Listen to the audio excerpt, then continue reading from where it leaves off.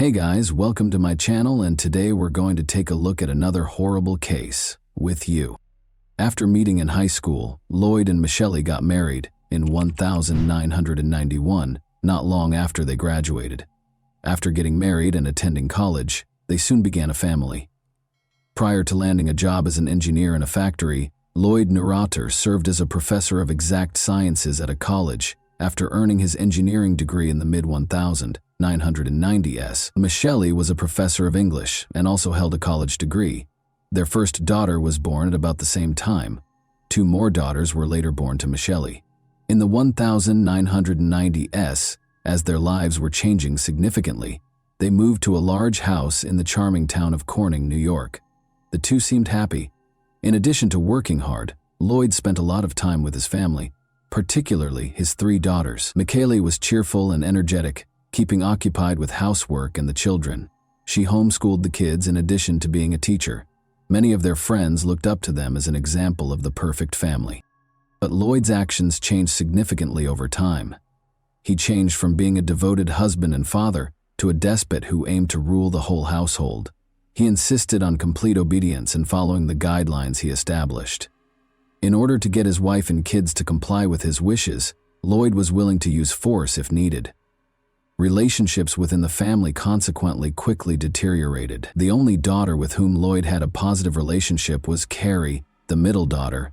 She was different from her sisters in that she was devoted to her father. By taking her to events like the ballet, doing her hair and makeup, and giving her extra attention, Lloyd showed her how much he valued her loyalty. He brutally imposed order and control over the rest of the family, though, and showed them no such kindness. Carrie was compassionate and kind as a child. She was involved in many humanitarian endeavors and especially loved working with the homeless. Up until 2008, when America went through a serious financial crisis, the family was able to get along. Millions of Americans experienced financial and employment difficulties during this period. After losing his job, Lloyd started looking for another one right away, but his efforts proved fruitless. Michelle began looking for work as well, but she found it difficult to juggle her search with taking care of their daughters and the house.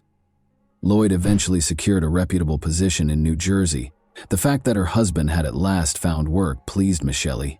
She continued to take care of the kids while finding part-time employment in Corning, her hometown. Michelle found it more and more challenging to run the family alone after Lloyd moved to New Jersey on his own. When Lloyd demanded a divorce a few months later, things took an odd turn. The decision was unexpected because there were no urgent grounds for separation. No serious arguments between the couple were known to friends or acquaintances. Michelle found herself in a challenging situation after Lloyd's decision caught her and the kids completely off guard. She had been a great wife and mother, but she was in a difficult situation because of her husband's behavior. According to Lloyd, he no longer wanted to get back together with Michelle because they had become estranged during their separation. After landing a job teaching English at a college, Michelle started raising her kids by herself. The divorce lasted for a number of years. After she and her kids relocated to a new residence in the same city, Michelle's life became a little simpler. By that time, her daughters were old enough to help out around the house, giving Michelle more time to concentrate on her work. She was establishing herself professionally and earning a good living. She still had to deal with Lloyd, though, who wanted sole custody of their kids. Additionally, the two were embroiled in a savage argument about child support. Lloyd repeatedly tried to defame Michelle in court to obtain full custody during the protracted divorce process, which lasted more than 5 years. Michelle retaliated in spite of the challenges, defending herself and filing counterclaims against her ex-husband. Their family's ongoing legal troubles started to come up in court and among their friends. Master manipulator Lloyd was. In the years after 2010, the middle child, Carrie, moved in with her father. She loved and missed her father very much, so she thought it was her decision. The judge, however, disagreed with Carrie's decision and supported the other children's decision to remain with their mother throughout the trial. To pick up the youngest daughter for swim practice, a family friend drove to Michelle's house on August 28, 2017. He caught a glimpse of Michelle through the living room window, but she was standing strangely close to the stairs.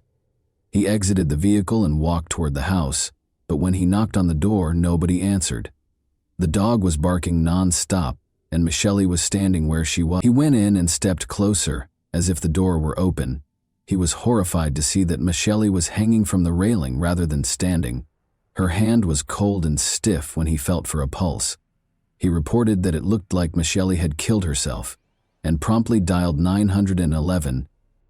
Emergency workers confirmed that Michelle, 46, could not be saved when they arrived. She was dead already. When police searched the house, they discovered that Michelle and her 14-year-old daughter were the only occupants. The oldest daughter, Carrie, had gone off to college and was living with her father. Initially, it appeared that Michelle had committed suicide, but as police looked into it more, they found a number of irregularities. It appears that the scene was staged because Michelle had facial marks that were incompatible with suicide, and there was no sign of the youngest daughter, who was supposed to be at home. In addition to considering the possibility of kidnapping, police started looking into the possibility of murder. Michelle's husband and daughters were contacted by detectives. It turned out that Carrie, who was the first to reply, was accompanied by her younger sister. Since the younger sister had not missed her swim lesson and had no justification for being with her father and sister, the police thought this was suspicious. When asked, Carrie disclosed that she had gone to spend the night with her mother. She said that because Lloyd was attempting to take away her youngest daughter and the court appeared to be siding with him, Michelle had been upset and crying all night.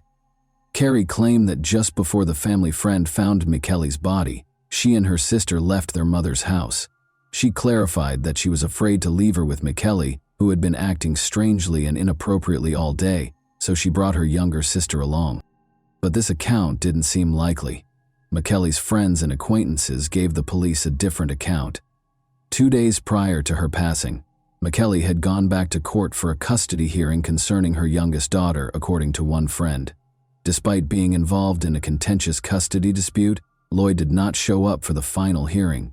It was very unusual for him to not even answer or call his cell phone. Lloyd's absence shocked everyone involved in the process. However, Michelle felt that the custody dispute had been settled in her favor, and she was truly happy. She was so sure that she would now have full custody of her daughter that she even celebrated with her lawyer. Her mother suspected Lloyd of being involved in Michelle's death and promptly reported it to the police. Michelle's decision to commit suicide and leave her children in the care of strangers was unthinkable to her. Given the contentious nature of their divorce and Lloyd's lengthy history of trying to deny Michelle parental rights, he was made the main suspect. At first, it was hard to get in touch with Lloyd. He helped Carrie settle in before she started college, and she said he was with her when the murder occurred.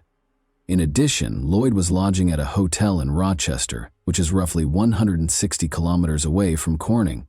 After that, he made the roughly 4,000-kilometer journey to California for a job interview. Lloyd didn't seem very upset when investigators finally got to him and told him about Michelle's passing. He just took a plane to Corning and went directly to the courthouse to stop paying alimony, which seemed very suspicious in the situation. He confirmed Carrie's claims at the police station after the hearing, saying he had been assisting her with her move and was in a different city when Michelle died. Lloyd never followed through on his promise to take a polygraph test. Detectives did not have enough evidence to charge Lloyd despite his evasive behavior, but as their suspicions grew, they started looking into his whereabouts. Through the examination of CCTV footage and cell phone records, they found inconsistencies in Lloyd's alibi. He seemed to have occasionally forgotten his cell phone, perhaps to conceal his whereabouts. According to the video, the younger sister was with Lloyd and Carrie when they left the Rochester hotel the night of the murder, and did not return until the following morning. This ran counter to Lloyd's assertions. A closer look showed that Lloyd was in serious financial trouble. He was in dire need of money and owed more than $100,000 on his credit cards. He had purchased a more than $200,000 life insurance policy on Michelle, which would pay out to him after she passed away. Investigators' suspicions were raised by this discovery, and they started actively looking for Lloyd as a suspect. Investigating further, investigators discovered that Carrie continued to show up at crucial points in the case. They made the decision to listen in on Lloyd and Carrie's phone conversations, which showed that they were concealing something. Carrie was frequently rudely interrupted by Lloyd, who seemed to sense that they were being watched. He stressed during these calls that they should not discuss certain topics over the phone, and suggested that they speak face-to-face instead. The police believed they were headed in the right direction. The medical examiner's report added credence to the murder theory. Michelle had been attacked from behind and strangled, as evidenced by the marks on her chin and the bruises around her eyes. It was almost impossible for her to resist the killer's use of a rope to squeeze her throat. To make the scene appear to be a suicide, it had been sloppily staged. Armed with this evidence, investigators once again focused on Carrie. Detectives confronted her after her college classes, despite her repeated refusals to come to the police station for interrogation. Carrie initially denied any involvement, but after being coerced, she acknowledged that she and Lloyd had spent the morning of the murder at her mother's house. She said that after an argument between her parents, Lloyd and Michelle went upstairs, after which Michelle fell silent. But when the investigators dug deeper, Carrie told a far more sinister tale. While making sure her younger sister didn't see the crime, Carrie admitted that Lloyd had killed Michelle. She had actually been involved in the murder. She clarified that Lloyd had been outlining how to set up the scene to appear as though it was a suicide, a week prior to the incident.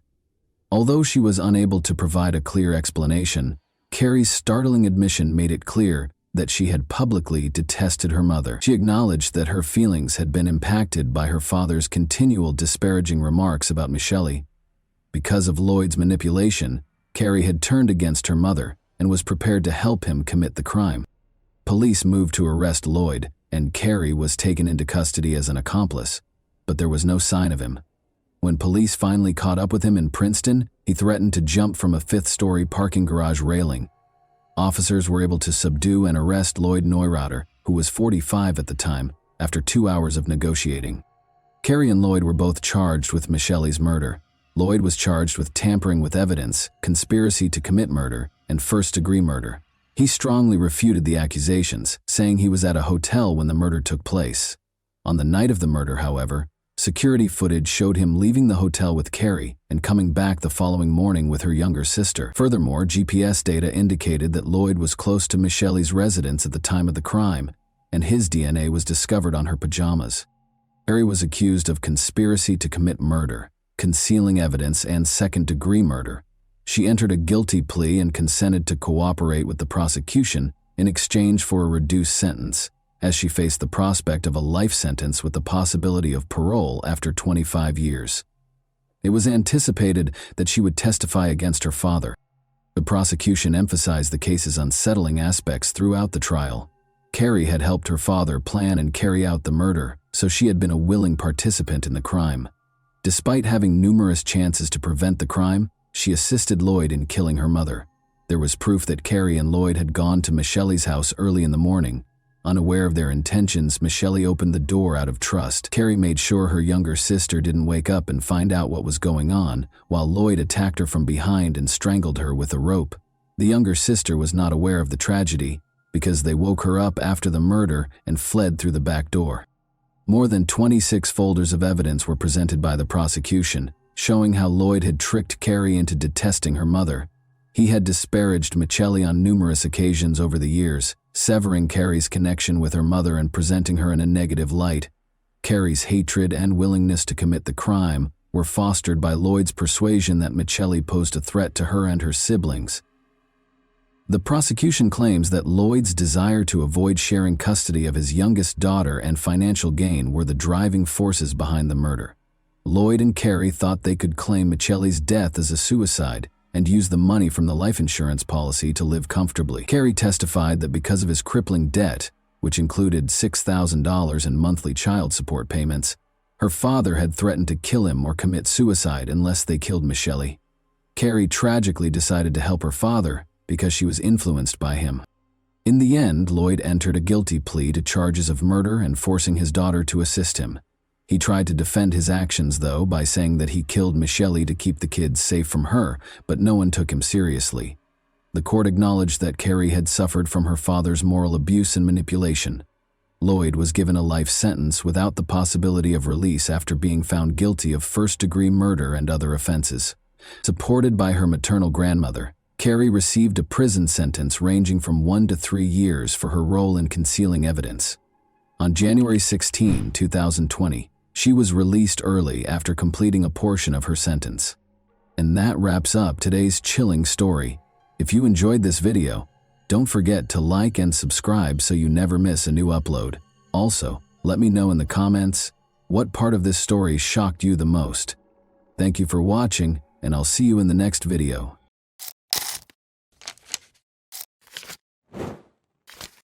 Hey guys, welcome to my channel, and today we're going to take a look at another horrible case with you. What if the horrific murder of your loved one went unsolved for decades, leaving only questions and silence? Imagine the suffering, the annoyance, and the never-ending question. Who killed them? What made them deserving of death? Will there ever be justice? A young life full of beauty and promise was tragically cut short 41 years ago, making this nightmare a reality for one family. The memories, the sorrow, and the desire for answers persisted even after the investigation was unsuccessful. A vibrant, aspirational, and hospitable beauty school student, Laura Kempton had her entire life ahead of her. However, her future was brutally stolen on that fateful day in 1981.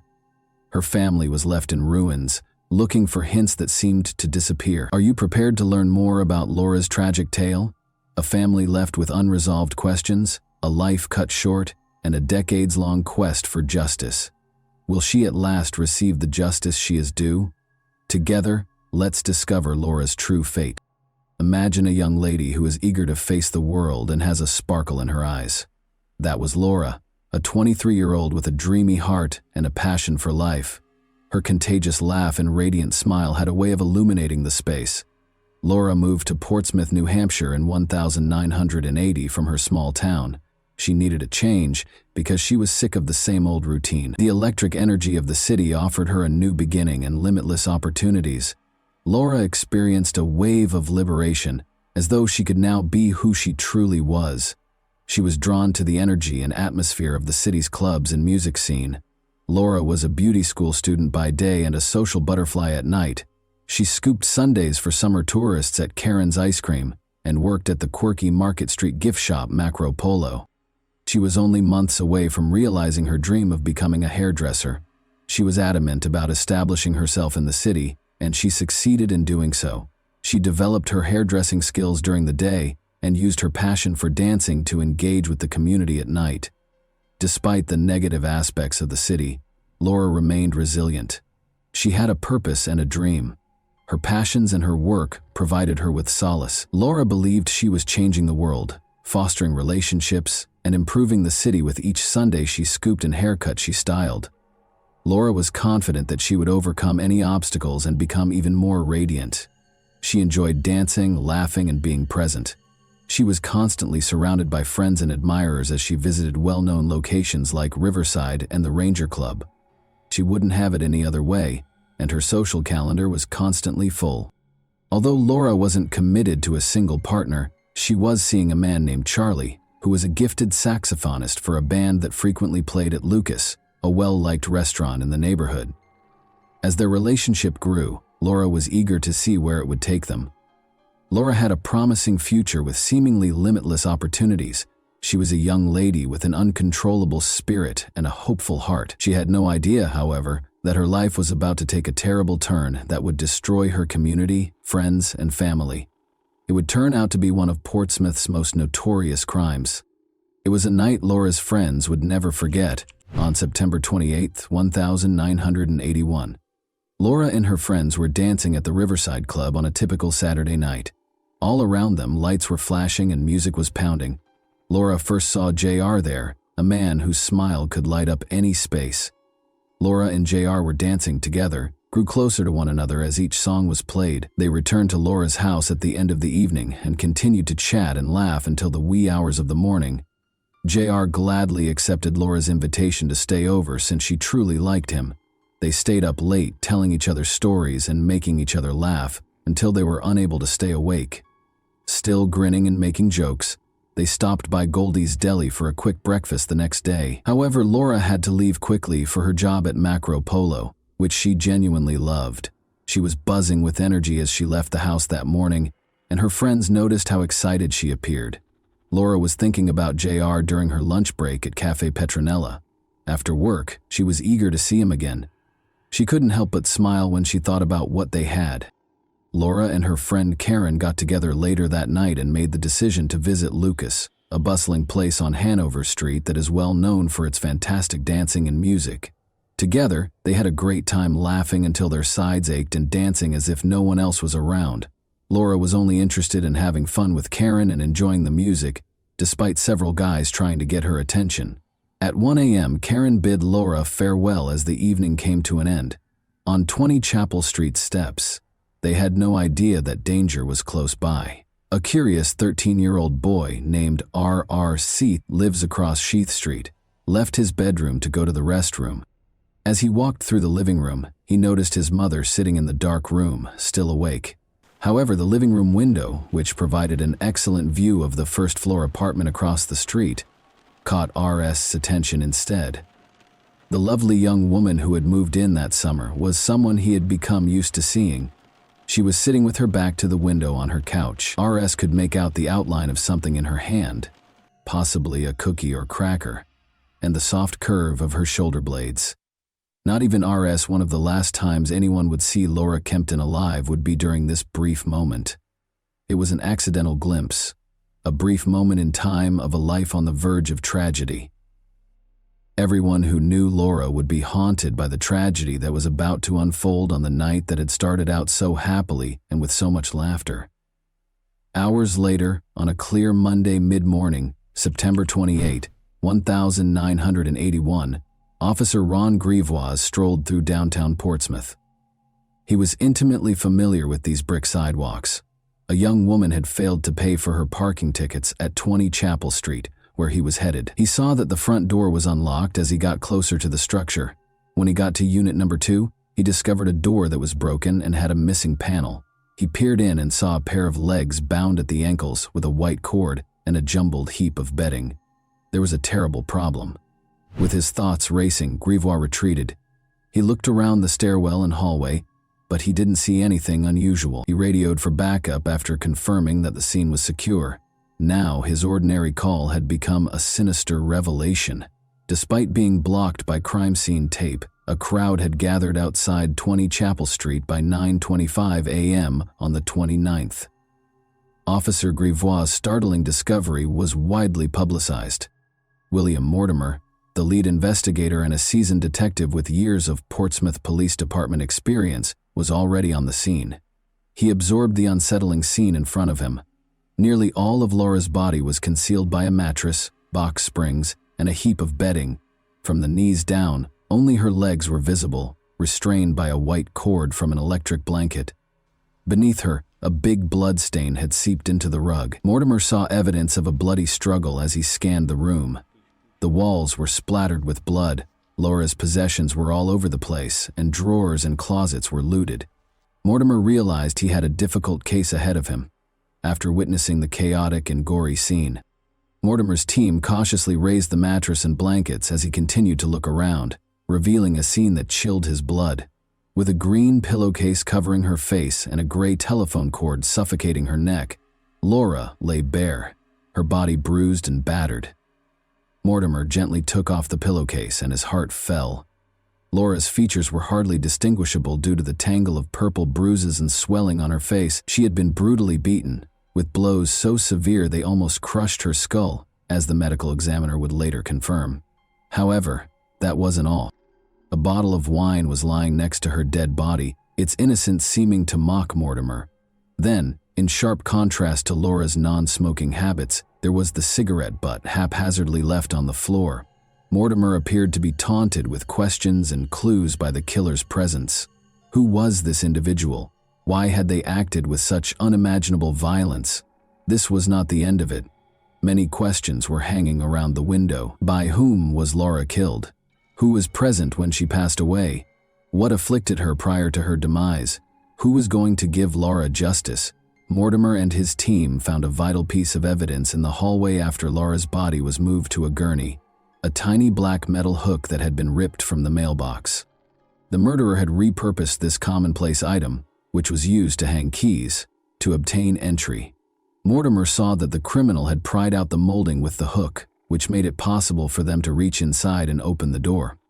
Investigators conducted a comprehensive search and gathered hundreds of possible pieces of evidence, such as 2 cords, a cigarette butt, a pillowcase that covered Laura's head and neck, and a glass wine bottle that was discovered on the floor next to her body. They painstakingly scanned the exterior and interior of the apartment for palm prints and fingerprints, and found multiple matches, particularly on the door and a phone within the apartment. These discoveries might contain important hints that help solve the mystery of Laura's untimely death. Laura's autopsy was performed later that afternoon by medical examiner Dr. Dennis Carlson. His findings, severe head trauma and evidence of sexual assault, confirmed the terrible severity of her injuries. Skin scrapings from Laura's upper left thigh, vaginal swabs, and swabs from the telephone cord around her neck were among the crucial pieces of evidence that Dr. Carlson gathered. Mortimer was determined to put the pieces together and determine who was responsible for her death, even though the investigation had only just begun. In order to question Laura's friends, family, co-workers, and classmates, basically anybody who might have had contact with her in the days leading up to her death, he assembled a team of detectives and police officers. These interviews painted a picture of Laura as a happy, gregarious young lady with a vibrant social life. It was hard to think anyone would want to hurt her. Speaking with JR was of special interest to the police because of his recent relationship with Laura. Before leaving for breakfast on Sunday, September 27, he affirmed that they had sex early in the morning and again later that day. Even though he took a shower afterwards, JR admitted that samples taken from Laura's body may include his semen. He gave some interesting information about Laura's habits and mentioned that she had no visible cuts or bruises from their time together. First of all, Laura always made sure to lock the door of her apartment, even when they left for a quick snack at around 3 in the morning. The Sunday, she questioned JR to make sure the front door was locked. Secondly, JR noticed that as they got ready to leave in the morning, Laura put a wad of cash into a plain envelope on her kitchen table. Although she didn't say so, the money might have been for rent or a utility bill. Later, it was found that the envelope and its contents were missing, most likely taken by the criminal. Additional information about what happened after Karen left Laura early on Monday morning was given by her neighbors. RS, and at around 1:30 a.m., his mother, who lived across the street, noticed Laura in her living room. When Daniel, a 40-year-old resident of Laura's building, got home about 30 minutes later, he saw that the ground floor hallway light was out. He suspected someone was fixing Laura's door, possibly following a break-in, after noticing a missing wooden panel and hearing sounds coming from inside her apartment. Later, it was discovered that the light bulb in the hallway had most likely been purposefully loosened. If Daniel's timing was correct, Laura's killer was most likely the source of the sounds he heard. Vital samples were taken from Laura's body by Dr. Carlson, including skin scrapings from her upper thigh and vaginal swabs and smears. The New Hampshire State Forensic Lab received these for examination. The lab was able to identify blood types from the samples even though DNA testing was not yet available 4 years before its potential in criminal investigations was realized. According to the results, Laura's blood type A was found on the wine bottle, suggesting that it was probably used in the crime. Additionally, type A blood was discovered on the pillowcase and door molding. Sperm were found in the skin scrapings and vaginal smears, and there were traces of seminal fluid in the telephone cord. 42 years later, these discoveries would be essential to the case's resolution. In a terrifying coincidence, Tammy Little, a fellow Portsmouth Beauty School student, was discovered murdered in her apartment a few months later on October 19, 1982, with comparable injuries. Fears of a serial killer were sparked by the widespread suspicion that the two crimes were connected. Some similarities existed between the two cases. Both victims lived alone in ground-floor apartments, were in their early 20s, and were unmarried. About a mile separated the two addresses. A few months prior to their deaths, both women had just moved in. Both frequented the same local bars and belonged to the same social circles. Both were killed early in the morning following a night out with friends in the fall. They had both sustained severe head injuries. Both suffered deformities to their faces. They both went to Portsmouth Beauty School. Both had modeled for photographers in the area. Detective Mortimer was careful to avoid making hasty connections between the cases in the absence of strong evidence. Despite these connections, the murders of Tammy Little and Laura Kempton were still unsolved.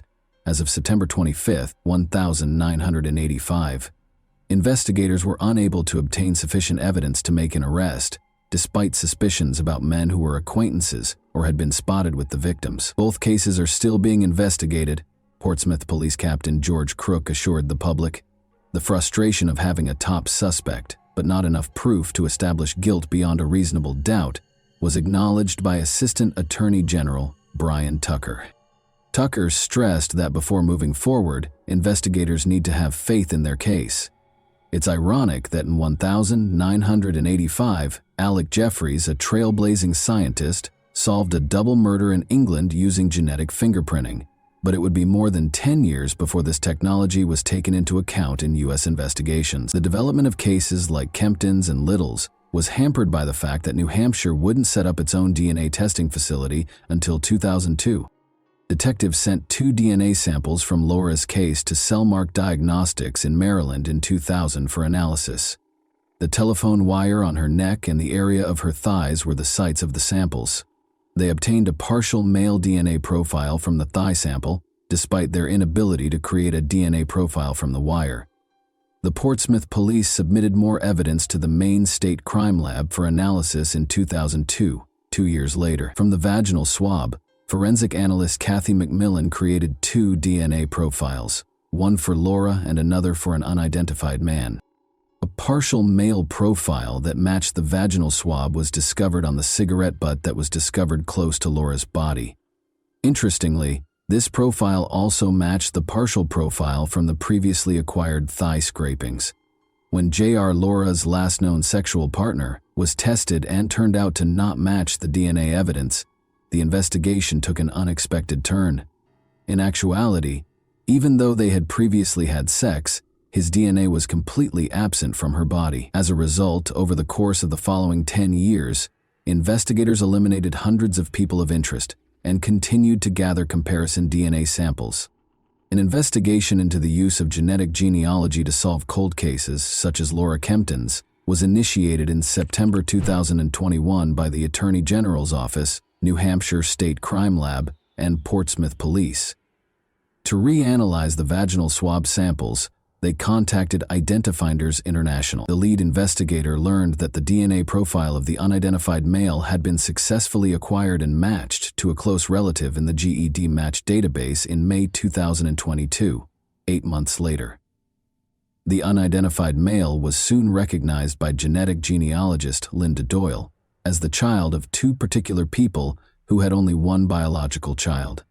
The lead detective took a blood card from the autopsy, but the child had died almost 20 years earlier, and sent it to the Maine State Crime Lab for comparison.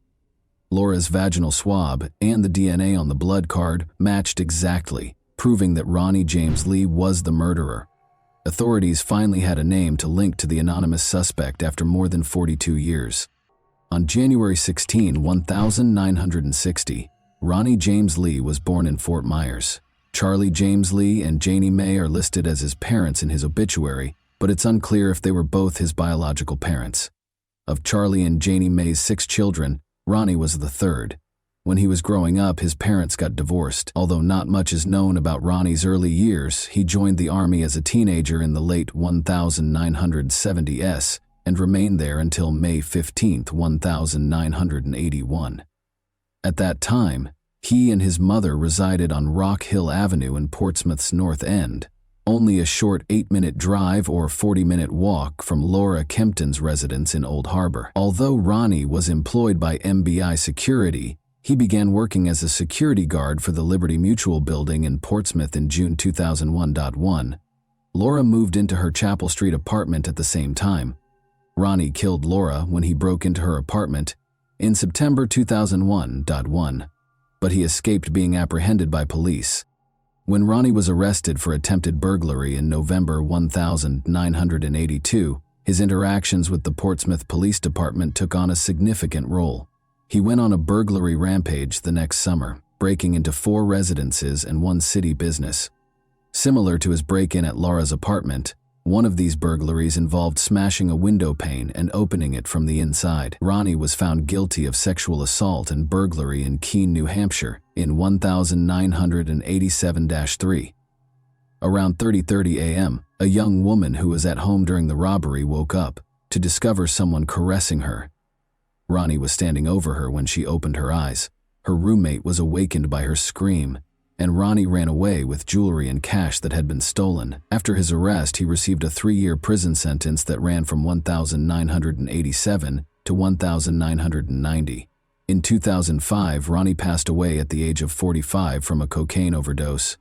He left behind a son, multiple step-siblings, and a criminal legacy that was kept under wraps for almost 20 years after his passing.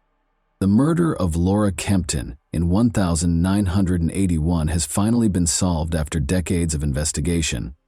To make the announcement, law enforcement officials convened at the State Police Communications Center in Concord on a bright afternoon in late July.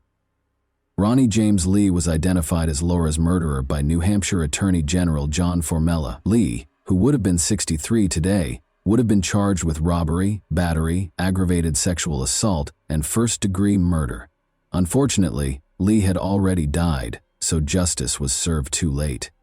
The investigation continued despite the case going cold thanks to detectives' hard work and advances in forensic science. Before his death in 2019, Police Commissioner William Mortimer, the case's first lead detective, had stated that he was confident the case could be solved. At last, his trust in forensic science and his team has been validated. The family of Laura Kempton expressed gratitude to the police for their diligent efforts in resolving the case. They valued the investigators' commitment and perseverance in ensuring Laura and her family members received justice. Laura's family and loved ones could now finally rest easy, knowing that Ronnie James Lee was found guilty of her murder. Justice was served, but it took a while. This case demonstrated the importance of perseverance in pursuing justice and the truth, no matter how long it takes. In the meantime, the evidence from Tammy Little's 1982 murder is still intact and is awaiting the identification of a suspect through scientific and genealogical advancements. And that wraps up today's chilling story. If you enjoyed this video, don't forget to like and subscribe so you never miss a new upload. Also, let me know in the comments what part of this story shocked you the most. Thank you for watching, and I'll see you in the next video.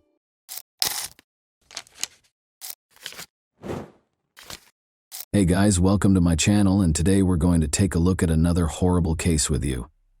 I'll see you in the morning, Mom. Misty Morse never spoke to her mother again after making that unfulfilled promise. What would motivate someone to take such action? How will Misty Morse never spoke to her mother again? Now is the time to start looking for answers. On April 10, 1978, Misty April Morse was born in Springfield, Ohio.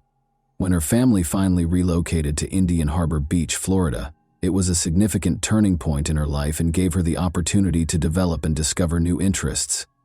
Misty had an exciting and adventurous childhood in the Sunshine State, but when her parents divorced in 1996, her life took a dramatic turn.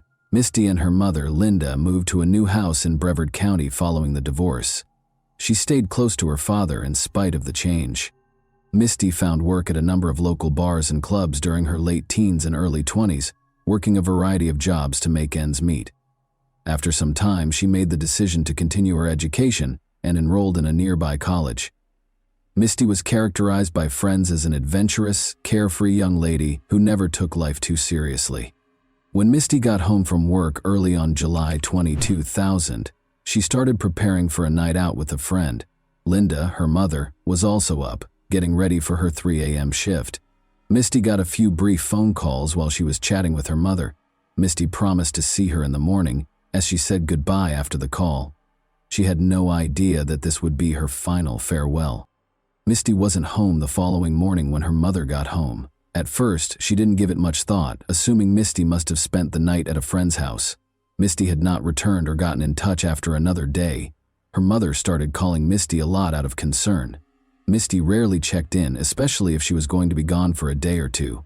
Fearing that no one had seen or spoken to her, her mother contacted Misty's friends and then her father. The more days went by, the more she worried. A retired judge went for a peaceful walk on July 24, 2000, to see how his boat, which was moored in the lagoon behind his house, was doing. He had no idea that a somber discovery would soon upend this serene moment. He was walking along the wooden dock when he noticed an odd object floating in the water below. His eyes widened in surprise as he leaned in to get a better look. When he followed the strong odor to the edge of his property, he initially believed he had discovered a dead manatee that had washed up in his backyard. Then, to his surprise, he soon discovered that it was a young woman's body. The man, appalled, hurried back to his home, picked up his phone, and dialed 911 telephone. Upon their prompt arrival, Brevard County Sheriff's Office officers immediately began their investigation. They observed that the body was in a highly decomposed state, indicating that the woman had been dead for a number of days. Her death was clearly not a coincidence. A marine rope was used to tie her hands and feet, with elaborate knots holding her wrists to her ankles, and white duct tape was used to firmly bind her mouth, eyes, and neck. Rolls of spline, a rubbery black substance, held the Publix plastic grocery bags strapped around her body. To sink the body, investigators thought these bags might have been weighted with sand or rocks. Due to the body's decomposition, detectives were unable to find any clues along the shoreline, including a wallet, phone, or purse that could be used to identify her. Medical examiners suspected asphyxiation but were unable to determine the cause of death. After that, investigators looked for any recent missing persons reports that might be related to the unnamed woman, but they were unable to find anything. The police had not yet been notified of Misty's disappearance. Finally, they attempted fingerprinting. She was eventually identified through the database, after forensic specialists used a technique known as degloving to lift fingerprints despite the skin's deterioration. Officers called Misty's mother, Linda, to break the terrible news after verifying the identity of the body. The harsh reality of her daughter's fate completely broke Linda's heart. Her voice trembled and broke into screams of anguish as she called a family friend, her grief echoing in every word. Investigators later showed up at Linda's house to conduct an interview. She tried her best to relive those last moments, now permanently altered by loss, as she described the events of the last night she saw Misty, her voice laden with grief. Although Misty had not disclosed her intended date for the evening, Linda saw her daughter's casual attire and deduced that Misty was probably meeting someone with whom she was totally at ease and with whom she didn't feel the need to impress. Linda remembered that early on July 20, Misty got 2 calls. Investigators quickly subpoenaed Misty's phone records just before she left, but in 2000, it could take weeks to get such information back. They continued interviewing Misty's closest friends and co-workers in the interim. Brought up the possibility that Misty was pregnant, which investigators couldn't ignore as a possible lead. Was her pregnancy a contributing factor? Linda also provided some names to the authorities, including Teddy Underwood, Misty's boyfriend. Investigators questioned whether Teddy might have reacted negatively to the news of Misty's potential pregnancy, given that they had only been dating for 2 months at the time. When Teddy was brought in for interrogation, it soon became clear that he didn't think their relationship was serious. Additionally, he stated that he was unsure if Misty was pregnant. He gave an alibi for the early hours of July 20 by claiming to be at work, which investigators subsequently verified, exonerating him from suspicion. The intricate knots that bound Misty's body caught the attention of detectives as they combed through the crime scene's evidence. This degree of specificity implied that the murderer may have had knot-tying experience, which made them think about careers as a Coast Guard member, a boat captain, or a person with Navy training. They hoped that this clue would bring them one step closer to the truth. Misty's hands and legs were tied with a rope that featured a cow-hitched knot, which isn't something that most people are familiar with. Investigators focused on the numerous layers of tape that were wrapped around the victim's hands, limbs, and face. She had a hat on. Her freedom of movement was limited. The head had tape wrapped around it. She was under control. She was tied up and bound. Despite having the appearance of duct tape, this tape was unique because it was white instead of the usual metallic gray. Because white duct tape was so uncommon at the time, the authorities were more interested. Their hopes were dashed when no trace evidence, such as DNA or fingerprints, turned up on the tape's adhesive. Another dead end, it seemed. They then discovered a few short black hairs adhered to the tape, almost by accident. Given that the victim's hair was a distinctive shade of brown with a hint of red, the detectives knew these couldn't be hers. This finding raised the possibility that the hairs belonged to the murderer. All of the evidence was sent for testing after the crime scene was carefully examined. Unfortunately, this lead could not be fully pursued in 2000 due to the lack of precise DNA analysis technology. As they met with the medical examiner the following day to discuss the autopsy results, their frustration increased. The body had been submerged for less than 72 hours, according to the examiner's report. However, it was impossible to determine the precise cause of death due to exposure to the weather. There were no visible signs of trauma, no broken bones, and no gunshot wounds. Detectives were left with two terrifying options. Either the victim had been thrown into the water while still alive, or the tape covering her mouth and nose had strangled or suffocated her. In an effort to reduce the number of suspects on their list, investigators continued to interview people. Linda recommended that they investigate Bobby Cooper, whom Misty had recently met at a house party. Given that Bobby had visited their house only a few days prior to Misty's passing, Linda was especially wary of him. Bobby, though, was promptly disqualified as a suspect. He didn't match the murderer's description. He didn't own a boat, he hadn't been in the military, and he had no criminal history. Bobby's interview, however, proved to be a pivotal moment in the investigation. Brent Huck, Misty's ex-boyfriend, gave the detectives a name that appeared to fit the profile they were looking for, even though he wasn't the murderer. Investigators tracked down Brent Huck, who resided on South Merritt Island, just south of the location where Misty's body was found. After receiving a tip from Bobby Cooper, Brent accepted their invitation to participate in an interview.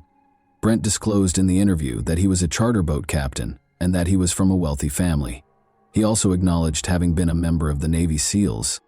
Brent acknowledged that he had kept up his relationship with Misty after their breakup, even though he was now in a new one. Brent admitted that he was the likely father of Misty and that he had spoken to her the night before she vanished in the early hours of July 20, 2000. He also acknowledged that he knew she was pregnant. Brent was a prime suspect because of his background as a former Navy SEAL and charter boat captain, his relationship with Misty, and his contemptuous demeanor during the interview. After that, Brent gave the authorities permission to search his house. When investigators arrived, they saw a Rottweiler with short black hair that matched the duct tape that was used to bind Misty. According to Brent, Misty gave him the dog as a gift. A roll of rubber spline, which is usually used to weatherproof windows, was found during their search, an odd item for a home. Red flags were raised by this and other items discovered in Brent's bedroom and kitchen that matched evidence from the crime scene, such as white duct tape and Publix bags. Outside, Brent gave officers permission to search a boat he claimed was his, which was anchored in the nearby waterway. They discovered matted hair next to a fishing rod holder and 2 hair strands on the floor. The boat's ropes were identical to the kind that were used to restrain Misty. When investigators questioned Brent after gathering the evidence, he said something startling. There couldn't be an explanation for a woman tied up and thrown in the river. He was further implicated by this statement, which disclosed knowledge of information that had not yet been made public. The state attorney was reluctant to file charges because, in his opinion, the circumstantial evidence was not strong enough. He maintained that commonplace supplies like rubber spline, rope, and duct tape could be found anywhere, and that Misty's hair on the boat might just indicate that she had paid Brent a visit. Both the investigators and Misty's family were extremely frustrated by this setback. Authorities persisted in their investigation in the hopes of a break, unfazed. Pet DNA became admissible in court in 2002 after a landmark decision in a California case. The black dog hair discovered on the duct tape was compared to Brent's dog's DNA by investigators, and the results verified that they were a match. The state attorney's office decided to move forward with the prosecution after receiving this crucial piece of evidence along with the mounting circumstantial evidence. Brent Huck was taken into custody and accused of killing Misty Morse on October 23, 2002. Prosecutors claimed during the trial that Brent killed Misty because he was afraid her pregnancy would jeopardize his new relationship. They described in graphic detail how he used the pretense of reconciliation to entice Misty to her demise. The crucial DNA match from the dog hair discovered at the crime scene was among the strong circumstantial evidence gathered by detectives and presented by the prosecution. It was time to decide Brent's fate after all the arguments and supporting documentation had been presented. Brent Huck was found guilty of first-degree felony murder and felony kidnapping in May 2003. He received 2 consecutive life sentences without the chance of release. He is presently incarcerated at the Apalachicola Correctional Institution in Florida. This decision ensured that Misty's terrible death was not unanswered and gave her family a sense of justice and closure. This case emphasizes how crucial it is to persevere in pursuing justice despite obstacles. It also reminds us how important it is for communities and committed investigators to hold people responsible for their actions. Even though Misty's life was tragically cut short, her story would live on thanks to the pursuit of justice. And that wraps up today's chilling story. If you enjoyed this video, don't forget to like and subscribe so you never miss a new upload. Also, let me know in the comments, what part of this story shocked you the most? Thank you for watching, and I'll see you in the next video.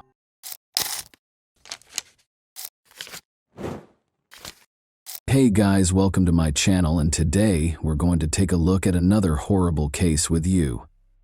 The South Carolina state in the United States is where the events in this video took place.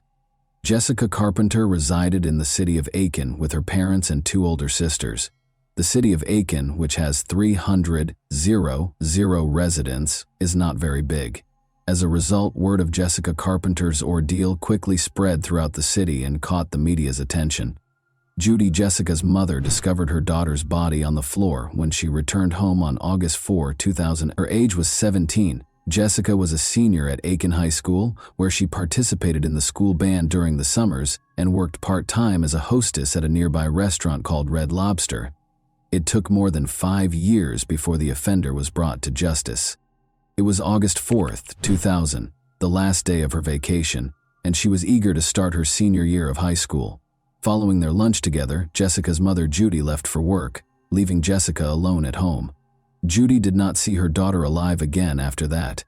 Judy arrived home around 5:30 p.m. After opening the door and taking a few steps, she noticed something that no mother should ever see.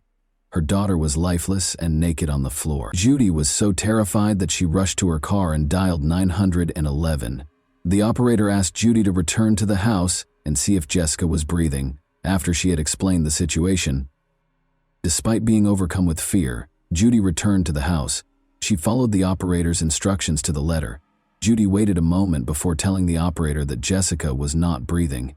She was icy. Police and medics hurried to the scene right away. At the scene, Jessica was declared deceased. First, the police checked the house to make sure the criminal wasn't hiding there. Jessica had been stabbed in the neck and had a telephone wire wrapped around her neck. The fact that Jessica was naked made it clear what drove the crime. Based on the atmosphere in the house, Jessica retaliated. There were fights in her living room, kitchen, and bedroom. Crime scene investigators partially lifted Jessica's fingerprints and collected DNA samples from her body. Physical evidence was scant. Investigators were a little frustrated when they discovered a partial fingerprint. Unknown male DNA was the only important piece of evidence the police discovered. Before departing the scene, there was almost nothing in the case to cling to except the DNA. Another crucial detail caught the attention of the detectives. No evidence of forced entry was found. Jessica was by herself at home, and she always locked her doors in situations like this. It was clear that she either knew the criminal or felt comfortable allowing him to enter the house. Since this had never occurred in their neighborhood before, people were shocked that it had. The neighborhood did not have a high crime rate. According to the results of the forensic analysis, Jessica passed away from internal bleeding and oxygen deprivation. Once a place of laughter and vitality, the Carpenter family home was now enveloped in an unbreakable veil of grief. A horrible crime had taken place in the living room, which had once been the location of boisterous birthday celebrations and peaceful family evenings. Charles and Judy, Jessica's parents, appeared to be stuck in a bygone era. Their entire world had been upended. They were at peace because they believed they had failed to protect their daughter. Although Jessica's sisters were heartbroken by the incident, the family came together during this time. The Carpenters had a strong belief that the police would identify the culprit behind Jessica's death. Since Aiken is a small city, word of Jessica Carpenter's ordeal spread swiftly. The story was reported in every newspaper and on every local television station. In order to solve crimes, law enforcement occasionally needs the assistance of the media. They need the public to be aware of it, and although investigators gave the media some information about the crime, important details were kept under wraps. On August 25, 2003, it was kept a secret that Jessica had been shot in the neck, strangled with a telephone wire, and discovered nude. The first information was given to the police a few weeks after Jessica's death, and they spread it through local news reports. Surveillance footage from a convenience store a few blocks from Jessica's residence was obtained by investigators. Detectives thought that the young man in the top right corner of your screen might have some information about Jessica. As part of an ongoing investigation into the death of a carpenter, the police wanted to identify and question him. On the basis of surveillance footage, every lead, no matter how trivial, was closely examined. In an attempt to identify the man, the Aiken police released a sketch that was aired on television. The suspect's sketch was held in the hands of the detectives looking into Jessica Carpenter as though it were the secret key. Jessica went to Aiken High School, where she was well known to all. They headed to the principal's office to ask the administration for help. Despite looking at the sketch, the principal was unable to identify the subject. The detectives spoke with the principal before starting to interview Jessica's classmates. Any small comment or conversation could reveal information about the crime. Detectives also spoke with teachers who knew Jessica, and some students were in special interest groups with Jessica, such as the school orchestra. But after being at the school for a few hours, they left with nothing. Who was portrayed in this sketch was unknown. The police were able to identify the man after a few days, but it turned out that he was unrelated to Jessica's ordeal. He was just a magazine salesman and an out-of-town student. The police contacted Jessica's closest friends and family because they had limited information. One of her closest friends from Aiken High School was Alice Bryant. She played in the music orchestra with Jessica, whom she had met in 6th grade. Both of them were anticipating their senior year, getting ready for college and maturing.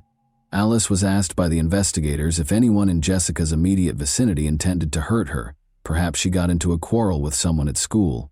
Alice asserted that Jessica had no enemies, but it's possible that she turned down one of the boys and he was unable to handle it. She had a good relationship with everyone.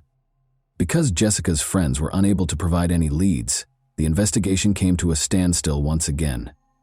The DNA of an unidentified male was the only tangible evidence the police had discovered at the crime scene.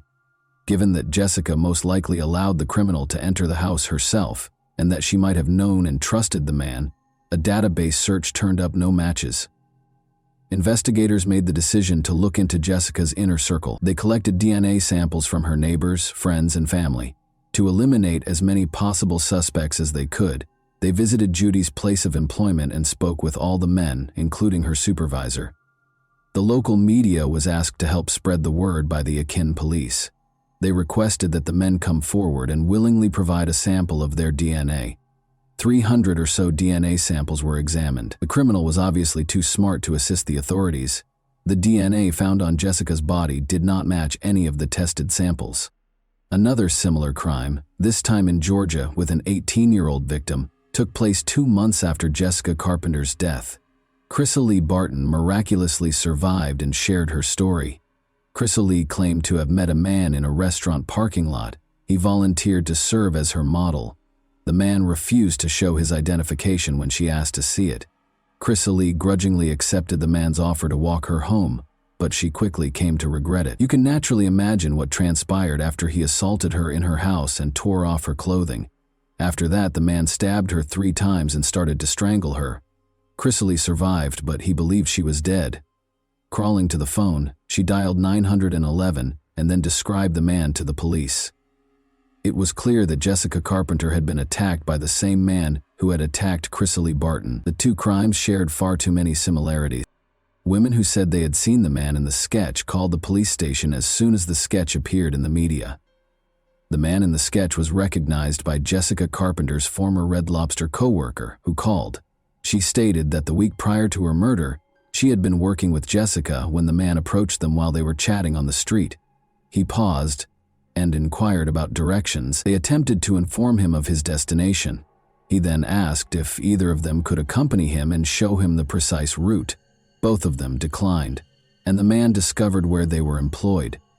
Investigators questioned whether Jessica's murder occurred as a result of this conversation or if it was just a coincidence.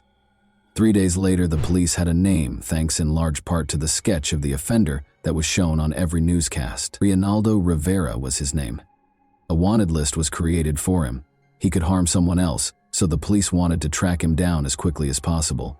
The news was just coming on the television, which was once again displaying a sketch of the suspect, when a number of officers stormed into Rivera's room after finding his car in a motel parking lot and driving there to arrest him.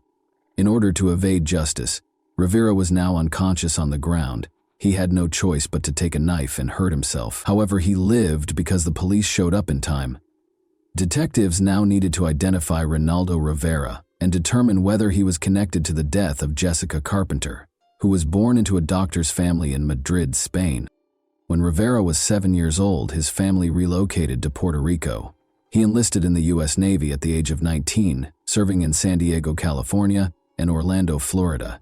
As an adult, Rivera attended the University of South Carolina and graduated with a degree in office administration while working for the Joint Chiefs of Staff in Washington, D.C. From December 1986 to March 1991 before relocating to North Augusta on Valentine's Day in 1993, he had lived in Graniteville, Columbia, and Fayetteville, North Carolina. By 1998, he was married to Tammy Lisa Bonet and had 2 kids. Rivera was hired by the Firestone Tire and Rubber Company in Aiken to work as a tire inspector. When investigators searched the motel room where Rivera was staying, they discovered a surprise. He left a note claiming he had nothing to do with Jessica Carpenter's death. No one suspected that he led a second secret life like a police officer, and Jessica's family was certain they had found the person who killed her. After assaulting Chrysalie Barton, Reinaldo Rivera was taken into custody. Authorities believed he might be involved in the Jessica Carpenter case as well. They believed the case would be closed and that was the end of it. However, Rivera shocks authorities by confessing to yet another string of unsolved crimes, rather than Jessica's murder. Moussafe Dingus, a 17-year-old from Graniteville, South Carolina, disappeared on July 17, 1999. During the subsequent searches, Aiken County Sheriff's Office deputies reported seeing a girl who fit Dingus's description twice, with an older, dark-haired white male. In the first case, she got into a tan, older model car, and in the second, a bright red 4-door car. On October 13, 2000, after Rivera gave police directions to the burial site on December 4, 17-year-old Tiffany Cherise Wilson from Jackson vanished while she and her 2-month-old daughter Caitlin were at a Winn-Dixie grocery store in North Augusta. Her car was discovered in the parking lot, and witnesses saw her get into a white 4-door Ford from the mid-1980s. The car stopped for a moment before speeding away. 3 days later, Caitlin was discovered stranded in her vehicle across the state line in front of a Georgia Welcome Center. The body of a young female was found by 2 hunters in a densely forested area close to Graniteville on December 30th. Wilson's fingerprints were later used to positively identify the deceased. Similar to the aforementioned victims, Tabitha Lee Bosdell, 20, of Augusta, Georgia, vanished on June 19, 2018. She was going to apply for a second part-time job at a Huddle House before heading to her primary job as a telemarketer, according to her family. Rivera was charged after her remains were located and identified. Marnie Marie Glista was attacked in her home on September 5, 2000. Her age was 21. Despite suffering severe injuries, she lived. After being brought to a nearby hospital, she passed away from her wounds. She became the 4th known victim of Reinaldo Rivera 5 days later. Chrysalie Barton was attacked by Rivera on October 10, 2000, but she survived and police were able to obtain a sketch of her. Rivera's crimes all had a similar pattern, and all of his victims were roughly the same age. All of them suffered neck stab wounds and strangulation. The 37-year-old Rivera was put in solitary confinement and kept under close medical observation to make sure he couldn't hurt himself. Rivera denied any involvement in what happened to Jessica Carpenter, despite confessing to 5 other crimes. After securing Rivera's DNA, police hurried the sample to a lab for Jessica's relatives. It was intolerable to wait for the results. However, the case took a new turn just when the Aiken Police Department believed they had apprehended the offender. Authorities were informed by police informant Craig Gant that Tony Baldwin had confessed to killing Jessica Carpenter. On another murder charge, Tony Baldwin was already incarcerated in Aiken County. The police, Jessica's friends, and her family could only wait while DNA samples were taken from him to determine whether he was involved in her death. When both men's DNA results were received in January 2001, the community as a whole held its breath. 2 suspects in Jessica Carpenter's murder were exonerated, which was a startling development for her family. The DNA discovered on Jessica's body and in the house did not match that of Rivera or Tony Baldwin. For the investigators and the family, this was a huge letdown. Months went by, but the case was still unresolved. But on August 19, 2002, 2 years after Jessica's passing, the lab called the detective who was looking into the case. A DNA match was discovered. The owner was a man named Robert Atkins, who was incarcerated in Georgia. Robert Atkins was having legal issues. He was found guilty of stealing. In Georgia, he was sent back to prison for violating his probation. Georgia was one of the few states at the time that collected inmates' DNA upon admission and entered it into a national database. A DNA match was discovered in this way. One could argue that Atkins might not have been connected to the Jessica Carpenter case if he had acted appropriately and not broken the law once more. In addition to being shocked, investigators were curious as to why he did it. How was Jessica known to him? Furthermore, who is he? In any case, his name was new to the Jessica Carpenter case. To get answers to these questions, a detective visited the prison. Atkins denied knowing Jessica when he started questioning him. The detective then began discussing Jessica's mother Judy's suffering, saying that she was so heartbroken that she didn't know how to proceed with her life or what to do. Atkins apologized while glancing at the detective. He started crying and requested a pause during the interview. Afterwards, he admitted to killing Jessica Carpenter. Later, Atkins guided detectives to the murder weapon, a bloody knife concealed beneath a bush and wrapped in a t-shirt. Investigators pieced together what happened to Jessica Carpenter a week prior to her murder based on Atkins's confession. The following week, August 4, 2000, a package was delivered to Jessica's residence by airborne express courier Robert Atkins. Atkins made a comeback, but on false pretenses. Atkins claimed that he had most likely delivered the package by accident when Jessica opened the door. Jessica responded last week that there had been no error. Then Atkins asked if he could use the phone inside. Jessica let him in. He acted as though he was speaking to someone on the phone. He assaulted Jessica, carried her into the bedroom, and made her undress after realizing that no one else was home. He glanced at her and said, "No, you know me," even though she had stated she wouldn't tell anyone. He cut the phone cord in the kitchen after stealing a knife from there. He stabbed Jessica in the neck and strangled her with the phone cord. After that, he departed with the knife and carried on delivering packages in his van. When Jessica's family members found out about the crime, they were incensed. The following day, he got married as if nothing had happened the day before. Jessica was uncritical. She gave him a glass of water and invited him inside. On May 22, 2006, he committed this terrible crime after she showed him kindness. In an agreement with the prosecution, Robert Atkins entered a guilty plea to 5 charges. He consented to enter a guilty plea in exchange for a life sentence, even though he was facing the death penalty. Atkins was asked by Judge Diane Goodstein if he realized that he would never be allowed to leave prison. "Are you aware that you will be incarcerated for the rest of your life?" He said he did when she asked him to put his feet in a box first. 2 life sentences were imposed on Atkins. In 2004, Ronaldo Rivera received a death sentence. Rivera informed the jury that he had a mental illness and that medical professionals needed to investigate it to discover a remedy. In addition, he claimed that he still had murderous fantasies, threatened to retaliate if freed, and called for the death penalty. Rivera withdrew his testimony and started the process of appealing his sentence in 2016, 12 years later. The court denied his last appeal in October 2024. And that wraps up today's chilling story. If you enjoyed this video, don't forget to like and subscribe so you never miss a new upload. Also, let me know in the comments what part of this story shocked you the most. Thank you for watching, and I'll see you in the next video.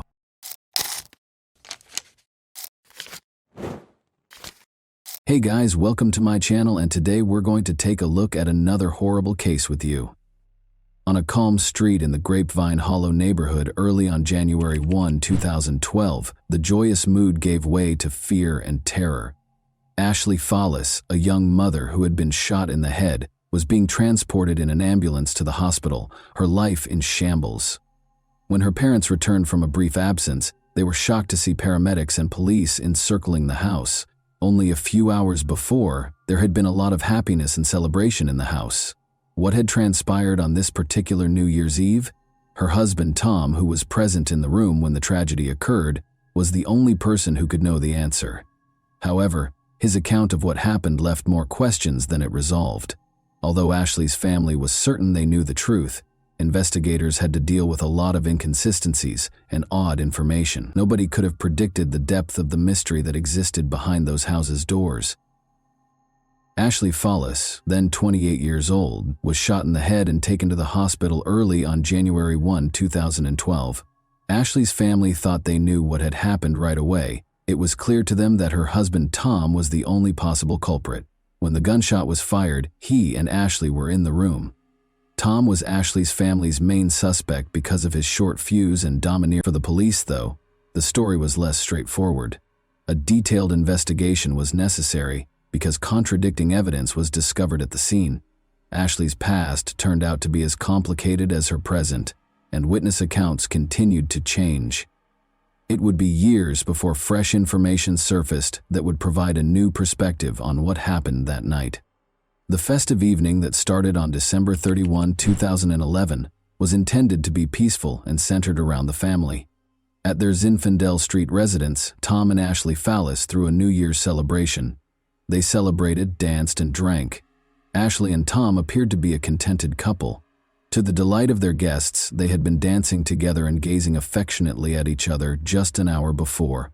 However, as midnight drew near, Ashley made the announcement that she was going outside with her family, which infuriated Tom. Ashley's family was the last group of guests left at the house when the argument broke out. Ashley and her family attempted to defend her, but Tom started shouting at them. Tom demanded that the relatives leave after their attempts at mediation failed. Tom withdrew to the bedroom and slammed the door. The couple was left alone when Ashley's parents also made the decision to move out. Tragic events occurred several hours later. Ashley's family's intrusion into their private lives irritated Tom. Ashley and her parents had been drinking all evening, so he thought it was inappropriate for them to go outside. He insisted Ashley's parents get out. Tension between the couple only increased after they left.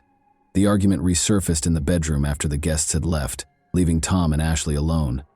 According to Tom, their argument stemmed from old grievances, but Ashley was adamant that she would live her life as she saw fit, regardless of what he thought. Tom claimed that her family had an influence on her. Tom claimed to have heard Ashley handling the gun stored beneath the mattress while he was getting into his pajamas and standing by the closet. Tom started to ask her what she was doing, but the shot went off before he could finish. On January 2012, early in the morning, emergency personnel arrived on the scene. After Ashley's family made accusations, the police enlisted the help of Colorado Bureau of Investigation investigators. Jenna Fox and Joe Ridden, her parents, blamed Tom for the incident right away, pointing to his hostility and rage earlier that night. Ashley appeared to have committed suicide based on the evidence found at the scene, but investigators found information that cast doubt on the situation. Items strewn all over the floor and crooked picture frames on the walls suggested a potential struggle prior to the gunshot. Unsigned divorce documents discovered on a dresser appeared to support rumors of marital discord. An online dating site had brought Ashley and Tom together in the spring of 2007. Ashley was gregarious and energetic, and Tom fell in love with her right away. Their relationship progressed swiftly, and Ashley already had 2 daughters from a prior marriage. The couple married 2 weeks after the birth of their son, who was born a year after they first met. Ashley's daughters were adopted by Tom in 2010, and the family moved in together. But the family was becoming more tense by the end of 2011. Ashley's youngest son had just turned 3, and their 2 older daughters were 6 and 9 years old. The boy needed multiple surgeries after being diagnosed with hydrocephalus. Ashley, who was finding it difficult to manage her duties as a mother and the challenges in her marriage to Tom, was severely impacted by the stress of his illness. The tragic events of that New Year's Eve were predicated on the tense atmosphere created by these difficulties. Ashley Follis was let go from her job at North Colorado Medical Center in 2010. Aggressive behavior was cited as the official reason, which was insubordination. Despite winning a settlement in her wrongful termination lawsuit, the legal victory did little to address her other issues. She had a brief affair with a high school sweetheart the following year, which made her already shaky marriage to Tom even more strained. At the same time, Ashley went to a psychiatrist for assistance. Since she was having up to 4 or 5 panic attacks a week, she was prescribed medication to lower her anxiety and stabilize her mood. Her relationship with Tom was severely strained as a result of these difficulties. Even though Tom knew about her affair, he decided against filing for divorce. Ashley herself created the divorce documents that investigators later discovered in their bedroom in 2009 when the couple was thinking about divorcing because of their divergent work schedules. But in the end, they made the decision to remain together and improve their relationship. According to Tom, their relationship had begun to improve in the months preceding the tragedy. He had found a stable job as a corrections officer with the Weld County Sheriff's Office. Ashley, meanwhile, discovered her own method of handling life's challenges. She started giving talks at conferences, offering support to other parents facing similar challenges, and sharing her experiences of raising a child with hydrocephalus. Ashley tested positive for pregnancy at home a few weeks prior to New Year's Eve. This was unexpected because she had been sterilized to avoid getting pregnant again after the birth of their youngest child. Ashley thought she might be pregnant in spite of the odds. She stopped taking her mood-stabilizing and anxiety medications to protect the unborn child. However, Ashley started her menstrual cycle just hours before guests arrived on December 31, 2011, the day of the party. She and Tom were devastated when a second pregnancy test revealed a negative result. A conversation about the possibility of trying to conceive another child and undoing the sterilization process had started that day. Years before, Ashley's mother had proposed the procedure, but now they had complete control over the choices. Tom and Ashley both stated that they would like to have another child, so the abrupt change in circumstances caused a great deal of emotional strain. All of this served as the background for what happened that night. Even though the day was emotionally taxing, the party at Ashley and Tom Fallis's house was exciting. Ashley tried her hardest to look happy. She danced, drank, and gave her loved ones hugs. Ashley appeared content and resilient, as she always did, according to her parents Joe and Jenna. It was difficult for them to accept that she would have voluntarily abandoned her family. However, Tom asserted that Ashley's family was unaware of the intense emotional struggles that were concealed behind her apparent composure. Tom's account of what happened that evening was carefully considered by investigators. He started his interview by narrating the events of the day, including how Ashley's decision to go outside with her family members escalated a minor argument and how the negative pregnancy test result had set the tone. Ashley's propensity to follow her mother's advice too frequently became the topic of the argument. Tom stated that he just wanted things to calm down and didn't want to argue anymore. Investigators observed scratches on Tom's neck and chest during his police interview.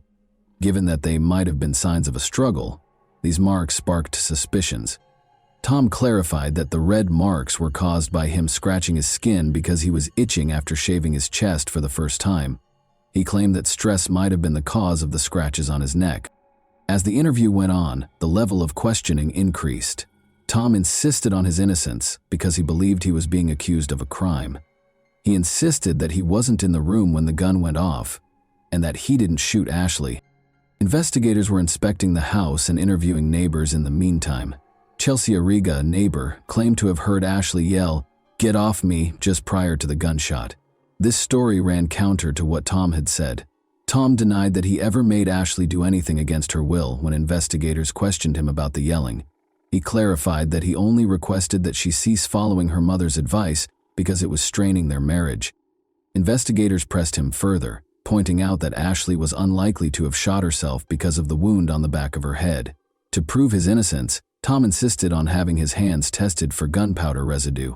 In order to ascertain whether Ashley was capable of firing the gun, he also demanded that her hands be examined. Because of the peculiar circumstances and contradicting evidence, investigators remained doubtful despite his explanations. Ashley Fawless was in the hospital, where medical professionals battled to save her life, while Tom was at the station. Unfortunately, they declared her dead a few hours after she was admitted. Tom was devastated to hear of her passing. After the incident, he said, he saw her breathing and thought she might have a chance to live when he held her in his arms. Despite not getting a confession from Tom after 3 hours of interrogation, investigators were unable to rule him out as a suspect. Tom grew more and more upset, insisting on his innocence and saying over and over that he could never hurt his wife.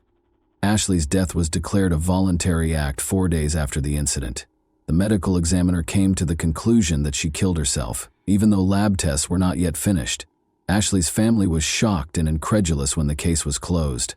They felt that the investigation was hurried and that Tom's employment in the county's correctional system had given him preferential treatment, which they felt affected the investigation's conclusion. It was challenging to demonstrate that Tom had any ties to the detectives working on the case, though, because of his employment with a different law enforcement organization that was unrelated to the investigation. Almost immediately, the Colorado Bureau of Investigation was called in to guarantee impartiality. However, errors were made.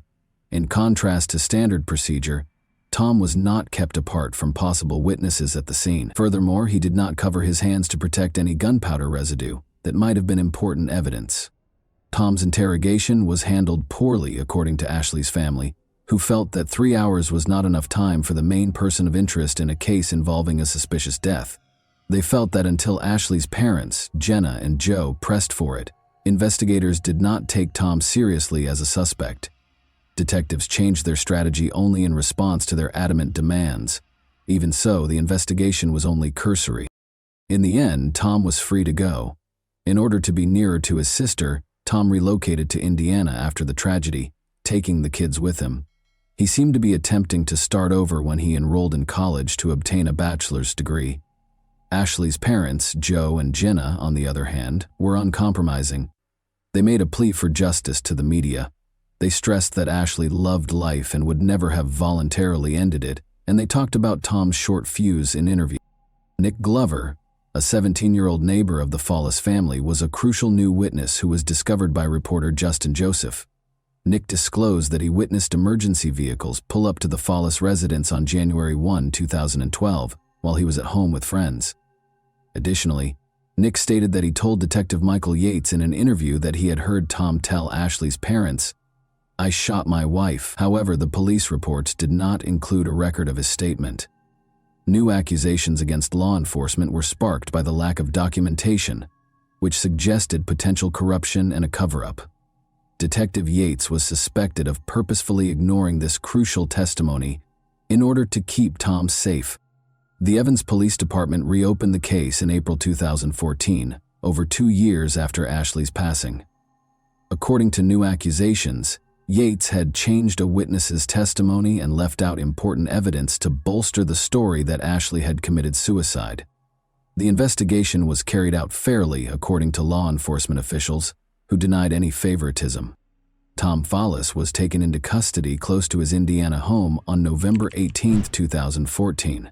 He insisted on his innocence even after being accused of second-degree manslaughter. Many questions remained about the case, which had received a lot of public attention because of Justin Joseph's investigation.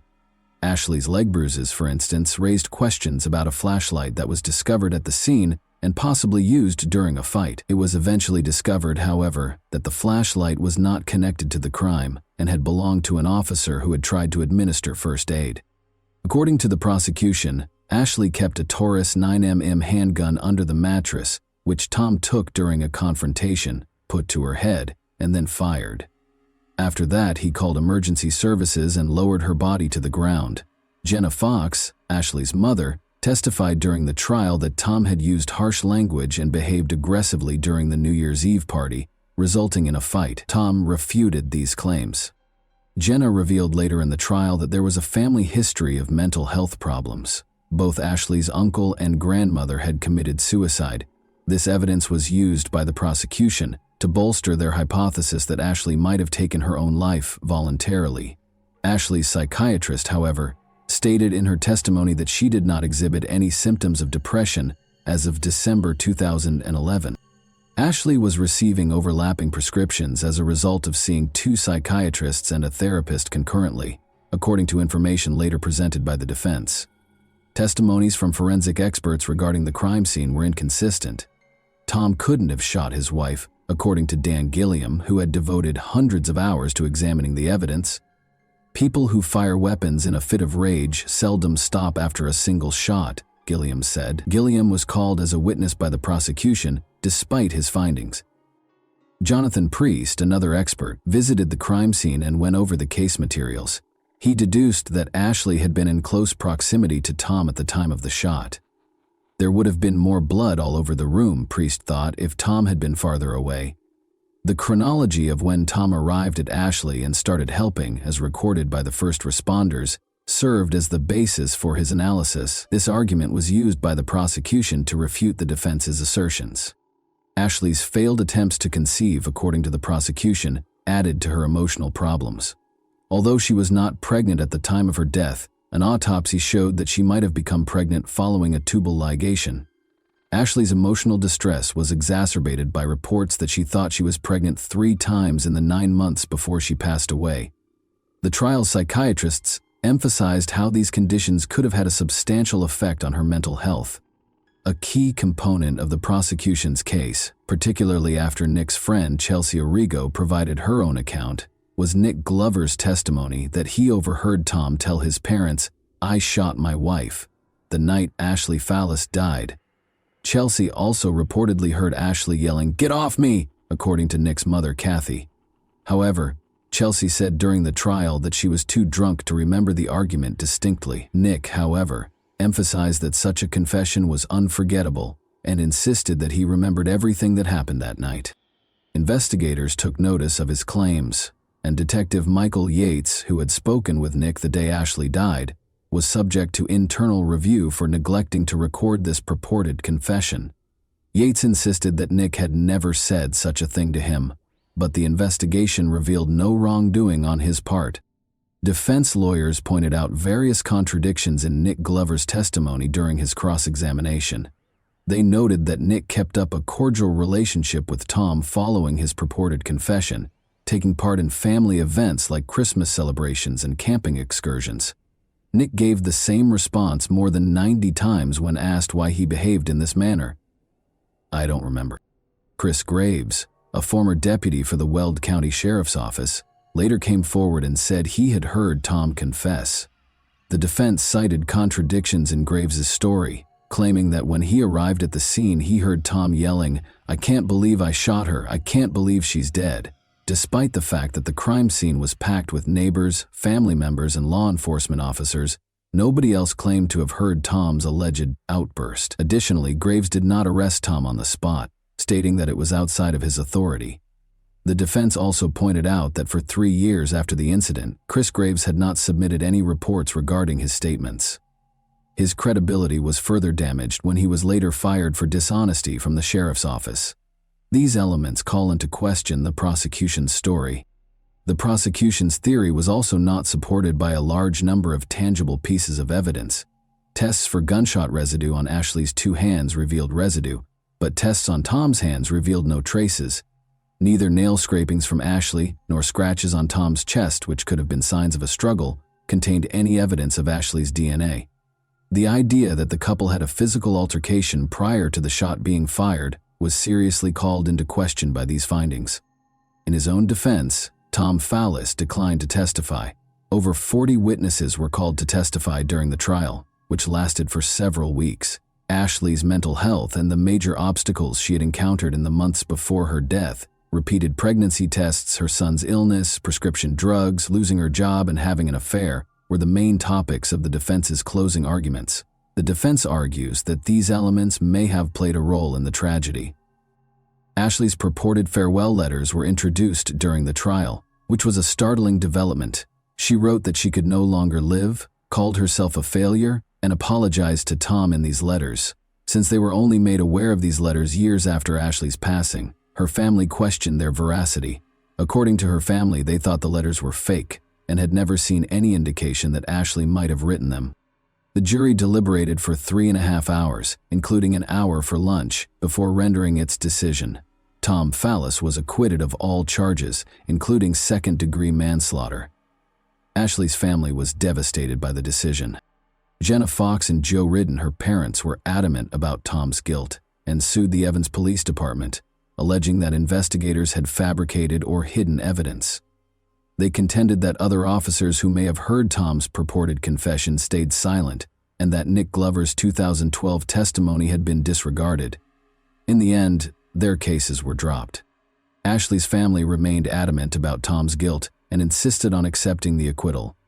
Nevertheless, they were able to keep up a relationship with the kids and obtain visitation rights that let them continue to be active in their lives. As he works to rebuild his life and further his education, Tom Fallis is still struggling financially as a result of legal fees. Tom continued to look after the children after the tragedy. To start over and be nearer to his sister, he relocated them to a different state. He informed them that their mother had died in an accident, but he would like to give them more information when they are older. The case is still cloaked in mystery despite every attempt to find the truth. Doubt seems to grow with each response, and questions persist. Ashley Fallis's story is one of those instances where it becomes difficult to distinguish between truth and deceit, leaving only suspicion and unsolved mysteries in its wake. And that wraps up today's chilling story. If you enjoyed this video, don't forget to like and subscribe so you never miss a new upload. Also, let me know in the comments what part of this story shocked you the most. Thank you for watching, and I'll see you in the next video.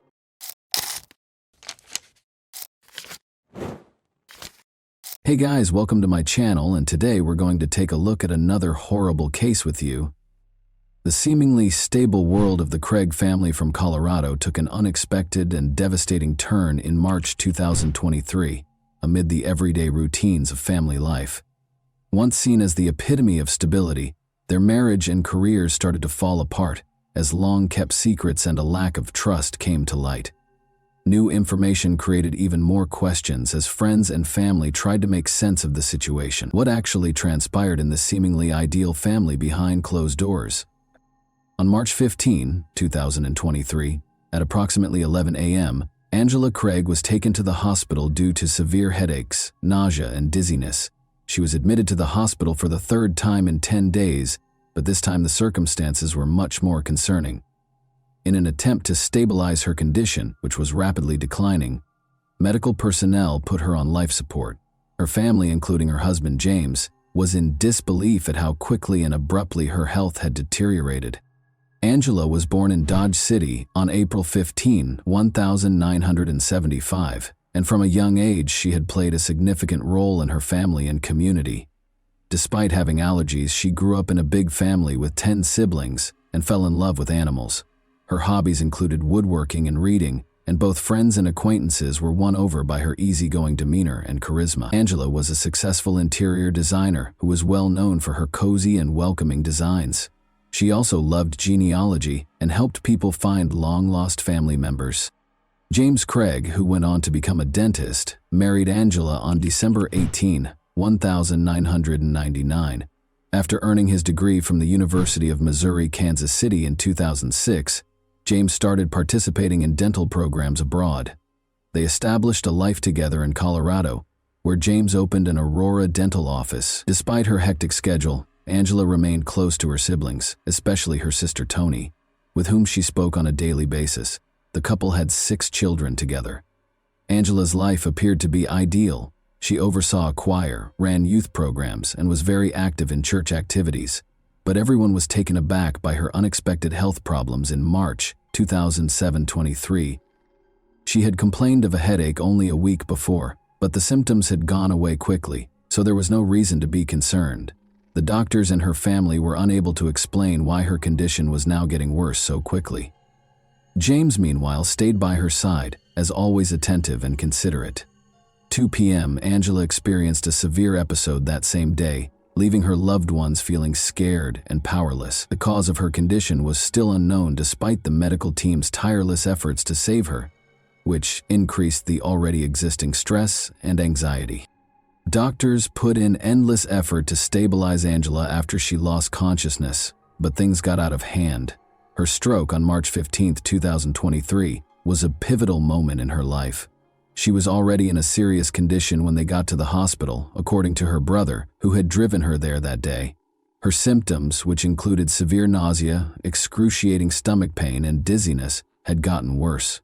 She had visited a hospital 3 times in 10 days, but this time the situation seemed to be very serious. Just 1 day after returning from a trip to see her sister Toni in Utah, Angela was admitted to the hospital for the first time on March 6. Her symptoms were considered minor by the doctors at the time, and following an evaluation, she was released. But on March 9, she went to the doctor once more. James, her husband, a longtime dentist with years of experience who had always been there to support her through tough times, was very worried. He turned to the wife of his doctorate-holding colleague and friend, Ryan Redfern, for advice. Ryan and his spouse continued to be involved in the days that followed, keeping tabs on Angela's health. They suggested more tests and consultations, offered their support, and shared their knowledge of possible causes of her symptoms. James shared test results and updates with them on a regular basis.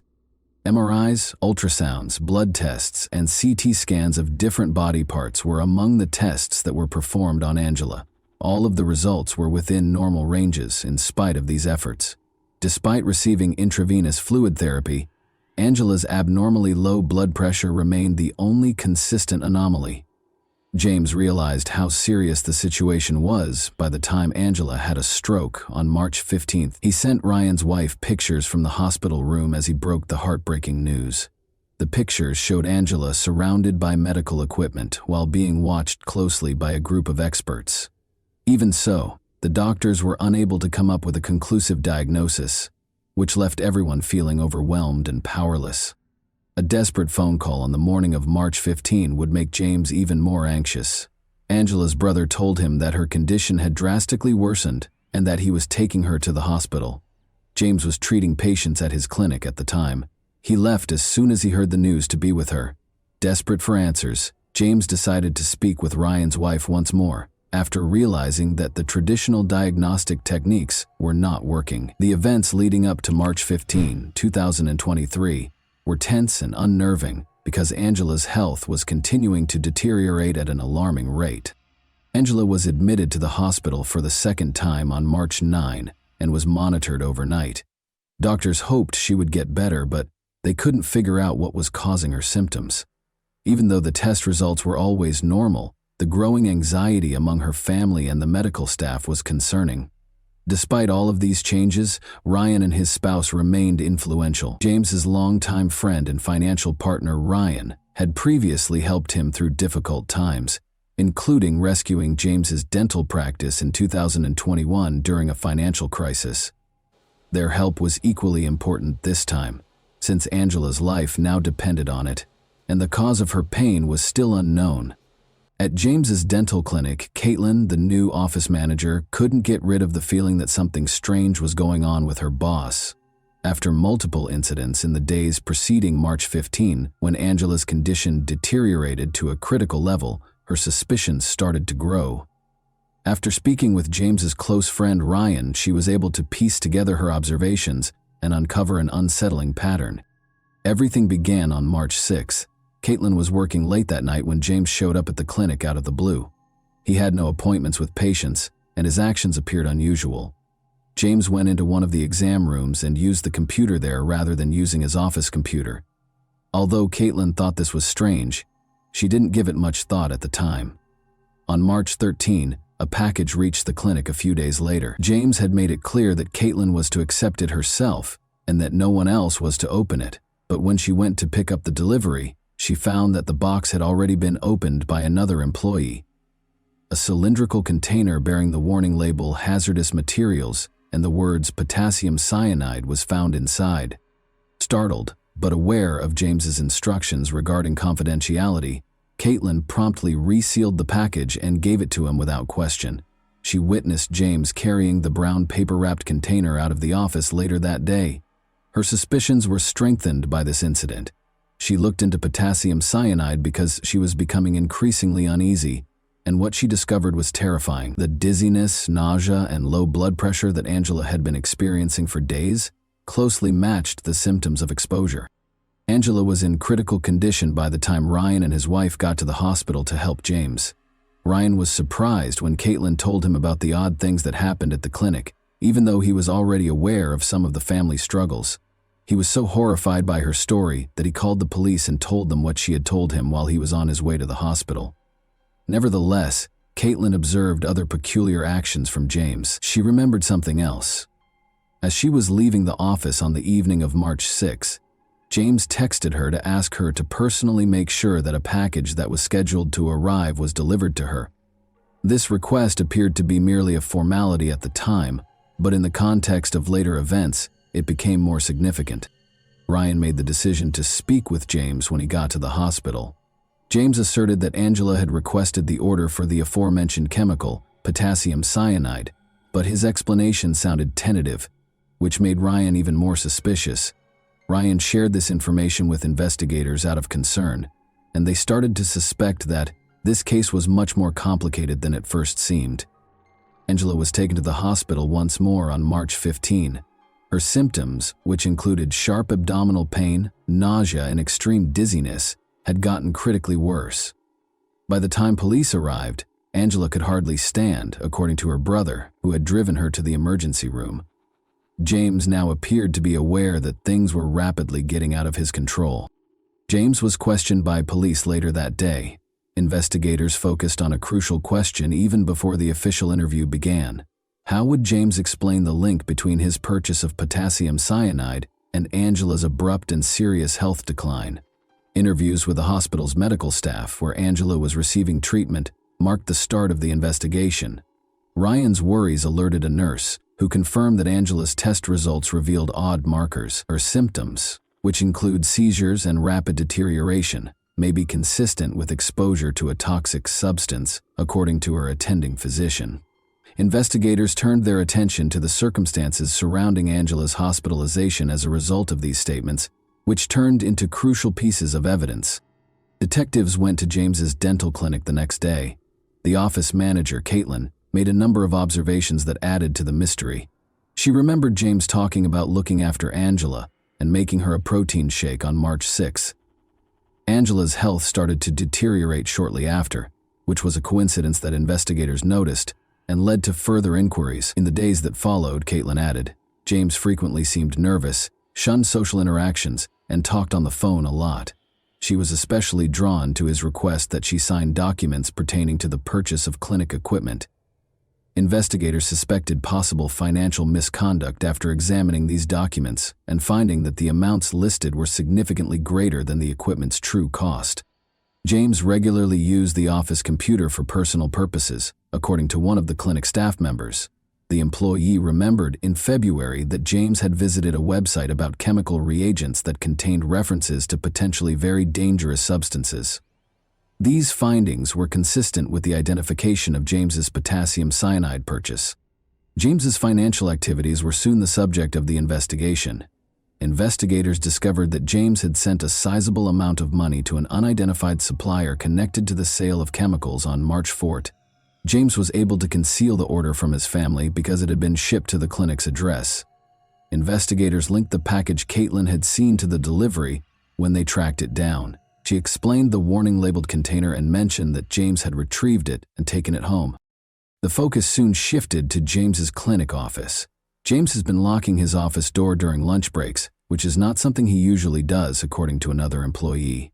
Investigators discovered traces of packaging materials that seemed to match the delivery of the potassium cyanide while searching the office.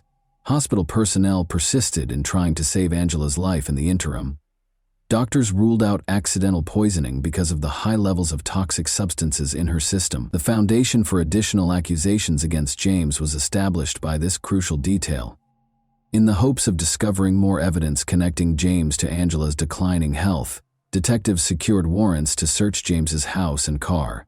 In her additional testimony, Caitlin noted that Angela's symptoms were consistent with those of potassium cyanide poisoning, which include nausea, vomiting, and low blood pressure. She added that even in tiny doses the chemical could be fatal. Investigators' suspicions grew stronger with each new piece of evidence, which led them to believe that intentional actions caused Angela's health crisis. James's computer was examined as part of the inquiry. Detectives discovered notes on it that listed the times and dates that Angela's symptoms worsened.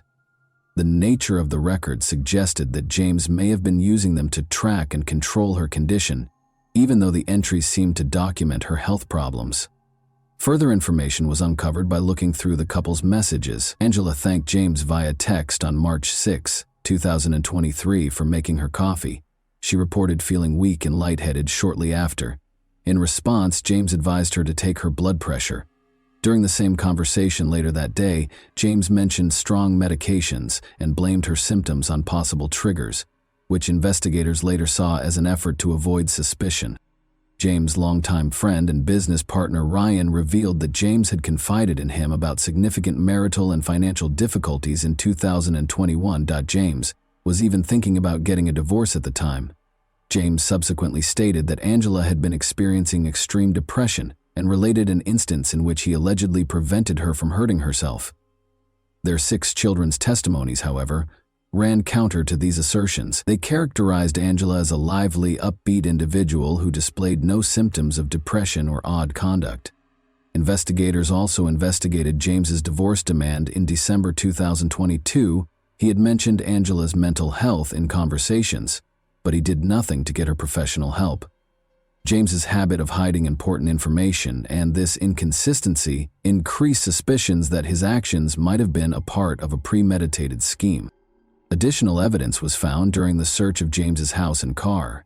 Investigators discovered pieces of packaging thought to be connected to the cyanide delivery in his home office.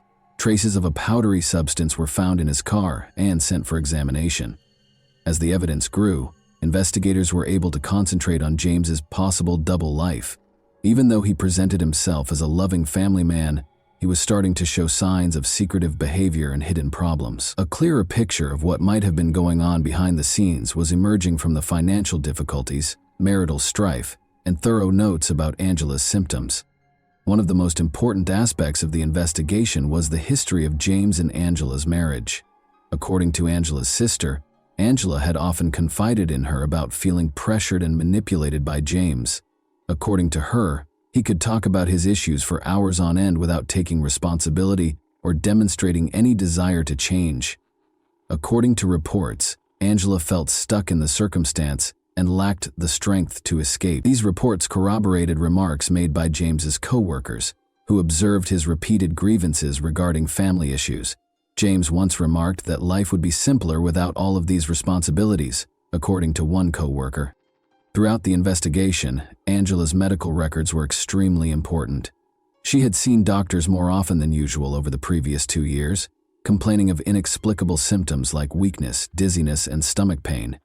Investigators suspected a potential link between her health problems and James's behavior, because these visits fell during times when their relationship was more tense. James's search history showed meticulous preparation. He had studied the uses of toxic substances, such as cyanide and arsenic, and discovered ways to cover up their taste in food and beverages. Articles about avoiding suspicion in poisoning cases also piqued his interest. This digital trail demonstrated a high degree of intentionality and preparation. The situation was further clarified by financial records. Investigators discovered that James had been paying for a mailbox he rented in a far-off location, which he used to accept some deliveries. According to delivery service staff, James regularly picked up packages, usually in the evening. His cyanide purchase, which was already being investigated, coincided with one of these deliveries. Additional leads were obtained through interviews with Angela's friends. According to one friend, Angela had complained of odd symptoms weeks prior to being admitted to the hospital, and she had expressed concern that they might have been caused by something she had eaten or consumed. Nevertheless, she ruled out James's involvement, blaming her illness on fatigue or other medical conditions. Investigators sought the opinion of toxicologists, who tested Angela's hair in order to shed light on the matter. Traces of arsenic and other harmful substances were found during the analysis, suggesting that the person had been exposed to poisons for a long time. These results clearly indicated that Angela's declining health was not a coincidence. A coherent story started to emerge from the gathered evidence, which included witness accounts, financial transactions, and the outcomes of medical tests. Long before Angela was admitted to the hospital, James had not only carefully planned his course of action, but had also started carrying it out. Nevertheless, investigators persisted in their efforts to dispel any remaining uncertainties. Investigators also looked into James's financial circumstances and found some concerning information. With more than $2 million in debt, his dental practice was in terrible shape. This was made worse by his gambling habit. James's financial situation was already unstable because he had lost a significant sum of money in Las Vegas. These disclosures provided a fresh viewpoint on James and Angela's marital problems, which, in the words of Angela's sister, had been anything but ideal for years. According to Angela's sister, James had consistently persuaded her to stay in the marriage, despite her attempts to leave it for 16 years. Those close to her claimed that despite feeling emotionally spent and stuck, Angela lacked the willpower to break up with him.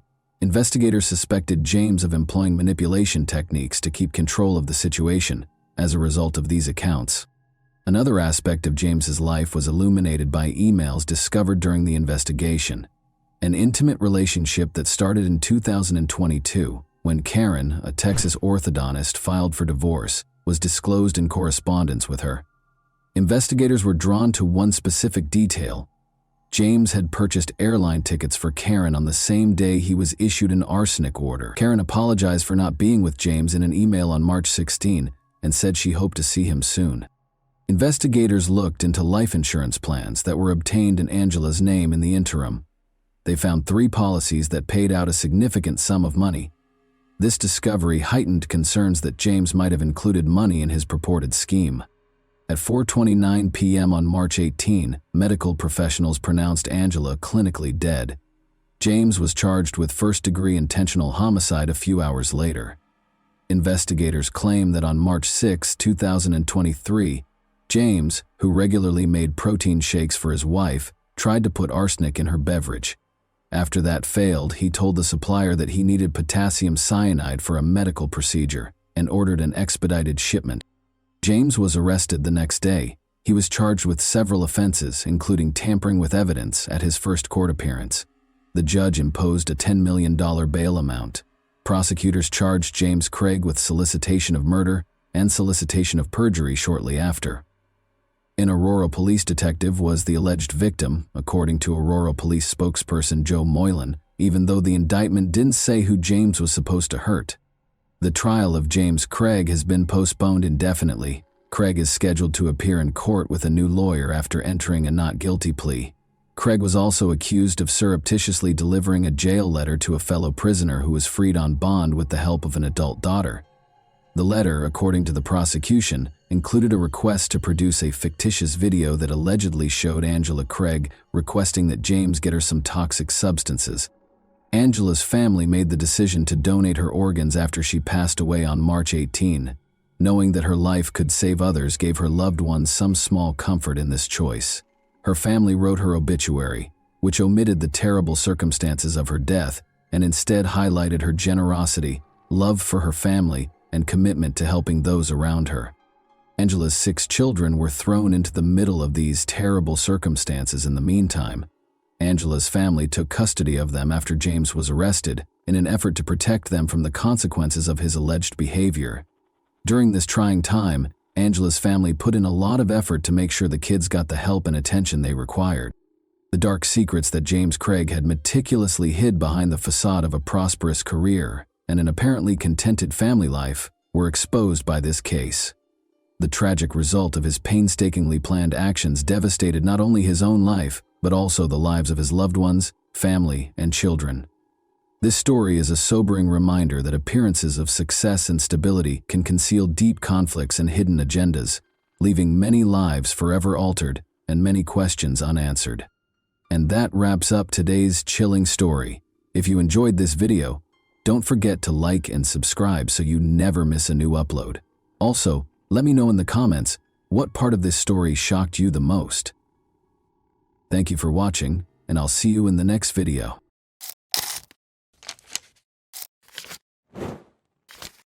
Hey guys, welcome to my channel, and today we're going to take a look at another horrible case with you. Today, we'll examine what happened in Norris City, Illinois. Jacob Wheeler, 22, and his girlfriend Jessica Evans, 17, went fishing in the small Wabash River. Their families have been unable to get in touch with them, and they have not gone back home.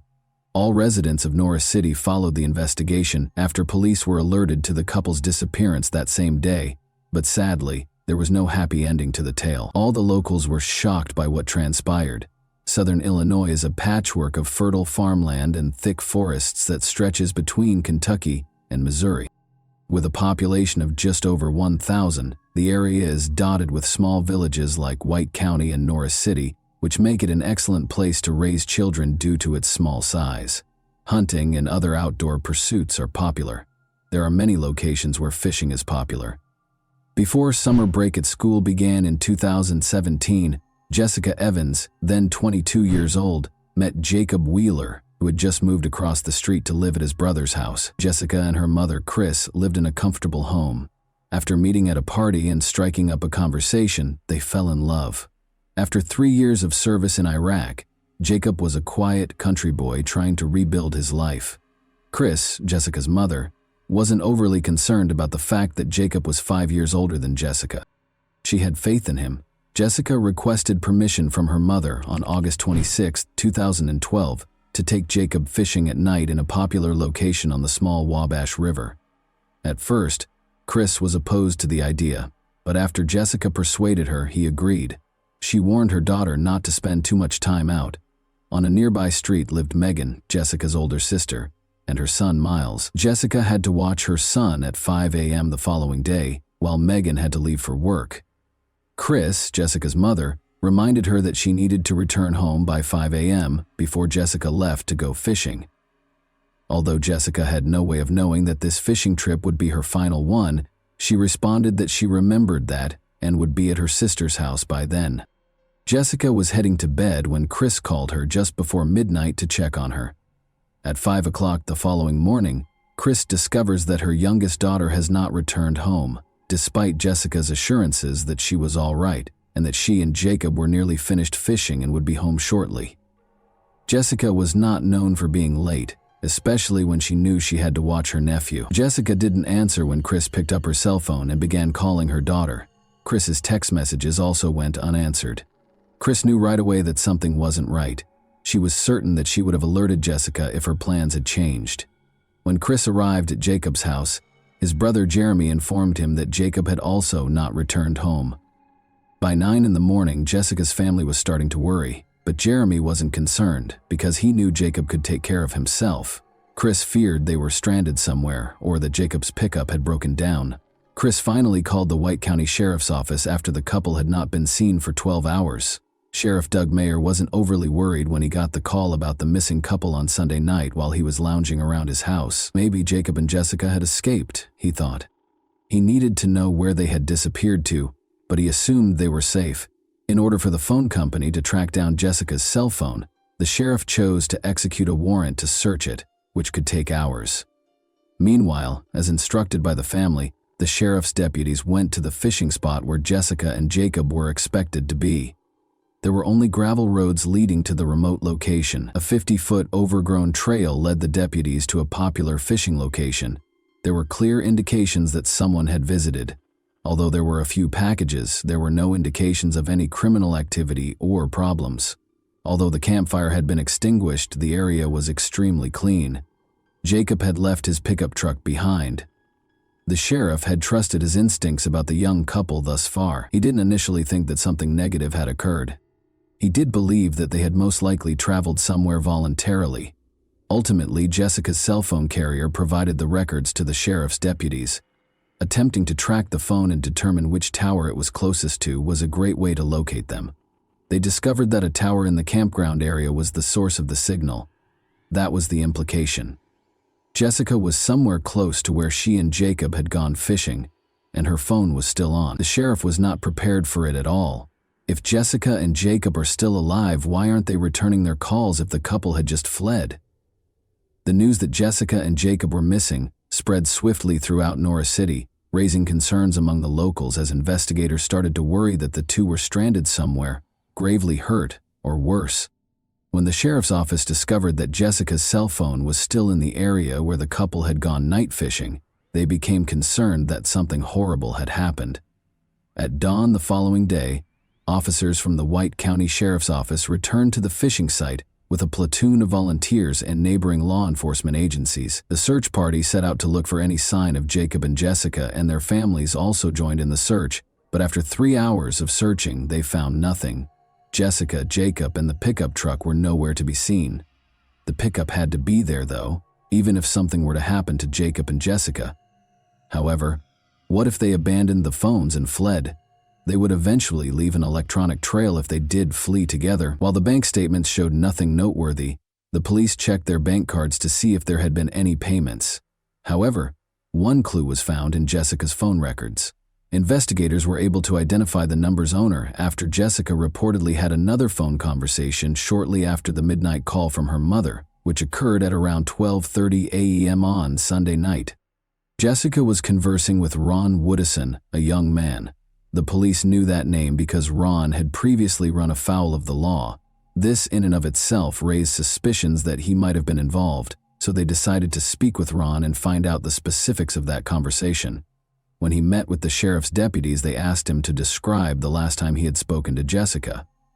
Eventually, he acknowledged that he had called her in the middle of the night. He mentioned that he had attended the party and that some other people had also been present. Ron stated that he had attempted to invite Jessica to the party by calling her. Ron was just informed by Jessica that she was occupied with fishing. He had been told not to call Jessica by Jacob when he reached for the phone, and Ron claims that they had a rather heated exchange. Jacob was mostly to blame. The fact that Ron had called his girlfriend really annoyed him. Jacob was quite irritated by his call. The other partygoers' names were noted by the sheriff's deputies, who also verified Ron's alibi and essentially attested to the fact that he remained there following that phone call. As the weary search team members were ready to head home at the end of the day without discovering anything, one of Jacob's friends, using his ATV, discovered a pickup truck in the woods. Jacob and Jessica were fishing 2 miles away from the pickup, which was parked in the woods behind an old deserted farmhouse. Jacob had the pickup. It was obvious that a horrible event had occurred. A woman's body was in the back of the truck. Her head had been shot twice. Her condition was another reason to be concerned. She had some clothes on. Investigators were immediately convinced that there had been more than a murder when they discovered some of her clothing on the ground near the car. In a community like this one, it wasn't necessary for the victim to have identification because some of the investigators had known Jessica for their entire lives, and they had just discovered her. Almost 36 hours after Jessica failed to show up to watch her nephew, everything changed in that instant. She was shot and found dead in Jacob's abandoned pickup truck by the sheriff's office. Given that she was nearly completely naked, it was clear that she had intercourse with a man prior to her passing and opposed it. Authorities hoped the coroner would be able to apprehend the offenders if that was the case. While police searched the area surrounding the pickup truck for evidence, they were fortunate to find DNA. It is clear that Jessica's 2 head wounds were consistent with the 222 caliber shell casings. It was clear that Jessica had been shot where the pickup truck was parked, because the 2 shell casings were discovered on the right side of the vehicle, next to a sizable blood stain. Investigators started looking into Jacob's pickup. The oddest thing was that Jacob wasn't there, even though it was packed with personal belongings and fishing equipment. When the police searched, they found a clue. They discovered blood inside the pickup truck's driver's side cab. Samples of blood were sent for DNA analysis. They had to find Jacob, and they had to determine who owned it. The police couldn't help but wonder if Jacob was the person who had shot Jessica, or if he was just another victim. In an attempt to locate Jacob, police kept searching the area. They had to think of him more as a suspect at the time. Doubts weren't limited to the investigators. There were some members of the community who thought Jacob was involved in Jessica's situation. Many conjectured that Jacob had been trained to kill after years of service in the army. Maybe it was Ron's late-night phone call that triggered Jacob. When Jacob believed he was going to lose Jessica, investigators started to wonder what kind of mood he might have been in. The police secured a search warrant for Jacob's brother's home the day after Jessica's body was found. They made a significant discovery, but they were unable to locate Jacob, who they assumed was hiding in the house. One of the firearms was absent from his collection, which investigators discovered. The brother of Jeremy Jacob clarified that there was no reason to be alarmed. All his brother was doing was getting ready for a fishing trip. It was nothing out of the ordinary. When investigators learned that the missing firearm was a .22 caliber, which matched the shell casings discovered at the crime scene, they became concerned. Jacob's family, however, thought he had nothing to do with the crime. They had no doubt that if Jessica had been in danger, Jacob would have given his life to save her. The hunt for Jacob Wheeler became a massive operation as the week went on. Search teams were assembled by police officers from multiple counties, and every effort was made to locate him. The search was conducted using canine services, and an aircraft was launched for surveillance. A $2,000 reward was offered by the White County Crime Suppression Unit for information that would result in Jacob's apprehension and arrest. There was some interest in the cash reward, and tips started coming in to the sheriff's office. Out of all the tips, one particularly noteworthy one claimed that Jacob had been spotted at a gas station. According to a worker at the gas station 12 miles from the scene of Jessica's death, he thought Jacob had purchased a pack of cigarettes. He was wearing a camouflage hooded sweatshirt on Sunday night, approximately one day after he and Jessica vanished. The gas station employee recalled that when the man took money out of his wallet, he also found an ID card inside, which he thought was in Jacob Wheeler's name. Because of this, Jacob was clearly the most likely suspect in Jessica's incident, and the likelihood that he was evading capture increased over time. The gas station where Jacob was allegedly spotted was visited by investigators. They noticed a suspicious man in the surveillance footage. He avoided looking at the camera and wore a hooded sweatshirt that covered his face. Although it was suspicious and the night was too hot for a warm jacket, it was difficult to confirm that it was Jacob. The man hurried off to buy cigarettes. The man's face was not visible in the gas station's surveillance footage, but a second camera outside captured him boarding a female driver's vehicle. One of the sheriff's deputies recognized the woman, and they drove right to her home. While speaking with investigators, they noticed that the vehicle seen on the gas station's CCTV footage was parked close to the residence. Although the woman acknowledged that she had driven the man to the gas station, she denied that it was Jacob Wheeler. It was her boyfriend, she claimed. They were extremely disappointed when they first saw her boyfriend. It was someone who resembled Jacob Wheeler, but it wasn't him. In the video, the unidentified man is a dead end. Jacob was still the center of the police's attention. The detectives suspected that his brother Jeremy was hiding him and were certain he was still alive. His brother and father were certain that Jacob couldn't have killed Jessica, so they searched his house at night in an attempt to catch him off guard. But even after a second search, they couldn't find any evidence that he was home. Wheeler wanted his son's name cleared. It was difficult because he was certain that he was searching for Jacob's body rather than his own. Harold, Jacob's father, called Sheriff Meyer 6 days after the disappearance to inform him that he had found something that everyone else had missed. Just a quarter-mile from Jacob and Jessica's campsite, he claimed to have spotted what appeared to be auto parts in a wooded area. When investigators looked into this information, they did discover some auto parts. These were components that were fastened to the pickup's fenders. It was definitely not Jacob Wheeler's pickup truck, but there was damage to the trees in the area where they found these parts, indicating that someone had driven the pickup into the woods and between the trees, damaging the vehicle. The investigators had no other leads and were unsure if the find was related to the crime, but it was unquestionably of interest. There was a serial number on one of the parts. The police were able to identify the exact type of pickup truck by looking it up online. Once more, locating this truck in a small city cannot be difficult. A man who drives a car like this was known to one of the sheriff's deputies. It was White County native Danny Costin, a 36-year-old electrician. Could he have been a part of such a violent crime, though? Danny was never one to cause trouble. His criminal history was clean. He lived in White County and was easily located. Investigators made the decision to speak with Danny at his place of employment. In the parking lot was his pickup truck. The parts discovered in the woods matched the truck's extensive damage. Sheriff Meyer questioned Danny while the investigator examined the pickup truck. He inquired about his pickup truck's damage. Danny clarified that he had attempted to fish on the small Wabash River but struggled to get the boat started due to his extreme drunkenness. He remembered the date, but not much else about the evening.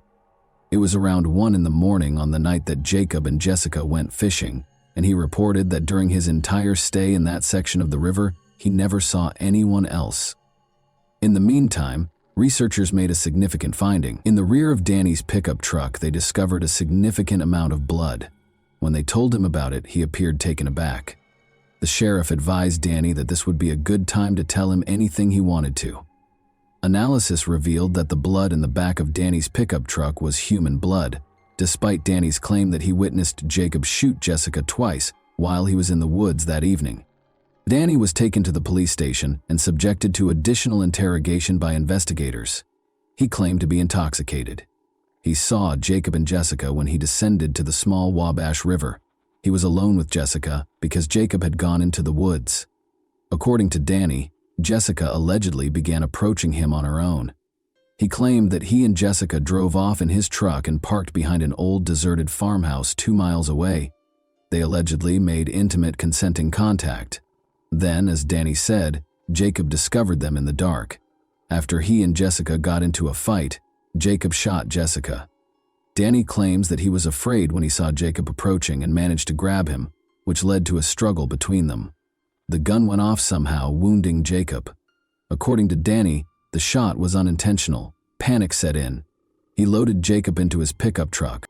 He concealed the body where no one could find it because he was worried that no one would believe him when he claimed it was self-defense. Danny gave a detailed account of where he had left Jacob's body. Danny's story was disbelieved by the police. Jessica didn't seem likely to do that. Although Danny's account of Jessica accompanying him and Jacob unexpectedly appearing didn't make much sense, they now knew that Danny had shot Jacob, proving that Jacob's family was correct all along. Danny Costin was taken to jail after being arrested. The investigators then proceeded to the location where Danny claimed to have left Jacob's body. They had to venture a bit farther into the woods because it was a dirt road. They searched for 6 days before locating Jacob, who had been shot in the head. The evidence they discovered did not support Danny Costin's account of what transpired that evening. The driver's seat and the door of Jacob's pickup were covered in blood, and it was Jacob's blood. Danny's story simply didn't fit it. He claimed that after Jacob killed Jessica, they got into a fight in the woods, and Jacob was accidentally shot and killed.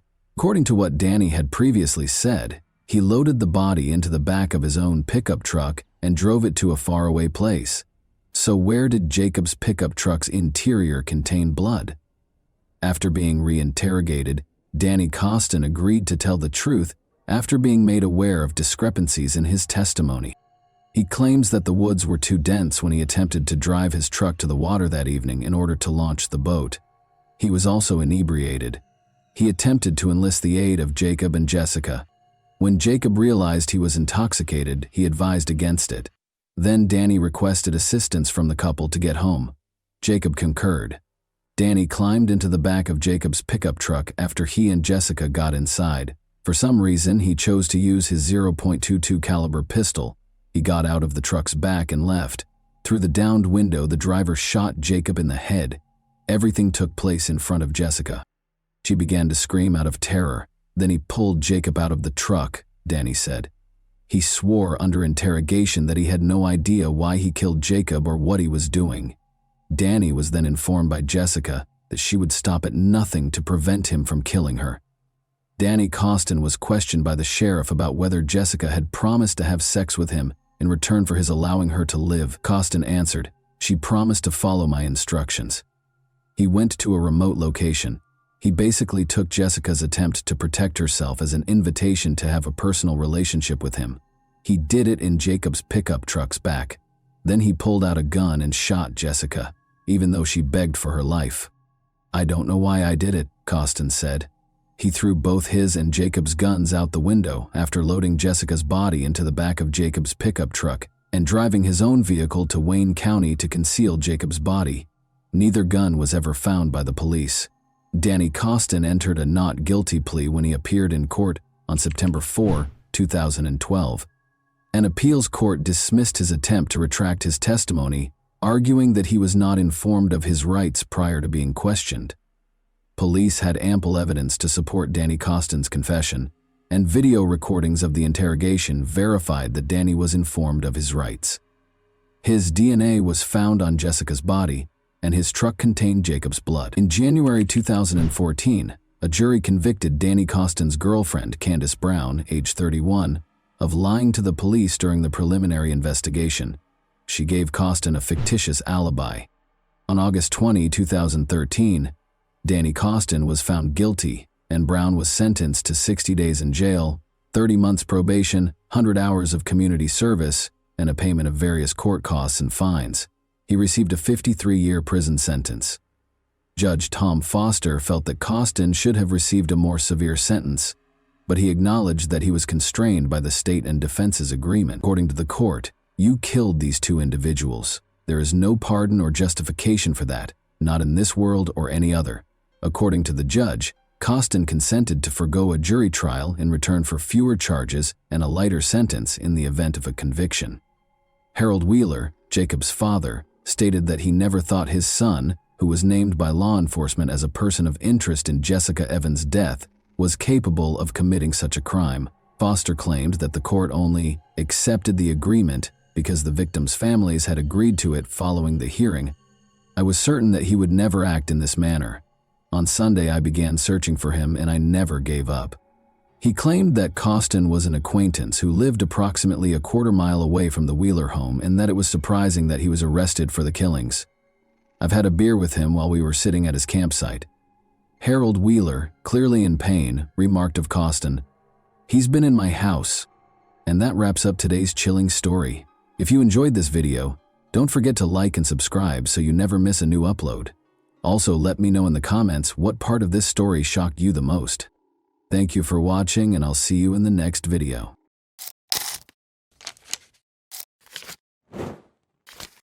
Hey guys, welcome to my channel, and today we're going to take a look at another horrible case with you. Despite the busy city streets and crowded malls, Lois Pearson always favored the quiet solitude of her childhood home, a modest wooden house tucked away among verdant hills. Lois rarely left her ancestral home, where her family had resided since her birth in 1949. Leasing her land to a man who used it to graze his cattle allowed her to live on a meager income. Lois became more dependent on her own resources following the death of her mother. She chose to use water from a well instead of running water when her pipes froze a few years ago. She carried a single lamp from room to room on a long cord for her everyday activities.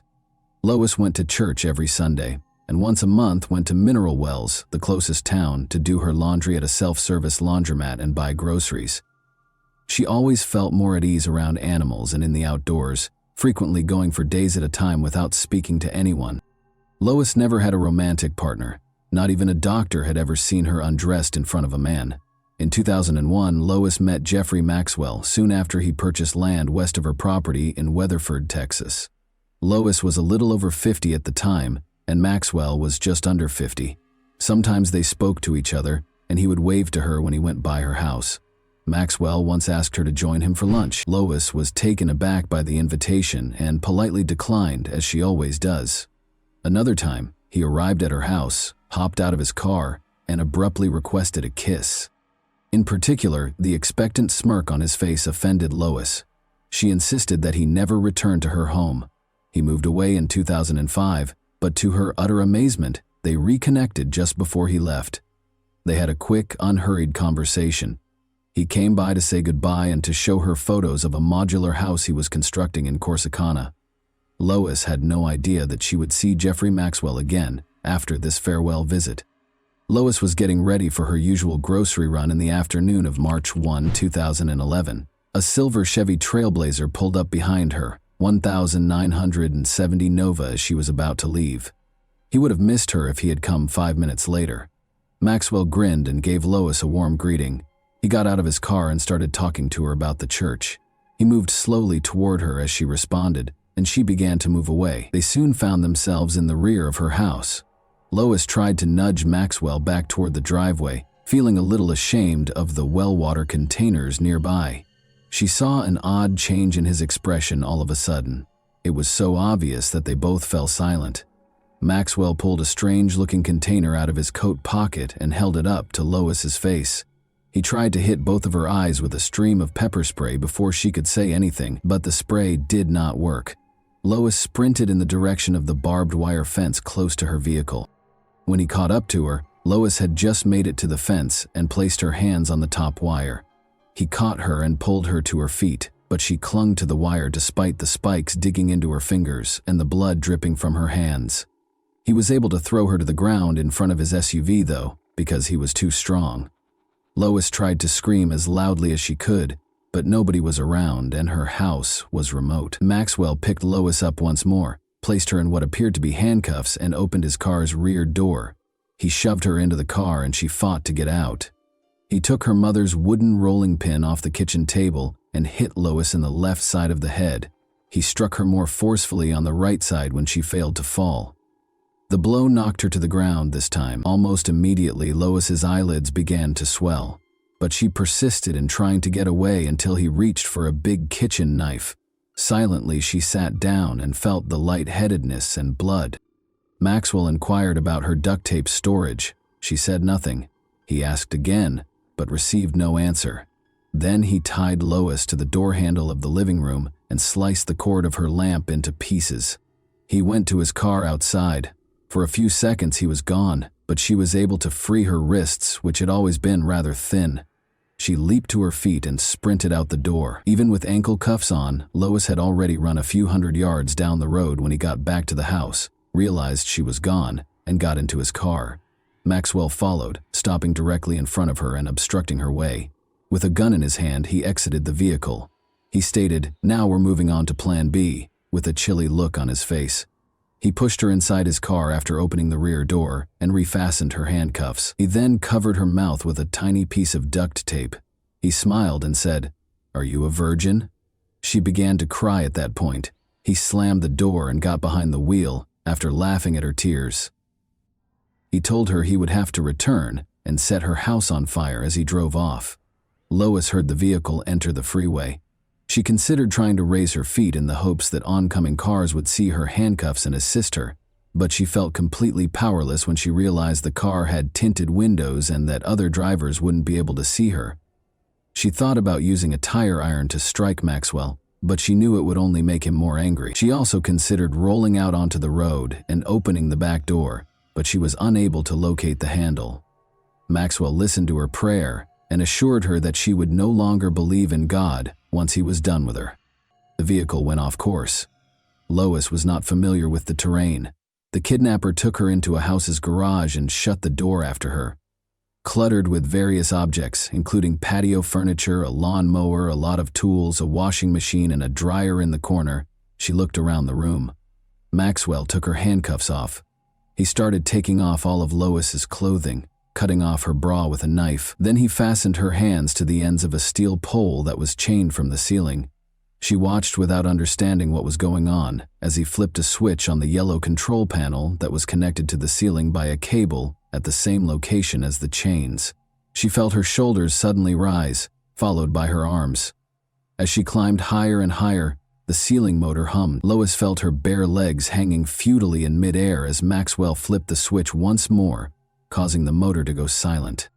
Jeffrey Maxwell was renowned for his ability to get out of any predicament, be it shooting cattle to prevent them from being fed, burning down his own home to get insurance money, or something much darker. In the early 1980s, Maxwell corresponded with Martha Martinez, who was from Mexico. After many years of correspondence, Jeffrey finally went to Mexico and asked her to marry him. Because he deftly exploited her fears and lack of confidence, her family didn't like him at first. The 29-year-old woman felt that this was her opportunity to marry and have a child, despite her family's entreaties not to do so. She married Maxwell, had a son, and moved to Watauga, a Fort Worth, Texas suburb, with him. Maxwell had 3 children. When Rita, his girlfriend, became pregnant at the age of 18, he married her. However, they separated in 1,979 days following the birth of their second child. Marta managed to conceal her husband's actions from her family, but she was unable to conceal from her friends the bruises that appeared to be from shackles on her arms and legs. However, this paled in comparison to the horror Martha would later encounter. A deputy sheriff from Ardmore, Oklahoma, called the Watauga, Texas police station on Sunday, April 19, 1987. They had discovered a woman on the road early that morning, he reported. A deep wound on her neck had caused her to lose a lot of blood after being severely beaten. Martha Maxwell was the woman. When the police arrived at the family's house, they asked Maxwell when he had last seen his wife. He said he hadn't seen her since the previous evening, and was shocked to learn that Martha was hurt but still alive. Thankfully, medical professionals were able to save her life. When she regained consciousness, she described the argument she had with her husband. She dozed off on the couch after he beat her, only to awaken bound with duct tape. Following more mistreatment, Maxwell made her drink a substance that instantly put her to sleep. In the hospital, she awoke. Martha initially assisted the police, but she abruptly stopped speaking with investigators after her husband was arrested and charged with kidnapping. Since a search of the house and car turned up no evidence, the police were unable to charge Maxwell with anything without her testimony. Once more, Jeffrey Maxwell slipped through the gaps. Martha traveled to Mexico with her son. Her husband, however, was not going to let her go so readily. Playing on her Catholic background, he pounded her with letters, even accusing her of the incident. Martha was living with Jeffrey again a month after the charges against him were dropped, despite her family's entreaties for her to stay away. The family's life appeared to be returning to normal. They purchased a new home, and Martha started college. However, it was only the quiet before the storm. She, or allegedly from her, sent letters to 2 family members on May 10, 1992. In her letter, Martha stated that she would not be communicating with her son or husband for some time. Her relatives didn't think Martha was the sender of the letters.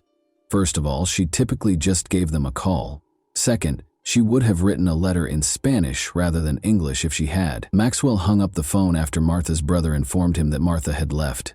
In order to report his sister missing, he had to travel to Texas. Since she would never have left without money, documents, a car, and most importantly her cherished son, he was certain that she was dead and that her husband was to blame. But the hunt for Martha was unsuccessful. When police questioned him years later about whether he had done anything that could have caused his wife Martha's death, Maxwell said, "Not intentionally." Jeffrey filed for divorce a few years after she vanished.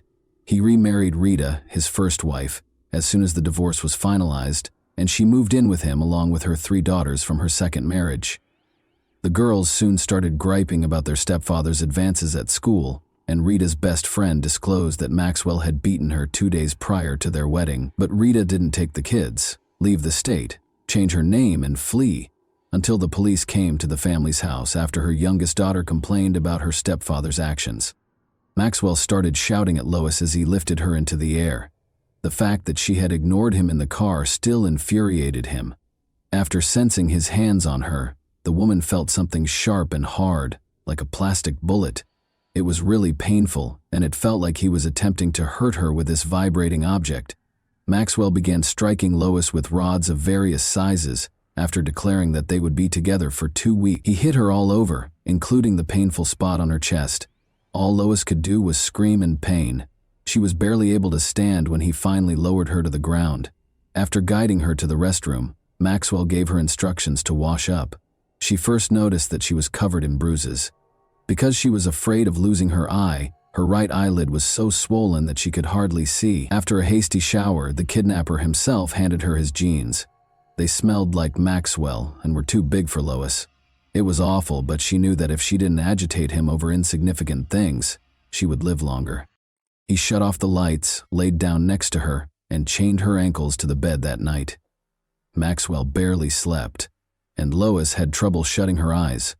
Even in the dark, she could see his round, owl-like eyes every time she turned to face him.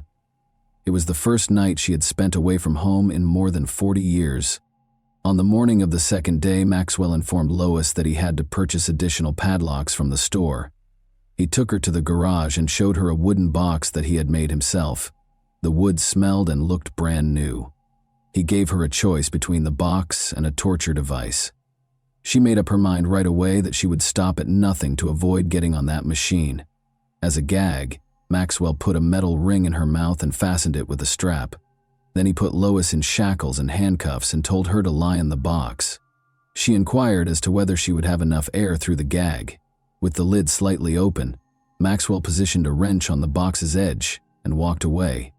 After hearing the sound of his car's engine, Lois waited for a few seconds before attempting to exit the box. However, despite her best efforts, she was only able to push the key away and lock herself in total darkness. She didn't realize Maxwell had moved the box beneath a heavy workbench until he came back. When they got home, The kidnapper took Lois to the bedroom and took off her clothes. Lois didn't know what he was doing, and she felt uneasy because her parents had never talked to her about private matters. He asked her if she wanted to go to the garage and hang upside down after she let out a painful scream. Then she made an effort to be silent.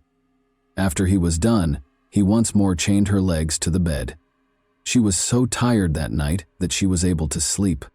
Maxwell had to pay a bill for his son's repair in Dallas early in the morning.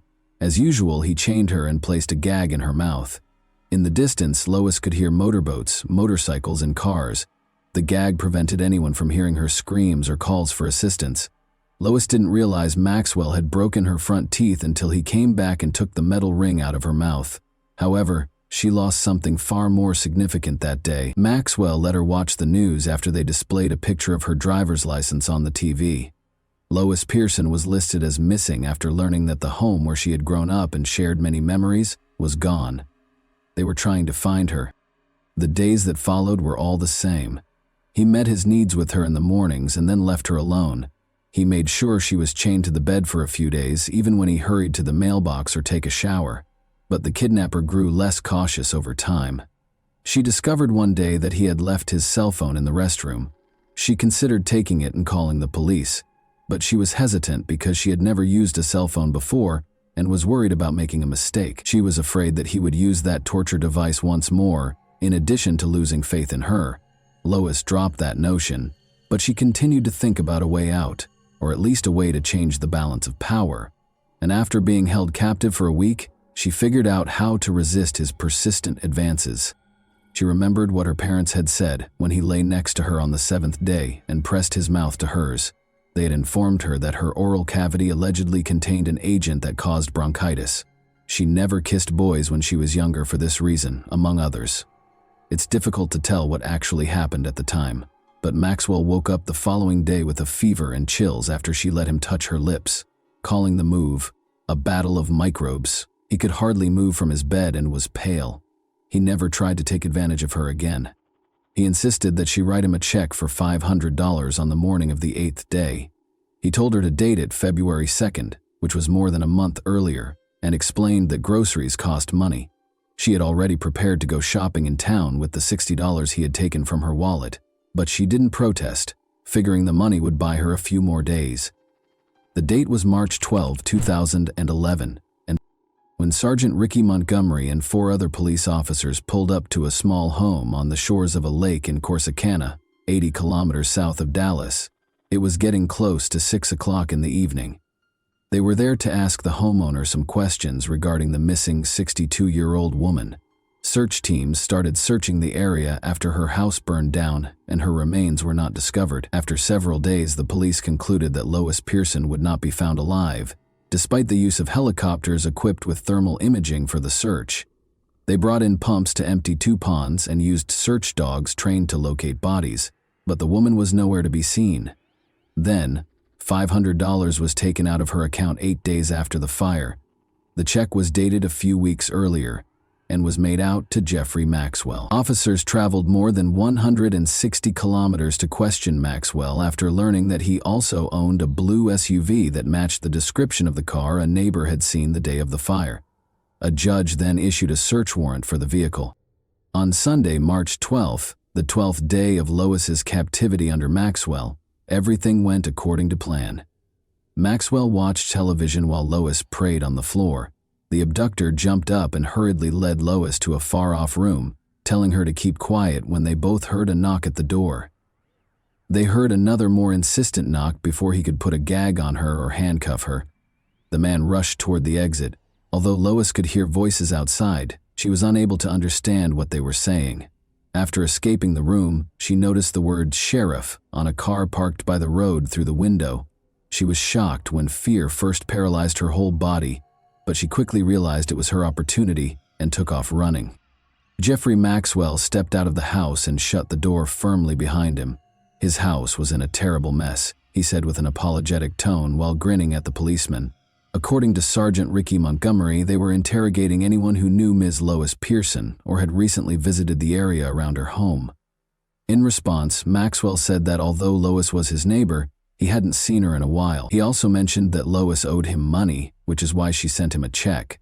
When the door swung wide open, Montgomery was still asking Maxwell if he would be willing to come to the sheriff's office. An older woman's feeble voice reached them. With her face bruised and her hair disheveled and tangled, the woman looked weak and stooped. She moved quickly past Maxwell and went up to the cops. Montgomery didn't recognize the missing woman, but he did have a picture of her. He said, "Who are you?" "It's her, Lois Pearson," cried one of the officers behind Montgomery before she could respond, and everyone in the room was momentarily stunned. The police officers collected themselves and put Maxwell in handcuffs. The woman initially claimed to the officers that Maxwell had been her friend and had not harmed her. Her only memory of her rescue is the fear for her life, even though she later learned about the concept of Stockholm Syndrome. Lois told the officers that Maxwell had abducted her, beaten her, and done things to her that she didn't want. When he was removed a few minutes later, when she mentioned the machine, the officers were initially perplexed. But as soon as they searched the house, they discovered the machine she had described, along with a yellow control device that was covered in blood. In addition, they discovered 4 different-sized adult toys, a lot of adhesive tape, whips, handcuffs, and weapons all over the house. Blood was found on several articles of clothing in the house, on the floor in front of the car, and on the bedding. Additionally, a large collection of adult films was found by the police. After being questioned for 3 days, Maxwell admitted to almost everything. February 14, 2012 marked the start of the trial.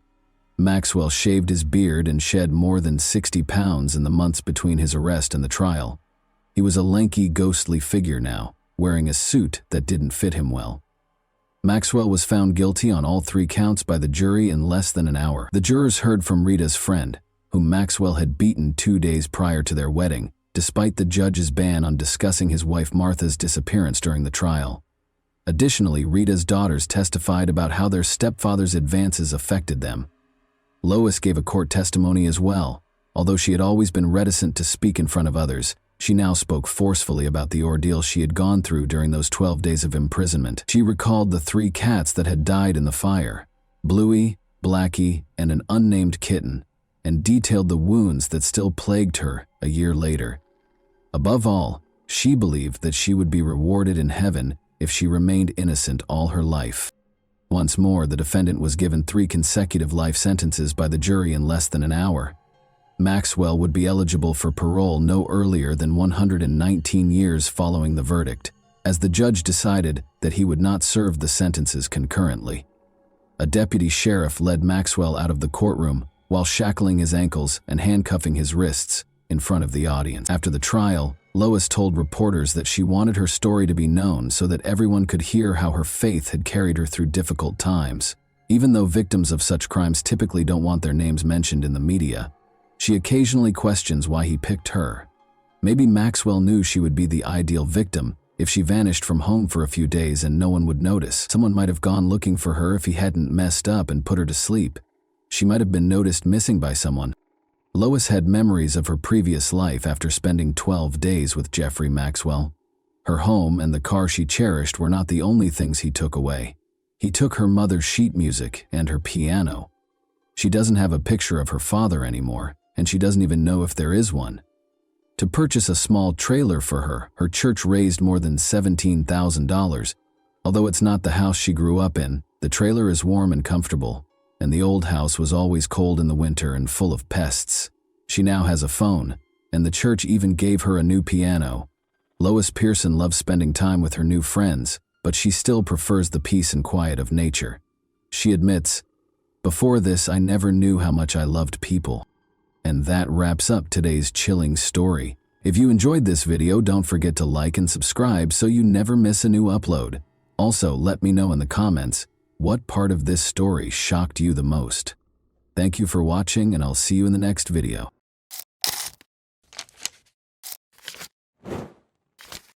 Hey guys, welcome to my channel, and today we're going to take a look at another horrible case with you. Perhaps the most vulnerable time in a person's life is during their adolescence. It's a period of time when people are neither children nor fully grown adults. Even though they are still innocent and carefree, they frequently keep secrets, sometimes out of embarrassment or fear. Tragic events can occasionally result from an inability to communicate those difficulties to a loved one or trusted parent. Florida has been rocked by the case of Justice Garrett, whose life was tragically cut short in 2018 at the age of 16. Her mother's realization that she had failed to recognize or comprehend the nightmare her daughter had been living through was heartbreaking. Justice's story revolves around a horrible secret she kept out of fear of being judged, which ultimately resulted in an unthinkable tragedy that took her life. Born on March 19, 2002, Justice Mary Garrett was the oldest of two daughters born to Danielle and Sebastian Garrett. She grew up with Jeanette, her younger sister, who was 10 years her junior. The majority of Justice's early years and adolescence were spent in the tiny Florida town of New Smyrna Beach, which is situated in Volusia County. The sisters remained with their mother after Justice's parents divorced in 2016. After meeting Robert Kern approximately a year later, Danielle quickly started dating him. By the fall of 2017, Danielle and her two daughters had relocated to Robert's house in the little rural town of Sorrento, Florida, which has a population of just over 1,000. Justice had the most trouble adjusting to the new surroundings and the relocation. She missed her close friends who were still in New Smyrna Beach to start. Second, she had to change schools in the middle of the school year while she was a high school student. Third, she disliked both her mother's partner and her new home. Despite her frustrations, Justice acted politely and made an effort to avoid causing trouble. Justice made friends at her new school right away because of her outgoing, gregarious, and humorous personality. A classmate named Rochelle became particularly close to her, and the two were essentially inseparable. The girls even listed each other as sisters on social media, and Justice often stayed over at Rochelle's house. Justice missed the school bus on Friday, April 13, 2018, because he slept in too late. She didn't have time for breakfast that day because she was rushing to get ready for class. Her mother intended to take Jeanette to the hospital, but her younger sister stayed at home because she was feeling ill. Since school was just a few stops away, Justice chose to ride the public bus there. After packing her backpack and bidding her mother farewell, she departed from the house. Justice was last seen alive at that point. Danielle wasn't worried when Justice didn't arrive home from school on time. She figured her daughter, who frequently went to Rochelle's house after class, had done so. By nightfall, Danielle assumed Justice had made the decision to spend the night at her friend's house, as she had been doing often. She wasn't immediately alarmed by the fact that Justice's phone was off. On Saturday morning, though, Rochelle called Danielle and anxiously inquired as to Justice's well-being. With a shiver running down her spine, Danielle questioned in a shaky voice whether Justice hadn't spent the night at Rochelle's house. She was shocked by the answer. Since Thursday, Rochelle disclosed, she had not seen Justice. Justice's phone had been off for almost 2 days, and she hadn't arrived at school on Friday. Danielle went into a panic. She hurried to the local police station and reported her daughter missing after multiple unsuccessful attempts to get in touch with her. The hunt for Justice started right away. Officers initially thought Justice might have returned to her hometown for a weekend visit with friends, after learning that she had only been in the area 6 months prior. Authorities believed she would reappear soon, because teenagers of that age frequently leave home on their own initiative, whether in protest or for other reasons. Danielle, however, was adamant that her daughter would never do anything like that without telling her.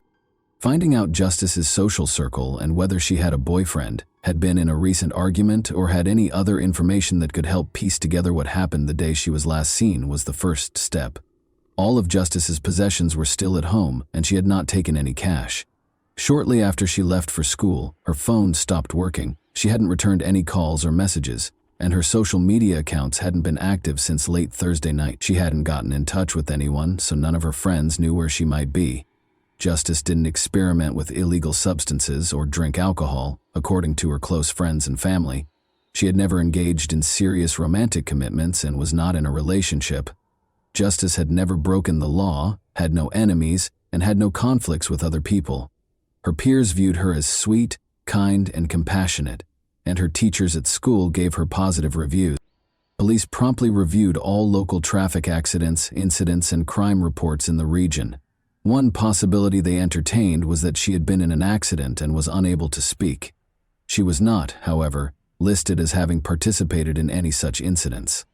Investigators were able to follow her movements on the morning of her disappearance by using information from her phone. Justice left her house at 7:30 a.m. and started to walk in the direction of the school. After about 15 minutes, she started acting strangely. After a brief pause, she made a sudden direction change. Her phone was switched off shortly after. The small, sleepy town was filled with rumors and conjecture after Justice vanished. Any incident became the focus of attention in a community where nothing ever happened. It was quickly spread by gossip and frequently embellished with lies. Some residents found amusement in spreading rumors, and they saw no harm in doing so. Many of Justice's classmates and friends sincerely wanted to assist with the investigation, but others saw it as a chance to attract attention, increase their own significance, or even experience a brief moment of fame. A number of people reported seeing Justice Garrett in various locations around town. According to some, she entered an enigmatic black vehicle with tinted windows. Some speculated that she had been recruited into a religious sect, while others suggested she was out on the street with a group of teenagers who didn't fit in. Investigators found it challenging to distinguish fact from fiction because these rumors appeared out of nowhere. Consequently, all information, no matter how unlikely, had to be carefully verified. A girl who was one grade up from Justice stood out for her actions. She claimed that the teenager had fled with a secret boyfriend and was expecting his child, and she created a whole blog devoted to Justice's disappearance. By spreading sensationalized and completely made-up stories, the girl was merely trying to gain popularity and attention at school. She was temporarily suspended from school while the investigation was underway as a result of her actions, which resulted in disciplinary actions. Her social media accounts were also deleted for disseminating misleading information. 4 days after Justice vanished, on April 17, a man called the police with a terrifying message. He claimed to have discovered something unsettling in a forested area outside of DeLand. An enthusiastic runner, the man frequently jogged along a remote path that wound through a park and into the woods. As he made his way farther into the woods that morning, he detected a potent, disagreeable stench of decay. He initially believed it to be a dead animal's carcass and considered reporting it to the proper authorities so that it could be taken out. But his curiosity overcame him, and he made the decision to look into the odor's origin on his own. The runner left the trail and ventured into the brush for roughly 15 feet. He saw a horrifying scene there, a severely decomposed human body that was completely deformed. It looked like a young woman, judging by the long hair and traces of clothing. To make sure he didn't unintentionally disturb any possible evidence, the man waited on the trail and called the police right away. Officers thoroughly examined the scene and the remains after they arrived. It became evident that a violent crime had been committed here, and the victim was, in fact, a very young woman. The fact that her clothes were ripped and her underwear was gone suggests that the crime was probably violent and intimate in nature.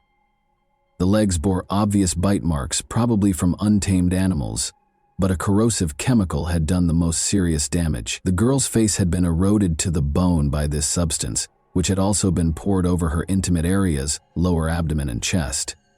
It was evident that the offender had tried to remove any traces of DNA in addition to disfiguring the victim, a strategy that, as it turned out, worked.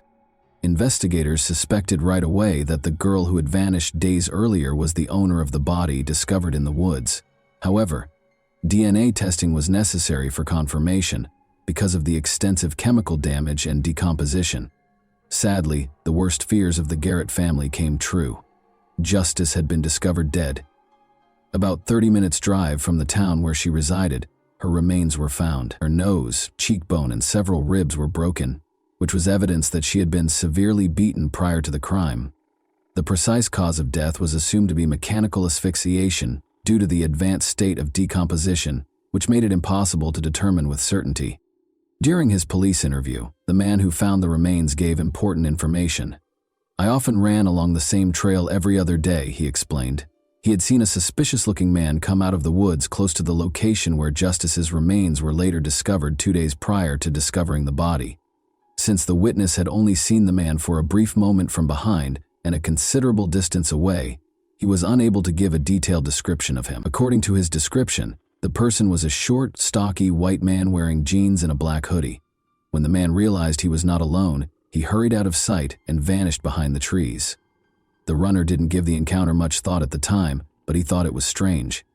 That day there was no discernible smell of decay, and he pushed the encounter from his thoughts. But 2 days later, when he found the remains, he remembered the odd man on the trail and told the police about it.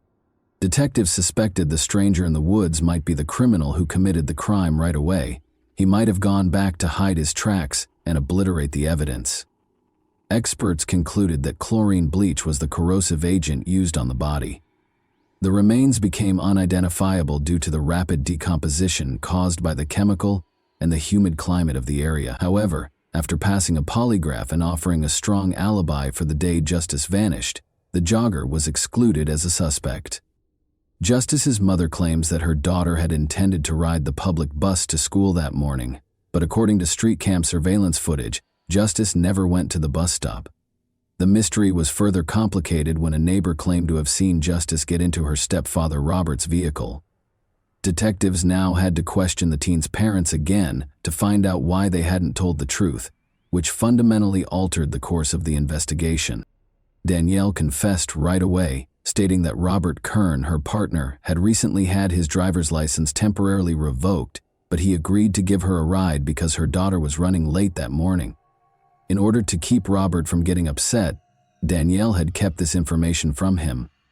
She thought Justice was still alive and would soon be going home at the time of the first interview. To confirm the stepfather's account, detectives immediately asked for footage from security cameras close to the school. But according to the recordings, Robert had not dropped Justice off at school or any other location. There were no cameras on his car on the way to the school. Where had they gone then? It was evident from this new information that Robert was probably the last person to see Justice alive. Robert acknowledged driving Justice that morning in spite of having his license suspended when he was questioned again. He claimed that Justice had pleaded with him to take her to DeLand, a nearby town, rather than to school, where she was allegedly scheduled to meet with a covert boyfriend. Robert said he had originally refused to take her there because he didn't know the name of the person she was meeting, but in an attempt to mend their tense relationship, he finally acceded to her requests. He allegedly promised Justice that he would not tell her mother about this outing. She told him that she would come back alone later in the day and that since it was Friday, she would spend the night at a friend's house. Robert concurred because he saw nothing out of the ordinary or worrisome about the circumstances. A potential secret boyfriend was added to the case as a result of this discovery. Investigators had to find him and identify him quickly.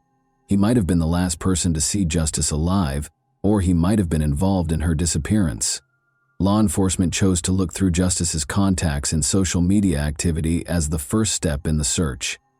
Detectives confiscated her laptop because her phone had not been found, and what they found led to further inquiries. Justice regularly engaged with her online and real-life friends through her numerous accounts on different social media sites, but there was no sign of a boyfriend or romantic conversations.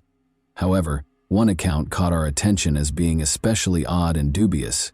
Investigators soon turned their attention to this profile in an attempt to identify its owner and any possible link to Justice's disappearance. In recent months, Justice Garrett had been the object of unusual interest from a young man named Kevin. He liked her posts, commented on her pictures, and messaged her every day. But Justice didn't appear to care. She didn't want to stay in touch, hardly ever responded to him, and frequently ignored his messages. Later, Justice's friends confirmed that she had spoken of a devoted fan who messaged her on social media all the time, but she didn't find him flattering. Instead, she found him annoying. According to his profile, Kevin lived in the same town as Justice and seemed to be 2 years older. Only a few pictures of a young athletic man were included on his page, but Justice's family and friends had never laid eyes on him. The photos had been stolen from the internet, and the account was soon found to be fraudulent.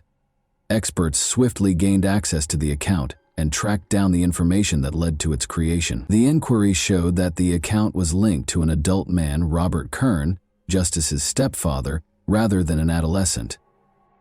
Robert was summoned back for interrogation. Investigators questioned him about why he hadn't told them sooner and why he had made a phony account to communicate with his stepdaughter. Although he seemed taken aback that investigators had discovered his involvement with the account, Robert soon collected himself and provided an explanation. He claimed that he had created the account to help Justice feel better about herself because she was the new girl in town and at school and might value the praise from a young man who seemed attractive. As was previously mentioned, Justice was new to the area, but she had already assimilated into her school community and made a lot of friends. But her behavior had changed recently. According to those close to her, the formerly upbeat and carefree teen had grown more tense and anxious. She frequently stayed over at her best friend Rochelle's house, but she kept the reasons for this change a secret. Though she never told Rochelle what was bothering her, Justice spent so much time there that it seemed like she had moved in. Rochelle claimed that Justice's stepfather had visited her home multiple times to collect her and take her home. Every time, Justice would attempt to avoid going with him and appeared clearly anxious. She would call her mom and beg to stay at Rochelle's for a couple more nights, pledging to finish all of her chores and concentrate on her studies in return. Danielle frequently complied with these demands. It was well known among her friends that Robert and Justice had a tense relationship from the beginning. But Justice never charged him with being aggressive or acting inappropriately. Additionally, nobody in her immediate vicinity, including her mother, had ever noticed anything that appeared inappropriate in Robert's interactions with his stepdaughter. Robert Kern emerged as the sole suspect in the investigation into Justice's untimely death as suspicions about him grew. Police investigated his background and way of life while holding him for additional interrogation. Robert, 43, had a lengthy criminal record that included convictions for physical altercations, possession of illegal substances, and burglary. It had been almost impossible for him to find steady work because of his criminal record. He took on odd jobs to make ends meet and occasionally worked illegally as a carpenter at a nearby sawmill. Now, investigators were trying to piece together Robert's dubious past, his actions toward Justice, and the circumstances leading up to the horrifying crime. Danielle was unaware that she was living with a man who had a criminal past because Robert had taken great care to hide it from everyone around him. She was shocked and eventually spoke up when investigators told her the truth about him. Despite Justice's protests, Danielle acknowledged that Robert had offered to drive her to school that day. Danielle became concerned when Justice failed to come home, but Robert reassured her that Justice was staying overnight at her friend Rochelle's house. He even prohibited her from contacting Rochelle or the police. After looking through Robert's devices, investigators found that Justice had been regularly looking up information about drugs that could make someone unconscious or immobile online in the months before his disappearance. Additionally, he had investigated buying such drugs on the dark web, and it seemed he had been successful. That wasn't all, though. Additionally, Robert had investigated methods of removing DNA from a body, concentrating on common household chemicals like bleach and disinfectants. He had even looked at satellite images of the wooded areas in the area, especially the DeLand outskirts, where Justice's body was eventually discovered. It became evident that Robert had spent months carefully preparing to commit his crime, dispose of the body, and remove any evidence. From the start, his motivation appeared to be clear. Robert had become unnecessarily fixated on Justice and understood that using force was the only way to fulfill his perverted impulses. He had made the decision to eradicate her completely in order to escape legal repercussions for his actions. When investigators examined the geolocation data from Robert's phone that day, they were able to eliminate any remaining doubts regarding his involvement. Together with Justice, he had driven away from their house toward her school before turning suddenly and coming to a stop in a remote location. Robert most likely turned off Justice's phone at this point and rendered her unconscious with a chemical, most likely chloroform. But he neglected to turn off his own gadget, which later recorded his movements. After being tracked toward DeLand, Robert's car came to a halt for about an hour. He would have had enough time during this period to attack Justice, cause her physical harm, strangle her to death, and conceal her body in the woods. In order to destroy any possible evidence, he poured a tiny bottle of a chlorine-based substance over her face and other parts of her body that day.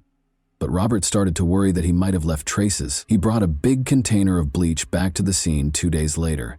In a last effort to eliminate any last traces of Justice's involvement in the crime, he then liberally doused Justice's head, chest, and lower body with the chemical. The jogger later found Justice's body and reported it to the police after spotting the attacker when he returned to the crime scene for the second time that morning. Kern's alibi, meanwhile, was soon discredited. Unofficially working at a nearby sawmill, he had asked 2 co-workers to attest that he was on time that day, despite being almost 2 hours late. After being cautioned that they might be charged with perjury and hiding evidence of a violent crime, both witnesses eventually confessed to the truth when pressed further. Despite Robert Kern's denial of all charges, the case proceeded to trial due to the overwhelming evidence against him. According to witness testimony, Justice spent the final months of her life avoiding her home as much as possible because she was constantly afraid. But she never talked to anyone about her worries, not even her mother. Danielle never asked Kern about his past because she was too enamored with her new partner to notice what was going on around her. Kern's claims were methodically refuted by prosecutors, who demonstrated that he had carefully planned this horrible deed with the express purpose of ensuring justice wouldn't live. Kern was further connected to the crime scene when particles found on his car mats were matched to moss and soil samples from the location where Justice's body was found. However, the corrosive chemical Kern used had eaten away at the victim's remains down to the bone, destroying all DNA evidence and tissue samples, making it impossible to prove the claims of an intimate assault. Nearly 2.5 years after the crime, in August 2022, Kern was found guilty of premeditated violent murder. He will never be freed because he was given a life sentence without the chance of parole. And that wraps up today's chilling story. If you enjoyed this video, don't forget to like and subscribe so you never miss a new upload. Also, let me know in the comments, what part of this story shocked you the most? Thank you for watching, and I'll see you in the next video.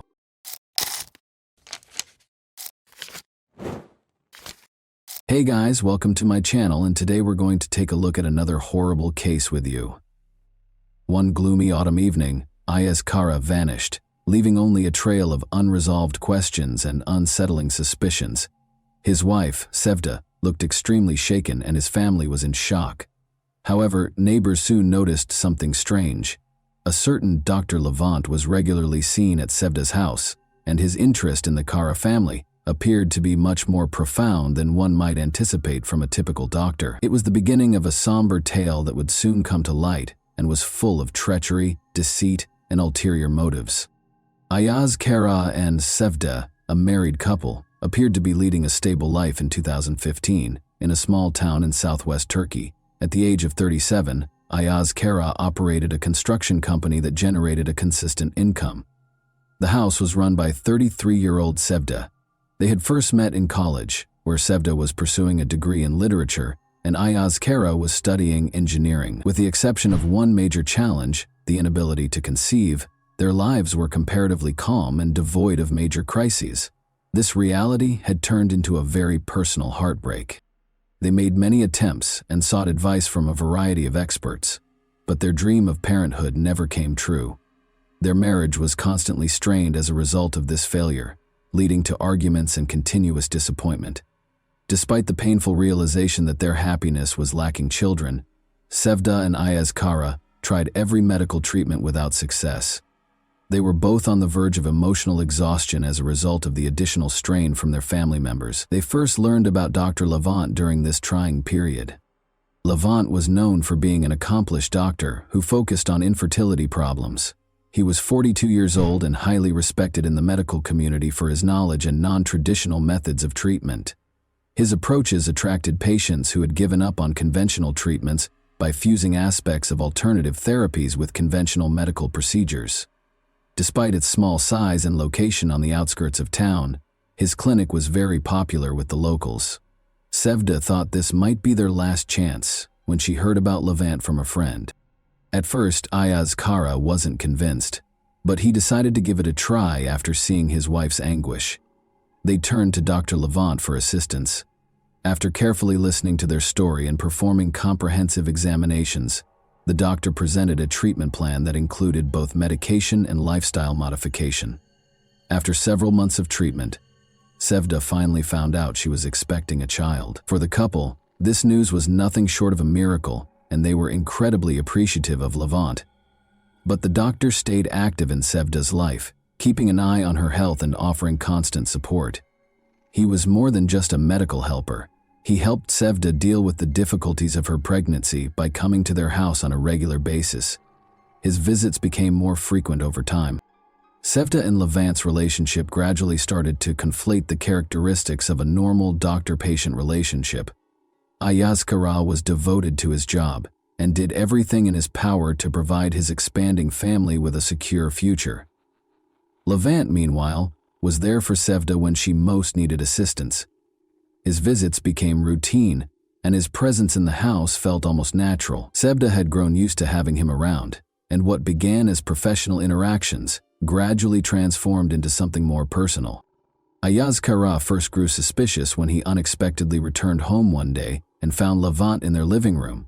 The doctor explained that he had stopped by to check on Sevda's condition. Although the explanation made sense, a nagging feeling lingered in Ayaz Kara's mind. He soon began to notice that Levant's visits were becoming more frequent, and his wife's behavior grew more distant. Conversations between Ayaz Kara and Sevda became strained, and the initial joy of expecting their baby started to give way to an unsettling sense of anxiety. Sevda and Levant continued to meet. Their interactions became increasingly secretive, and their encounters often happened when Ayaz Kara was away at work. Levant visited under various pretexts, checking Sevda's health, bringing medications, or providing follow-up advice. Even during her pregnancy, Sevda and Levant managed to find moments of seclusion. The visits grew longer and more frequent, and Sevda made no effort to stop them, as their connection only deepened. Meanwhile, Ayaz Kara could not shake the feeling that something was amiss. He observed that his wife was hiding things from him, but he struggled to figure out how to address his suspicions. One afternoon, Ayaz Kara came home earlier than usual and once again found Levant there. The scene seemed ordinary enough, but the tension in the air was unmistakable. Levant offered another plausible explanation for his visit, and Ayaz Kara had no choice but to accept it. Yet, the unease he felt was growing. He began paying closer attention to small details. How Sevda lingered in the kitchen when Levant was around. How she avoided answering his questions directly. The relationship between Ayaz Kara and Sevda grew colder, and Ayaz Kara felt trapped by unanswered questions and growing doubts. Levant, for his part, was well aware that the situation was becoming more precarious. He could see that Ayaz Kara was getting increasingly suspicious, yet Levant had no intention of backing down. Maybe he had reasons for remaining involved, and he knew more than Ayaz Kara could have imagined. He kept pushing boundaries, testing how far he could go before everything spiraled out of control. Ayaz Kara, on the other hand, became more consumed by his suspicions. He started watching his wife's every move, desperate to uncover the truth of what was unfolding in his own home. The tension within the family had reached a breaking point. Sevda and Levant continued to meet in secret, despite the escalating risks. Ayaz Kara could feel his family slipping through his fingers, but was at a complete loss as to how to stop it. Meanwhile, Levant showed no signs of backing down, even as Ayaz Kara's suspicions grew. He seemed determined to play out his dangerous game, not knowing where it might lead. As time passed, the atmosphere in the house grew increasingly tense. When Sevda's pregnancy became more noticeable, she and Levant finally stopped their clandestine encounters. The risk had become too great, and with Sevda's pregnancy now obvious, Levant ceased his visits under any pretext, and their connection abruptly came to a halt as if it had never happened. Yet this did not bring peace to Ayaz Kara and Sevda's home. The relationship between the couple became even more strained, consumed by suspicion and inner turmoil. Ayaz Kara tried to stay home as much as possible, searching for ways to reconnect with his wife. Despite his efforts, he couldn't shake the feeling that something between them had been irrevocably broken. Sevda, on the other hand, couldn't understand why Ayaz Kara had grown so distant and cold. She struggled to make sense of his change in behavior, as the tension between them only deepened. After another quiet dinner one evening, Ayaz Kara abruptly vanished. Since he always informed her if he would be late to work or had errands to run, Sevda realized he was gone from the house, which was very unusual. There was no note, no phone call this time. Sevda tried to control her anxiety, but worry started to bite her. After several days passed with no sign of Ayaz Kara, Sevda was forced to notify the authorities that he had vanished. Sevda was taken in for interrogation after the police began their investigation. The investigators were immediately alarmed by her actions. She frequently sidestepped direct questions about the status of her marriage, and gave off the impression of being extremely nervous. She found it difficult to respond clearly when asked what could have caused her husband to disappear. She was clearly uncomfortable when asked about her affiliation with Levant. Although Sevda denied any connection to Levant other than medical consultations, her claims sounded tentative and unpersuasive. Investigators started looking into all of Ayaz Kara's connections, including his personal and professional relationships. They found that, in contrast to his usually rigorous work schedule, Ayaz Kara had been spending an unusual amount of time at home. The mysteries surrounding his disappearance are only becoming more complex in light of this detail. Even though Sevda insisted she didn't know anything, the investigators were still bothered by her nervousness and unpredictable behavior. While closely examining the surveillance footage from the cameras placed throughout the house, one of the investigators noticed a number of instances that didn't match Sevda's claims. He observed that Levant visited often, and that their interactions seemed far too familiar for a straightforward doctor-patient relationship. This finding encouraged further research into the nature of the relationship between Sevda and the Levant. Investigators soon suspected Sevda of being involved in her husband's disappearance, making her a prime suspect. She was still being called in by the police to be questioned about her interactions and activities in the days before Ayaz Kara vanished. Sevda's responses became increasingly erratic, and her anxious manner only served to heighten law enforcement suspicions. Levant became involved in the investigation as well, and investigators started looking for him to learn more about his role in this complicated case. It had been months since Ayaz Kara vanished. Despite a lot of work, the search produced very few tangible results.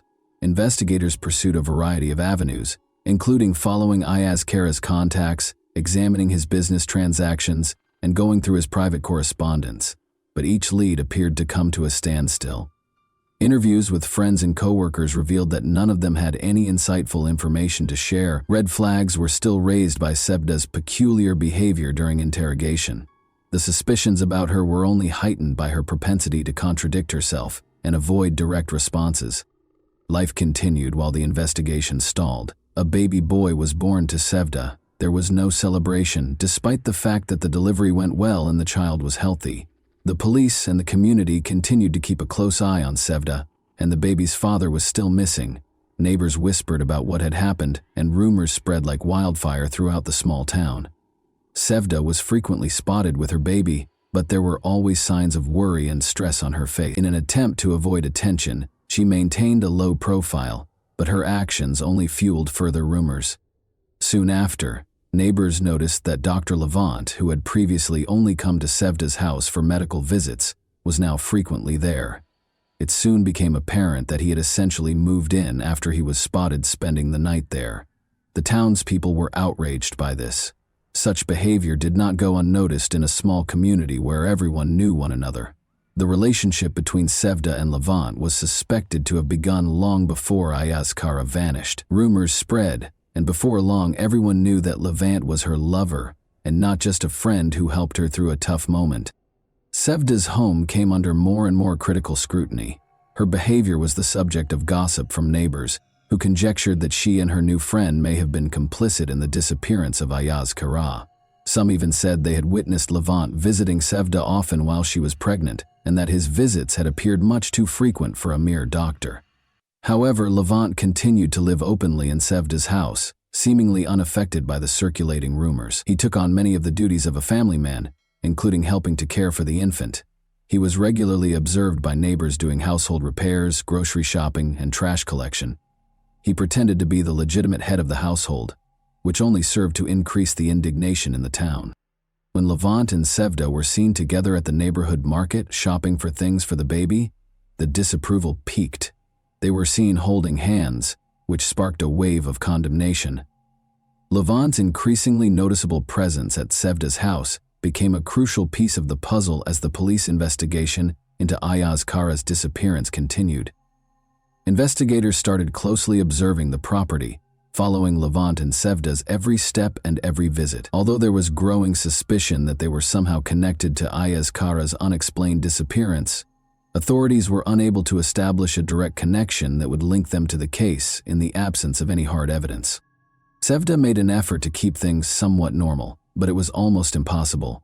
Her residence was continuously monitored by both the police and nosy neighbors. Every action she took was closely watched, and rumors about her were constantly spreading. She could not avoid the judgment. Women who once greeted her warmly and engaged in conversation about daily life now completely avoided her when she took her infant for walks. Families that had previously been friendly with her started to distance themselves from her after some even made mean comments, such as, "Her husband's barely gone, and she's already found his replacement." Levant, on the other hand, avoided any conflicts. He carried on with his life as though nothing out of the ordinary had occurred. He never bothered to defend himself, he never engaged with the neighbors, and he ignored the whispers. The situation became even more tense because of his disregard for public opinion. His assurance was evident, and Sevda found herself depending on him more and more as she drew courage from his unwavering poise. Meanwhile, the police kept reviewing the home security footage taken prior to Ayaz Kara's disappearance. They found growing evidence that Levant had seen Sevda far more often than a normal physician would have. This made Levant a prime suspect, especially since he was now residing in the missing man's house. Investigators started getting the paperwork ready so they could call Levant in for formal interrogation. Sevda insisted that Levant stay, but Levant began to consider leaving town for a while to avoid attracting any more attention. Not with the intense and inevitable looks of suspicion and condemnation from those around her. She could no longer handle it all alone. There was a knock on the door one evening. The police were involved. To answer some questions, they invited Levant to come down to the station. He had been aware that this day would eventually arrive. He composed himself and assured Sevda that he would return shortly before stepping out to meet the officers. With 1,000 concerns racing through her head, she watched as the police car drove off. She was aware that life would never be the same and that they would be constantly monitored. Levant tried to remain calm at the police station. The detectives questioned him about his frequent visits to Sevda, his relationship with Ayaz Kara, and why he was now residing in her home. According to Levant, he was merely a medical professional who had been supporting Sevda during a challenging pregnancy and the months that followed. Although he denied any involvement in the disappearance of Ayaz Kara, his answers did not satisfy the investigators. They persisted, looking for contradictions in his account. Meanwhile, fresh rumors started to spread around town. There were rumors that Levant might even be arrested and that the police were finally taking the case seriously. Some neighbors said that Sevda's actions had long struck them as strange, and that they had always suspected something was wrong. The community's judgment became more obvious. People shunned Sevda, and those who had previously supported her now abandoned her. After being questioned for several hours, Levant went home. He attempted to hide the fact that he was tired. At the door, Sevda greeted him with a strained and pale face. Even though she didn't ask any questions, it was clear that she was afraid. Levant realized that the situation was more serious than they had anticipated and that they were now in actual danger. Every action they took would be closely watched by the police, who obviously weren't going to let them off the hook. The tension only increased in the weeks that followed. Levant made an effort to continue as though nothing had changed, but the community's and the authorities' pressure was getting to be too much. Sevda avoided interacting with neighbors and rarely left the house. She was aware that their lives had devolved into a never-ending anticipation of catastrophe. They no longer felt safe, and their fear only grew with each new encounter with the police. Levant and Sevda came to the conclusion that there was no use in continuing to deny their relationship after weeks of incessant interrogation. Their lives had become intolerable due to the police pressure, the critical looks from their neighbors, and the never-ending barrage of suspicions. They made the decision to come clean. They maintained that they had nothing to do with Ayaz Kara's disappearance, despite the fact that they were living together and had become romantically involved. They freely admitted during a follow-up interrogation that they were now a couple, and that Levant had moved in with Sevda to assist with babysitting. They denied any involvement in Ayaz Kara's disappearance and stated that their feelings for one another had become too intense to ignore. They also asserted that their relationship had only started after Ayaz Kara disappeared. Their admission was met with suspicion by the police. Though there was no basis for criminal charges connecting the two to Ayaz Kara's disappearance, investigators were still certain that they were concealing something, However, the case became even more tense after Sevda and Levant came clean about their romantic relationship. Every action they took was now closely monitored as the investigation grew more intense. Sevda and Levant were all too aware that their life together had devolved into a never-ending nightmare, with new questions and suspicions emerging every day. Ayaz Kara's family, meanwhile, refused to wait around. Mehmet, his younger brother, and his parents decided to take matters into their own hands and started their own investigation. They were convinced that Ayaz Kara couldn't have vanished without foul play, and that Sevda and Levant knew more than they were confessing. Especially Mehmet was unrelenting. He spent hours interviewing neighbors, compiling data and examining it to find any possible leads. He clung to the hope that Sevda and Levant were somehow involved in his brother's disappearance and was determined to find out the truth. One day, Mehmet got a tip from a neighbor who said that a suspicious van had been seen close to the house the night Ayaz Kara vanished. No one had given it much attention at first, but now that detail seemed important. Mehmet started to inquire, and a number of neighbors attested to seeing the van. There were people inside the house where it had been parked. The timing coincided with the abrupt disappearance of Ayaz Kara, but no one knew who they were. Mehmet followed up on every lead pertaining to the van and eventually located a source who could provide a more thorough account. It was a white van that was old and unmarked. The witness also reported seeing individuals that evening loading heavy-looking objects or big bags into the van. For Mehmet, this realization felt like a breakthrough. After compiling everything he had learned, he gave it to the police. The tip was taken seriously by the authorities, who started investigating. The investigation took a crucial turn when they learned that a van that fit that description had previously been reported for suspicious activity in the neighborhood. The investigation was starting to put the pieces of the information they had collected together. The police began looking through town-wide security cameras that might have recorded the van's movement. They soon discovered video from one of the cameras, which showed a white van traveling late at night along a road close to the residences of Ayaz Kara and Sevda. This video turned into an important piece of evidence that might help explain Ayaz Kara's disappearance. The authorities' efforts to find the owner of the van were soon successful. They found that a man named Emre, who had previously been a driver for Levant's clinic, was the van's registered owner and had a connection to Levant. This discovery changed the course of the inquiry. They quickly brought Emre in for interrogation. He initially vehemently denied any wrongdoing, but when pressure mounted, his story started to fall apart. Detectives narrowed their line of inquiry by pressing him further after noticing discrepancies in his account. After a while, Emre broke down and acknowledged that he had helped Levant that evening. He said he had only been instructed to assist with moving some things and had not been fully informed of the situation. He claimed that because he assumed he was helping his boss with a personal issue, he didn't ask questions. Emre denied any direct involvement in the disappearance of Ayaz Kara and maintained that he had no idea what was in the bags he had assisted in transporting, but his admission only made Levant and Sevda seem more suspicious. The police were aware that they needed to move quickly. They obtained arrest warrants for Sevda and Levant so they could be questioned further, as well as a search warrant for their residence. Law enforcement showed up at Sevda and Levant's house late at night when it was quiet. A startled Sevda answered the door when they knocked, utterly unprepared for what was about to happen. She was shown the search warrant by the officers. As the police started their search, Levant was immediately taken into custody, handcuffed before he could speak, and arrested.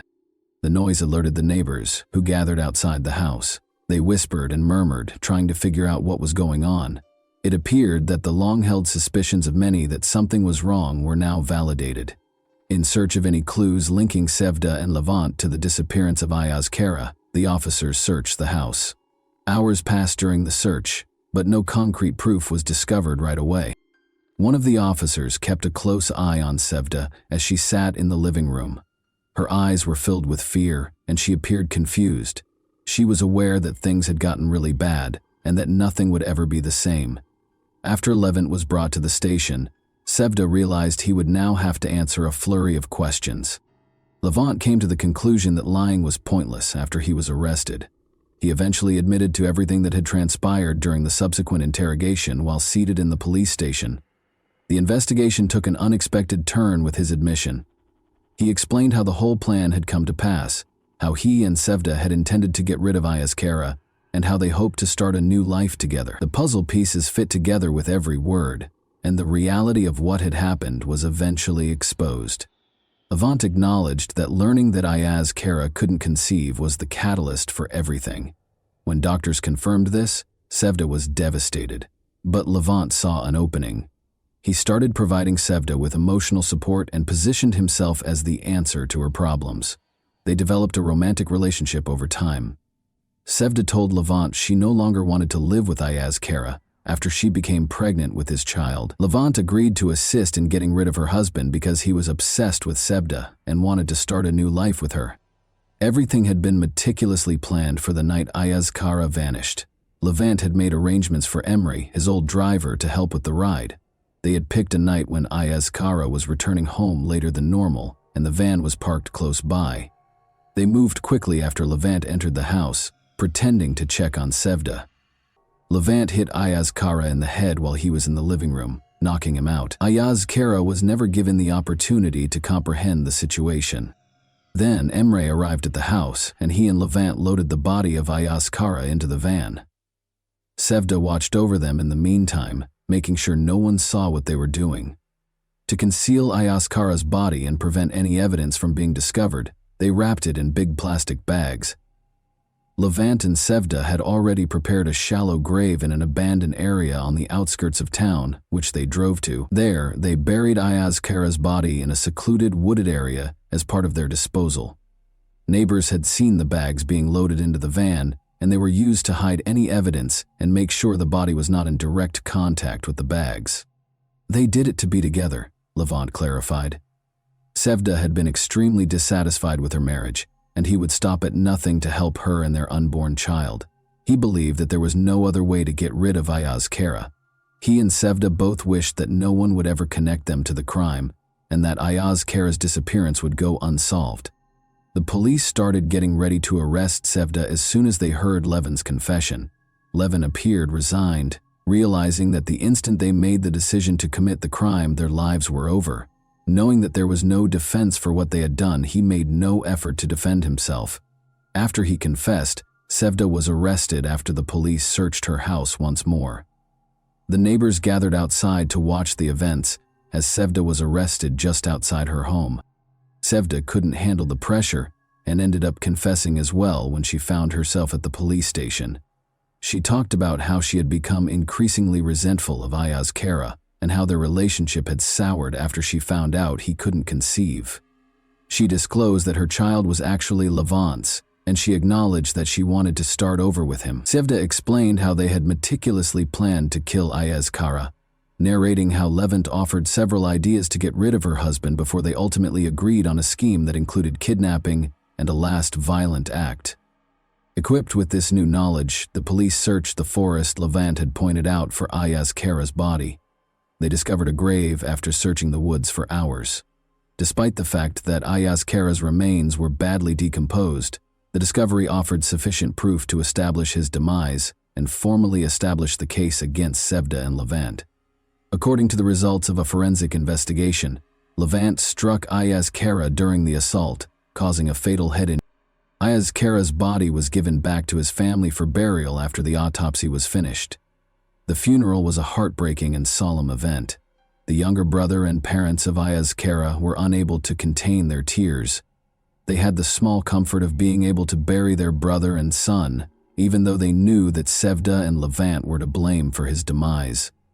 There was a sense of collective shock and grief in the air as many townspeople came to pay their respects. People found it difficult to understand how two people they had known could have committed such an unimaginable crime, and how such a horrible act could occur in their peaceful community.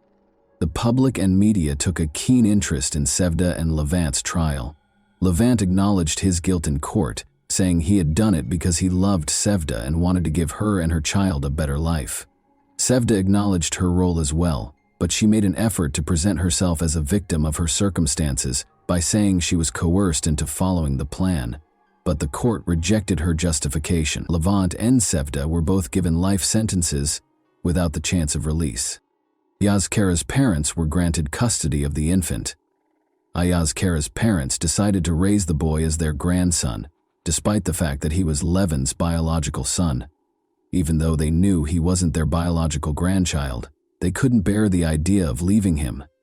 Despite the heartbreaking reality of his origins, they promised to provide the child with a loving and secure future because he was their only remaining link to Aya's Kara. And that wraps up today's chilling story. If you enjoyed this video, don't forget to like and subscribe so you never miss a new upload. Also, let me know in the comments what part of this story shocked you the most. Thank you for watching, and I'll see you in the next video.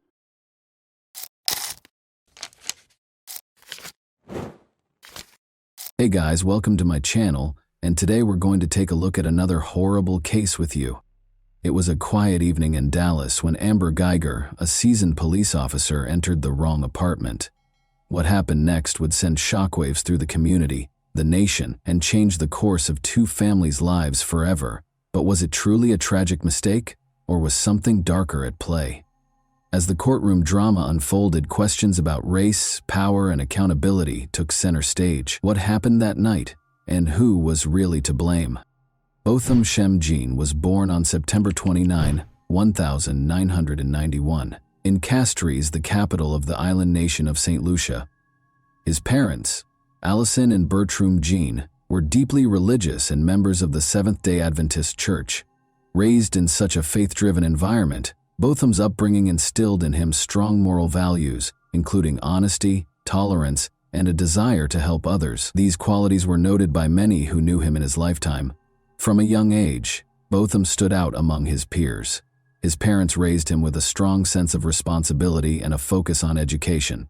In school, he demonstrated exceptional abilities in mathematics and music. At a young age, Botham began singing in the church choir, where his deep and moving voice immediately caught attention. Music became an important part of his life, and the church was a place where he felt supported and confident. After finishing school, Botham decided to continue his education in the United States. He chose to attend Hardin-Simmons University in Texas, where he pursued a degree in accounting. This decision marked an important milestone in his life, as moving to the U.S. opened up new opportunities for professional growth and personal connections. After graduation, Botham secured a job as an accountant in Dallas. His career quickly flourished, and his colleagues highly valued his professionalism and approach to work. For Botham, working at PwC wasn't just a career step, it was an opportunity to contribute to society and provide for his family. He supported his parents, helped the youth in his community in St. Lucia, and dreamed of advancing further in his career. His co-workers remembered him as someone who always brought positivity and inspiration to the team, fostering a strong sense of camaraderie and striving for the best results. But it wasn't just his professional life that mattered to Botham. He was actively involved in the life of his church in Dallas, where he was part of the music group and often spent time with friends from the community. He found joy in simple things, cooking dinners for his friends, organizing parties to maintain friendships, and always sharing his sincere smile and support with others. His life was filled with plans for the future, full of optimism and a drive to achieve even greater things. Amber Geiger, on the other hand, came from a small town near Dallas. She was born on August 9, 1988, and grew up in a family where discipline and hard work were strongly emphasized. From an early age, Amber dreamed of becoming a police officer. Her father worked in local law enforcement, and she knew she wanted to follow in his footsteps to help people and bring order to society. Amber pursued this dream after high school by enrolling in the police academy. She worked hard and demonstrated the discipline and focus needed for a career in law enforcement. After graduating from the academy, Amber began her career with the Dallas Police Department, where she eventually became an officer. Her colleagues described her as determined and hardworking, though she often expressed frustration with the emotional strain and high stress of her job. The life of a police officer is always filled with risk and stress, and Amber was no exception. She often found herself in situations that required quick decisions, where her reaction had to be immediate. These working conditions took a toll on her emotional state. Over time, she became more withdrawn and cautious in her relationships with others, preferring to spend her free time alone to recharge. Amber Geiger was dedicated to her profession, but her life was full of contradictions. She tried to hide her vulnerabilities, but those who knew her well could see that she often felt lonely and sometimes even lost in the world. Despite her strong and determined character, Her internal struggles and fatigue from the constant pressure made her life less stable. She would often return home late, exhausted and emotionally drained, which perhaps played a critical role in the tragic events that unfolded later. After moving to Dallas, Amber bought an apartment in a high-rise building not far from her workplace. She hoped that living close to her job would help her rest more and not waste too much time on commuting. Life in Dallas was supposed to be a fresh start for her, but this new beginning didn't bring the peace she had hoped for.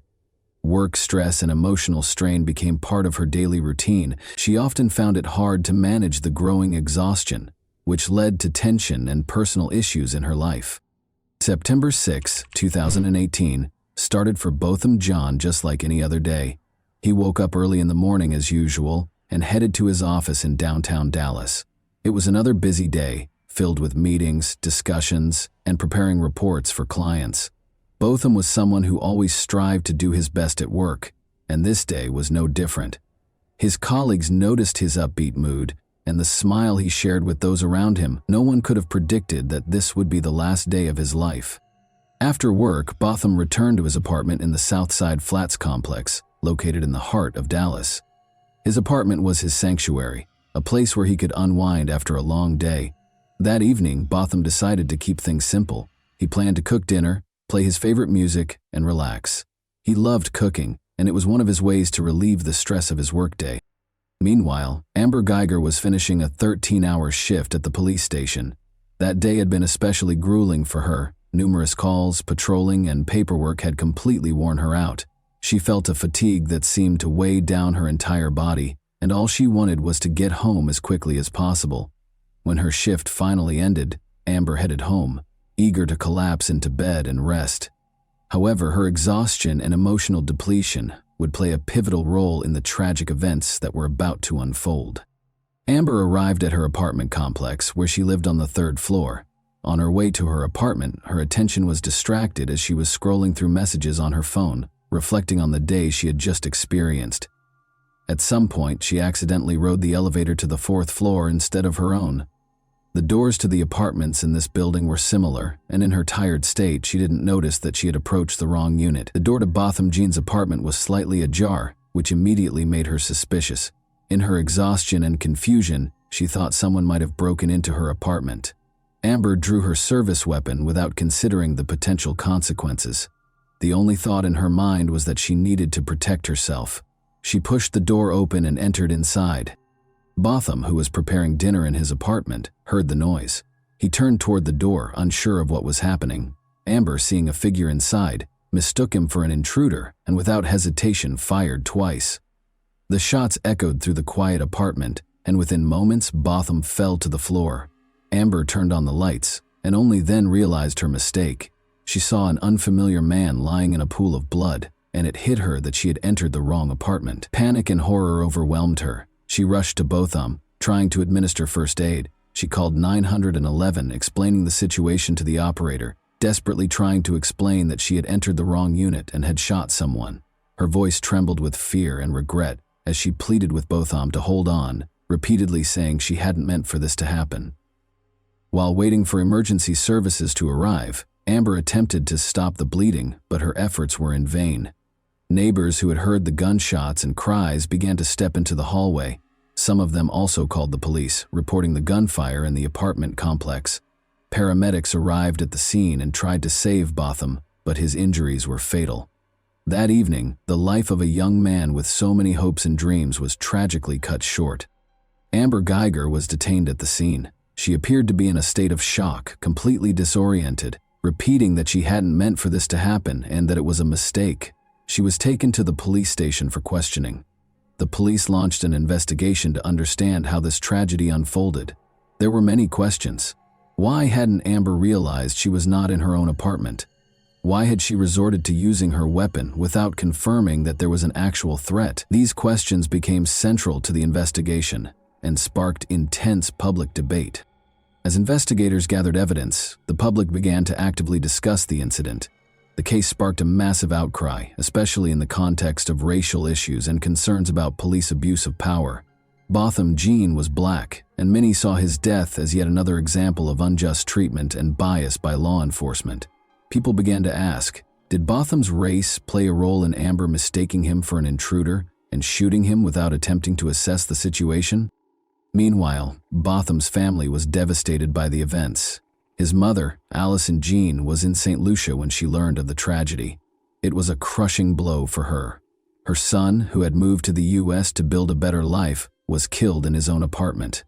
Allison began to demand justice for her son, calling on the public and authorities for a thorough and impartial investigation.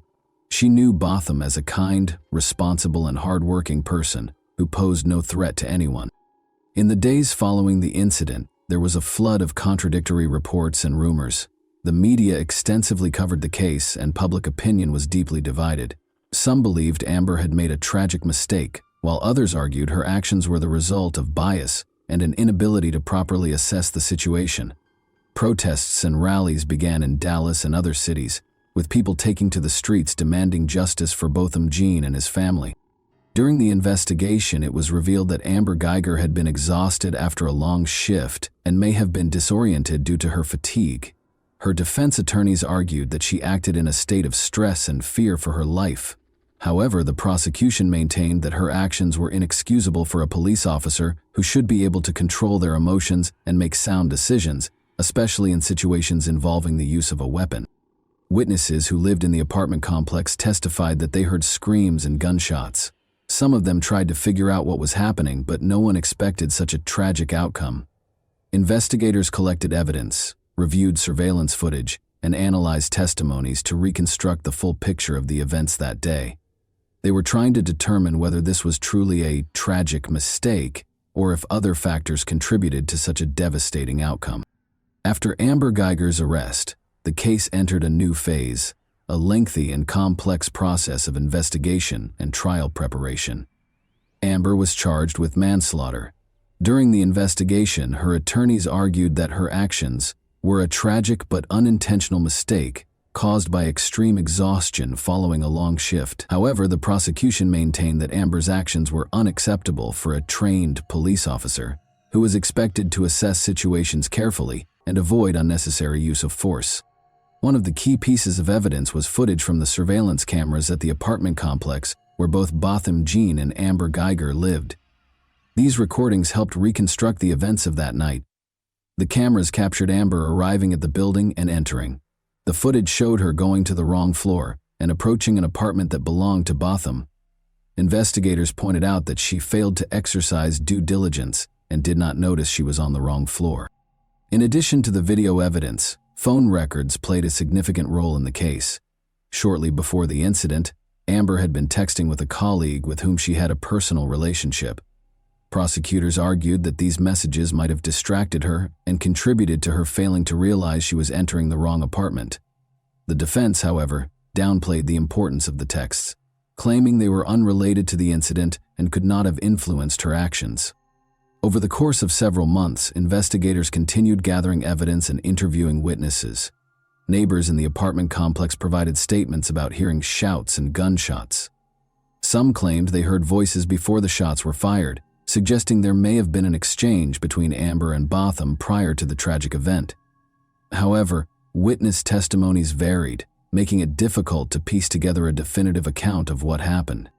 At the same time, forensic examinations were conducted. Experts meticulously analyzed the firearm used in the shooting, as well as the bullet trajectory and other physical evidence, to determine the positions of Amber and Botham at the time of the shooting. One contentious point was the positioning of Botham's body and the angle of the bullet. The prosecution argued that the evidence showed Botham did not pose a threat to Amber, while the defense claimed she acted out of self-defense. In August 2019, a highly publicized trial began, attracting widespread attention from both the public and the media. The courtroom was packed with journalists, family members, and friends of Botham Jean, as well as supporters of both the prosecution and the defense. The case promised to be a difficult one, touching on issues of police competence, personal responsibility, and racial justice. The trial opened with statements from both the prosecution and the defense. Prosecutors argued that Amber Geiger's actions were not just a mistake, but the result of her negligence as a police officer. They emphasized that any officer should exercise heightened caution, especially when it comes to using a firearm. Furthermore, they pointed out that Botham Jean was in his own home and posed no threat to Amber. The defense, on the other hand, built its case around the idea that Amber was acting out of extreme exhaustion and confusion, driven by fear for her own safety.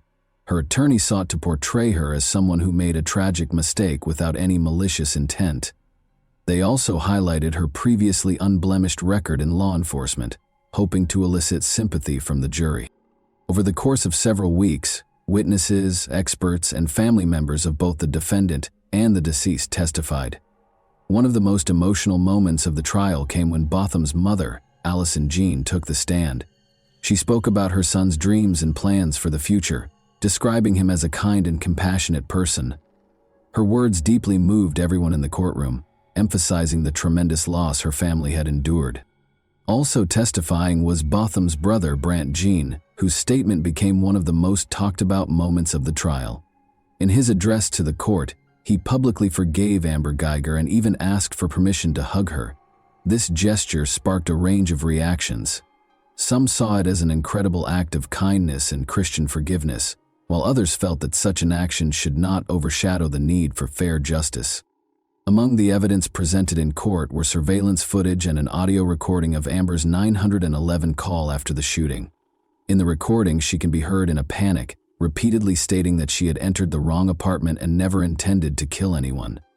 This call sparked further discussion as it captured her desperation, but also highlighted the lack of any attempt to determine who was in front of her before resorting to using her weapon.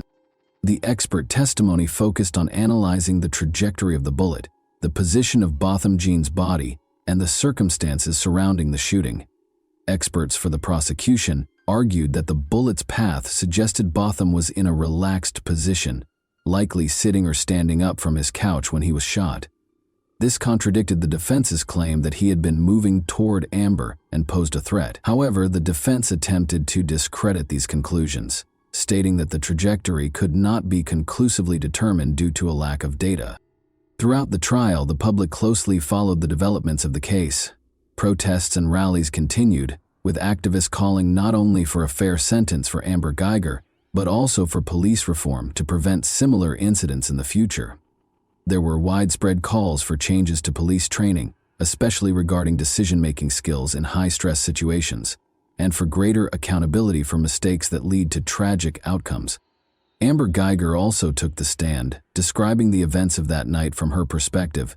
She explained how she had come home after a long shift, feeling tired and disoriented.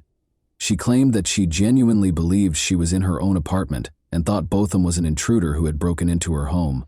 She cried as she spoke, stating that she never intended to harm anyone and that it was a terrible mistake, one that she would have to live with for the rest of her life. Her testimony was emotional and, in the opinion of some, sincere, though it sparked conflicting reactions among the audience. The question of what the appropriate sentence should be became central in the final stage of the trial. Prosecutors insisted that Amber Geiger should be convicted of manslaughter, arguing that her actions led to the death of an innocent person and that a police officer who cannot assess a situation properly should not remain on the force. The defense, on the other hand, requested a lighter sentence, citing the lack of intent and arguing that Amber already carried a heavy burden of guilt for her mistake. After several days of deliberation, the time finally came for the jury to render their verdict in the case of Amber Geiger. Tension filled the courtroom as all eyes were on the judge and jury, who would decide whether the former police officer was guilty of causing Botham Jean's death. For many, this trial had become a symbol not just of a personal tragedy but also of the deep-rooted issues within American society: racial bias, abuse of power, and a lack of accountability within law enforcement. On October 2, 2019, the jury announced their verdict. Amber Geiger was found guilty of the crime that resulted in Botham Jean's death. This decision came as a surprise to many, particularly since the prosecution had initially sought a conviction for manslaughter. The charge of murder carried more serious consequences and a longer prison sentence. In the courtroom, there were audible expressions of relief and quiet celebrations. This verdict was a significant step toward justice for Botham's family and those who had supported them throughout the long and painful trial. The following day, the judge delivered the sentence. Amber Geiger was sentenced to 10 years in prison. In her statement, the judge acknowledged the complexity and tragedy of the case. emphasizing that both sides had experienced significant loss. Geiger, the judge noted, had made a grave error that cost an innocent person his life. However, despite the weight of the sentence, many felt that 10 years was too lenient for a life lost as a result of such a severe mistake. While some were satisfied with the court's decision, others believed it fell short. Activists and supporters of the Jean family argued that the sentence did not reflect the gravity of the crime and was not enough punishment for the life that had been taken.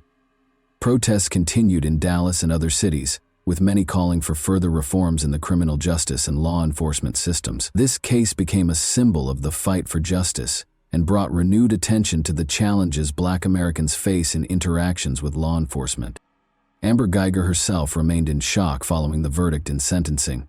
She repeatedly stated that she had no intention of harming anyone and that it was a terrible mistake. Her attorneys filed an appeal, hoping to reduce her sentence. They argued that 10 years was too harsh for someone who acted out of confusion, stress, and exhaustion. However, as the trial concluded, Geiger was taken into custody to begin serving her sentence. Botham Jean's family expressed their gratitude to everyone who supported them throughout the long months of the trial. Botham's mother, Allison Jean, stated that while the verdict provided some sense of resolution, it could never bring back her son. She emphasized the need for systemic reforms in the justice system and law enforcement to prevent similar tragedies from happening again. Allison continued to advocate for change within police departments, hoping her son's case would serve as a catalyst for meaningful progress. The case of Botham Jean had a profound impact on public opinion and the national conversation around policing. This incident became yet another example highlighting systemic issues in law enforcement and the treatment of Black citizens. In response to public pressure, several states began considering legislative initiatives aimed at improving police training, particularly in situations involving the use of force and community interactions. Calls grew louder for increased accountability for officers' actions, and mandatory training programs focused on racial and cultural competency. Additionally, the Botham Jean case inspired the creation of organizations and funds dedicated to supporting families of victims of police misconduct and advocating for law enforcement reform. These groups provided legal and emotional support while spearheading campaigns to raise awareness about racial discrimination and abuse of power. Allison Jean became an active participant in these initiatives, using her personal story to fight for justice and systemic change. As time passed, Amber Geiger continued to serve her sentence in prison while awaiting the outcome of her appeal.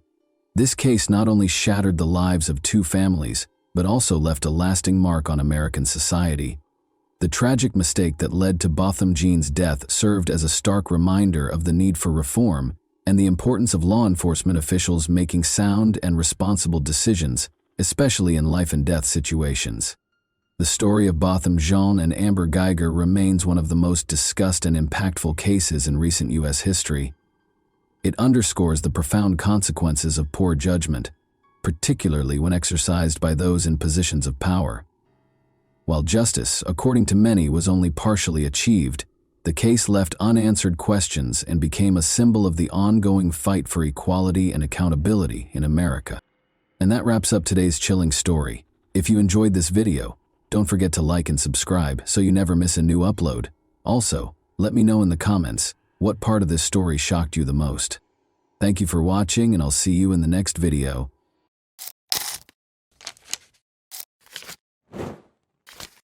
Hey guys, welcome to my channel, and today we're going to take a look at another horrible case with you.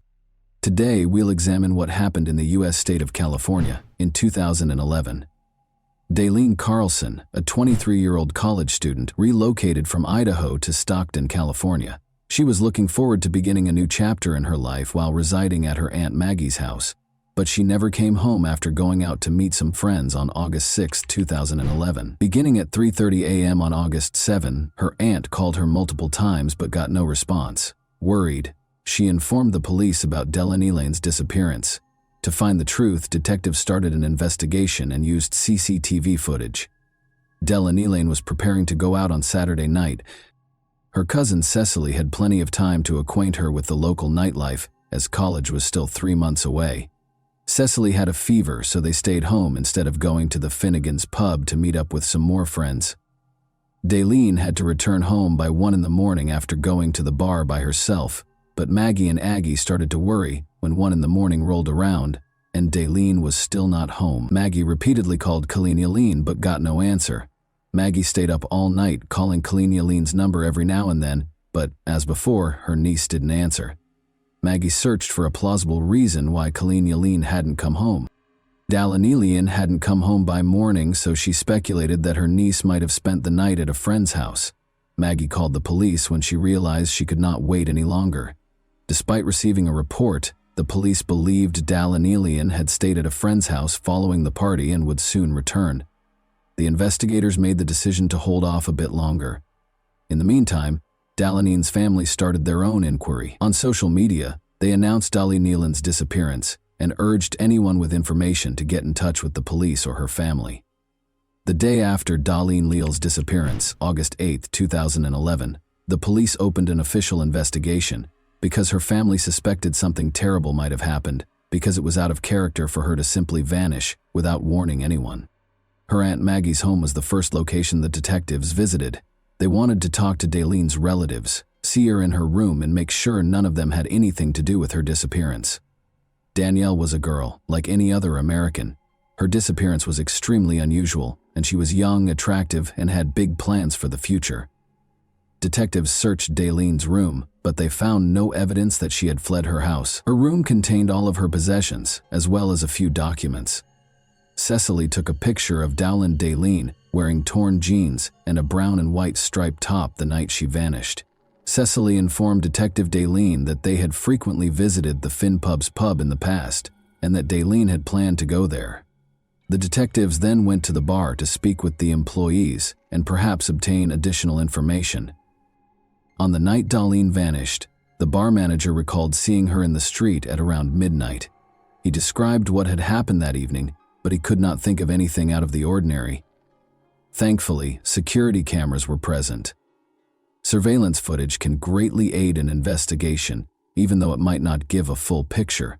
2 operational security cameras in the bar recorded hours of Saturday night activity. The detectives made the decision to obtain a copy of the recordings and go over everything back at the police station, because it would have taken a long time to go through the footage. This, they hoped, would allow them to find out who Daleen had slept with, and more crucially, with whom she had left the bar. At first look, the tape appeared to be normal. On the street, young women and men congregated, smoking and chatting. It appeared to be a typical Saturday night in a pub. But they are drawn to one girl in particular. She's dressed in a striped top similar to the one from the day. Leen is wearing a striped top in the final photo. She goes back to the bar at 1:40 and 0 in the morning. Another security camera is located inside, in the corridor close to the restrooms. Photo 41 is watched by detectives. After 61 minutes, she was observed consuming alcohol. She might have been a bit more exposed than normal. In a hallway full of young men, she is the only woman. Every person in this video could be a suspect, and even if they are not, they might be a witness. Daleen seems content and at ease as she watches the video. At 0:40 in the morning, detectives see a young man approaching her from behind and placing his arm around her waist, indicating that someone is about to approach too closely. A short while later, as she was going into the bathroom, a man with a beard and an outfit that was backwards passed her. Daleen, who was not particularly disturbed by the young man's presence, also didn't seem very happy to see him. As soon as they saw this video, the detectives knew they needed to find this man, so they talked to her friends and neighbors. They discovered once more that Jason Gilly was the man who had Daleen around his waist. Jason was well known to Daleen Cecily's cousin Cecily and her friends, who frequently got together at his house for an enjoyable evening. Investigators found Jason Gilly's home and spoke with him. They questioned him about where he was when Daleen vanished that night. Jason clarified that he had planned to take Daleen home after spending the evening with her, but he had to leave early due to his child's needs. Jason claimed that he came home by himself. He claimed that because his young son was ill, he left the bar at around 1 in the morning and got home at 1:30. He brought up another possible suspect. Jason suggested to the detectives that they should speak with Evangelisti. According to him, Evangelisti was seeing Jacob Evangelisti, but they had a fight in front of Jason 4 days prior to her disappearance. Because jealousy frequently leads people to act rashly, the detectives were interested in this information. Thus, they made the decision to learn more about Jacob Evangelisti. The investigators discovered some recent images of Jacob while searching through Dalene's social media accounts. To find out if Jacob was present, they made the decision to watch the bar's security footage again. They changed the video at 1:06, when Dalene left the eatery and went up to the man who was leaning against the wall. Dalene's behavior appears to drastically change when he is around. She seems to be very upset about something, as evidenced by the vigorous hand movements. The investigators attempt to determine whether it might be her boyfriend Jacob, but the bright lights make it impossible to see his face. After a few seconds of their brief conversation, Dalene left, leaving the detectives to keep watching and trying to figure out who the mystery man was. They finally recognize him as Jacob Evangelisti when he turns to face the camera. During the interview, detectives brought Jacob Evangelisti in to be questioned. Jacob appeared to be quite upset. He was asked about his relationship with Dalene by the detectives, who specifically wanted to know when and how he had last seen her. Jacob claimed that he and Dalene had last seen each other at a bar. Jacob disclosed that Dalene had ended their relationship that evening at Negan's bar. "I had no intention of ending my relationship with Dalene," he said. To be honest, he was furious that she had ended their relationship. Dalene had left the bar without him, Jacob later said. He adamantly denied any involvement in her disappearance. After that, the investigators reviewed the CCTV footage to see if it supports his account. Jacob walks into the bar at 1:09 in the morning. They keep on observing. Dalene enters the picture after Dalene. She seems to be bidding one of the patrons farewell. She then exits the frame at 1:15 a.m. The detectives kept going over the video until the bar had closed and all of the patrons had left. The lights go out at 2:38 a.m. When day Nether appears again, the parking lot is almost deserted. It appeared that Jacob was responsible for Dalene's disappearance at this stage of the investigation. Investigators have not yet found any evidence that her disappearance was the result of foul play, but it's possible that he just couldn't move on from the fact that she had left him. Dalene's family is searching on their own, according to Dalene. They created flyers and began distributing them throughout the city. They wanted as many people as possible to know about Dalene's disappearance. After she left the bar, she might have been spotted by someone. Detectives ask Evangelisti if anyone knows what happened to her at the stock station. Evangelisti once more, but he maintains his denial of any knowledge. James, another person in Dalene's social circle, is the name he gives instead. Dalene claims to have a new boyfriend. Dalene's social circle also includes James. They had a relationship, even though James wasn't Dalene's boyfriend. James was also a close friend, which was another interesting fact. Jason Gilly's pal. They actually shared the same home. Dalene's ability to enter into such a relationship and then vanish almost instantly afterward was highly intriguing. This sparked intense suspicion about James and the idea that he might have had something to do with her disappearance. James was asked to talk about his relationship with Dalene at the police station. Although he acknowledges that he and Dalene were romantically involved, he says he has no knowledge of the night she went to the bar. James had information he wanted to share, but he claimed to have been out of town when the police began looking into his alibi. He informed investigators that Dalene texted him to let them know she was with a new man after she disappeared. James verified that Dalene was there by showing the detectives his phone, which was Dalene's. Detectives came up with a new theory after she wrote that she was leaving the bar to go to a friend's party, but the friend's identity was still unknown. It is likely that Dalene had to visit the grocery store or the liquor store in order to continue the party. A list of 24-hour liquor stores has been compiled by investigators. Elis was the name of the store that was closest to Finnegan's. When detectives arrived, they discovered that a Dalene was equipped with security cameras. The security cameras recorded Dalene if she was there. The detectives began watching the security camera footage outside. When Dalene saw her walking into the store with a young man, their suspicion was confirmed. However, who was he? Since the video only captured his back, a precise identification was not possible. Dalene and her enigmatic companion purchased what appeared to be a bottle of alcohol as the detectives started going over the footage from the other cameras. At 1:31 a.m., they waited for them to leave the store before switching back to the exterior camera. Detectives have a better picture after the couple leaves the store. The first face the detectives saw in the bar footage was the same as the one with the baseball cap and goatee on backwards. This gave them a new lead for their ongoing investigation when Jason Gilley noticed it. Jason initially claimed to investigators that he went home alone at 1:30 a.m. to tend to his ailing son after leaving Finnegan's bar. It was now evident to the police that he and Daleen had left the liquor store at 1:31 in the morning. Jason became the prime suspect right away because he had lied about leaving the bar by himself. Jason Gilley was taken into custody by the police 1 week after Daleen vanished. After an hour or so of waiting, the detectives started questioning him while keeping an eye on any behavioral changes. The detectives went over Jason's account of what transpired that evening without disclosing that they had a tape recording of Jason's shopping excursion at night. They asked him to recall the time he left the bar and arrived home. Jason lied once more, claiming that he got a text from his grandmother at 1 in the morning and went home to see how his son was doing.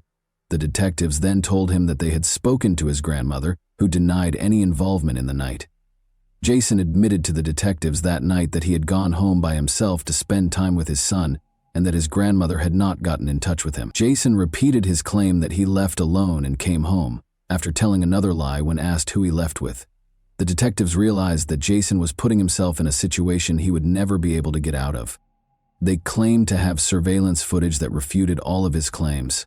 Jason then acknowledged that he had left the bar with Dal for less, to buy her a bottle of Jägermeister and to eat for less. However, he claimed to have driven her back to the bar before leaving for home. He claimed it slipped his mind when detectives questioned him about why he had lied about a crucial detail, such as the fact that Dalny had left with Dalny. Daleen claims that he invited her to stay the night on his couch and she agreed. He acknowledged that he and Daleen had had intimate contact and that they shared a Jägermeister. After he explained it to Dalenate became upset, said it shouldn't have happened, and sobbed as he went home. Jason related a news story about how they got into a fight early on Sunday morning while he was driving Dalenate home. He picked up his grandmother on the corner close to his house and got into her car. She tried to get out of the car just before they arrived at Dalenate's house. Dalany Karengrein was upset and yelled to be allowed to get out of the car for the duration of the 30 to 45-minute drive. She said she couldn't believe Jason had done this and called him a piece of garbage. Jason claims that the last time he saw Dalany, she got out of the car and fled when he pulled over. The interview ended when Jason insisted on having a lawyer. Gilley was not charged by the police because they did not have enough evidence. Gilley had no choice but to let him go.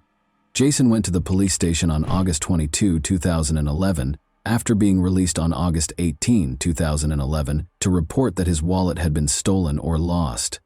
Upon seeing him, detectives investigating Daleen's disappearance were taken aback. Jason was approached by Detective Robert Fain, who asked him to accompany him on a retracement of the path he took on the day Daleen vanished. Jason consented and led the detective to the spot where Daleen is said to have jumped out of the car and run away. When the detective questioned Jason about why he didn't try to apprehend her, Jason said that he had to return home because the car behind him was honking, so he got back on the freeway. Then Jason explained that he had been looking for Leany Lean for 10 or 15 minutes, but he had to leave because his gas tank was nearly empty. To get gas, he drove to Stockton's Archie Road. The detective went to the gas station with no fresh leads. Luckily, security cameras were in place. There, at 10:46 a.m. on August 7, 2011, Jason pulled over at the gas station on Archie Road exit on Highway 99 in Stockton, according to surveillance footage. It had been 9.5 hours since he had last taken a video at the Daleen liquor store. Jason appeared to be acting normally at first, but the inconspicuous gesture caught our attention. Jason appears to be unclean. Jason's shirt and arm are covered in dirt. He seems to be shaking his shoulders at one point. This conduct seems very suspicious. Before leaving the gas station, Jason checks the passenger door before getting into his car and walking back to it. He opens the passenger door once more and slams it shut after 20 seconds. Daleen was the last person to use that door, he said. At last, he takes off in his car. Detectives have developed a new theory after seeing this footage. Their theory is that Daleen took Daleen to a field south of Stockton and, in a hurry, physically pulled her out of the car, causing the front passenger door to jam, Dallin thought that she was dead, but they told her that in order to arrest Jason. Dai Ling was still missing, and Jason was out and about interviewing representatives. The case then underwent a sea change on October 15, 2011, more than 2 months after Dai Ling's disappearance. A farmer made a tragic discovery in a field 20 miles outside of Stockton. According to court documents on the 15th of 2011, human remains, later identified as Dathos Lean, Daleen, were found in a cornfield approximately 64 feet from Lone Tree Road in the Escalon. That afternoon, senior criminalist Sarah Yoshida of the Department of Justice was sent to the crime scene. A skull, ribs, jaw, vertebrae, and bones from the feet and legs were among the many bones discovered by Yoshida. She also discovered a clump of hair and a human torso. Cases of 522 caliber cartridges were discovered just southeast of the location of the human remains, and a black bra was discovered between the remains and Lawn Road. Dr. Bennett Omalu, the medical examiner for San Joaquin County, arrived at the crime scene at approximately 9 p.m. that evening. He ordered an 18-inch excavation of the ground beneath the body as soon as he saw it. After securing the soil in a body bag and x-raying it, we discovered 222 caliber bullets in the excavated soil. An AUI was conducted on Dai Ling's remains by Dr. Omalu. He claimed that Daleen was shot in the cornfield where her remains were discovered, and that either the bullets passed through her body and lodged in the ground just beneath her, or they remained inside the body and fell out as it decomposed. In either case, there was a gunshot wound to the backhead. Based on the location of the gunshot wound and the fact that Dalenaline's fingernails, jewelry, and nails were tangled in her hair, Dr. Dra Omalu believed that when Dalenine was shot, she had her hands and fingers wrapped around her head. Omalu came to the conclusion that Dalenine's death was caused by a gunshot wound to the head, with gunshot wounds to the trunk also playing a role.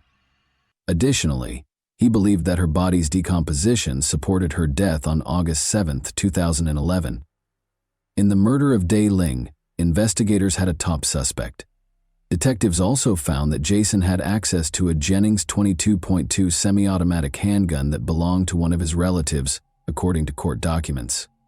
The gun's involvement in Daline's shooting was verified by ballistics testing. Jason Gilley was arrested by authorities when he was eventually taken into custody. On the evening of Saturday, August 6, 2011, Daleen went to a bar to meet some friends, and investigators developed their theory about what happened the night she vanished. Among them was Jason Gilley. Daleen was convinced to come to Jason Gilley's house.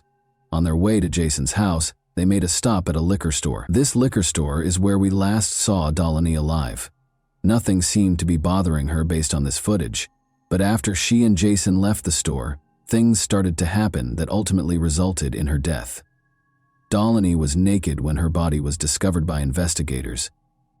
Because of this, authorities concluded that she didn't want to have an intimate relationship with Jason, but he coerced her into doing so. That was the only plausible explanation. Authorities believed that Daleen told Jason that she would report it to the police, so he put her in his car, drove many miles past her home, and then turned into a field where he killed her. However, the body's extreme decomposition made it impossible to verify that theory. Jason Gilley was found guilty of Daleen's murder in November 2013 and given a life sentence without the possibility of release. He made an unsuccessful attempt to appeal the sentence. And that wraps up today's chilling story. If you enjoyed this video, don't forget to like and subscribe so you never miss a new upload. Also, let me know in the comments what part of this story shocked you the most. Thank you for watching, and I'll see you in the next video.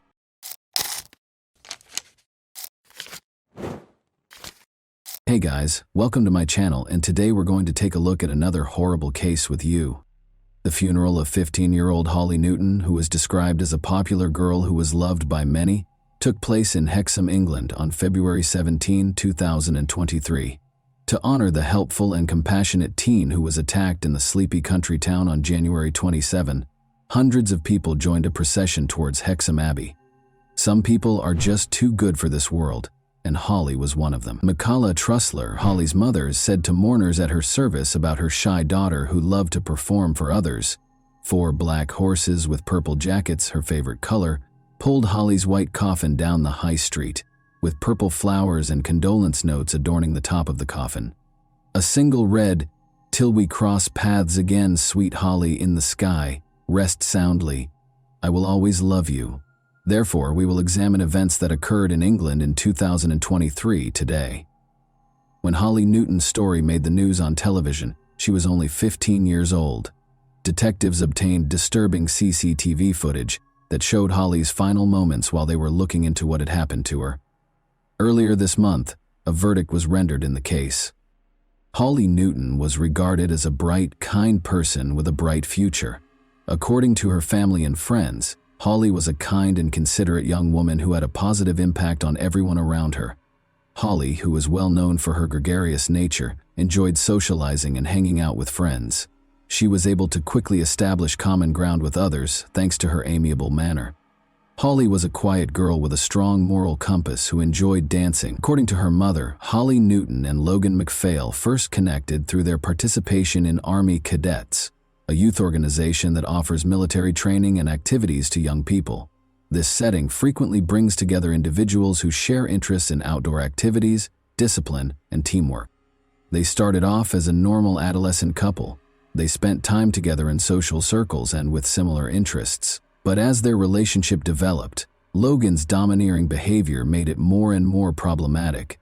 His insistence on always knowing Holly's location and his meddling with her social media accounts were just two examples of how this control showed up. According to reports, he altered her passwords to restrict her social interactions, which is a classic indication of controlling behavior in which one partner tries to control the other. Family and friends have observed Holly growing more and more alone. Holly initially continued to date Logan in spite of these warning signs, which is common among teenagers who might not completely comprehend or identify the warning signs of an unhealthy relationship. Holly's first and only boyfriend, Logan MacPhail, was described by her mother, Michaela Tressler, as a typical adolescent relationship with ups and downs.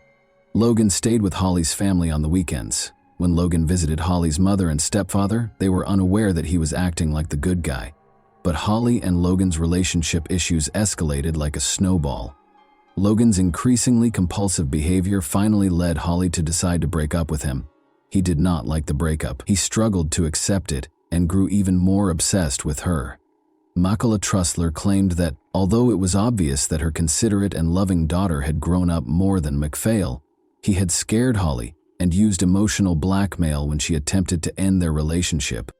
She added that MacPhail had been obsessed with Holly and believed that if he couldn't have her, then no one else could, and that I was unaware of the magnitude of the turmoil Holly was going through at the time. She also claimed that she was unaware of the emotional pain Holly was going through when she attempted to end her relationship with MacPhail, and that warning signs of his domineering behavior were not identified until it was too late. MacPhail reacted angrily to the split. Holly made it clear that she wanted to move on, but he still tried to control her life and started following her around town. On the evening of January 26, MacPhail showed up without permission outside her Halt Whistle home, and the police had to escort him back to his Bertley residence. In fact, Holly and her parents were scheduled to meet with the police to talk about their concerns regarding MacPhail. However, a tragic turn of events occurred when MacPhail showed up at their Halt Whistle home without permission and demanded to speak with Holly on the evening of January 26th-noon-middle hour. Michaela Tressler, Holly's mother, called Northumbria Police a mere. Holly pleaded for the meeting to be rescheduled so she could go out with her friends after school on January 27, which was originally planned for around 4 p.m. The police meeting was rescheduled for the evening, but Holly suffered a terrible incident just hours before the scheduled time. CCTV was used to reconstruct the events that transpired the day after MacPhail unexpectedly appeared outside Holly's home. He was unable to come to terms with Holly's breakup. He left school early the next day, carrying a kitchen knife in his backpack, and took the bus to Hexham, where he waited for Holly to leave town. He was wearing all black, with a baseball cap and black face mask to hide his identity. For approximately 45 minutes, MacPhail accompanied Holly and her friends as they explored a shopping mall and a recreation center. Additionally, he repeatedly called Holly's loved ones via voicemail in an attempt to persuade her to meet with him in person, while Holly went to a takeout place on the town's high street with the boy. Then he went up to her and asked if she would like to speak with him in an alleyway nearby. MacPhail followed him and then attacked Holly violently, stabbing her several times. Her friend left the store when he heard Holly scream and stepped in to stop him from getting stabbed in the leg and shoulder as well. On Friday, January 27, 2023, just after 5:10 p.m., police received a call reporting that a boy and girl had been severely beaten in the town center's Priest Popple neighborhood. Despite the efforts of medical staff, they were both taken to the hospital after emergency services discovered them in a nearby alleyway with multiple stab wounds. Holly passed away after 36 injuries. 6 days prior to the attack, she ended her relationship with McPhail. After receiving treatment, the boy, who cannot be identified for legal reasons, was released. After being held in a bus shelter by courageous bystanders, officers quickly took 16-year-old Logan McPhail into custody at the scene. He identified himself and provided arresting officers with the victim's name, as evidenced by body cam footage. Then, talking to an officer in the back of a police van, he allegedly confessed, "She was being too horrible to me." Later, McPhail said, "I can't read or write, I know nothing," and refused to provide officers with his birth date. Following the assault, McPhail was accused of killing Holly Newton and wounding another 16-year-old. In police interviews, McPhail revealed his intention to kill Holly, stating unequivocally that he did so because she was terrible to him. He did this with a chilling lack of emotion. McPhail's legal team claimed that his autism diagnosis and learning disabilities rendered him ineligible to enter a plea, which caused the case to take 18 months to reach court. This would have indicated that he was unable to fully understand the criminal proceedings, but the judge decided that he was able to follow the trial's progression after hearing testimony from a number of experts. Jurors disagreed with the defense team's assertion that he was unaware of the repercussions of his actions because of his numerous problems.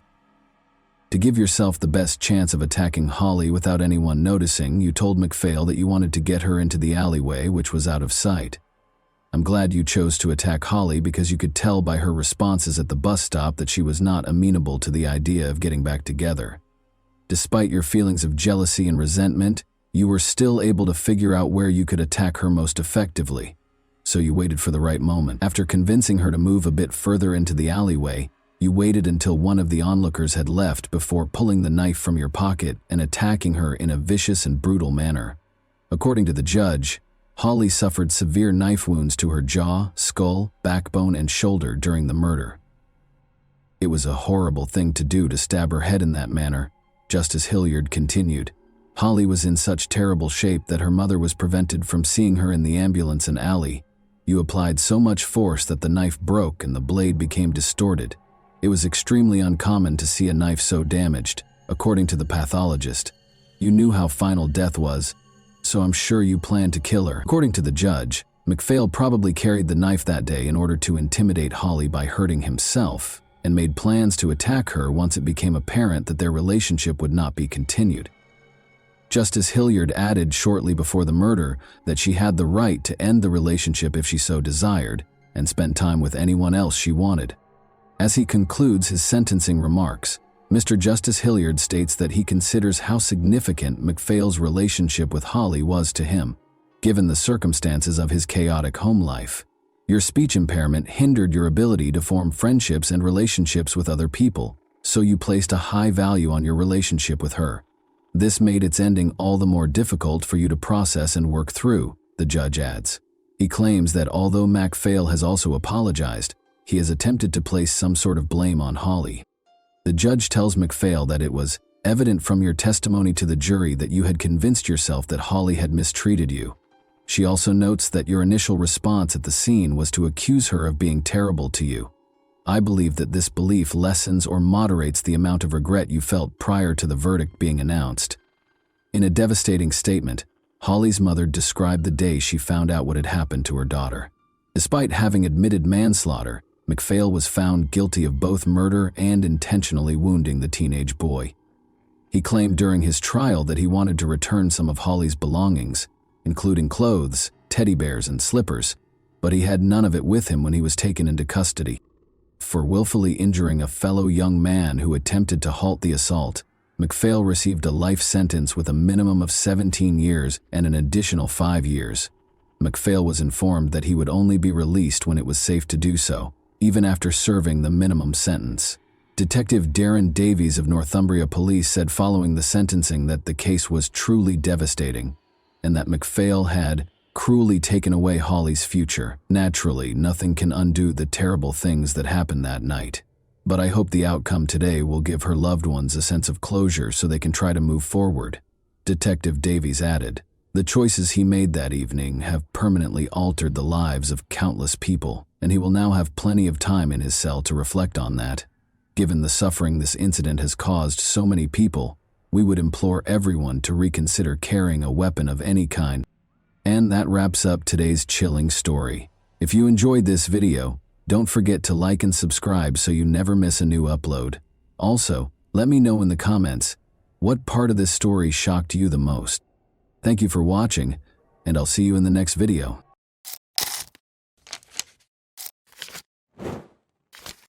Hey guys, welcome to my channel, and today we're going to take a look at another horrible case with you. When a distressed man called the Las Vegas, Nevada Rescue Service on Saturday, April 5, 1997, to report his wife missing, the dispatcher took the call. The man, who was identified as Mark Hollinger, clarified that Ginger Rios was the name of his wife. They had recently moved into a new home the day before and had only been married for 5 months. When Ginger walked into a store and appeared to disappear, they were shopping for a new house. The police started looking into it. Even in a city with its share of sins, detectives had never heard of a disappearance so enigmatic. The unusualness of this case, where you believe you know exactly what happened, but you are wrong and have to start over, was beyond their wildest expectations.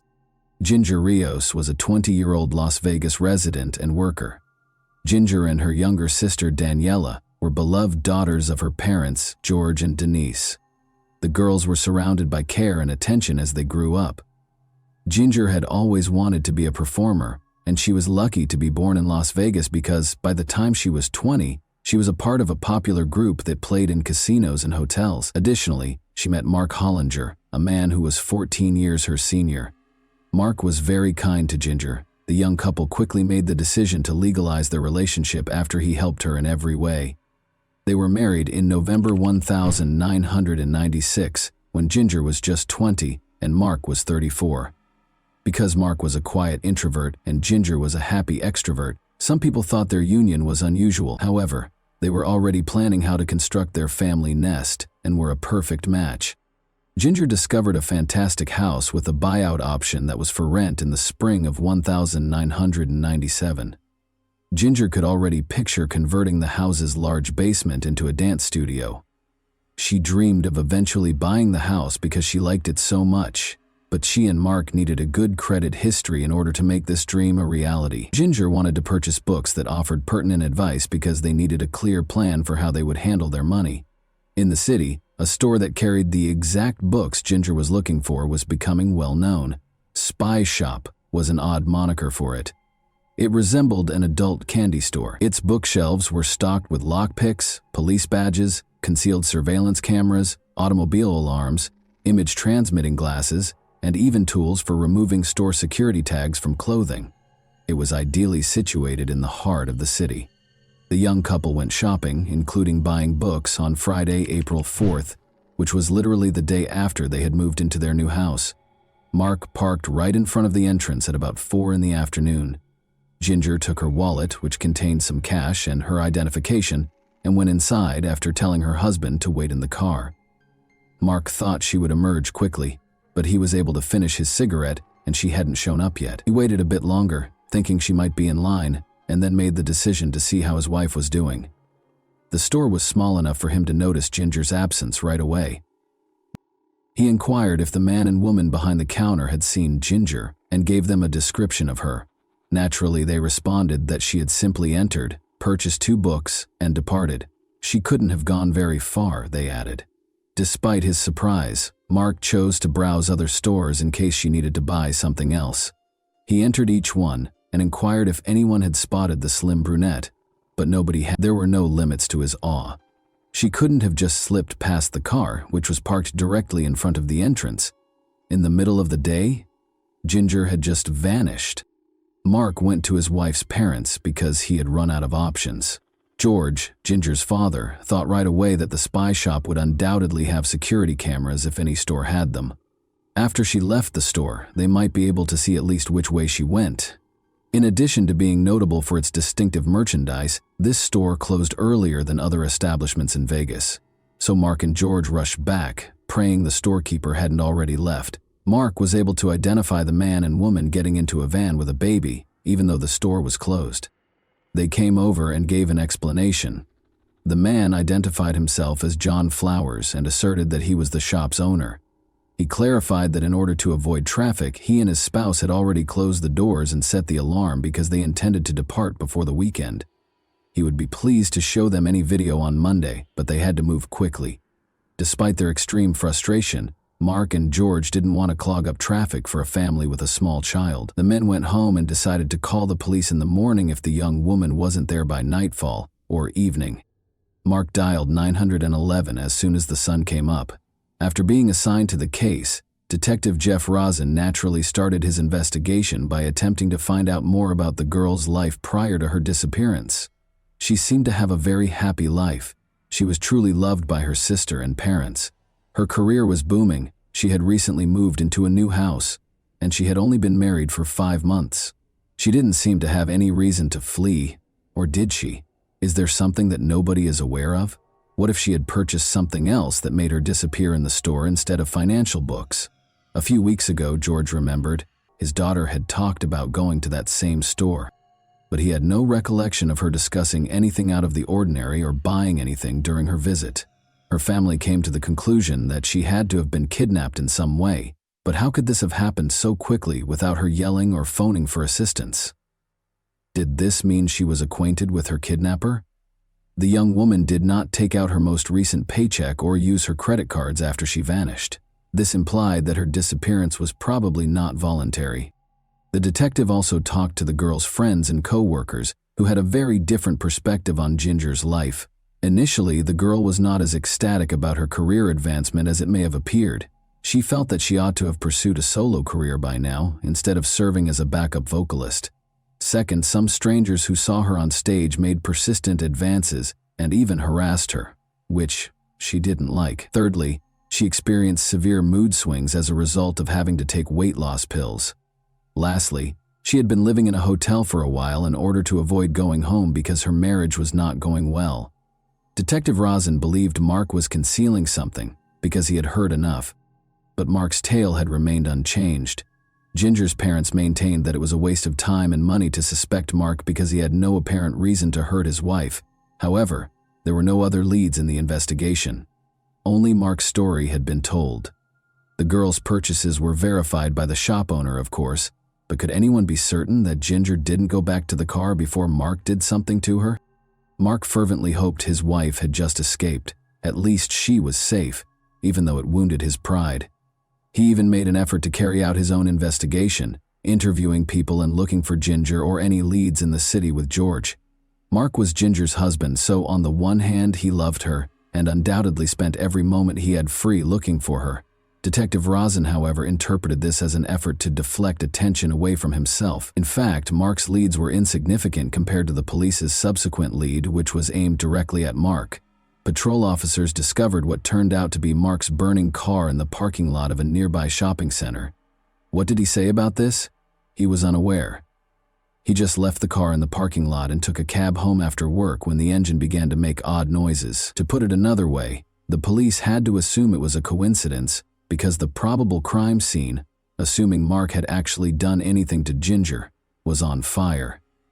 Despite the fact that it would take some time, forensic specialists took the vehicle for examination. The detectives decided to restart the investigation from the location where she was last seen by someone other than her husband because they had spent too much time concentrating on Mark. Although John Flowers, the proprietor of Spy Shop, was not there at the time, one of his staff members gave the police permission to search the area.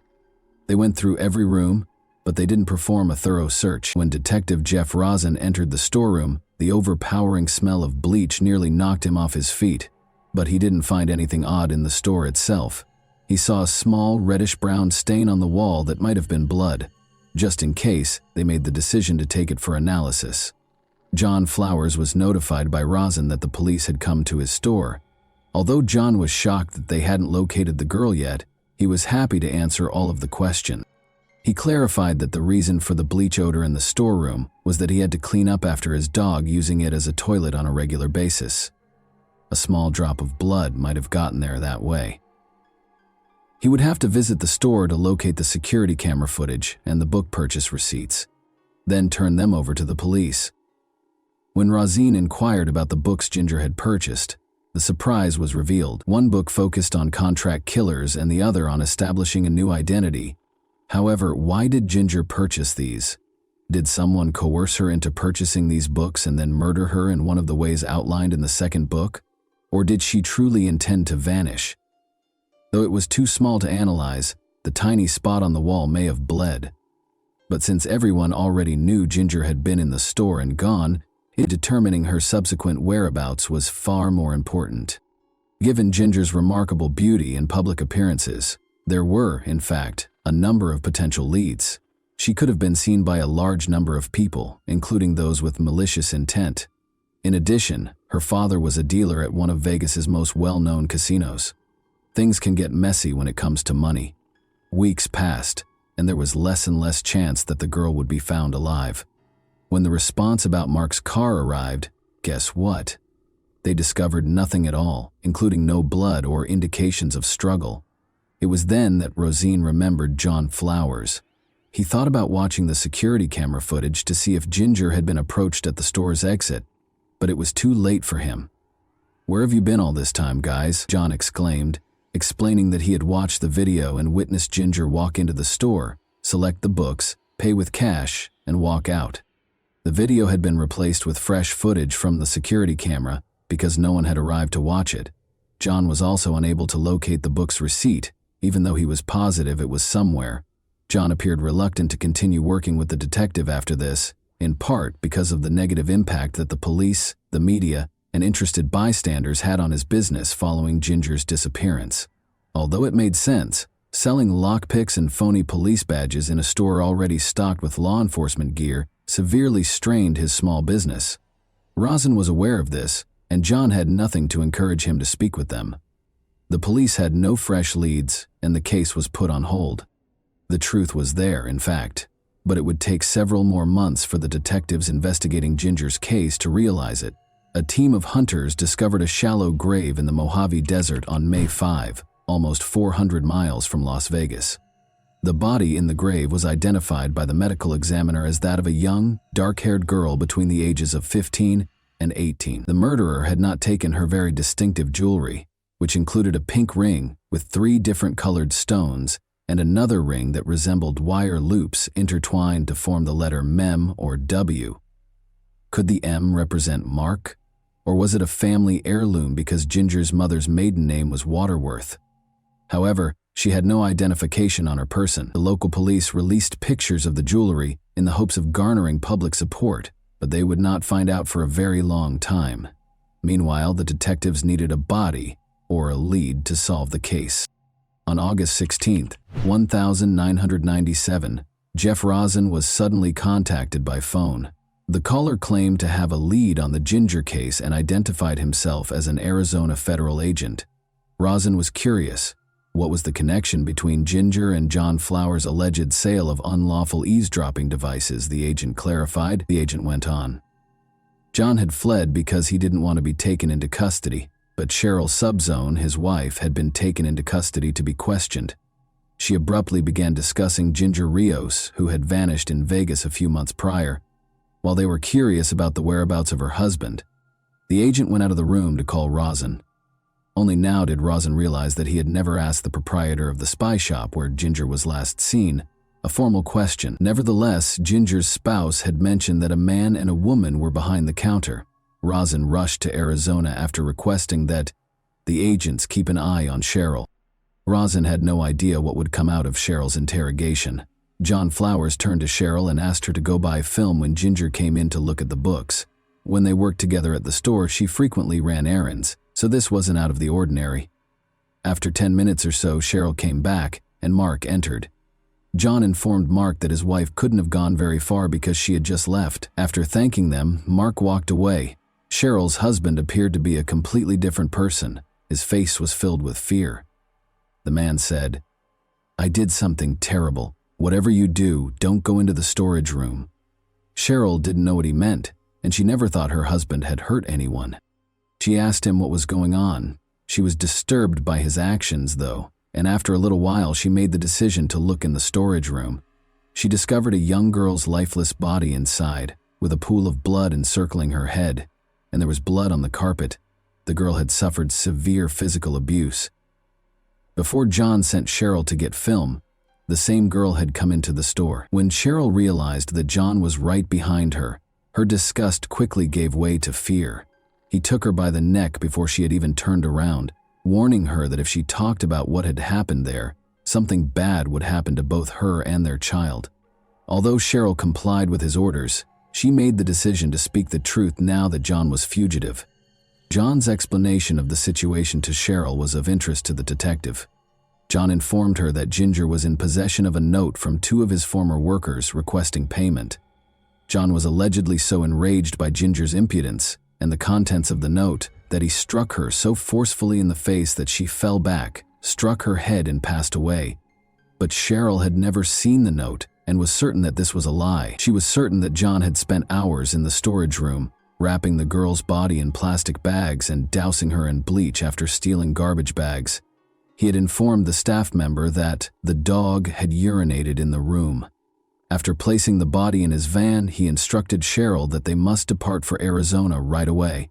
At that point, Ginger's husband and father came up to them and begged them to play the security camera footage. Ginger was lying inches from John and Cheryl, but they looked them in the eyes and lied.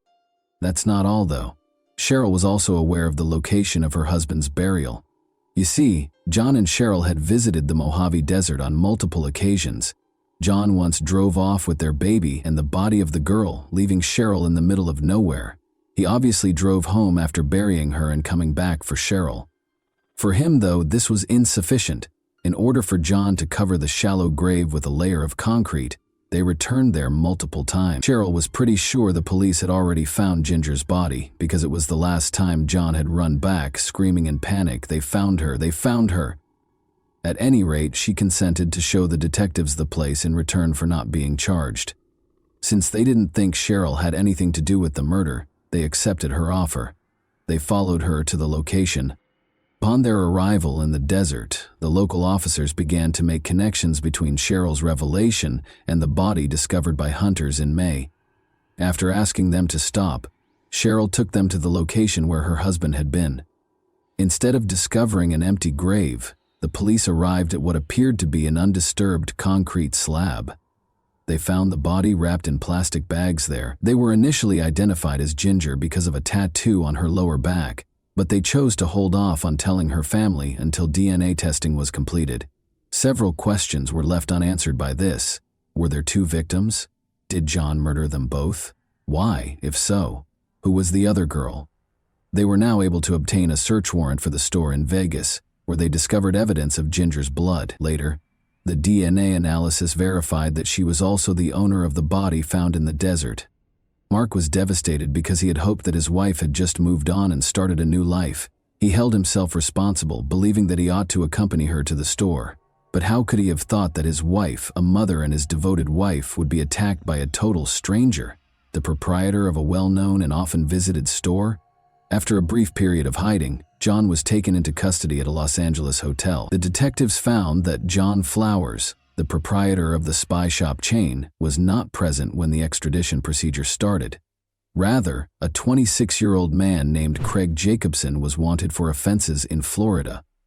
The boy had battled mental health problems since he was 10 years old, with borderline personality disorder, paranoia, and probably antisocial personality disorder. After a year in a mental health facility, he was sentenced to 30 months in prison and 3 years of probation. However, he vanished in 1995. John appeared in his place. In addition to this discovery, 2 months earlier, the police had discovered another possible victim of Craig or John. Before she could even look at the merchandise, The owner of the Vegas store came up to the adolescent girl, slung her over his shoulder, and carried her into the storeroom without saying a word. She was extremely lucky, because John Flowers let her go after being frightened away by another customer who entered the store. Fear prevented this young woman from calling the police, and it might have been problematic for her to contradict the statement of a well-known businessman. Naturally, this was prior to the revelation of John's true identity. Psychiatrists examined him several times over the next few months and concluded he was not fit to stand trial. Despite being certain that Craig was lying, the prosecutor was concerned that the crime might go unpunished. He informed Ginger's family that a plea bargain would be the best course of action. Prior to being eligible for parole, Craig was sentenced to 25 years in prison after entering a guilty plea to the murder. Craig said that the other girl's name was Mary Stoddard. When he abducted and murdered her, she was the 18-year-old daughter of a chiropractor who had traveled to Vegas. In order to at least receive a life sentence or perhaps even the death penalty, Ginger Rios's family hoped that he would be charged with Mary's murder. The catch is that Mary Stoddard, who Craig described as the daughter of a chiropractor, was still alive and well. They had already taken a DNA sample and made a 3D model of the unidentified girl's possible appearance, but her body had already been exhumed. As it turned out, the documents containing information about her place of burial were lost, and no one knew which grave she was in, so this was all the police had. To put it another way, they had lost the body. The police, however, persisted in their efforts to identify her. There were 300 people on their list of missing persons. After 13 years, they were finally able to identify the girl on June 30, 2010. She was, more specifically, a 15-year-old girl from Phoenix, Arizona named Christina Mary Martinez. The girl lived in a group home, but she was mistreated there, so she frequently fled. She was taking a load of laundry to a self-service laundromat when she vanished on May 3, 1997. She passed Phoenix's spy shop on her way. Even though Christina had a rough upbringing, she had a lot of loved ones who were always looking for her, including her friend Valerie. To raise awareness of Christina's disappearance, Valerie set up a number of social media accounts. Valerie used to say, "I will never stop thinking about her, and I won't give up, no matter how long it takes. She is more than just a case number to me. I cherished her." Never giving up on finding someone is the essence of true love. Valerie had no idea that Christina, who was 16 years old when she vanished in the desert, had been found a week later. Regarding the girl's ring's mystery, the letter M on it stands for Martinez. It's interesting that Craig dated Mary Stoddard when they were both younger, according to the real Mary Stoddard's sister. If this is accurate, the man was already acting strangely at the time, and he might have become so obsessed with Mary that, after they broke up, he would constantly look for women who looked like her to vent his resentment. Given that Mary is still alive and Craig referred to Christina as Mary, it's plausible that, like many murderers, particularly serial killers, he had this fantasy in his mind when he committed the murder. Like the teenage girl from Vegas who survived because another customer scared the killer away, Craig most likely didn't plan his crimes, but instead gave in to impulsive behavior. Given that we know Ginger had visited the store prior to her disappearance, it's also possible that he specifically targeted victims. Craig never gave an explanation for his actions, but because Ginger's underwear was discovered around her ankles, investigators think the killings were motivated by violence against women. In any event, he will now be imprisoned for the remainder of his life after being charged with a second murder. Craig's ability to fool so many people with such ease is astounding. Mark and George, who were looking for Ginger, his own wife Cheryl, who was unaware of his secret personality, and even seasoned Vegas police officers who had seen a lot in their careers. A store owner with his wife and infant behind the counter makes you wonder where one can feel safe. He really seemed like a typical family man. And that wraps up today's chilling story. If you enjoyed this video, don't forget to like and subscribe so you never miss a new upload. Also, let me know in the comments, what part of this story shocked you the most? Thank you for watching, and I'll see you in the next video.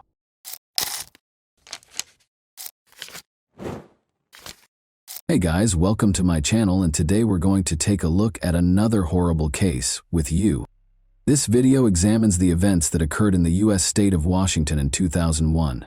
The mother of 8-year-old triplets, Dana Laskowski, 36, was discovered in her own home lying face down on a couch.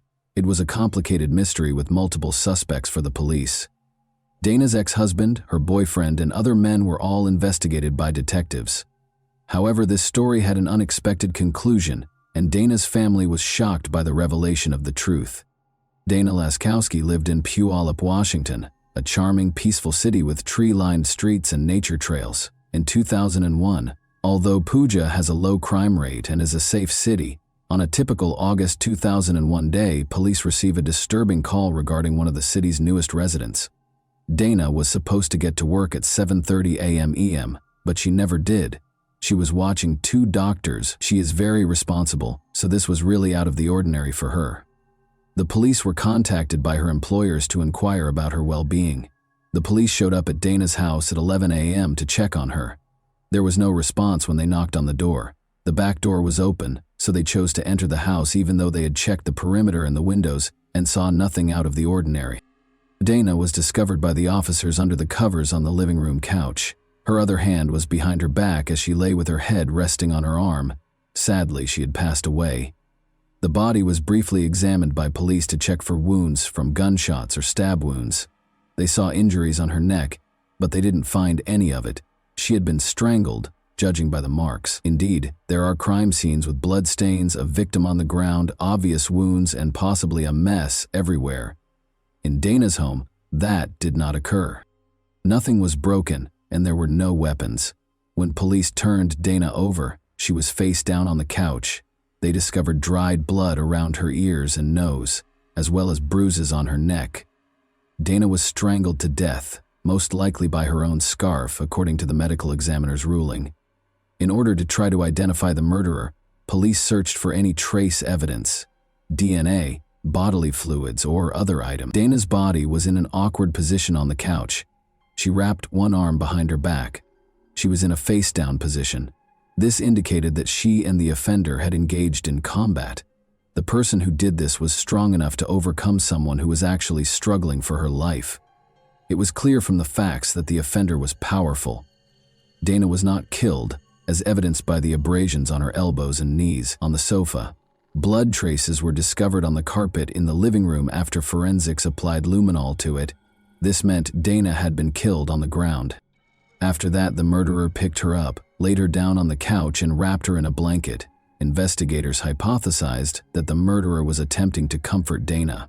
In this instance, the fact that she was wrapped in a blanket might suggest that the offender was experiencing regret or guilt. It's possible that the murderer had feelings for Dana. The house wasn't broken into by a random burglar. When searching for suspects, it's critical to consider the possibility that this person knew her.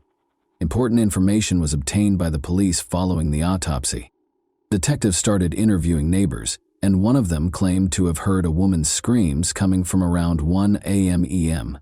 This gave police their first idea of the time frame. The medical examiner was able to estimate that Dana had been dead for a few hours before police arrived and had most likely died during the night or early morning hours of that day. Dana was probably dead by 7:30 a.m. because she had not shown up for work. Following the conclusion that Dana was murdered between 1 and 7:30 in the morning, the investigation probed further into her life in an effort to identify potential suspects. Dana was the mother of 8-year-old triplets who lived with their father, Steve, her spouse. The police learned that she had recently separated from him at the time of her death. There were more possible suspects among those Dana might have invited into her home because she had begun a new life and made new friends. The people Dana worked for as a nanny mentioned a man named Adam who started stalking her, so detectives contacted her employers to find out if any of the people she was dating had disturbed her. Adam, a cable company employee, was working at Dana's house after she recently moved. He asked Dana out on a date after finishing the work. He kept trying to spend the evening with her, but she refused. Adam refused to accept no from her, and his actions eventually started to terrify Dana. She mentioned gifts, flowers, and notes left on the door, as well as incessant messages from him that didn't stop. These behaviors suggested obsessive, domineering, and irate behavior that might make Adam think about committing a crime. Police discovered that Dana had threatened to hold Adam accountable if she were to suffer any harm. Adam became the main suspect and was in the spotlight. Despite everything, his actions and potential motivation appeared to be strong evidence of guilt. Adam denied any role in Dana's demise. The police conducted a thorough investigation of his surroundings while he was being questioned. They looked through his work locker and his car, but they didn't find anything unusual. When questioned about his whereabouts, Adam acted aggressively and insisted on his innocence. Adam stated that he stayed at home with friends the night of the murder. His statements were verified by a review of his phone records. As a result, he was placed lower on the investigation's list of suspects, forcing the police to focus on other individuals. A phone number written fluently in pen on Dana's hand was the tiny but crucial piece of evidence that investigators concentrated on. They looked up the number and found that it belonged to Julian, a 35-year-old man. The importance of the phone number to Dana was evident from the fact that it was written in pen on her hand.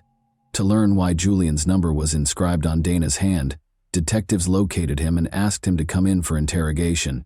Their suspicions were aroused by his unwillingness to provide a cogent response, which led them to investigate his relationship with Dana further. Julian acknowledged under duress that he was close to Dana, despite the fact that she was seeing his best friend Matt.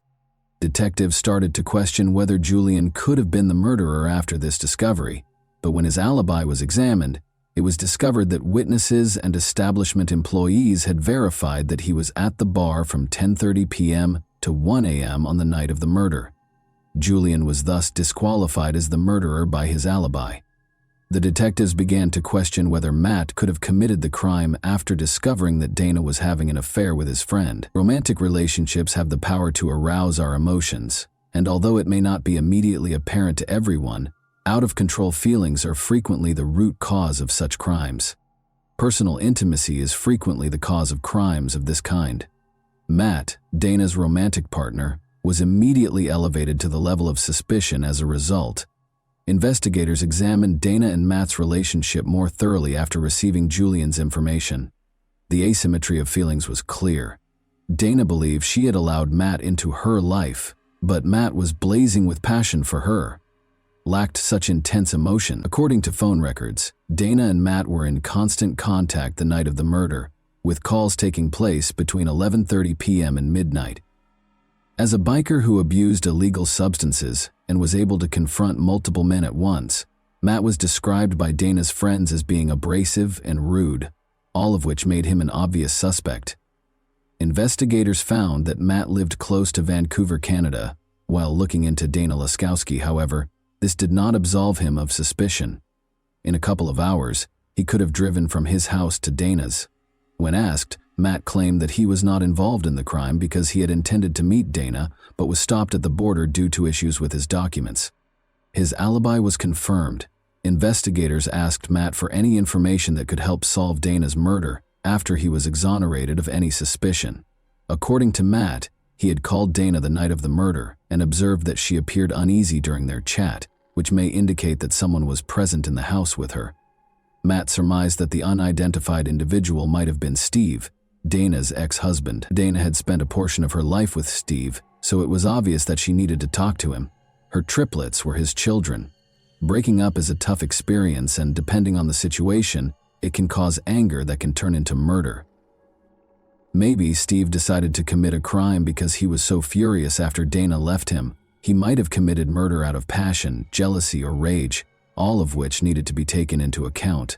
When investigators started looking into Steve's identity, they discovered that he had given Dana a life insurance policy, which expanded the pool of potential explanations for what transpired to include financial ones. When Steve was brought to the police station to be questioned about his relationship with Dana, he seemed unusually distant and withdrawn, seen in his feelings. His emotions seemed to have been smothered. Another suspicious detail was discovered by the detectives during the interview. Steve's knees were abrasive, just like Dana's elbows and knees. Investigators thought that on the night of the murder, there might have been a disagreement between the two. Steve explained that he had sustained the abrasions on his knees while playing baseball when detectives questioned him about them, but according to one of the detectives there, who was a real baseball expert, those kinds of injuries were not typical of the sport. Steve was even more anxious after that, but did he have a chance to murder Dana? Steve responded that he was at home, 5 hours away from Puyallup, when asked where he was on the night of the murder. The following morning, he said, he put the children to bed, filled up the gas tank, and drove to a nearby campground. His explanation was intriguing. The triplets' absence from Dana's home the night she passed away could have been a coincidence, but it could also indicate that Steve had prearranged the entire situation. It took 10 hours to travel back and forth between Steve's and Dana's homes. If Steve had gone to Dana's house, investigators realized, he would undoubtedly need to stop at a gas station, so they gave careful thought to the possibility that he could have put the kids to bed, driven to Puyallup, committed the crime, and driven back. They looked into locations where he might have refilled up with gas and went back his potential path. Investigators removed Steve as a suspect after reviewing surveillance footage and examining areas of the road where his car might have been spotted. They were unable to find any concrete proof that Steve had made the trip. The investigation hit an impenetrable wall after all suspects were ruled out, which caused great frustration. The fact that Dana's body was covered in blankets seemed particularly strange, a behavior that amply demonstrated the unusual nature of the perpetrator. The investigators had reached a point where they had no viable suspect or explanation for the nature of the crime. In light of this, the police made the decision to enlist the FBI in the inquiry. Because the local police lacked the requisite experience to identify such specific signs, the investigators sought the FBI specialist's assistance in creating a psychological profile of the potential offender. After carefully examining the case, the FBI concluded that the crime was likely committed impulsively and in a fit of rage, revealing a disordered personality. The person who was in Dana's home that fateful night, according to experts, had no intention of killing her. They probably knew one another, spoke, and then he attacked in a fit of rage. The search had to be expanded after the police had already looked at the ex-husband, the boyfriend, and even the stalker. This crime was committed by someone. It was unclear who made the decision to expand the search for suspects in the Dana Laskowski case in light of fresh FBI information. Police were now searching for someone who could have lost control if provoked. Detectives examined the video footage from Dana's funeral in an effort to find fresh evidence. Finding out who was there and how people acted on this day of mourning was essential. It was crucial to observe who attended Dana's funeral and who did not, both from a psychological perspective. Given that most murders are carried out by someone the victim knew, it is possible that the murderer was one of these individuals. It's possible that the murderer attended the funeral because it would have been suspicious to skip it. However, how did he respond to that circumstance? Did anything have the potential to reveal him? The police discovered an entry in the guest book that caught them off guard. His loved ones wrote that they missed Dana and were shocked by her passing, expressing their sorrow over the loss. However, Amanda, Dana's niece's entry was especially noteworthy. "I apologize for not being the best niece," she wrote. "It's been 34 days since I broke free from addiction. You are the reason for this." Amanda was characterized by some family members as a wild and erratic young lady. According to what was written, Amanda had overcome her addiction following Dana's passing. She also did it for Dana's benefit, which said two crucial things. Her love for her aunt was the primary factor, but it also revealed that she felt bad about her death for whatever reason, which was important because it raised the possibility that she was involved in Dana's demise. Dana was a compassionate, kind individual. Dana loved her family, and in an effort to keep her niece, Amanda 17, out of trouble, she would often let her stay with her. Amanda was a frequent runaway from home. Because Amanda was a reliable adult who was always there to support them through any problems at home, Amanda and her friends would frequently visit Dana's house. The detectives looked at Amanda to talk about the circumstances surrounding her aunt's death. They had scheduled a meeting with her. Amanda disclosed that she and Dana had been like mother and daughter. She and her friends had always had the support of their aunt. They were teenagers with unstable home lives who spent time in the park and associated illegal substances and alcohol with their future. All of them had just finished high school, but they had no clear plans for the future. Dana was attempting to establish a secure location that Amanda and her friends could visit day or night. As a result, when investigators questioned Amanda about Dana's murder, the back door of her home was always left open at night.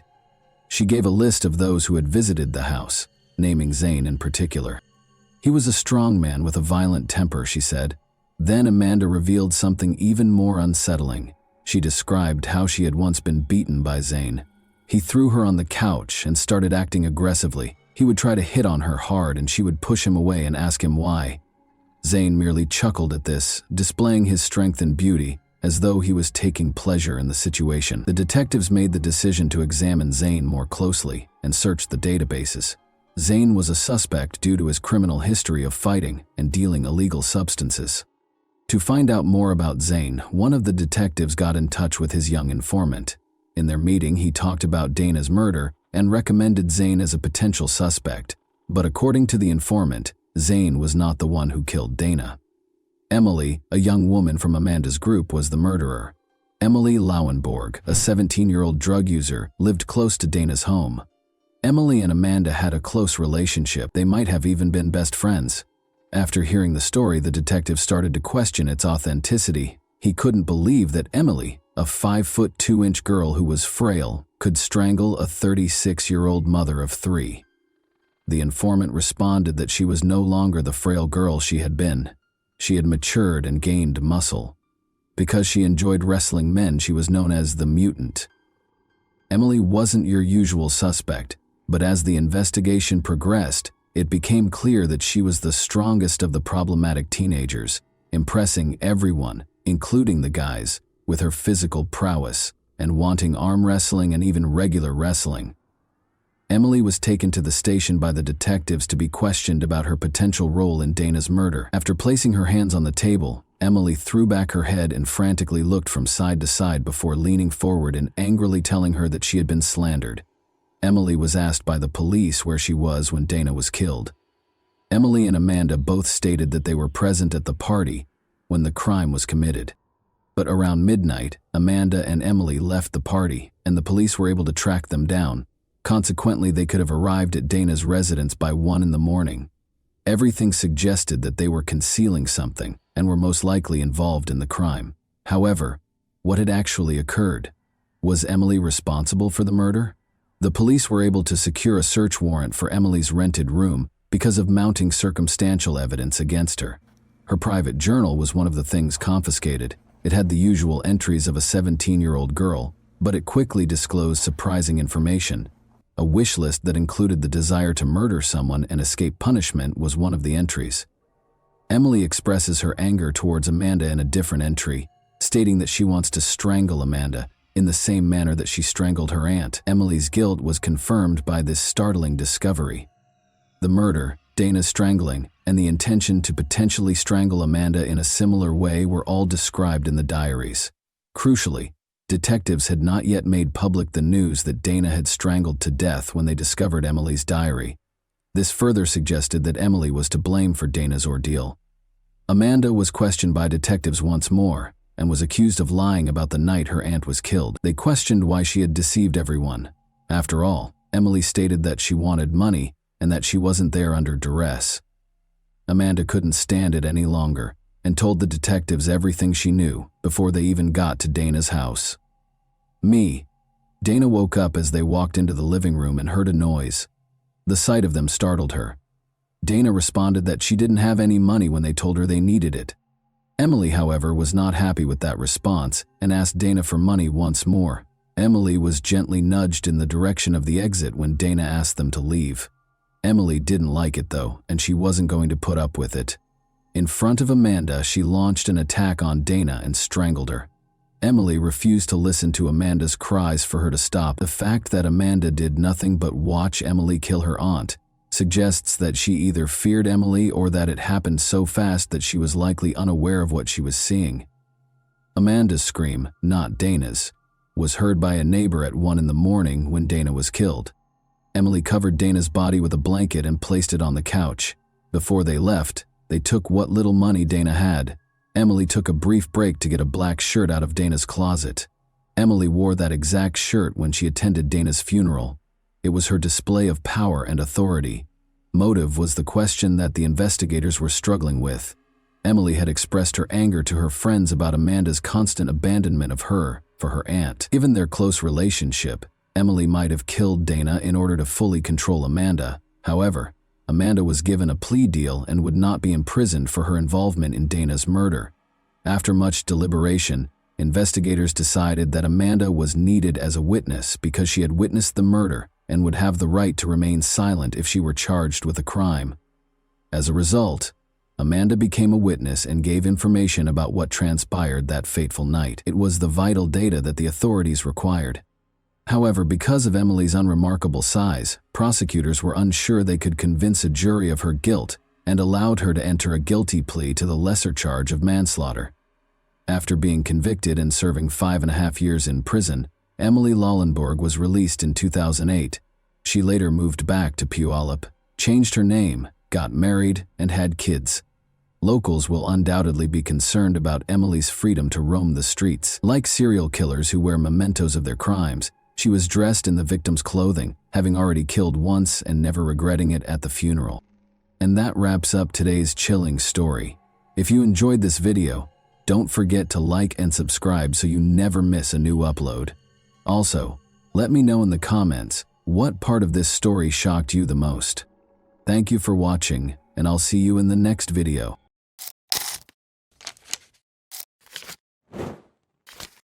Hey guys, welcome to my channel, and today we're going to take a look at another horrible case with you. This was a mass killer confessing his darkest intentions, but the real horror was the cold, calculated execution of his crime, captured in real time. On June 5, 2014, Ybarra brutally entered the Seattle Pacific University lobby and took his first victim. He had planned a massacre, but that was not what happened. During one of Seattle's worst crises, a single small mistake set off a series of events that would change everything. There were a number of horrifying facts that were just waiting to be revealed. June 5, 2014, started out like any other day until, shortly before 3 p.m., a string of calls from the same location flooded the Seattle Police Department's helplines. The city would be thrown into an unimaginable crisis and chaos in a matter of minutes. A nightmare started when a man carrying a gun entered SPU. With each call, more terrifying information surfaced. The description initially appeared ambiguous and unremarkable, but the details were beginning to come together. He wasn't an aspiring pupil.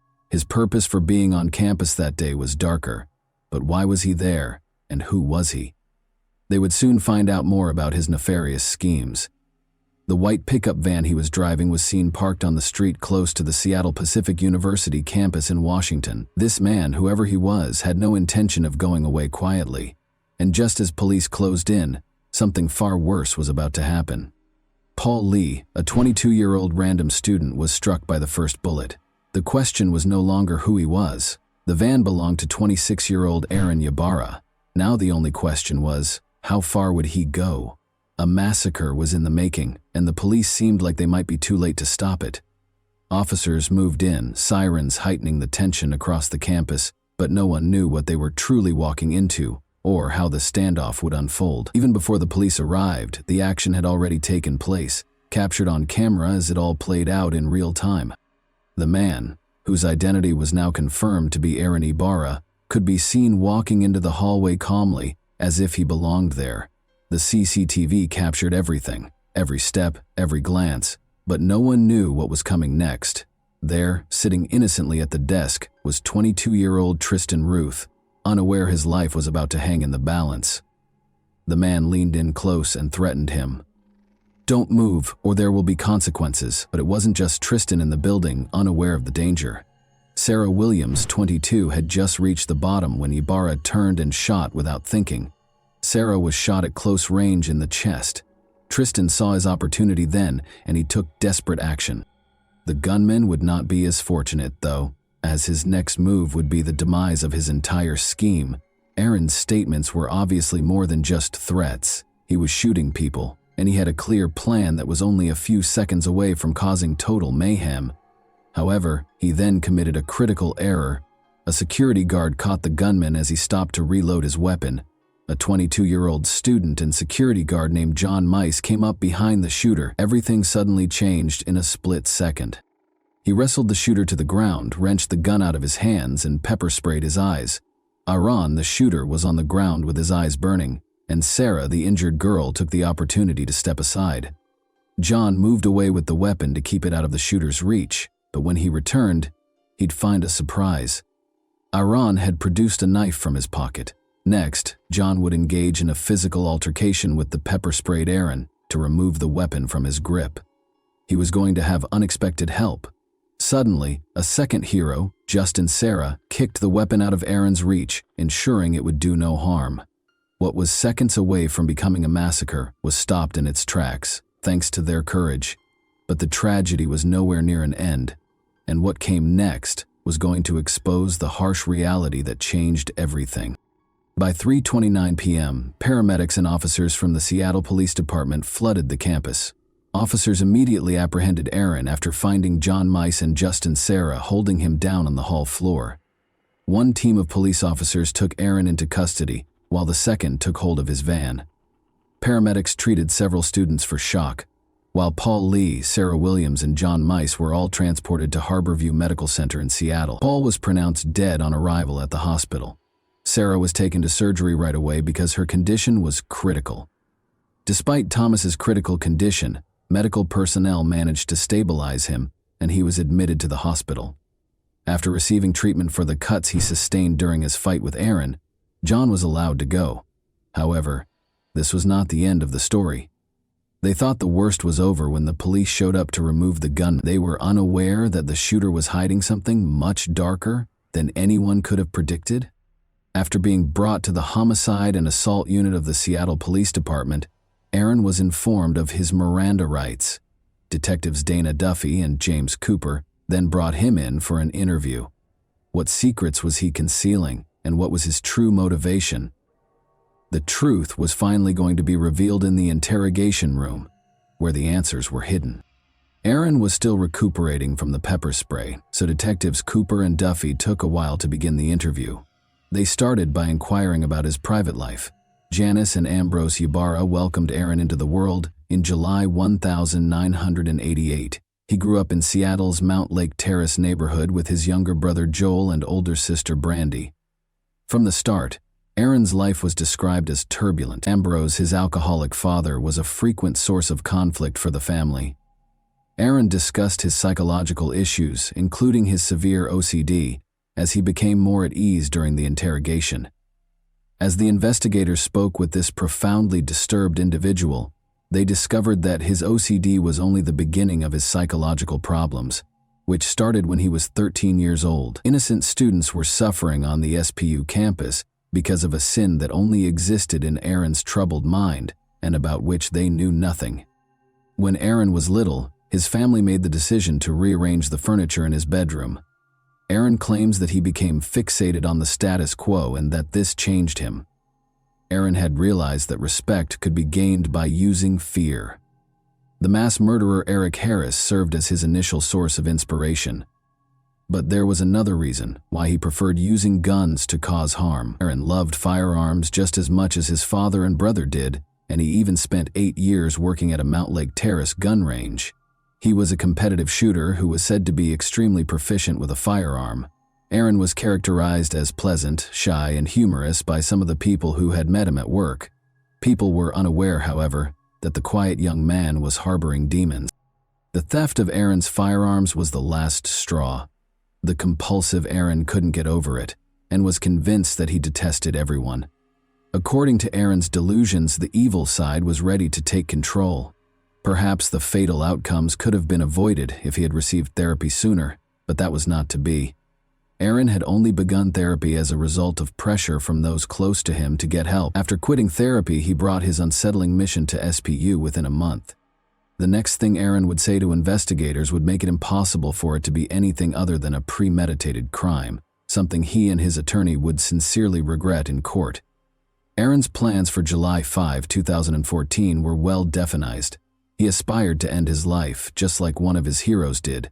It was supposed to be a declaration, but the students never took Aaron seriously and were unable to comprehend the full scope of what they had to deal with that day. He claimed that he was treated disrespectfully and that to be respected was to instill fear. Paul Lee, a 19-year-old student, was standing there. He took Aaron lightly, which was a fatal error. Aaron told the two detectives that he kept his plans a secret from everyone. Nevertheless, he documented everything in his journal and hoped that if he were killed in the shooting, others would comprehend his motivations. Aaron talked to Detective Duffy one-on-one during the interview, telling her that he had realized something was wrong with him, but that his hatred eventually got the better of him. Aaron appeared to have accepted his fate, and realized that his actions would have a severe impact on his life and future by the end of the interrogation. As investigators got to work on their case against Aaron Ybarra, students began to return to campus life and resume their regular activities in the wake of the tragedy. Aaron had only managed to kill one person, but his goal was much more deadly: to cause widespread devastation. However, the prosecution was aware that the defense was preparing for a tough fight as they worked tirelessly to create a strong case. The real battle was only getting started. Aaron Ybarra was put on trial for his crimes on October 10, 2016.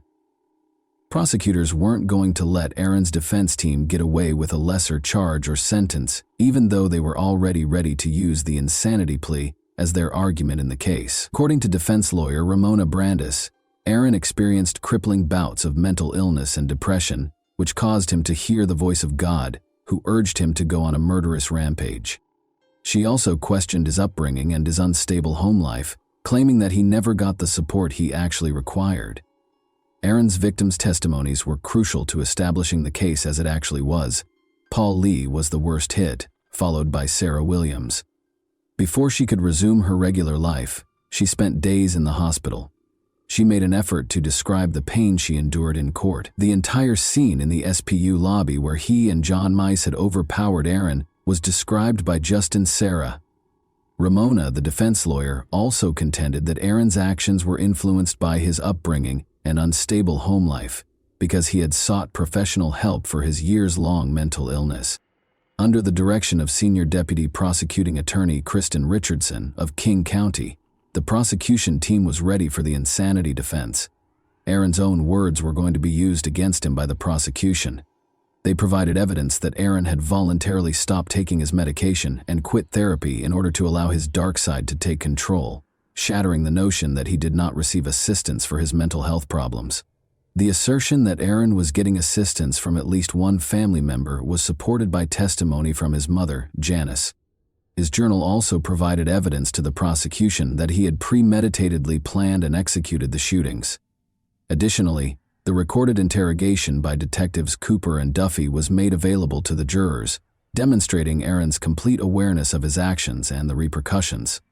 Aaron tells detectives in the video that he was inspired and motivated by Sung Hui Cho and Eric Harris, but he makes no mention of hearing the voices of God or Satan. Although the prosecution acknowledged that Aaron had serious mental health problems, they made it abundantly evident that Aaron planned and chose to carry out the shooting.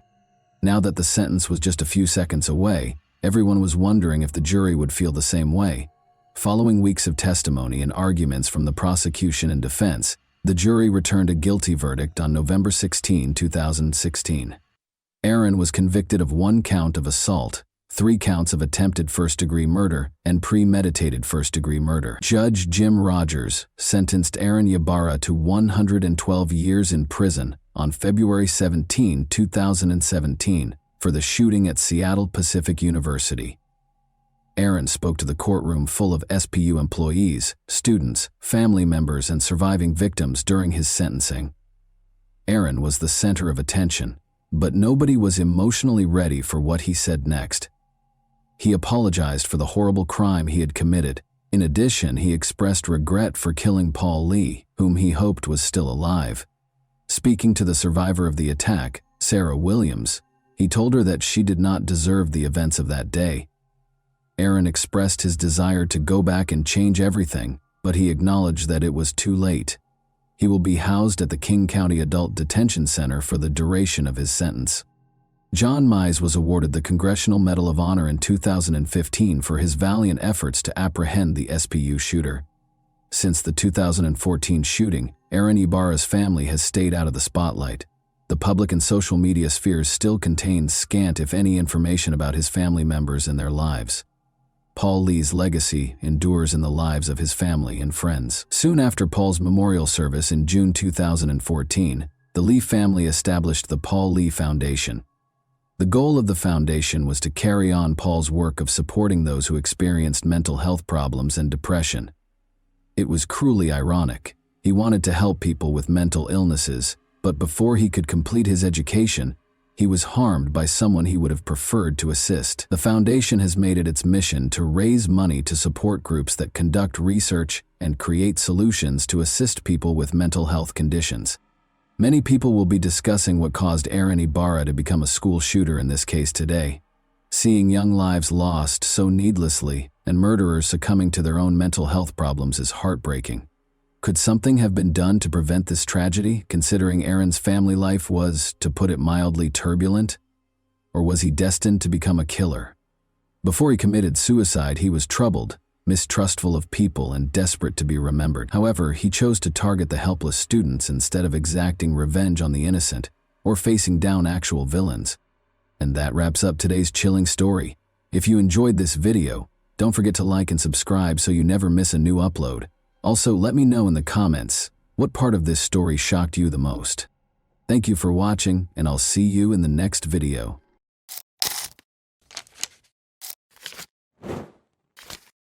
Hey guys, welcome to my channel, and today we're going to take a look at another horrible case with you.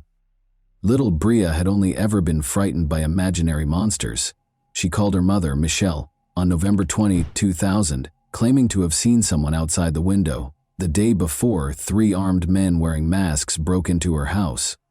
Michelle looked out and saw no one, so she dismissed her daughter's words as the product of her young imagination. The difference with this incident, though, was that Bria saw them. They had looked through the window. Michelle and Bria were being held at gunpoint in their own home's living room by the same individuals who had been there the previous evening. In a peaceful San Diego, California suburb, it was November 2009. Michelle Renee was 35 years old and had just returned home from her job as a manager at the bank. She and her 7-year-old daughter, Bria, resided in a rather remote home. Michelle had been a bank manager for more than 13 years, putting in a lot of time and effort to advance through the ranks and land a job where she was respected and trusted. She was happy to be home with Bria after a long day. The two of them were playing Game Boy on the couch when a loud noise suddenly burst from somewhere behind them. Michelle saw 3 people when she turned around. As though they were a takeover squad, they stormed into the house. This was obviously not a SWAT team, though. The strangers wore all black clothing and were armed. Bria and Michelle screamed. When Michelle was grabbed by her hair, a gun aimed at her face and flung to the floor close to the couch, she was able to see her daughter running into another room. After securing her with duct tape, they turned the woman to face her daughter, who was lying face down close to the door with her hands and legs bound. "Are you going to kill Mommy?" Bria asked. "Do you intend to murder me?" The stranger said, "No, if the mother does everything we tell her to Michelle's belief that they had broken in to kill them. Michelle was told bluntly by the illegal intruders, "You will rob the bank for us, or we will kill you, and your daughter will be first." The intruders told Michelle that they had been watching her for months and had a plan because they knew she was a bank manager. They would stay with her all night to give her instructions and make sure she understood exactly what she was supposed to do. As they held her and her daughter bound on the couch with tape, the gang leader gave her explicit instructions throughout the night, stressing what she needed to do repeatedly. He told Michelle that 6 more gang members were standing guard outside, waiting to murder her if she did anything stupid. Around 11, a female voice on the radio caught his attention, as if to reaffirm what he had just said. He was told by the accomplice that a car had pulled into the driveway. The neighbor of Michelle and Bria had shown up. She lived in the same building and was named Kimbra. She was obviously very drunk after returning from a night out. She shocked the criminals by resisting their attempts to grab her. One of the criminals shouted at Kimbra not to move while pointing the weapon straight at his face.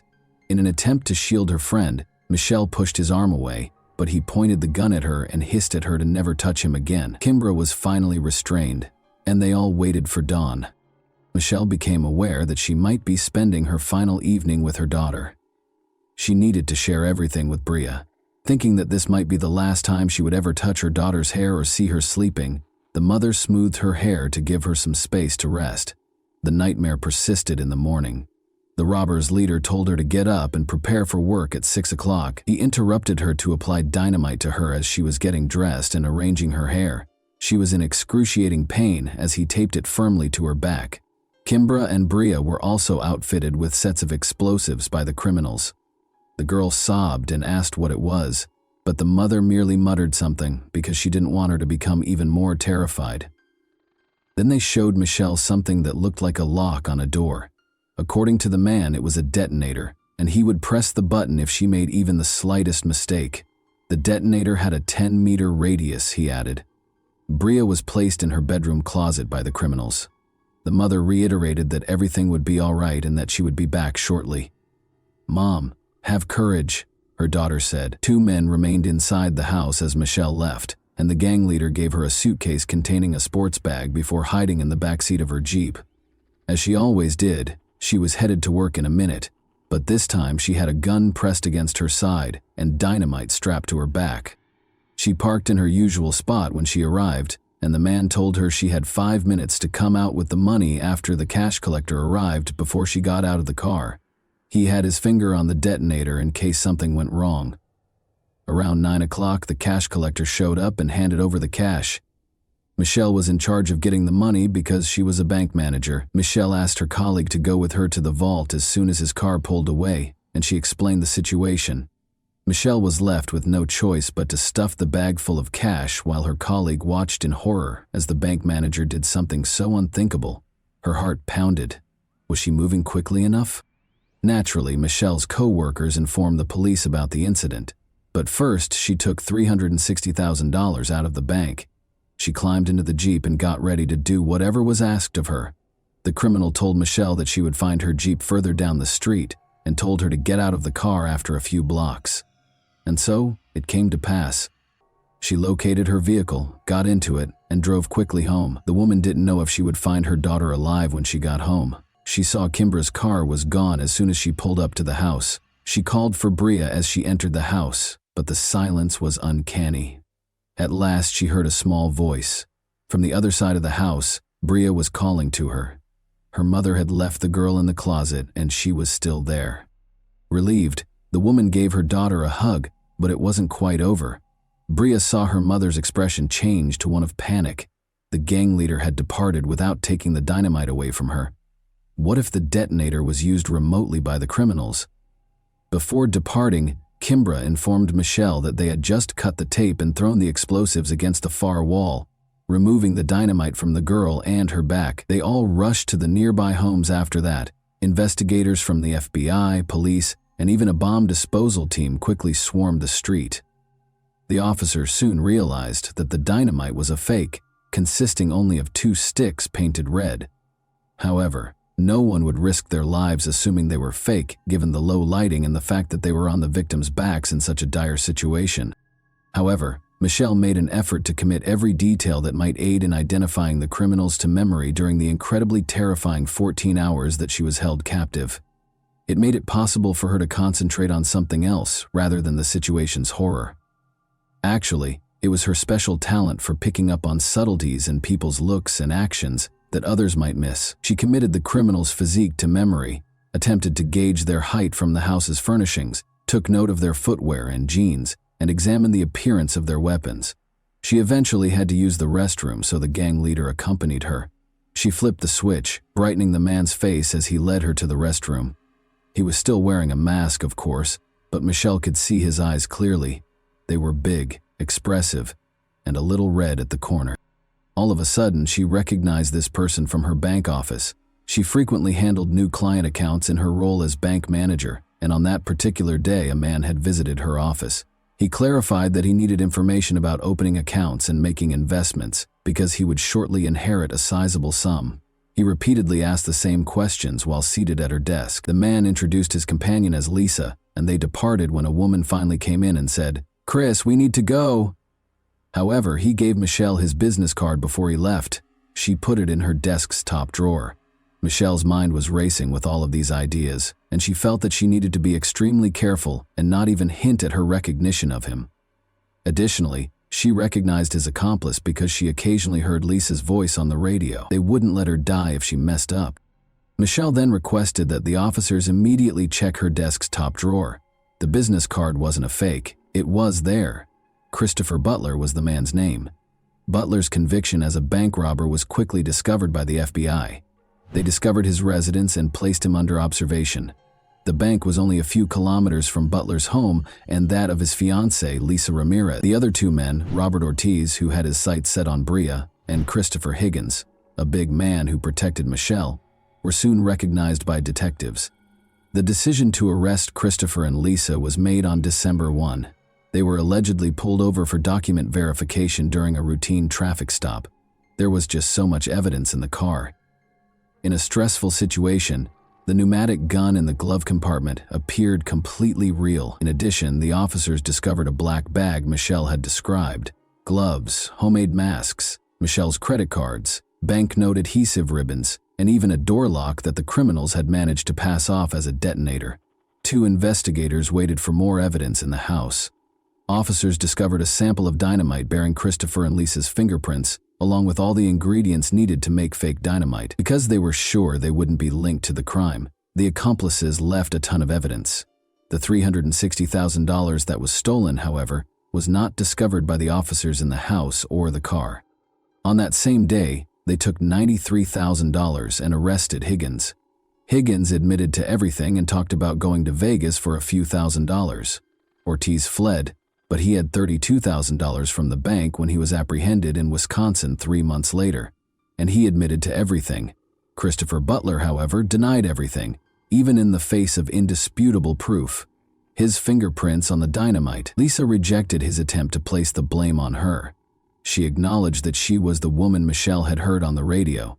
She even acknowledged that she came up with the plan to steal the bank manager using fake dynamite. Lisa disclosed that although they divided the funds into 3 sections, over $100,000 of their portion with Butler was pilfered.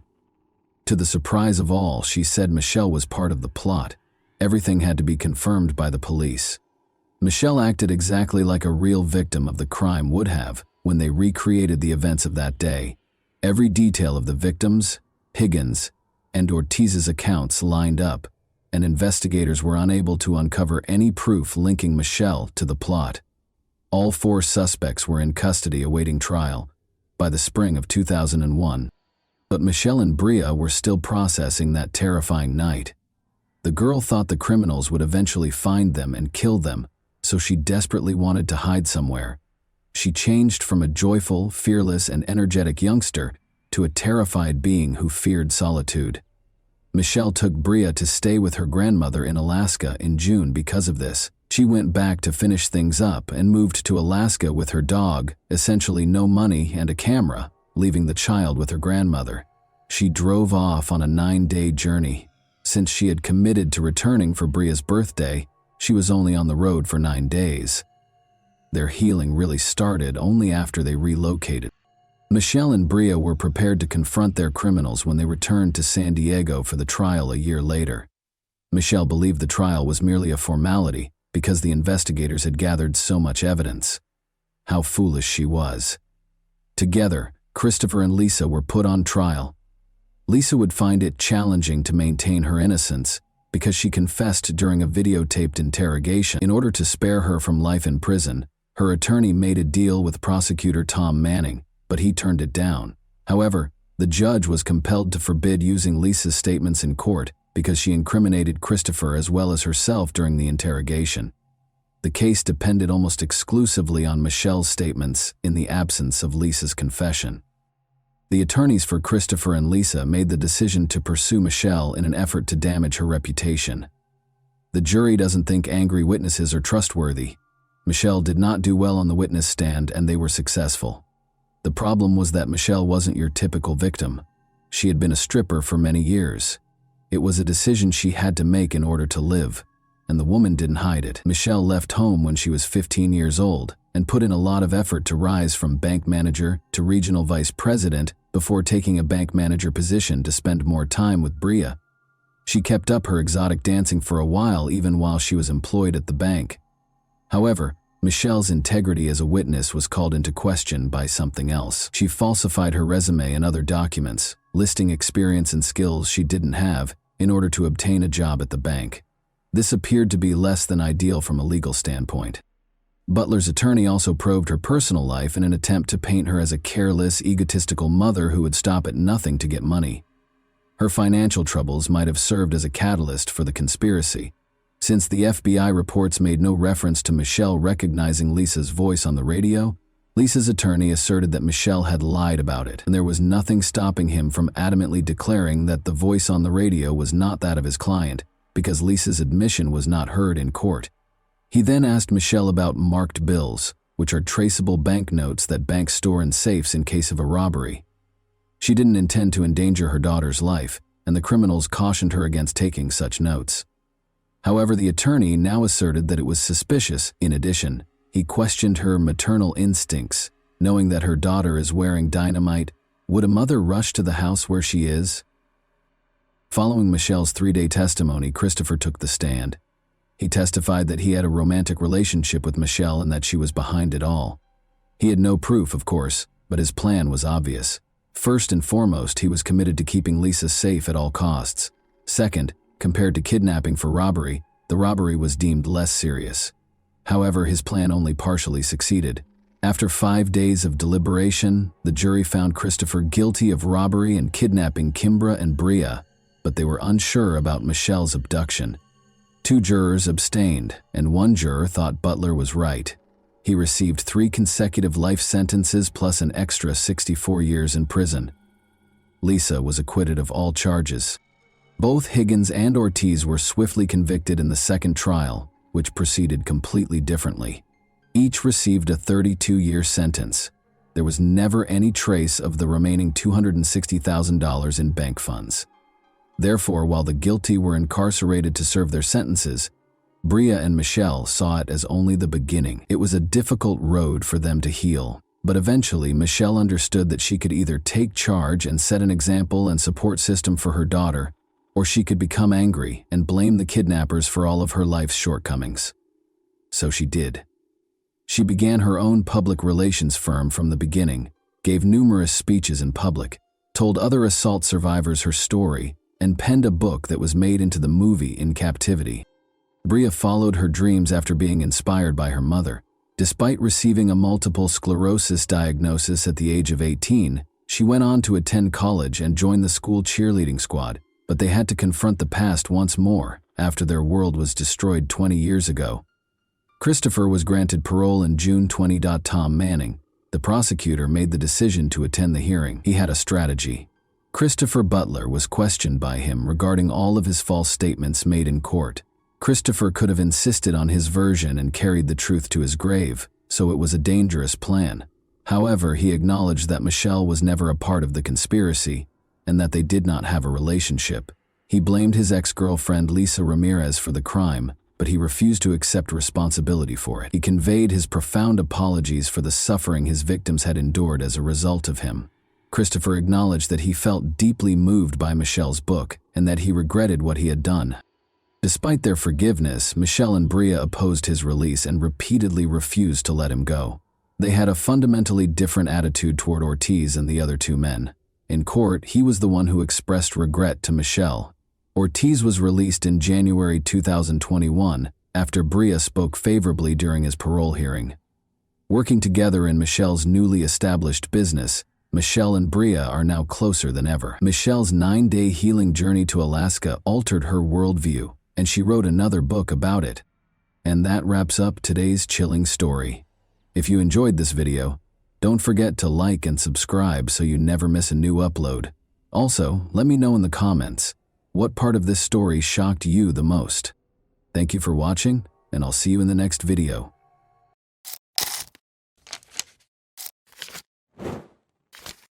Hey guys, welcome to my channel, and today we're going to take a look at another horrible case with you. Concerned drivers who had spotted an abandoned car on the highway started calling Thurston County, Washington police on August 31, 2022.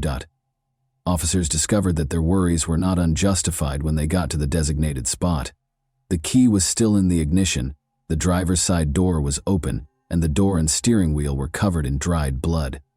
Beside the car, on the ground, was a broken phone. Whatever happened on the phone happened very quickly because it was last used at 5:10 p.m. and found at 5:30 p.m. The car was registered to Kenneth Davis from Olympia, Washington, which is 25 minutes away from the location where the car was found, according to the police's check of the registration number. But when they got in touch with Kenneth, they found out that the car had been taken by Gabriel Davis, Kenneth's 16-year-old son, at 4 p.m. Gabriel never returned from school after leaving for football practice. Blood and a smashed phone were clearly bad indicators. When such an incident occurs, a number of scenarios immediately spring to mind, such as a fight or perhaps even a murder. The police rushed to learn as much as they could about the boy. The 16-year-old Gabriel Davis hails from Olympia, Washington. His enthusiasm for football has not changed, despite a recent sharp decline in his academic performance. He never skipped a training session because he took it seriously. He was therefore immediately noticed when he failed to appear at the stadium on August 31st. No one knew where he was. Not even Justin Hume, his best friend. The police immediately began a thorough search after finding Gabriel's car, the broken phone, and the blood. Helicopters and search teams were involved in the ongoing search through the night and into the next morning.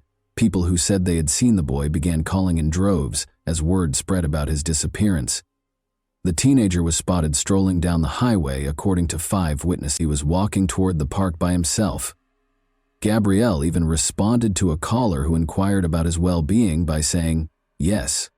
The young man's mysterious disappearance was not the first or even the second incident in the county, which was the most horrifying part. Within 5 miles of where Gabriel's car was discovered, 2 other young boys had disappeared during the previous 6 years. Locals wanted the police to act right away because they believed he was the 3rd victim of the same kidnapper. Logan Schindelman and Matthew Anfelt were the names of the missing boys. Matthew and Logan played a lot of sports in their senior year, just like Gabriel did. There were notable parallels between the cases, especially in Logan's case. He had no reason to be in the southern part of the county, and his car was also discovered abandoned on the side of the road. Additionally, witnesses claimed to have seen the boys prior to their disappearances in both cases. But Logan and Matthew were never located. The FBI became involved early on because of these parallels and the urgency of Gabriel's investigation. The manager of North Carolina Power Systems, a company that specializes in diesel engine repairs, called the police while the massive search for the missing teen under mysterious circumstances was in progress. She stated that Daniel McCaw, one of their staff members, had not been showing up for work for 4 days and was not returning calls. She asked the officers to come to his house and see how he was doing because this was unusual for him, and he had never been missing before. When the officers got to his home in Orting, Washington, which is 45 minutes east of Olympia, they knocked on the door but got no answer. Through the doggy door, Daniel's German Shepherd dog ran outside. At the same time, they smelled a rotten smell, so they looked around for a way to get inside the house. An unlocked door to the laundry room allowed the officers entry. Daniel was lying on the floor when they got inside. He had been shot in the head and was lying in a pool of blood. At first, they thought he had committed suicide because there were no indications of forced entry. Nevertheless, no weapon was found close to the body, and a follow-up examination showed several stab wounds and an abdominal gunshot wound. The advanced state of decomposition made it difficult to determine the precise nature of the neck wounds. They discovered 2 empty holsters and casings for 9mm and 0.45 caliber firearms at the crime scene. Investigators came to the conclusion that the offender or offenders had used 2 distinct firearms, most likely taken from the victim. Only locals and the mailman had access to the man's elevated neighborhood residence, according to neighbors. How the offender could have muffled the gunshots was not immediately clear. It turned out, though, that although the locals were used to carrying guns, they did not meddle in one another's affairs. Even if someone heard something, they wouldn't think to call the police because they lived in relative isolation. During her talk with the police, Daniel's boss made a very intriguing comment. Daniel had split from Amanda Olafson, his fiancée, just 2 weeks prior. North Carolina Power Systems was another employer of Amanda's.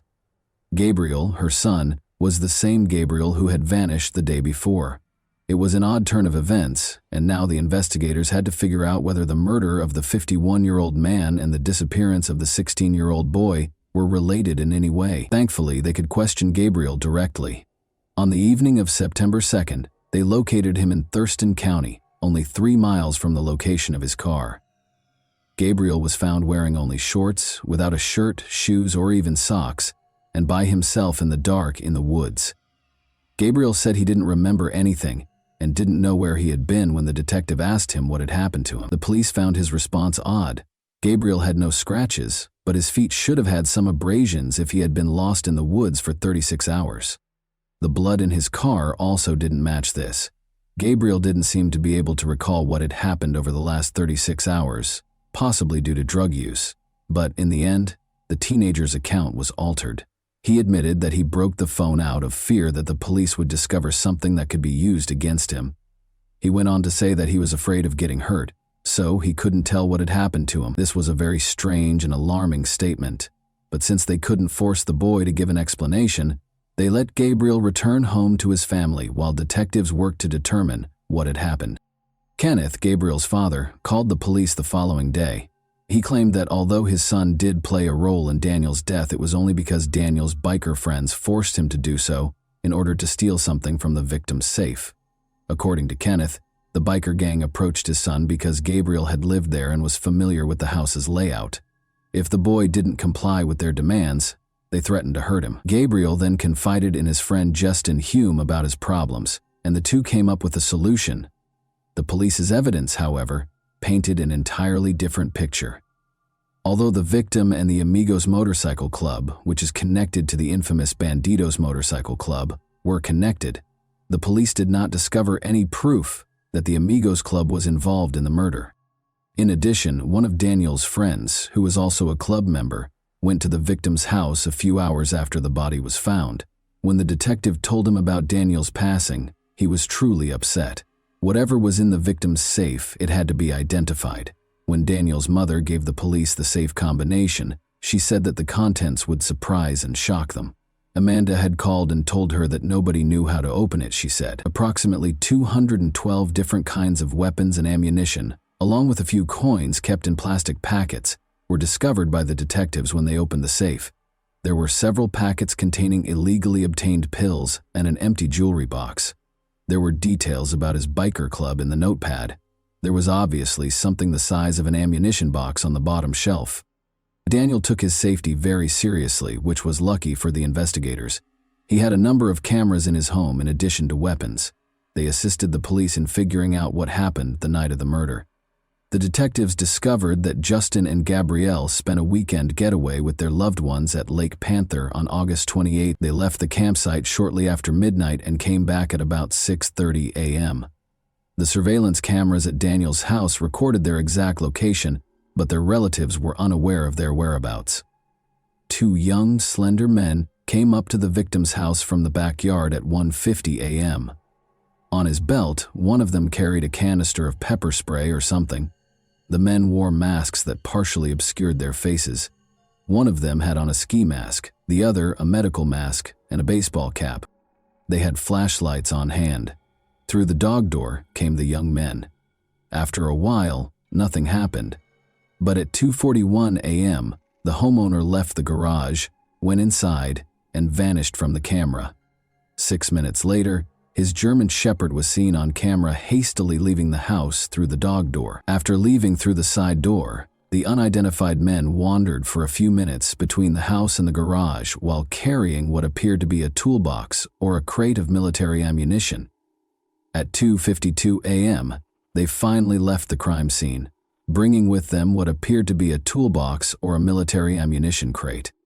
Gabriel informed his father that Justin followed Daniel after he came inside from the garage, stabbed him, and then there was a gunshot. The safe was in the garage, so Gabriel went there. At that moment, he says he heard 2 gunshots. On August 29th, the guys went back to their regular lives after disposing of the weapons close to Daniel's house. Gabriel, though, vanished prior to the 31st. He claimed that after bikers found him, they dragged him from his vehicle and struck his head against the steering wheel, spilling blood inside. Then, after beating him for a while driving around with him in a Suburban, the kidnappers let him go. Additionally, they mysteriously took his shoes and shirt and looked through the car for the stolen item from the safe. They found nothing because he didn't steal anything. As a result, the teenager chose to portray himself as a victim, similar to Danielle. That being said, this version isn't cohesive. Why couldn't the teenager enter the house and flee right away if bikers were the ones forcing him to commit the crime? Why wasn't everything finished sooner if, as Kenneth claimed, they had planned it? It was illogical. Once more, why did they enter the house when the safe was in the garage if the goal was to steal something? In any case, Justin and Gabriel were searched and taken into custody by police on the evening of September 2. They discovered a black ski mask and a handheld flashlight in Justin's home, and a black mask in Gabriel's vehicle. Gabriel showed the investigators where he had thrown the weapons close to the former Olympia Brewery in Tumwater after the police arrested the teenagers on September the 2nd. Similar weapons to the one used to shoot the victim were found by the detectives, a .45 caliber Sig Sauer pistol and a 9mm Ruger handgun. More than a dozen knives were also discovered. The firearms were found inside an ammunition box, the same type that vanished from the victim's safe. Although Daniel had friends among the bikers, the police did not discover any indication that they planned to murder the man or even steal anything from his home. The real reason for the crime is not disclosed. However, Gabriel's past might conceal the crime's motivation. He has encountered numerous difficulties in spite of his youth. Gabriel and his older sister were at the center of a terrible custody battle that started when Gabriel's parents divorced when he was just 3 years old. A 2010 court ruling stated that the children lived with their father on weekends and with their mother during the week. After Amanda separated from an abusive husband and remarried twice, the decision was not reviewed. Kenneth, however, sued her after she moved in with Daniel in 2018, alleging that the kids' grades suffered and they frequently skipped class. Additionally, he claimed that Daniel was violent, threatened Gabriel with a weapon, and even threatened Gabriel's sister, who is now 20 years old, and her boyfriend. Daniel acknowledged yelling at the sister's boyfriend when he became embroiled in the custody dispute, but he denied threatening him. The argument started when the boyfriend broke into the house and took a phone charger, but he now feels bad about how he handled the matter. In any event, a judge in 2018 ordered that Gabriel, then 12 years old, and his sister, then 16 years old, live with their father during the week and with their mother on the weekends. The chaos didn't stop there. Because of her subpar grades, Gabriel's sister was expelled from school in January 2019. The girl reported to the school psychologist that her father had grabbed her wrist with force and that he acted aggressively, particularly when intoxicated.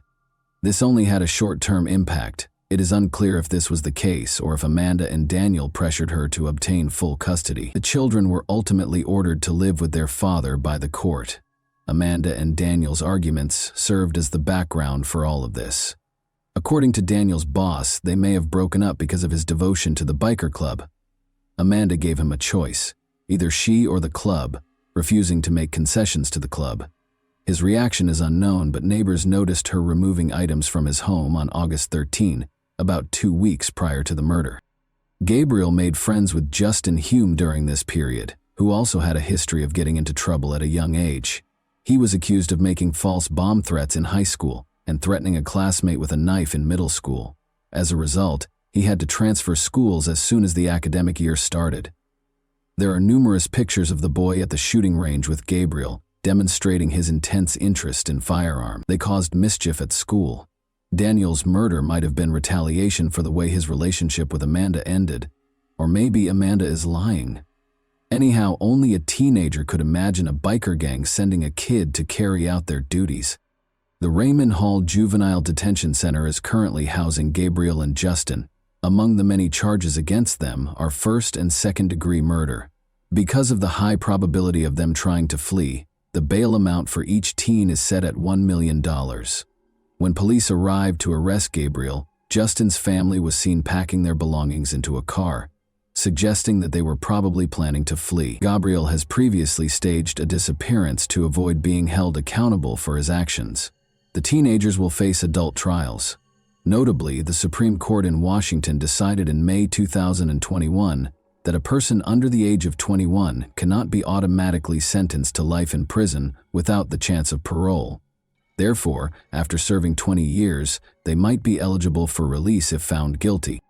And that wraps up today's chilling story. If you enjoyed this video, don't forget to like and subscribe so you never miss a new upload. Also, let me know in the comments, what part of this story shocked you the most? Thank you for watching, and I'll see you in the next video.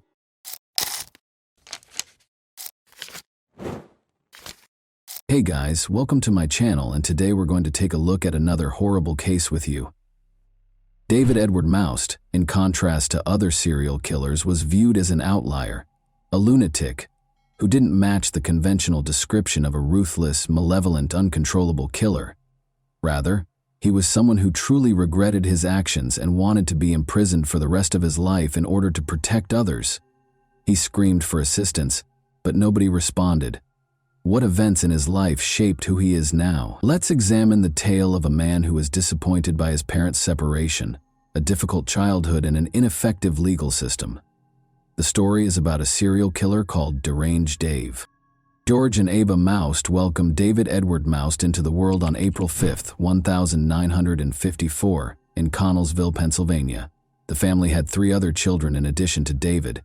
The Moust family had a difficult life.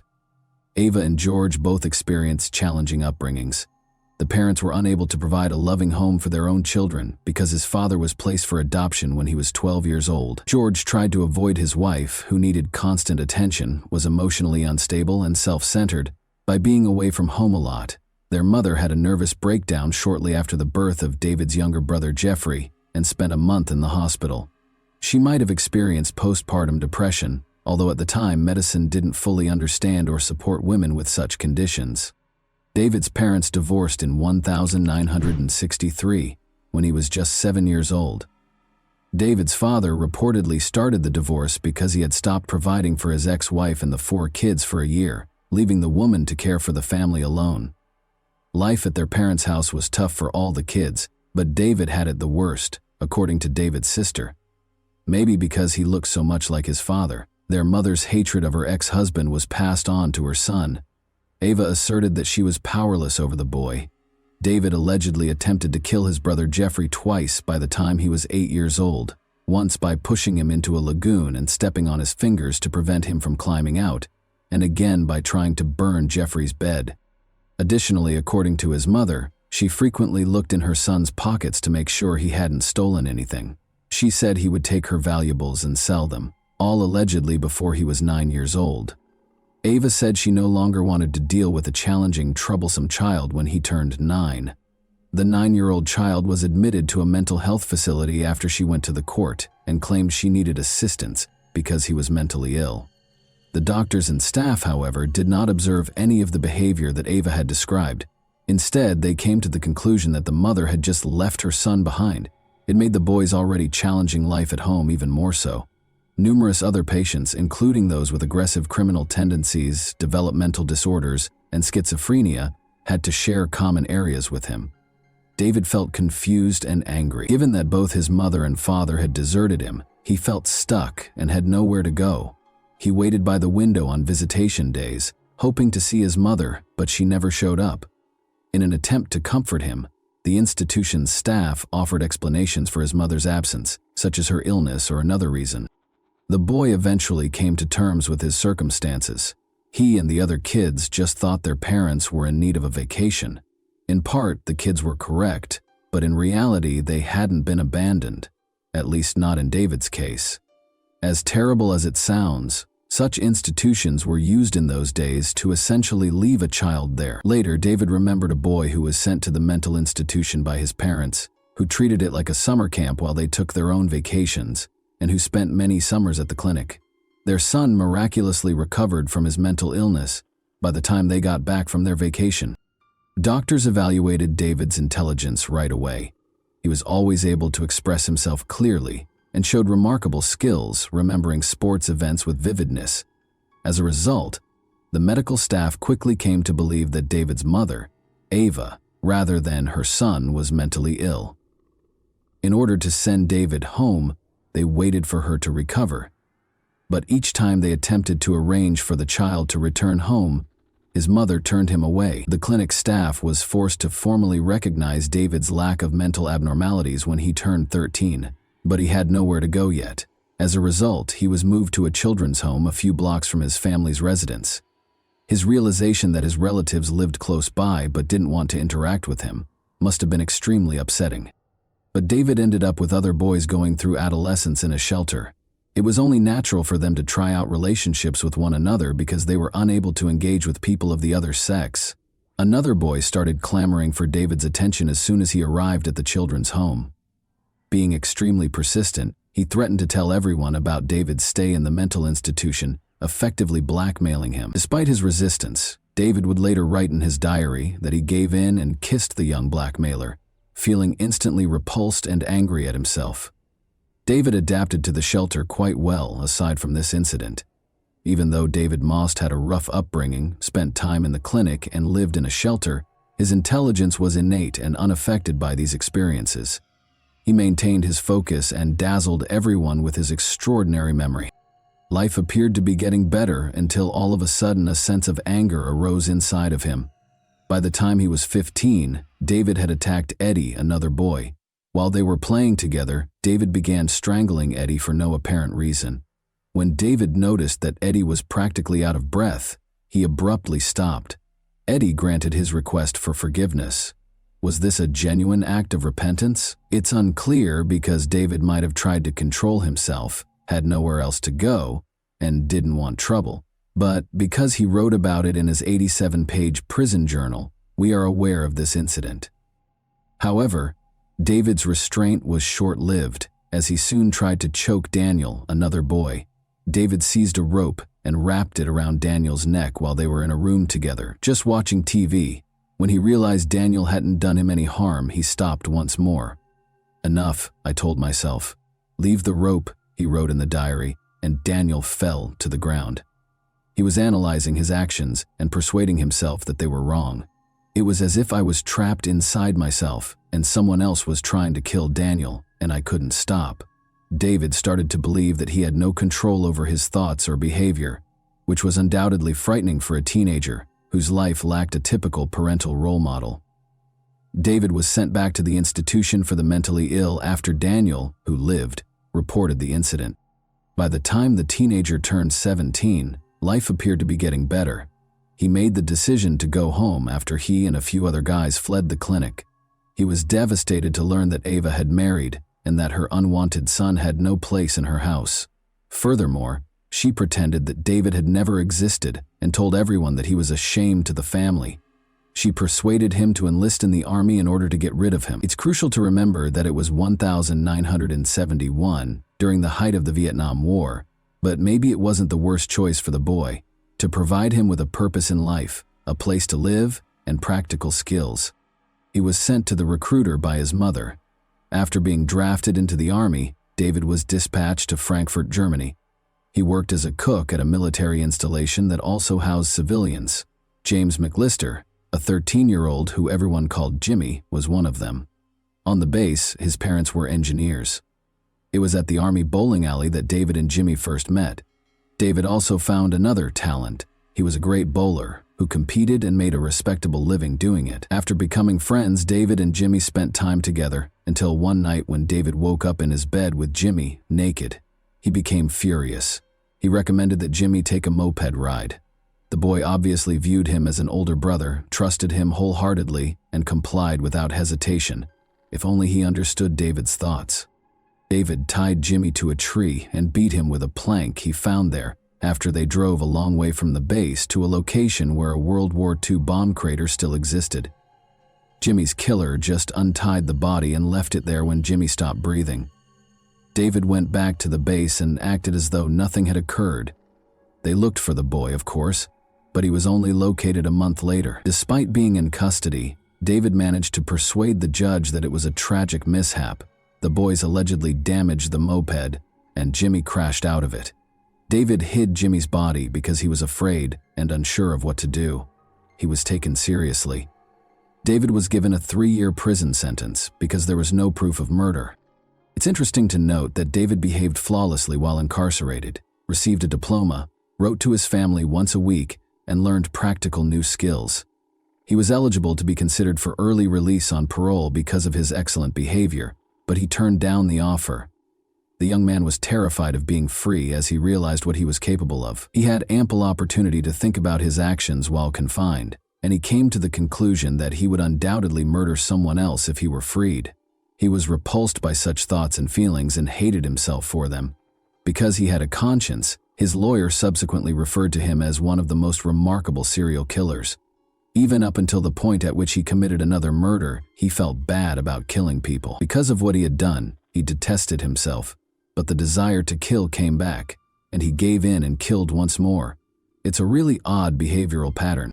However, when he turned 23 in 1977, he was set free. He made friends with a teenage boy after relocating to Chicago 2 years later. Although it appeared that they were friended, David occasionally felt the urge to stab the boy while he was staying overnight. David gave in to this overwhelming desire after they had another drink, and the teenager dozed off on the couch. He nearly disemboweled him by stabbing him in the abdomen with a knife, but the teenager lived. David was found guilty of attempting to kill someone. He was found not guilty, despite lying on the witness stand. We don't know what he said to convince them. Maybe he was also a devilishly convincing person when needed. David had not been able to learn to control his desires by the time he was 27. He remembered the kiss at the orphanage when a boy came up to him, trying to figure out what was happening to him. He hypothesized that his bad behavior stemmed from this unpleasant, intimate experience. He therefore made the decision to track down and murder that boy, who was now a man. He thought he could stop his destructive impulses and desires by doing this. He therefore embarked on a quest to target this man with his anger. But he found out that the man was incarcerated when he got to the location where the boy had lived. Therefore, David wasn't the only person who got into trouble after leaving that orphanage. He was unable to control his urge to kill or vent his anger on his offender. Then he saw a 15-year-old boy named Donald Jones going by his car. He was utterly innocent and just happened to be in the wrong place at the wrong time. Under the pretense of a straightforward odd job, David persuaded the teenager to get into the car and drove him to a remote location with quarries. Like his last victim, he stabbed Donald multiple times in the abdomen. He later described in his diary how the boy repeatedly pleaded with him not to be killed, saying, "Don't kill me, I'm only 15 years old." Nevertheless, David was powerless to stop himself. Then, unable to leave the teenager alone, he led him to the section of the quarry that was flooded. The teen died. David left the town without waiting for the body to be found. He was aware that Galveston, Texas, was where his uncle resided. David was given a job in his construction company and was permitted to live with his uncle. Once more, David demonstrated that he was a great worker, but after he unintentionally damaged the company van, his uncle fired him. The situation worsened. He offered a 14-year-old boy alcohol and illegal drugs when he invited him to his hotel room, but instead he started beating him. He stopped abruptly, as though the regular David took over and realized he had committed this terrible deed. Embarrassed, he dropped the weapon and started crying. David was given a 5-year sentence and the boy lived. He once more believed that he would carry on killing if he were released from prison. He was extradited to Chicago in 1982 in connection with the murder of Donald Jones, after investigators began linking him to the Donald case. They kept him in a mental health facility for a long time because they didn't think he was competent to stand trial. But in 1994, after waiting for a trial for 10 years, David acknowledged his guilt. He received a 35-year sentence.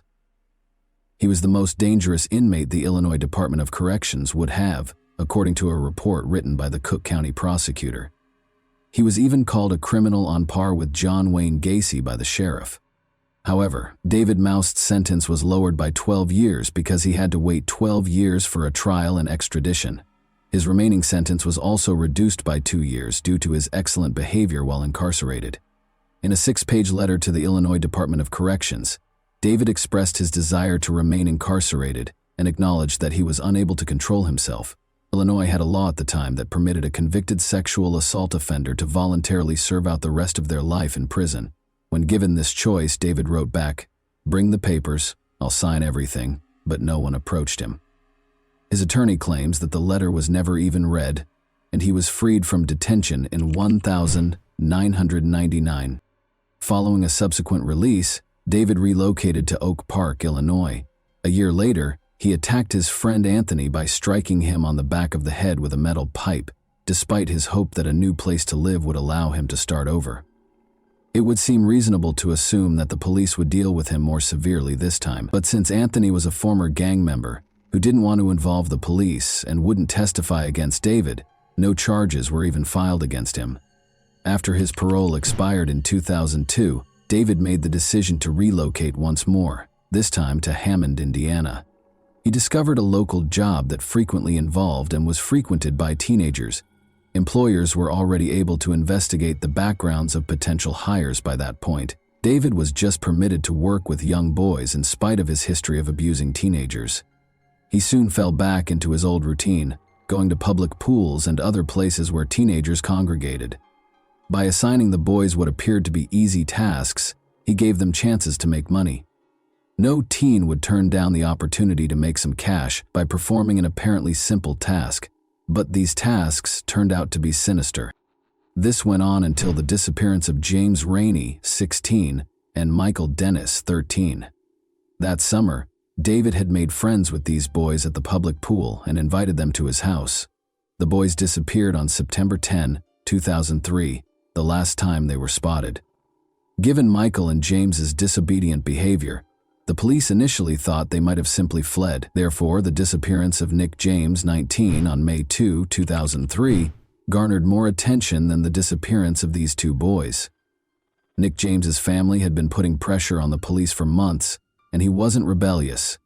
Investigators looked into his background after discovering that he shared a store with David Moust. They asked him to take a polygraph test because they had no proof, and he passed. He said he hadn't seen them in a while, which was pretty much accurate, but they didn't inquire as to whether he had murdered the boys. Investigators chose to search David's home even though he passed the polygraph exam. In 2003, the K-9-wielding officer, Emo, was on the hunt for bodies. In order to search David Moust's basement, the police invited the dog and its handler. The dog started barking at the basement's far wall when the officer gave Emo the order.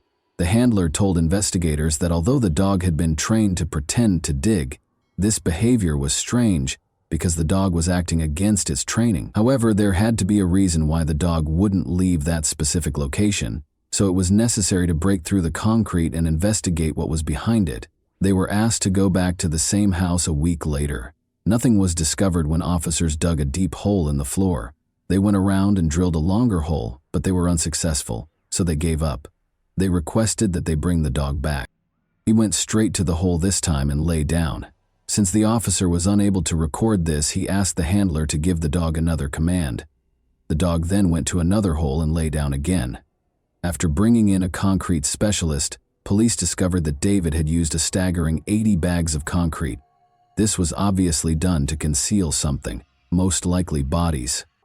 3 bodies were discovered when the police finally removed the concrete. Along with Nick, David had buried James and Michael beneath the basement after suffocating them in his apartment.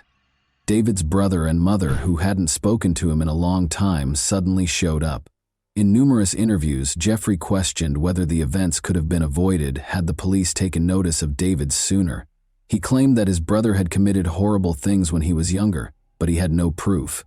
In addition, his brother and mother, who had not spoken to David in a long time, appeared to be desperate for attention. Jeffrey even had aspirations of becoming a writer. Thomas Wayne, his lawyer, claimed that although David was a serial killer, he wasn't born that way. The lawyer genuinely thought that his childhood was the recipe for making a serial killer, if anyone was looking for it. He never learned how to interact with others or live in society. David entered a guilty plea to the killings in November 2005 and received 3 life sentences. David died in January 2006 at the age of 51. He confessed to 5 murders, including 3 in Hammond, in a note discovered in his cell. He expressed his disappointment in not receiving a death sentence because he believed he deserved it. He felt that he would not have committed as many crimes if he had been kept out of the public eye. He also didn't want his existence to be funded by taxpayers. He accepted responsibility for his actions and begged the families of the victims for forgiveness. He only blamed himself, not his parents or upbringing. David wrote that although he loved his family, they never loved him back. And that wraps up today's chilling story. If you enjoy this video, don't forget to like and subscribe so you never miss a new upload. Also, let me know in the comments what part of this story shocked you the most. Thank you for watching, and I'll see you in the next video.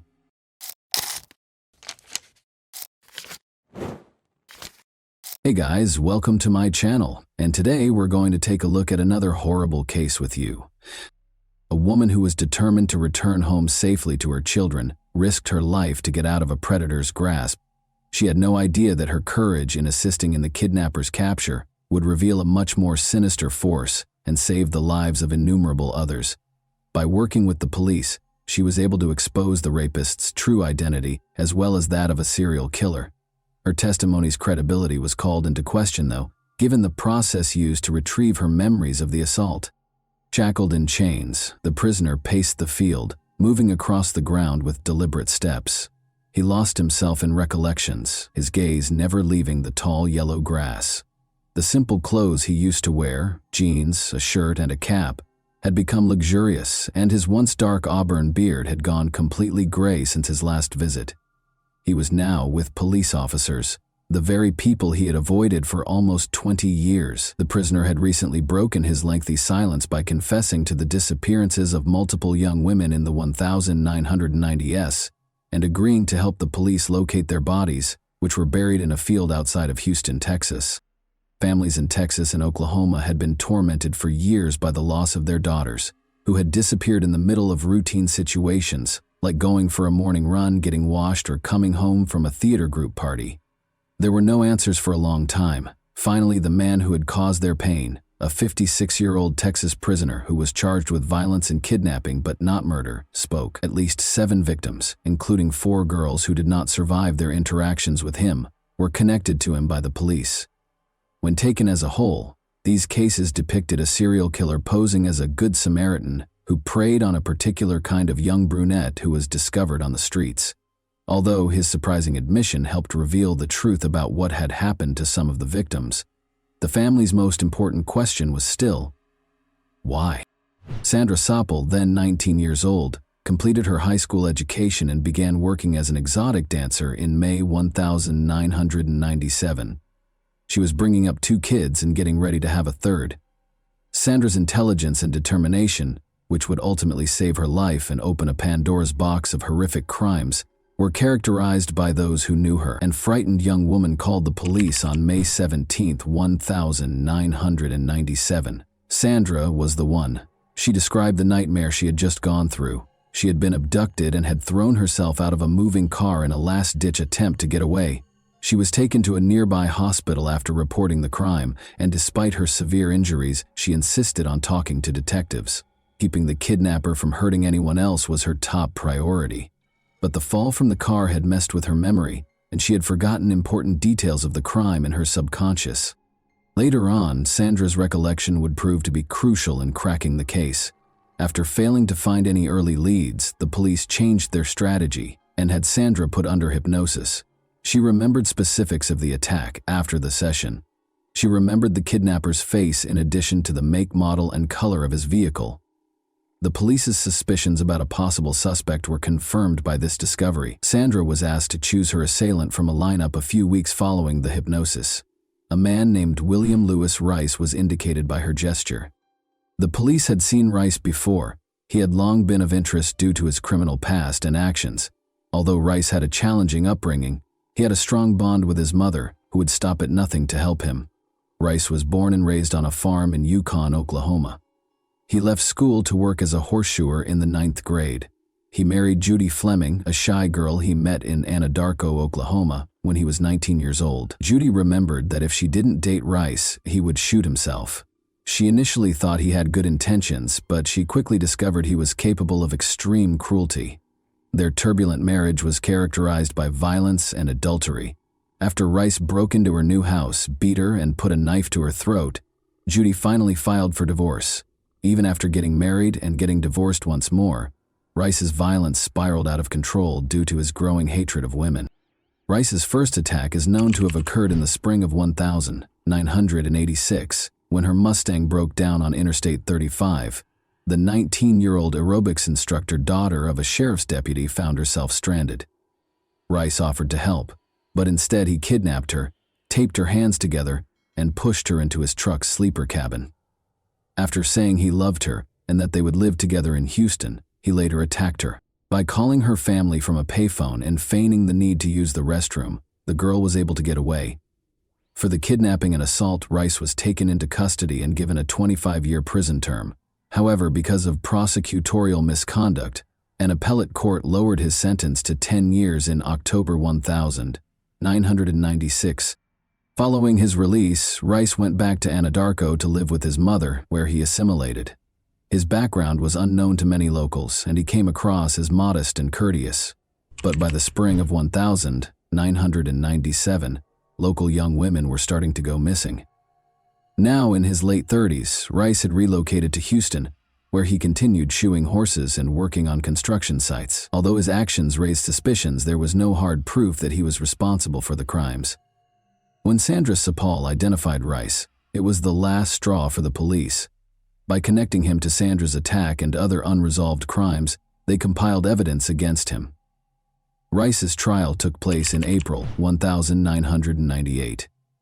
In her testimony regarding her kidnapping, Sandra described how Rice had threatened her with a knife, cut her tire, and enticed her to his vehicle. She talked about how she thought her risky escape had saved her life.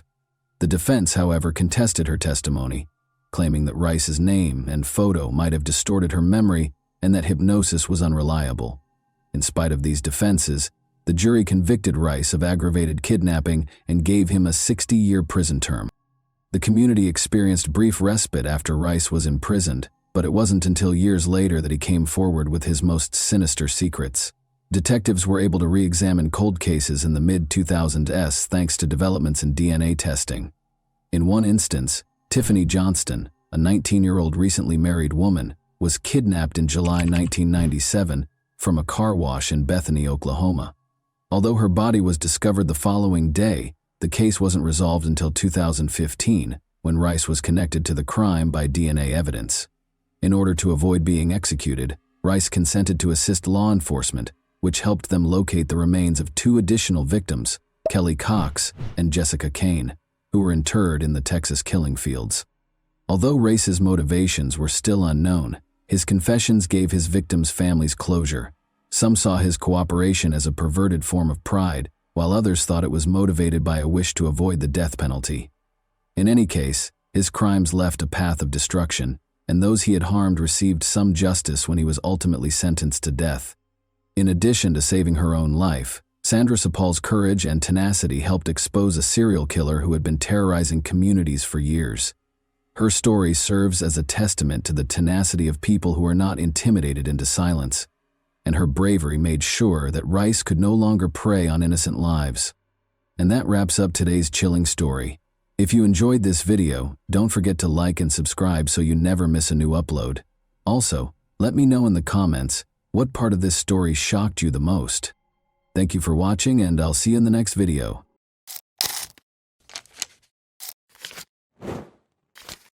Hey guys, welcome to my channel, and today we're going to take a look at another horrible case with you. Two roommates, Lori Lister, age 21, and Melinda Aguilar, age 18, were the victims of a horrific attack in their Houston, Texas apartment on Sunday, May 23, 1982. They appeared to be the target of a man who was obviously trying to kill them. He restrained them and tried to drown Lori in the bathtub of their apartment. Melinda managed to get away, though, by feigning fainting and then plunging headfirst from her balcony. She asked for assistance, and she and her roommate were saved with the help of a neighbor. As he tried to escape, the offender, Coral Watts, 28, was taken into custody. Nobody could have predicted that he was suspected of killing nearly 100 other women, in addition to being involved in these two attempted murders. In 1982, he admitted to the murders of 13 women and was sentenced to 60 years in prison.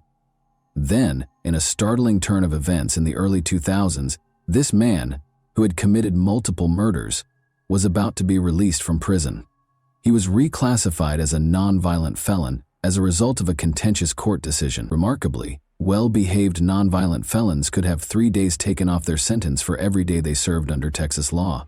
Model inmate Watts had accrued enough time deductions to be eligible for release on May 9, 2006. The public, police, and relatives of the victims were all in complete shock and terror. Everyone was plagued by the unanswered question, why? How could a murderer like him be freed against all logic? What possible reason could there be for releasing a serial killer who has killed numerous people? Richard Eugene Watts and Dorothy Mae Young were the parents of Carl Eugene Watts, also known as Coral, who was born in Killeen, Texas, on November 7, 1953. His mother was a kindergarten art teacher, and his father was a private first class in the Army. Watts was raised by his mother after his parents divorced before he turned 2. After they moved to Inkster, Michigan, Dorothy May married Norman Caesar, a mechanic, in 1962. The two of them had 2 daughters. Watts and his sister fought meningitis when Watts was 8 years old. He was held back in school for an additional year and missed the 3rd grade because of the illness, which almost took his life. Watts was temporarily housed at Herman Kiefer Hospital, where he required isolation from other patients and spinal taps. Journalists reported that Watts' body temperature rose to dangerously high levels, which raised questions about possible brain damage. His family observed a change in his personality after his illness. His memory deteriorated, his attention span was shortened, and he became shy, quiet, and introverted. Having been held back a grade and experiencing chronic insomnia, Watts struggled to keep up academically. His sleep cycle was disturbed by violent dreams in which he battled and killed the evil spirits of women. At the age of 12, Watts started to enjoy his sleep-induced fantasies of torturing and killing girls and young women. When asked later about his crimes and the reason he killed his victims, Watts explained that he wanted to free their spirits because they had evil eyes. Watts began stalking girls at this time, still a teenager, and it's believed he may have killed his first victim before turning 15. Police identified Watts as the attacker in the July 29, 1969 attack on 26-year-old Joan Gave when she was 15 years old. Watts knocked on Joan's apartment door while delivering his newspaper, and when she opened it, he attacked her severely. He carried on with his delivery route as if nothing had happened, with no remorse. Coral was arrested at his residence as a result of Joan's quick reporting of the incident to the authorities. He was then ordered to receive mental health care at a mental hospital in Detroit called the Lafayette Clinic. A psychiatric evaluation indicated a delusional thought process and a full-scale IQ of 75, indicating mild intellectual disability. He did poorly in school, but a police officer later said he was very, very intelligent and had a great memory. On November 7, 1969, Watts was discharged from the Lafayette Clinic. Watts received a football scholarship to Lane College in Jackson, Tennessee, after graduating from high school in 1973, despite having academic difficulties. After 3 months, though, he was expelled on charges of stalking and assaulting women. Watts' expulsion was also influenced by suspicions surrounding his ruthless killing of a female student. Even though there was not enough evidence to convict him, he moved to Houston, Texas after being expelled. Coral and his girlfriend Dolores Howard welcomed their daughter, Nikisha Watts, in 1979. Coral and Dolores, however, went their separate ways and broke up soon after her birth. Following that, Coral married Valeria Goodwill. Not long after they were married, Valeria saw that Coral was acting strangely. He broke candles, melted them on a table, rearranged furniture all the time, chopped up houseplants with knives, and strewn trash all over the floors without cleaning up after himself. Furthermore, he would abruptly depart after intimate moments, going missing for a few hours. Sadly, they were only married for 6 months. Although there are hints that Watts may have had more victims before this, his murders officially started in 1974, when he was 20 years old. After abducting his victims from their homes, he tortured them until he killed them. His victims were mostly slender, attractive white women between the ages of 14 and 44, and he struck in different states. Watts killed his victims by a variety of means, such as drowning, bludgeoning, stabbing, and strangulation. 10:45 a.m., Coral knocked on the door of Lenore Knazaki's apartment on October 25, 1974, saying she was trying to find Charles, one of his siblings. He carried on a conversation with Lenore. Coral asked if he could leave a note when she opened the door, the chain still fastened. He unexpectedly attacked Knazaki and strangled her until she passed out as she went to get paper. Lenore later called the police, but they couldn't find her attacker. Gloria Steele, 20, was thought to be Watts' second victim and was brutally murdered and tortured 5 days later on October 30, 1974. Gloria was a mother and a Western Michigan University student. She was discovered with 33 stab wounds to her chest from a wooden carving tool, as well as a crushed windpipe. Because there was insufficient evidence, Watts was not charged with direct murder. Diane K. Williams, an apartment resident manager and the sole witness, saw a black man looking for Charles throughout the apartment building. Coral grabbed her when she saw Williams, pried open her door and pulled her inside. Williams' phone rang during their struggle, so she knocked it off the hook and yelled for assistance. Williams saw her assailant getting into a tan Pontiac Grand Prix as he ran away. Both Williams and Knizicki recognized Coral in a police lineup. Coral had been arrested for stealing plywood from the campus of Western Michigan University. On November 16, 1974, he was arrested and charged with assault and battery in connection with the Knizicki and Williams cases. Watts was moved to the Center for Forensic Psychiatry in Michigan after being diagnosed with antisocial personality disorder and attempting suicide with a length of cord at the Kalamazoo Mental Hospital. When asked about Gloria Steele's death in 1975, he confessed to attacking about 15 other young women and acknowledged being close to her the day before she passed away, but he denied being the cause of her death. Under a search warrant, Detroit police searched Watts' home and found a wooden carving tool, but no evidence connecting him to Gloria's death. Watts was given a year in the county jail after entering a no-contest plea during his trial for the assault and battery of Knizicki and Williams. When Watts was evaluated by psychologists, they described him as incredibly dangerous, lacking regret for his crimes, reckless, careless, emotionally distant, and prone to relapsing. Following that, he killed 5 women in a series of attacks that took place in the Detroit area over the course of a year. One odd finding was that most of his crimes took place on Sunday mornings. An Ann Arbor newspaper gave the offender the sinister moniker, Sunday Morning Slasher, because of this peculiar pattern, which added to the mystery surrounding the timing of these horrific attacks, which all took place at approximately 4 a.m.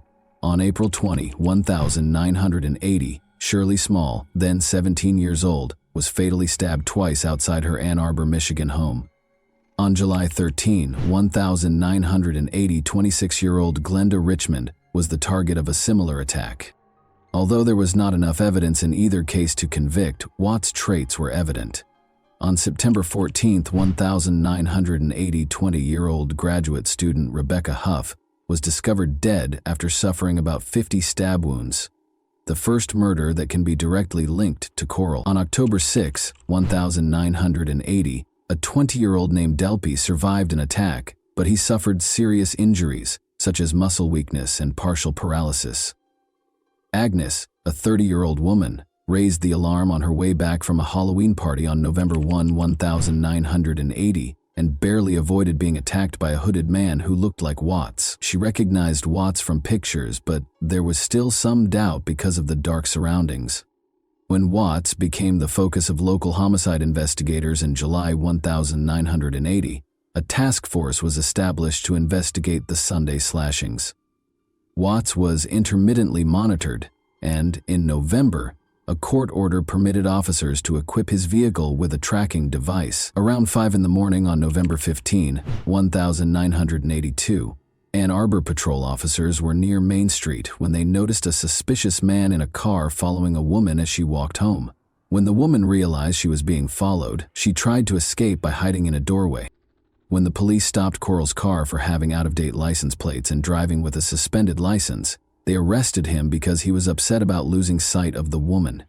When police inspected his car, they discovered a package with several screwdrivers and wood-filling tools.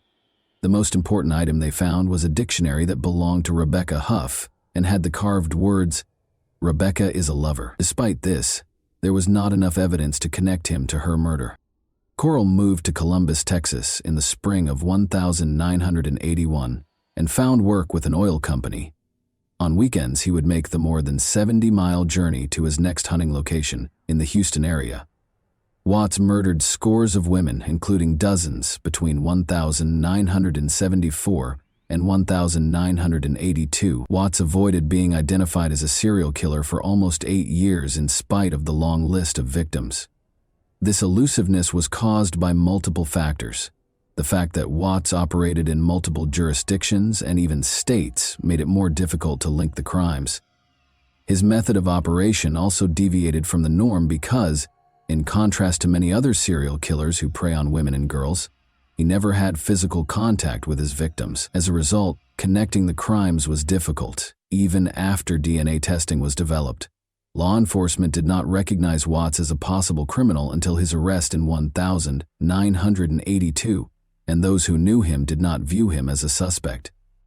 Watts broke into the Houston apartment of Melinda Aguilar, then 18, and Lori Lister, then 21, on May 23, 1982. Watts strangled Lori down the steps outside the apartment after she returned from work. He then went into the apartment and strangled Melinda, who feigned unconsciousness. Melinda was able to avoid being fully strangled.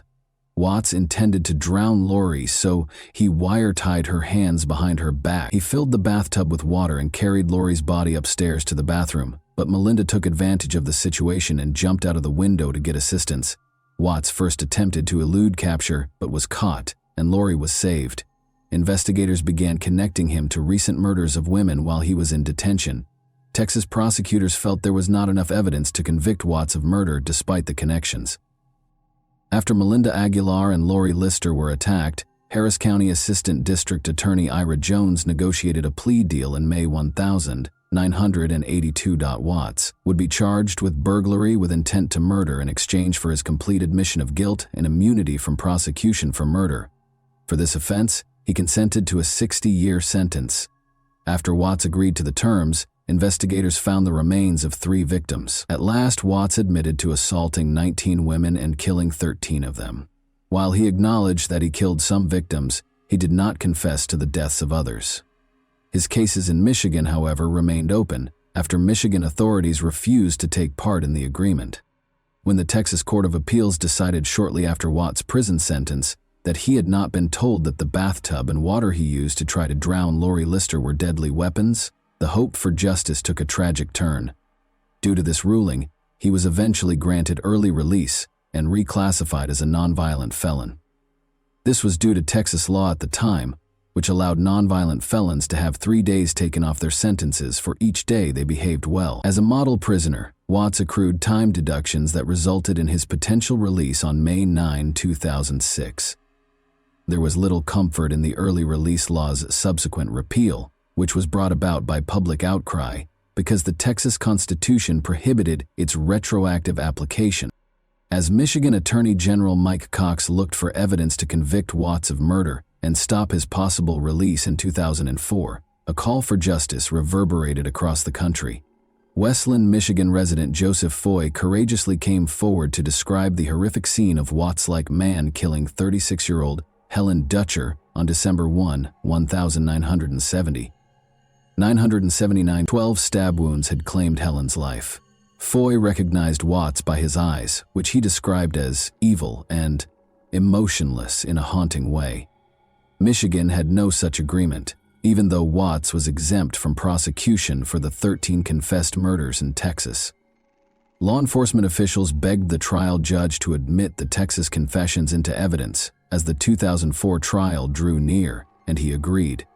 Watts was found guilty of killing Helen Dutcher and Gloria Steele, and he was given 2 life sentences without the possibility of release in a Michigan jail.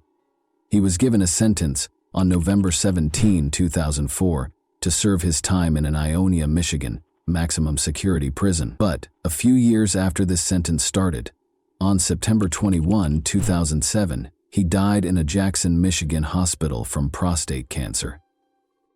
Ultimately, his dark story came to a somber conclusion when he managed to avoid serving his entire sentence for the lives he took. A vicious serial killer named Coral Eugene Watts terrorized the nation with his numerous murders. Despite his confessions, he was nearly released due to legal loopholes that allowed for a reduced sentence. The extent of his darkness was revealed by his subsequent conviction for Helen Dutcher's murder in 1979.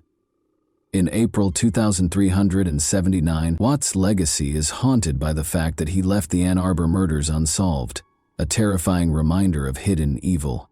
And that wraps up today's chilling story. If you enjoyed this video, don't forget to like and subscribe so you never miss a new upload. Also, let me know in the comments what part of this story shocked you the most. Thank you for watching, and I'll see you in the next video.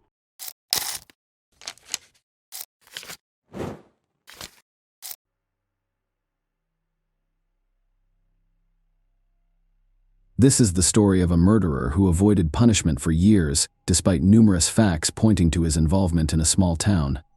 A 13-year-old girl vanished, and it was not discovered until 24 hours later.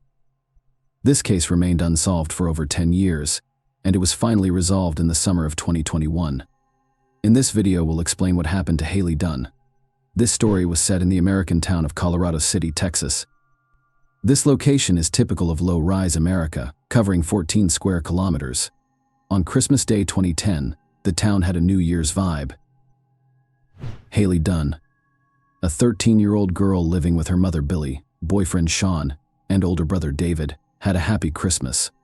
Her mother divorced her father, Clint, when she was 10 years old, but they never stopped communicating. Her father lived across the street from Haley's house. On December 26th, the girl spent the majority of Christmas at her father's house, unwrapping presents before returning home to play video games and go to bed. The following day, her stepfather and mother went to work as usual. Billy left her cell phone at home so that the kids could reach her. Before leaving, she peeked into her daughter's room while she was still sleeping. Sean worked in another town, about a half-hour drive away. According to him, he had an argument with his boss that day, which led to him being fired and leaving work only 10 minutes after arriving. He then drove to his mother's house, where he spent some time before returning to Colorado City around 3 p.m. Sean went to pick up Billy from work that evening. When they arrived home, Billy noticed that her daughter was not there. Sean informed her that the girl had gone to her father's house and planned to spend the night at a friend's house. Haley frequently stayed overnight at friends' houses, so her mother took this information calmly. Small towns like this often have the illusion of safety, so parents are less worried about their child's safety. On December 28th, Haley did not return home. She went door to door, but no one saw the girl that day. Billy went to the police around 2 p.m., but they chose the easiest route. The police's main theory was that she had fled from home, which initially hampered the investigation. A voluntary escape is not investigated to the same extent as a missing minor. They searched Billy and Clint's houses and brought search dogs to the scene. The next day, they followed Haley's trail from the house to a nearby motel. It was extremely strange. None of the motel employees had seen this girl. She was not captured on any security cameras, and a thorough search of the premises yielded no results. Trained dogs pointed to a motel, but the girl apparently never arrived. As word of Haley's disappearance spread throughout the city, dozens of concerned citizens joined the search. Some looked around the area, while others printed and distributed flyers. And now we come to another strange moment. Clint, the girl's father, almost never left the street. He looked in every corner, nook and cranny, including dumpsters. He said he couldn't sit at home and wait. Meanwhile, Billy and Sean were less enthusiastic. The mother distributed flyers but refused to go around the neighborhood looking for her daughter. She stated that searching gave her the impression that they were already looking for her body, and that there was no hope of finding the girl alive. Sean didn't participate at all, which isn't the strangest thing. Billy and Sean hosted a New Year's Eve party on December 31st, 4 days after the girl had gone missing. They had friends over to listen to music, drink, and party. Without a trace seemed completely absurd. On January 3rd, a week after Haley vanished, the police officially declared her missing. This meant that more serious agencies, such as the FBI and the Texas Rangers, could become involved, and representatives from both arrived in Colorado City and began their investigation. Volunteers continued to search the area, and over 100 billboards about the missing girl were posted across Texas and beyond.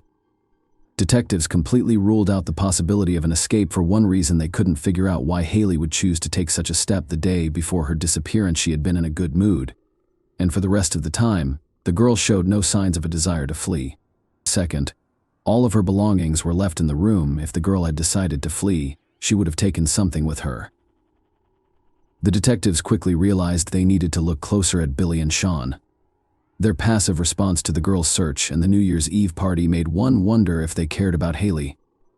The detectives discovered that on December 27th, the same day Haley allegedly spent the night at a friend's house, Sean and Billy drew $140 from their bank cards. They admitted that the money was used to buy illegal substances, which the couple consumed that evening while their children were away. Billy failed on 2 attempts. During the first interrogation, she was under the influence of drugs, and the second result revealed she was lying. Sean failed 2 interrogations and walked away before answering the third. Billy suspected Sean was involved in her daughter's disappearance and demanded that he leave her home. On January 12th, police officially announced that Sean was being treated as a suspect. Several factors contributed to this conclusion, including the couple's strained relationship. The police examined Sean's phone's geolocation data and discovered that his account of the day Haley disappeared did not match reality. He did arrive at work and stayed for 10 minutes before returning to Colorado City to Billy's house. It wasn't until later that he drove to his mother's house. It's worth noting that the police tracked the phone's location. The girl repeatedly mentioned being afraid of Sean. Haley told her best friend that she preferred to spend time outside or at friends' houses because she didn't feel safe with Sean. She once told her grandmother that she often saw Sean standing in front of her bedroom door in the middle of the night, and she was afraid he would come in. The police soon became aware of a conversation with Haley's uncle about the girl's disappearance. Her uncle said roughly the following: "I can't believe anyone would harm a child." Sean's response was extremely unusual. He compared it to killing a deer with all of this information in hand. The detectives concluded that Haley did not come from a wealthy family. Her mother and stepfather frequently drank and used illegal drugs, and Sean's behavior at parties appeared suspicious, but there was no direct evidence against him. Finally, the police contacted Child Welfare, who decided to remove Haley's older brother. On February 24th, police searched Sean and Billy's home, as well as his mother's. A massive discovery awaited them. They discovered over 100,000 obscene images of minors on a removable drive and a hard drive. The police also seized his laptop, but did not appear to have time to examine its contents. Sean's father arrived at the station and demanded his son's equipment back. It's unclear why the police did, but that's not the most interesting part. Sean received no punishment for having so much illegal content on his computer. On March 17th, police officers visited Billy's house to question Sean. A woman opened the door and said he wasn't home, but the officer showed her a pre-arranged warrant and entered the house, discovering Sean hiding there for concealing a suspect. Billy received 90 days in jail and a year in corrections. She was transferred to a Travis County correctional facility. Following her release, she remained in the area with Sean. In 2012, however, the couple eventually split. Billy suspected Sean was involved in her daughter's disappearance, but the case had stalled due to a lack of new evidence and volunteers' inability to identify the girl. On March 16, 2013, a hiker discovered human remains near Lake J.B. Thomas in Scary County. Experts conducted tests and determined that the remains belonged to Haley Dunn, whose body was approximately 20 miles away from her home. However, they had circumstantial evidence that the girl's body had been discovered only a few miles from Sean's mother's house, which matched the geolocation data on his phone as determined by the towers. Given the short distance, Sean could have easily left the body in that location without anyone knowing. Furthermore, he grew up in the area and was well versed in where to hide the body, but investigators were unable to uncover any additional clues, and the case was refrozen for several years. Despite this, the girl's family had to wait 4 years to bury her body. A memorial service was held in January 2017.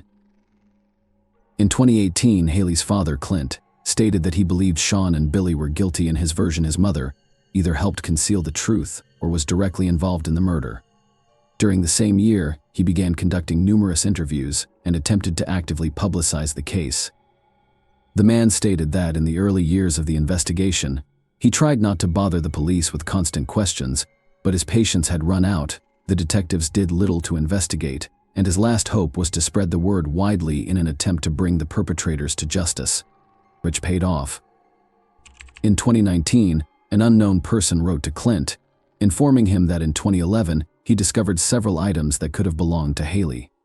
This person was in high school at the time and had not heard about the missing girl, so he did not consider reporting his find to the police. True information about the items has yet to be revealed, and the police have not stated what they are. Clint only mentioned that they were discovered in an area that had been thoroughly searched by volunteers and police. Later, new information emerged. Private investigator Erica Moore, who was handling the Haley case and kept in touch with Clint, revealed some disturbing information about Sean. In October 2019, she began receiving messages from various women in Texas, all of whom claimed they were being aggressively harassed online by a man named Casey. Not only was he harassing them with lewd messages, but he was also sending them explicit photos and videos of himself, as Sean shared a middle name. Erica asked the women to send her photos and videos of the man sending the girls, and her theory was confirmed to be correct. She persuaded one woman to go to the police station and report Sean, but they refused to press charges and even accused her of falsifying the facts. Erica believed Sean was responsible for Haley's death and planned to arrest him for stalking women on the internet. However, the case remained quiet until May 2021 when Erica and Clint were summoned to the district attorney's office for an urgent meeting. Police arrested Sean and charged him with Haley's murder. He is currently in bail, awaiting trial on $20 million bail, but police have yet to reveal what new evidence led them to make this arrest. Apparently, this information will be kept secret until the trial. All we know now is that the police were granted permission to collect Sean's DNA sample shortly before his arrest. There may be a connection here to Haley's belongings, which were discovered in 2011. When Billy learned of her ex-boyfriend's arrest, she made a strange statement. She said she wasn't surprised Sean was involved in the murder, and she wanted to believe in his innocence until the very end. She also thanked God that the man would now be punished for his actions, which Billy had actively obstructed during the initial investigation while defending Sean. A date for the trial will be announced soon. At this point, it is difficult to predict whether a conviction will be obtained. It will be determined solely by the significance of the evidence, which police are now withholding in any case. Sean remained at large for over 10 years, despite the fact that all evidence pointed to his involvement in the murder. Haley's complaints to friends and relatives, the use of forbidden materials with children, and the man's constant lies during interrogations raised suspicions on all sides, as did Billy. She initially expressed no desire for justice for her daughter, Clint, but, unlike her, he worked hard and got his way.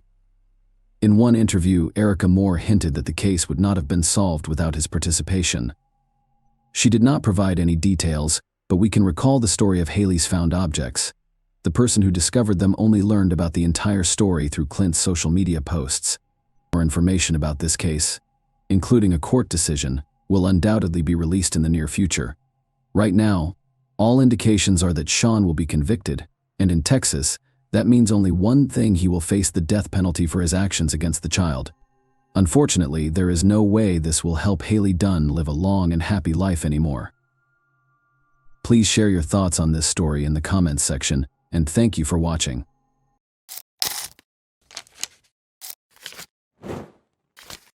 Hey guys, welcome to my channel, and today we're going to take a look at another horrible case with you. Sometime between 7 and 7:30 p.m. on the evening of May 30, 2012, 19-year-old Brittany Wood got ready and left her mother's home in Mobile, Alabama. Everyone thought Brittany was going to see a friend, but that wasn't the case at all. Brittany's real destination was her uncle Donnie Holland's house, but no one around her knew it. But what started out as a routine visit would turn into a terrifying experience for the family and the police. On June 1, 2012, 2 days later, the police discovered something horrifying. A terrifying crime scene was revealed when Donnie, Brittany's uncle, was discovered in his car with a gunshot wound to the back of his head. A layer of mystery was added by the startling and bloody scene, which grew more intense as Brittany Wood mysteriously disappeared. Did Brittany contribute to Donnie's demise, and, if so, what motivated her to act in that way? Or did someone else kidnap Brittany in addition to killing Donnie? Brittany's dream has always been to work as a hairdresser and eventually open her own salon. But the little girl, who was only a teenager, would meet a man named Andy Woods. As their relationship grew, their lovely daughter Peyton was joyfully born in 2009, when Brittany was only 18.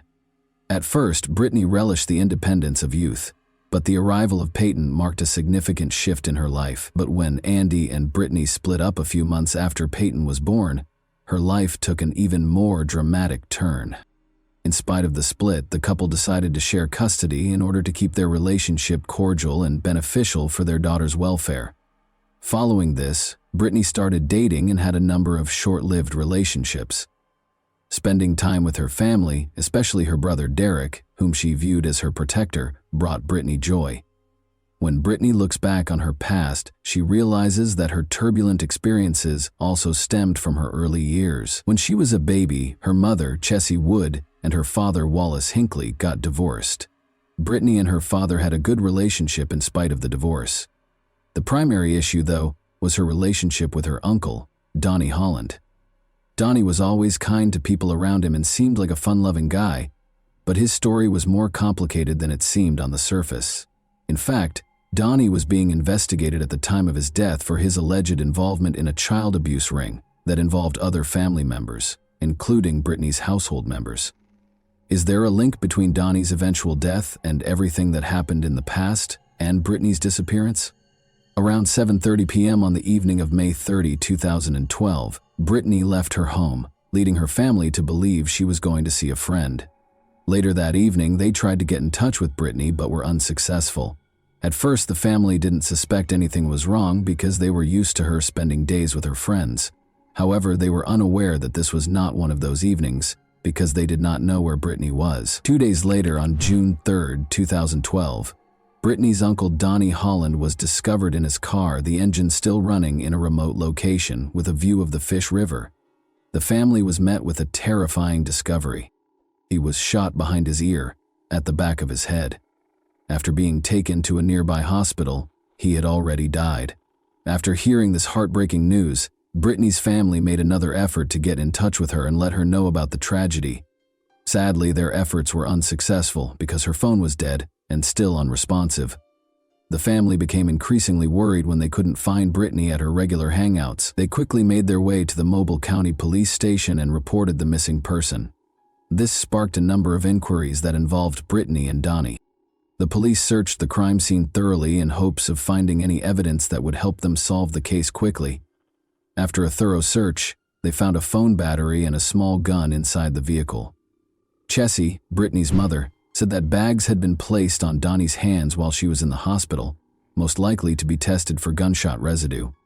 Why these bags were taken out without being tested is still unknown, though. Along with the investigation, the police spoke with Wendy Holland, Donnie's wife, and Jennifer Gonzalez Moore, their friend, who found Donnie's body. When they discovered Donnie about a mile from the main road, they said he was still gushing blood.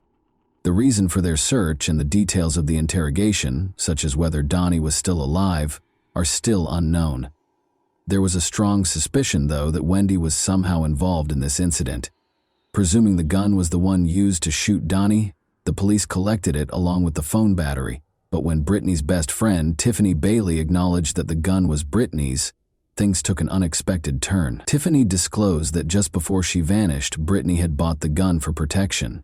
Suspicions were running high, and people started wondering if Brittany or Wendy and her friend were involved. But there was still another way to look at the story. Donnie was being investigated at the time of his death for allegedly being a part of a troubling child abuse ring that involved multiple members of his own family.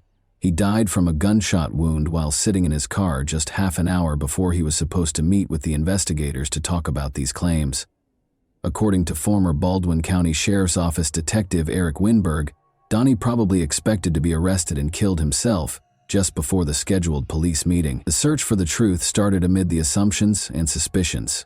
Examining phone records was the first step in the investigation.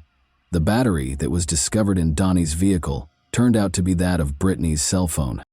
Additionally, it was verified by the call logs that Donnie and Brittany actually met on May 30, 2012, the day she vanished. According to the documents, Donnie had driven Brittany to the house near Styx River after picking her up at her mobile home. Brittany's text logs showed that she was messaging non-stop until 11:30 p.m., when she suddenly stopped. Early on May 31, they arrived back at Mobile, just as her phone died, ending the opportunity to gather any more information. As a result of these disclosures, the police force's investigation into Brittany took extreme action. Volunteers, the search and rescue team, helicopters, dogs, and boats were all mobilized in the ensuing extensive search. The Styx River Basin, the last place Brittany's phone had pinged, was within a 5-mile radius of the operation. The intensive efforts produced no evidence of her whereabouts, even after multiple interviews with her friends and family. Brittany's daughter, meanwhile, yearned to see her mother. But after the search for Brittany was unsuccessful, attention returned to Wendy. Police reported that Wendy was seen removing items from Donnie's phone the day he was found dead, which may indicate an effort to hide something that was first disregarded. When the investigation came to a standstill and the police began to focus again on Wendy, this action took on greater significance. The case came to a standstill after the car's DNA results produced no solid proof. Eventually, there was no more evidence to connect anyone to Donnie Holland's murder. As a result, it was formally declared a suicide, and the case was closed. Many questions and controversy were raised by the decision to close the case as a suicide. Detective Eric Winberg confirmed that the gunshot residue test was not performed because it was a procedure carried out by the Alabama Department of Forensic Sciences. Becca Johnson, a private investigator who was actively involved in the search for Brittany Wood, expressed skepticism, saying, "Generally it's 4 to 5 hours till unpreserved gunshot residue is gone and, hands in bags, it's being preserved." Cameron Busey, a firearms expert at the time, noted that if Donnie had shot himself, the bone fragments and brain matter would have probably lodged in his hands. To ascertain this aspect as well, no test was carried out. Furthermore, Busey emphasized that it would be extremely uncommon to hold the gun behind one's head. "I don't know of any suicide that was done in that position." Nevertheless, in spite of numerous worries and observations, suicide was officially declared the cause of death, and no hard evidence surfaced to refute this finding.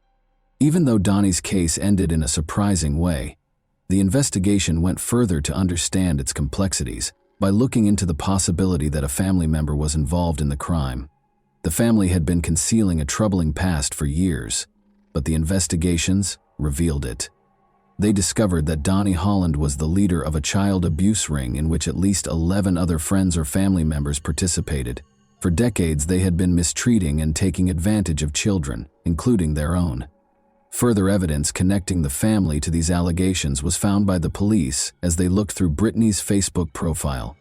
11 family members were arrested for their roles in the abuse ring, including Donnie's wife Wendy and Brittany's adored brother Derek. The fact that Brittany's mother, Chessie, was charged with child abuse despite claiming innocence only served to heighten the seriousness of the situation.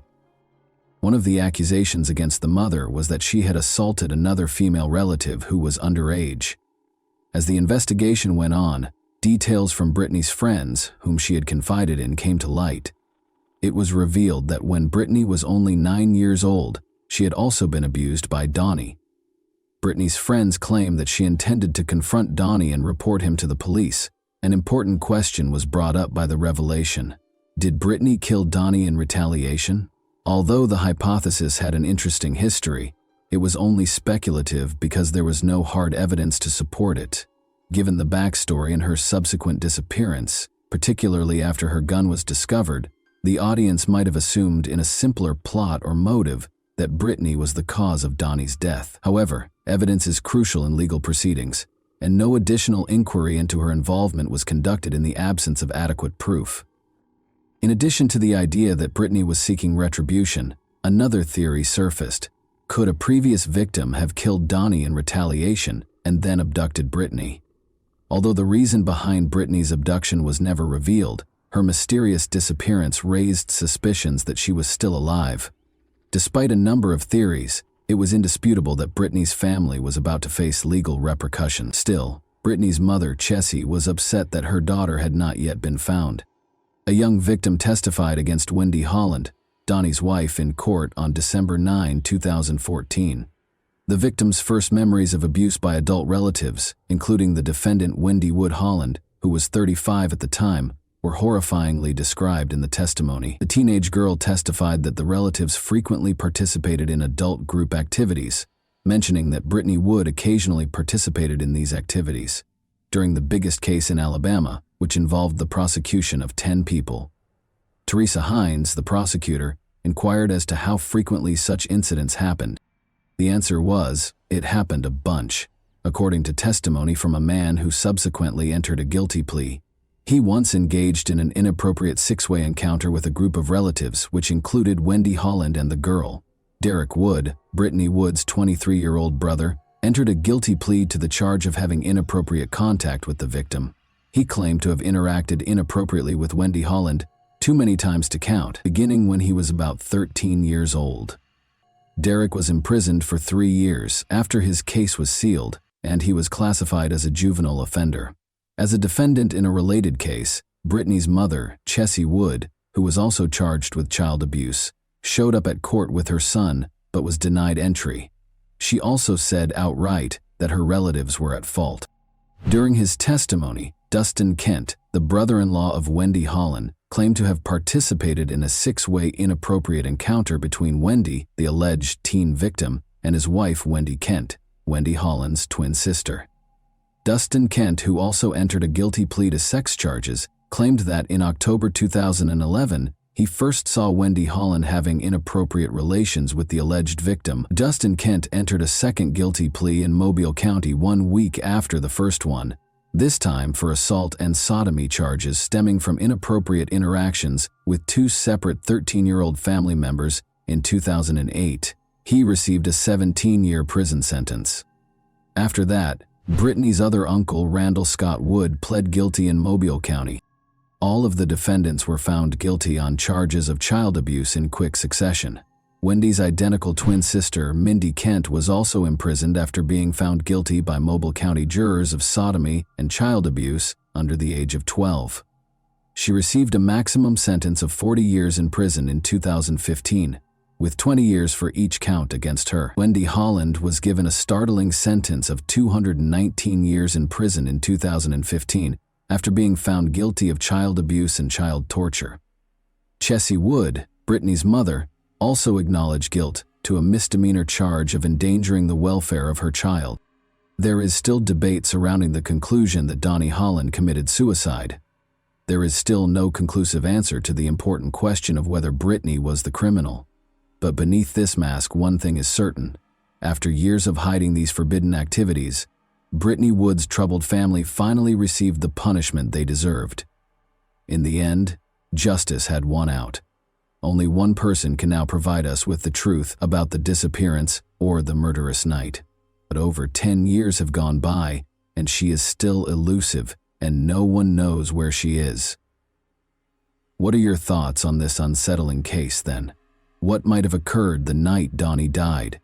Was there something more sinister going on? Or was it truly a disappearance leading to suicide? And that wraps up today's chilling story. If you enjoyed this video, don't forget to like and subscribe so you never miss a new upload. Also, let me know in the comments, what part of this story shocked you the most? Thank you for watching, and I'll see you in the next video.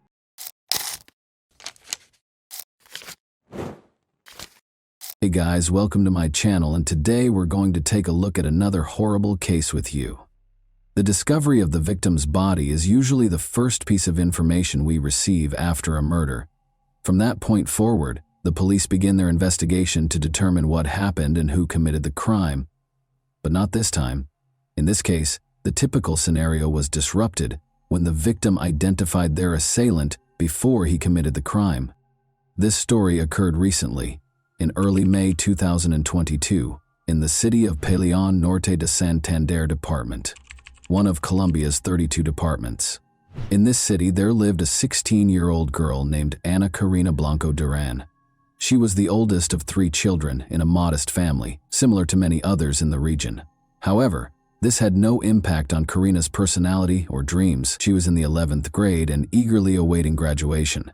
Karina's relatives and friends described her as disciplined and determined, but also cheerful, sociable, and optimistic. However, like most teenagers, she had doubts. She expressed her thoughts in a letter she wrote for a school assignment 2 weeks ago. In the letter, the girl stated that, like everyone else, she had goals that she wanted to achieve. However, at the time, she was preoccupied with being happy, studying, and assisting her mother, whom she described as a beautiful, strong, and resilient woman who had a huge influence over her. The following year, the girl intended to attend university and study psychology or philosophy. This would allow her to pursue her dreams, the most important of which was to buy a house for her mother. At the same time, Karina acknowledged her overwhelming fears and doubts. She wrote that she was afraid of growing up and facing the big world alone. She sometimes wished she could go back in time and play with dolls again, something she didn't get to do as a child because she had to grow up quickly and help her parents. Karina, almost prophetically, explained what would happen to her in 2 weeks in her final sentence. She wrote that she feared human evil, and she was not mistaken. What she was afraid of eventually shattered her dreams. Karina awoke early on May 3, 2022, as she usually does. She lived in La Vega, a village in the Kashra municipality. Karina had to walk for at least an hour every day along several country roads to the bus stop that would take her to school because her village was relatively remote. The morning progressed as usual. The student awoke, ate breakfast, said her goodbyes to her family, and left the house at 5:30 a.m. However, shortly after Karina left, her father began receiving messages from her. It was unusual. Karina wrote to her father that while walking down the country road, she noticed someone following her. A man was approaching her very closely. When the girl quickened her pace, the stranger did the same. If she attempted to take a different path, he would follow her. Karina was understandably uneasy and suspicious. She mustered the courage to take a discreet photo of the stranger and send it to her father so he would know who was after her. Cesar Blanco, Karina's father, became extremely concerned for his daughter's safety. He dashed out of the house, taking the same route to the bus stop that she had taken, but he couldn't find her anywhere. The man assumed the danger was over and Karina had safely boarded the bus. Unfortunately, this was not the case. Karina's parents were later informed by the school that she did not attend class that day. Karina's parents reported her disappearance to the police. Because it was a small village where everyone knew each other, word of the incident spread quickly among the locals. The girl's family distributed a photograph of the stranger who had been following her since the morning. A few hours later, a man who worked at a local farm mentioned another farm worker who looked very similar to the man in the photograph. Despite the blurry image, he believed he recognized him. Additionally, that worker was late for work on the same day. Armed with this information, several villagers and Karina's relatives went to the farm where these men worked and demanded answers from the person Karina had most likely photographed. The man in question was Alexander Quillo, a 55-year-old Venezuelan native. He had arrived in town 4 months ago and was staying with a relative. Alexander had found work on the farm where he was located. The people were outraged by the schoolgirl's disappearance and acted aggressively. He eventually admitted to assaulting Karina, killing her, and disposing of her body in the Kashra River. It's understandable that the villagers, particularly Karina's relatives, wanted to take matters into their own hands following such a confession. However, the police arrived just on time. The officers apprehended the suspect, rescuing him from the angry mob. The police took Alexander Carrillo to the station and began interrogation. He repeated what he had previously told the villagers. He admitted to killing the schoolgirl and revealed where her body was disposed of. Following the crime, he cleaned himself up, changed his blood-stained clothes for clean ones, and returned to work. The man truly believed he would never be found, unaware that the victim had taken a photograph of him. During the interrogation, villagers gathered near the station. They were furious and wanted to take matters into their own hands. Concerned for the man's safety and believing his life was in danger, the police decided to transport him to another location. They escorted the suspect out of the station and attempted to get him into the car. However, when the crowd began to act, they dragged Carrillo from the vehicle and attacked him. The police couldn't intervene because there were so many of them. The mob beat the perpetrator with sticks and stones before someone attacked him with a knife, killing him. Even after that, the crowd refused to disperse and blocked the police from approaching until they were certain that the man had died. Karina's body was discovered on the riverbank, exactly where her assailant had indicated. Her bag was nearby. The girl was partially undressed, and the autopsy revealed she had been sexually assaulted. She died of 2 penetrating wounds to her chest and neck. According to the police, Alexander Carrillo had been watching Karina for several days, meeting her every morning as she walked to school while he went to work. This version is supported by the fact that, a few days before the attack, Karina informed her school friends that she was being followed by a stranger, which made her extremely uncomfortable. The police have stated that the investigation will not be terminated at this time. They will investigate the actions of the local police officers who allowed the man's lynching, as well as who initiated the attack and delivered the fatal blow.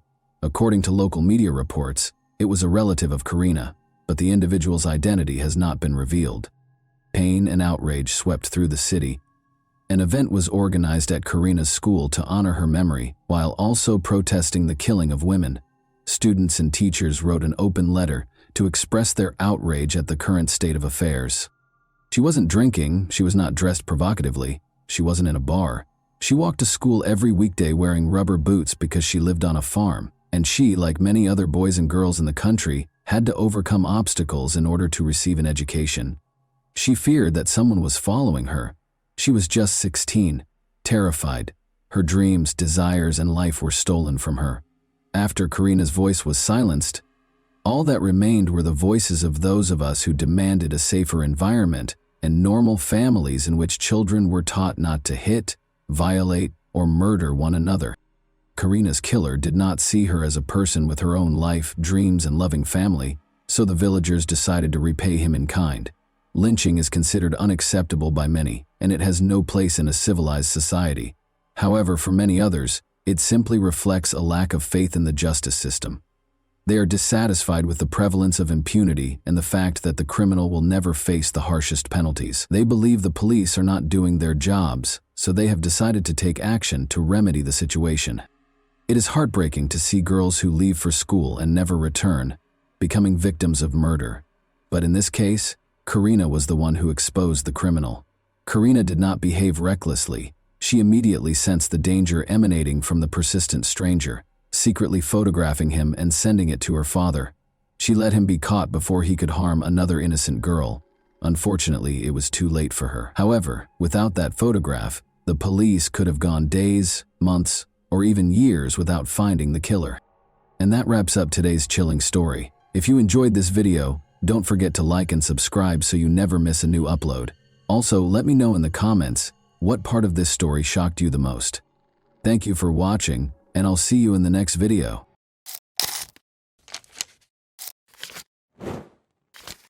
Hey guys, welcome to my channel, and today we're going to take a look at another horrible case with you. On February 27, 2017, the 1-year-old Valerie Arrow was found dead in her home. The scene that unfolded before the eyes of the police was shocking in its cruelty. Valerie lay on the bed wearing a bathrobe, her wrists bound with a shoelace, and a scarf in her mouth as a gag. It was soaked in blood that had flowed from her throat. The room's floor was covered with the torn underwear of the girl, ripped in half. One obvious injury on her body was a strangulation mark on her neck. The police had even more to ponder after the autopsy. The toxicological analysis revealed that Valerie had been under the influence of multiple substances, and 2 scarves were discovered deep in her throat. They were so numerous that they might have killed her on their own. In addition, Valerie's backpack was discovered in the trash a few days prior by a building worker where the girl resided. Her papers, an ashtray, cigarette butts, a glass, shoes, apartment keys, and a blood-stained bedside lamp were all found inside.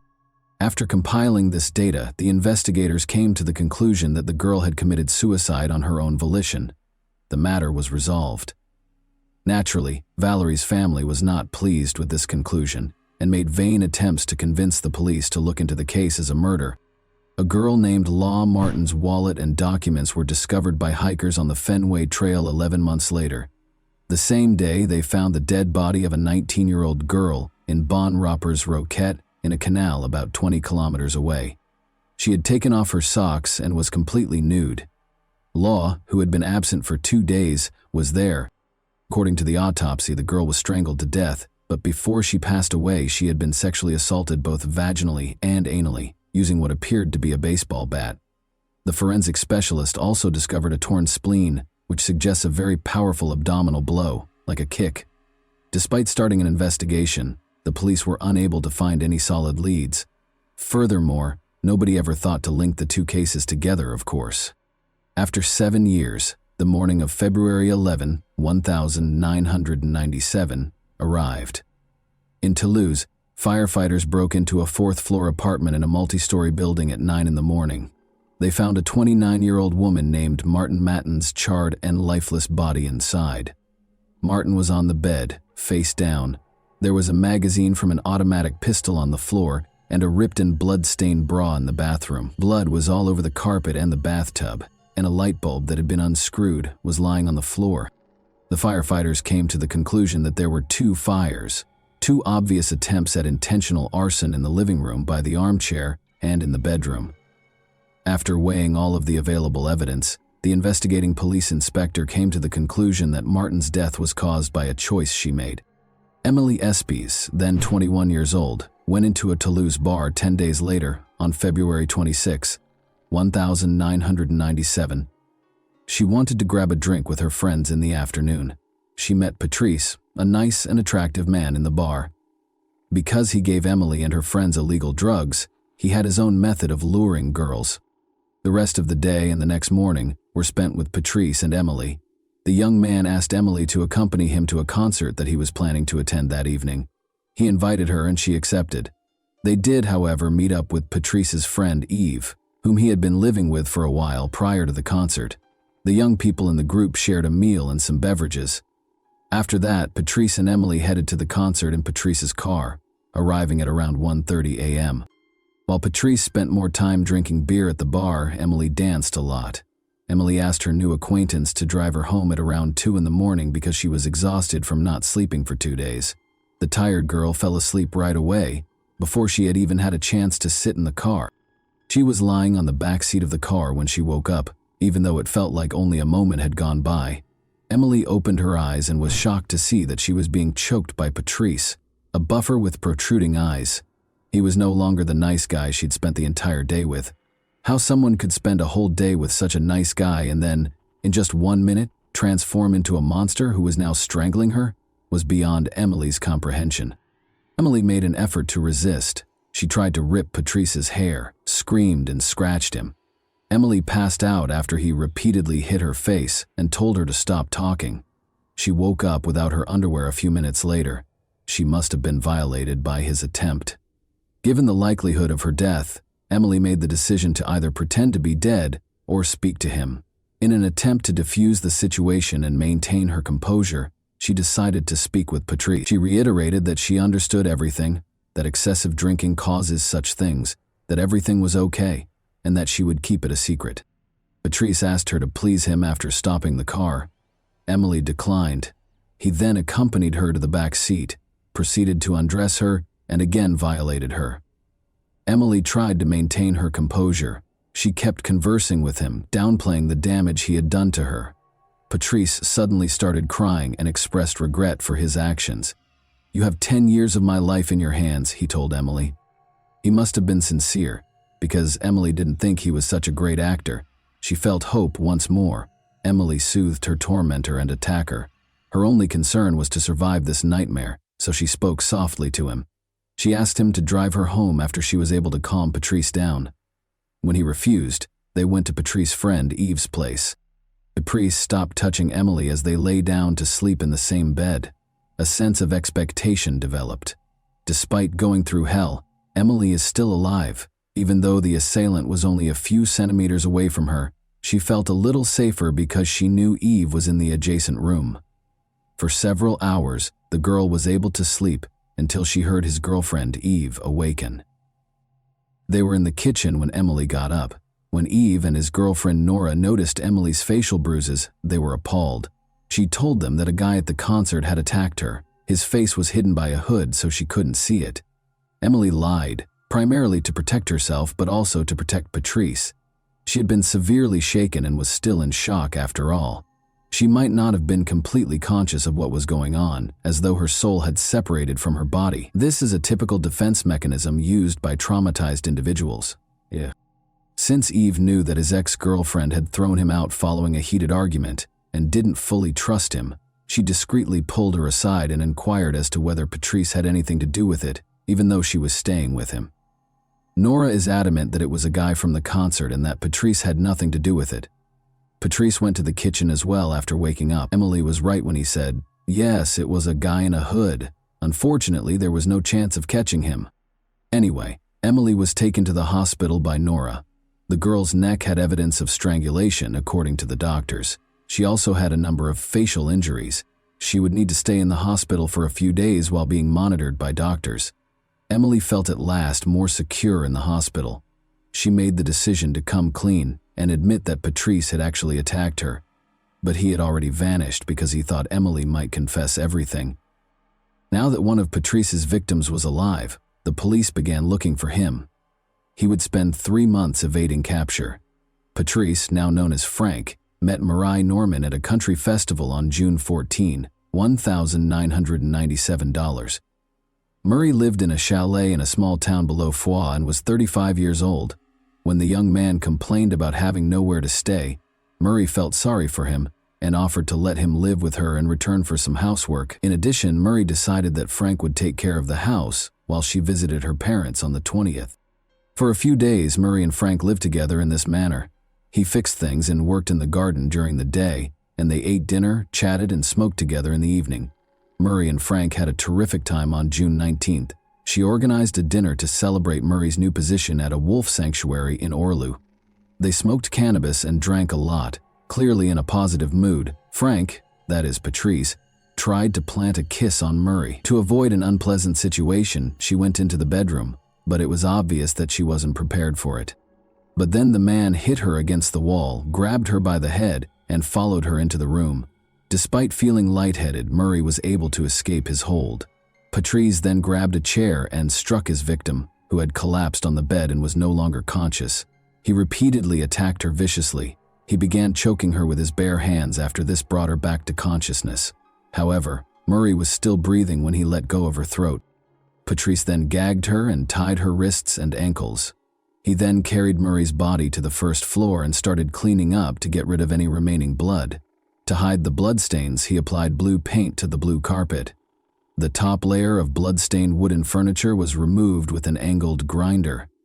The murderer washed his own clothes in the washing machine and set fire to sheets and clothing in the garden. He then buried Murray in her own garden after digging a hole in the garden and covering the victim's body with a blanket.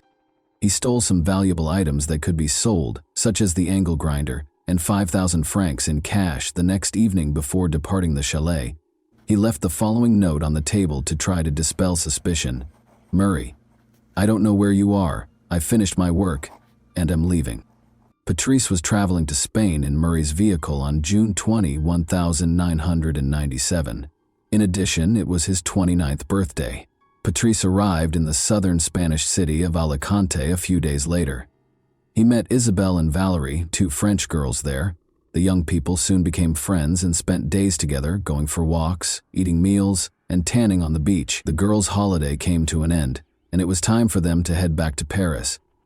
They exchanged phone numbers and agreed to get together again in the future, if only they were aware. Patrice proceeded with his travels, stopping in Belgium and Germany before reaching Paris on September 1, 1997. He called Isabelle and Valerie, of course, and they decided to go out to dinner that same evening. Patrice told the girls that his car and all of his money had been stolen, but they were still glad to see their new friend again.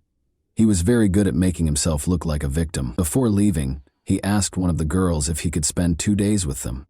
Valerie was unable to take him because she was going on a business trip the following day, but Isabelle let him sleep on her sofa as long as it didn't last longer than 4 days. A loud explosion woke up the residents of the apartment building where Isabelle Chouchari, then 31 years old, lived on September 4, 1997.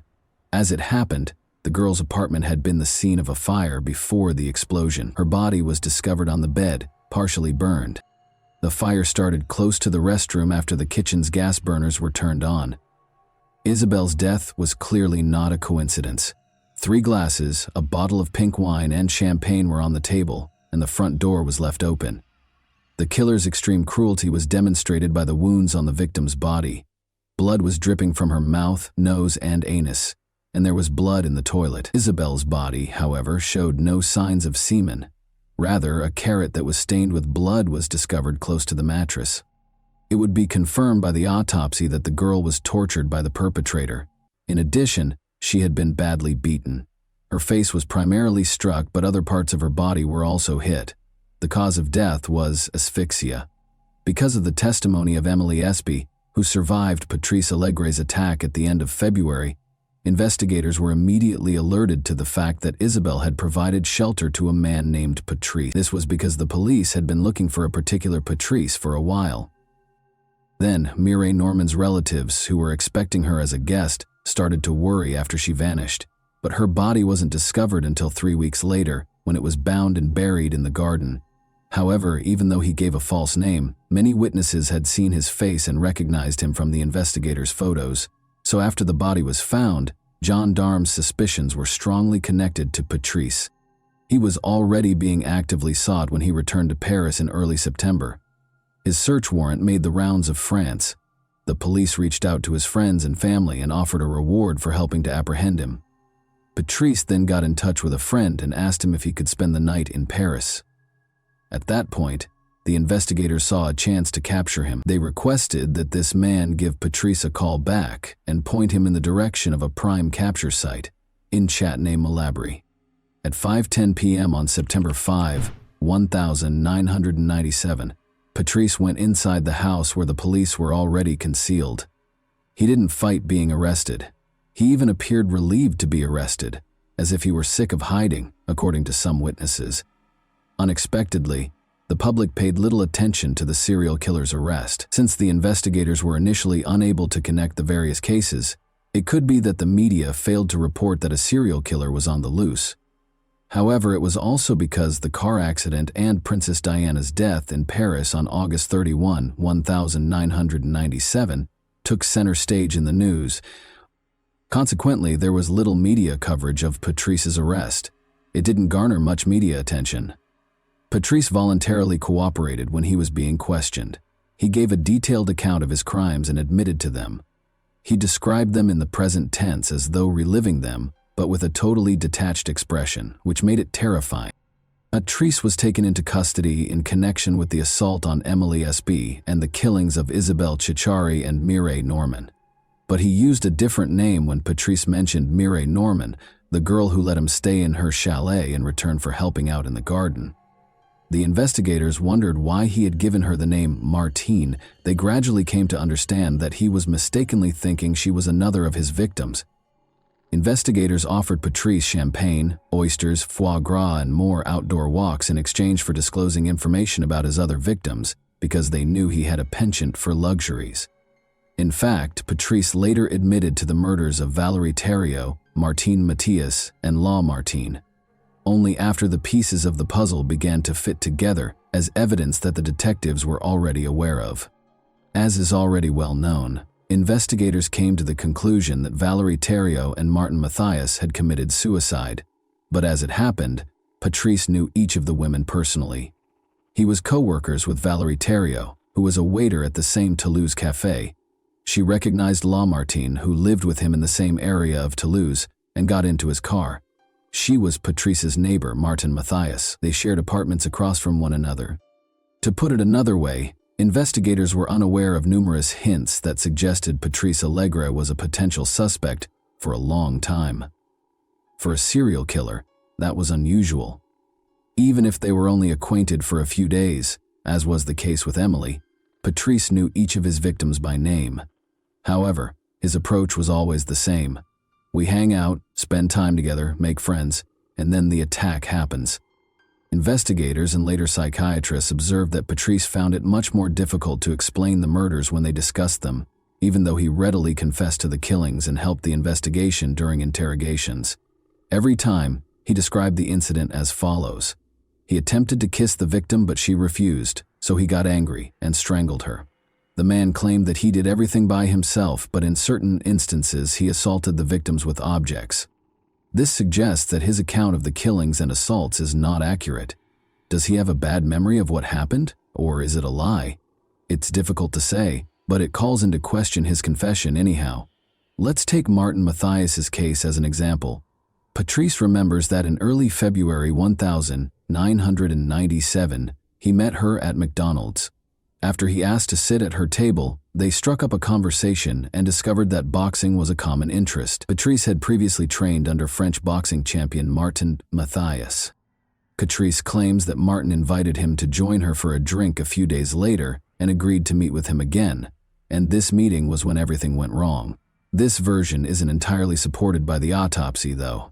Despite not drinking, toxicological analysis showed that she had alcohol and chloroform in her system. Additionally, the intimate area of her body bore the scars of an electric shock. As you may remember, the electrical wiring in the apartment was altered, and a light bulb was unscrewed. This raises the possibility that Patrice stalked the girl because he lived across the street, even though the girl did not invite him to her home. Then, because Martin Matthias was stronger than him in normal conditions, he rendered her incapable of moving. It is crucial to recognize that there are differences between the killer's account and the available evidence, even though there are no facts that can be used to prove this. Furthermore, this suggests that he is not making an effort to be totally truthful with the inquiry. He also talked excitedly and in detail about his early years. On June 20, Patrice was born in Toulouse. At the age of 17, his mother, Michelle, a hairdresser, became pregnant with him. Roland, his father, was a police officer and 4 years her senior. He was always an unwanted child, and Patrice knew it. The second son, a desired child, was born to Michelle and Roland 7 years later. One could not say that Patrice had a happy childhood. His father would physically abuse his mother, and his parents would frequently quarrel. When Patrice attempted to step in, he was beaten instead. Being a police officer, Roland neglected his son and was frequently away from home. In contrast, Patrice's mother didn't seem to care much for him. But when Patrice was young, she collapsed into an alcoholic coma in front of him in her beauty salon because she was an alcoholic. She also consistently cheated on her husband and was unfaithful to him. Patrice was able to observe some of her private interactions and the post-fight reconciliations between Michelle and Roland. He would frequently try to sleep in his room by covering his head with a pillow to block out the sounds of his mother's groans coming from the room next door. Another time, when Patrice, then 6, was sitting in the back seat and watching everything, she got pleasure from one of her friends in the car. Patrice idolized his mother and hated his father in spite of everything. He would stand up for her and was offended when others made disparaging remarks about her. He had to repeat a year multiple times because he struggled to learn in school. Because his mother permitted it, he would skip classes. He started stealing, selling drugs, and committing crimes during this time. But each time he was taken into custody, his father would save him. For instance, Roland once compensated the victims of Patrice's thefts with 300 francs. His actions may have stemmed from a traumatic incident that happened to him when he was 13 years old. 2 boys kidnapped him after he fled his home. He was abused in a car and drugged with strong illegal substances before being abandoned on the side of a distant road. For a boy who was not yet 14, this could not have failed to leave scars.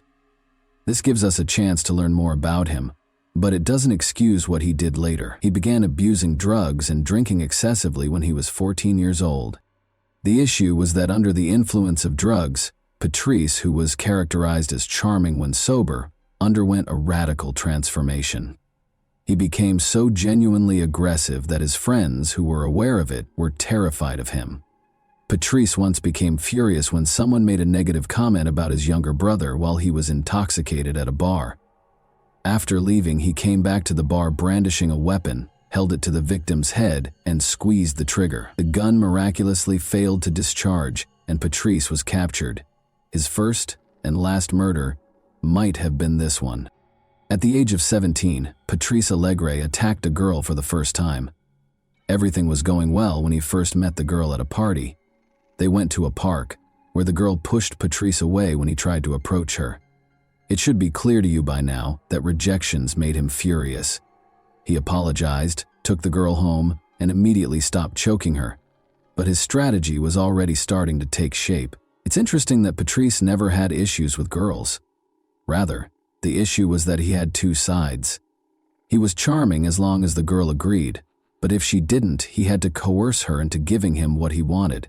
Patrice had 2 committed romantic relationships in his life. Cécile was the subject of the first. Their first real love story began in 1986, when Patrice was 18 years old. After 7 years of dating, the young couple had a daughter. But their relationship ended in 1989, just months after he committed his first murder. Their bond was similar to Patrice's parents.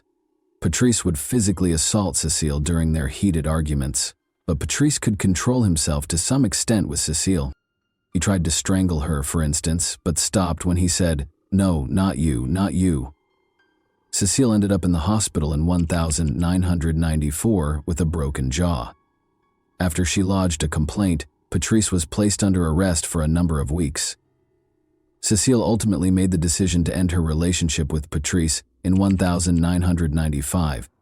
He met Sylvie the following year, and the two would live together until February 1997, when Sylvie also left Patrice because of his violent behavior. At that exact moment, Patrice attacked Emily after moving into his friend Yves's home. On February 11, 2002, Patrice's trial got underway in Toulouse. He was charged with 5 murders, 1 attempted murder, and 6 violent crimes. Numerous errors made by the police during Valerie Thériault and Martin Mathias's investigation, which led them to conclude it was a suicide, were brought up during the trial. Given that his father was one of them, there were even rumors that the police were shielding Patrice. It was only a conspiracy theory, though. Psychiatrists examined Patrice's case, which was uncommon for criminal cases in France. His divergent views on his father and mother were among the most intriguing features. He vilified his father while exalting his mother. He even told his mother that they ought to murder his father when he was 13 years old. In spite of this, Patrice's father, Roland Allegre, showed up in court, took the witness stand, and looked his son in the eyes while declaring his love for him, in spite of everything he had done. He compared his crimes to those of his father, and Patrice's response was, "Well, I don't love you, I hate you. I should have killed you, as I told Mom, then I wouldn't have caused so much harm." But he never once put the blame for anything on his mother. Psychiatrists think that the trauma from his mother's private adventures had a big impact on him. As a child, he was terrified by his mother's groans, but as an adult, he developed into a powerful man who tormented women by stifling their groans, the very essence of these women. It's interesting to note that he never attacked while his victims were unconscious. Emily, who was fortunate enough to wake up and speak to him, was the first victim to calm him down and persuade him not to kill her. Emily regained her human face when she woke up, but it seemed as though he could render girls unconscious and do whatever he wanted with them. He himself stated, "I have a memory lapse. I remember choking her, then she came to and I apologized. It brought me to my senses. I'm ashamed of what I did. I don't know what to say." It's also intriguing why, despite the apparent attraction between the young people, girls abruptly turned him down. The psychologist believes that he unintentionally caused the women to reject him. As is typical of killers who have personally experienced violence as children, he desired control over the victim. It was his strange method of taking charge of the circumstance again. Given that he violated each and every one of his victims, it would appear that the motive is simple to determine. It's not that easy, though. He acknowledged that he did not enjoy the attacks, despite the fact that this explanation seems the most obvious. For someone who occasionally has normal relationships and at other times commits horrible murders, he is more than just a sexual maniac. According to a U.S. psychiatrist who examined him, it was far more important to have control over the situation. Essentially, rather than humiliation leading to violence, violence led to humiliation. He was never able to explain why he killed. He spoke enthusiastically with psychiatrists during the trial, hoping they would answer this question for him. Another crucial query was whether Patrice had any additional victims, particularly during the period between 1990 and 1997. That is quite possible, because some of his known victims were not properly investigated. Even though Patrice says he didn't kill anyone else, is he reliable? At first, he only admitted to 1 violent act and 2 murders. To find out if he might be accountable for any other unsolved crimes, the police assembled a team of experts. They were able to get a clue from Patrice regarding the unresolved murder case of Lynn Gabaldi by promising her champagne and oysters, along with another walk. After looking into 191 unresolved cases since 1984, they were able to locate 2 witnesses who had previously worked as prostitutes in Lynn Gabaldi's case: Crystal Berg, also known to the public as Patricia, and Florencia Caliafi, who was known to the media as Fanny. They all accused Patrice of killing Lynn, but in addition to him, they also accused Marc Barrage, the Toulouse prosecutor, of committing crimes. He allegedly hosted sadomasochistic parties where judges and politicians would have a good time. According to Fanny, the girls were abused, tortured, and occasionally killed because they did not voluntarily attend the parties. The orgies prostitutes were supplied by Lynn Gabaldi. Marc Barrage ordered Patrice to kill her because she threatened to tell the police everything. The name of Dominique Baudis was mentioned once. He was the former mayor of Toulouse and is said to have been with Barrage when Lynn was murdered. As the tension around his case increased, Patrice wrote a letter to a popular program claiming that Barrage and bodies were in fact a part of a criminal organization. Fanny was interviewed by the same show 2 weeks later, during which she described the children she witnessed shackled in a torture chamber on the ground floor of a home close to Toulouse. However, Patrice withdrew his confession to the murder of Lynn Gabaldi only 15 days later. Later, it came to light that Patrice and Fanny had received generous compensation from the show's producers for their stories. It also turned out that Marc Barrage didn't even know Patrice, and Dominique Baudy couldn't have been at Lynn's murder because he was in Paris. Patrice and Fanny were accused of giving false testimony, and the politicians were exonerated of the charges. For providing false testimony, Fanny and Patrice received sentences of 18 months and 3 years in prison, respectively. In July 2005, Patrice Allegre was given a life sentence on February 21, 2002, with the possibility of release after 22 years. He has already completed the required 22 years of service and is currently 54 years old. He started dating a Canadian psychologist during this period who relocated to France and lived near her prison-dwelling beloved.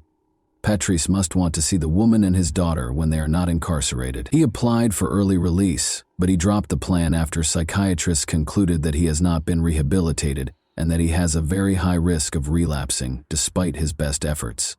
9 years after the attack in 2006, Emily, the only survivor of Patrice's assault who testified against her attacker in court, died. Regretfully, she decided to do this herself. That concludes the terrifying tale for today. Please remember to like and subscribe if you liked this video, so you don't miss any future uploads. Tell me in the comments what surprised you the most about this story as well. And that wraps up today's chilling story. If you enjoyed this video, don't forget to like and subscribe so you never miss a new upload. Also, let me know in the comments what part of this story shocked you the most. Thank you for watching, and I'll see you in the next video.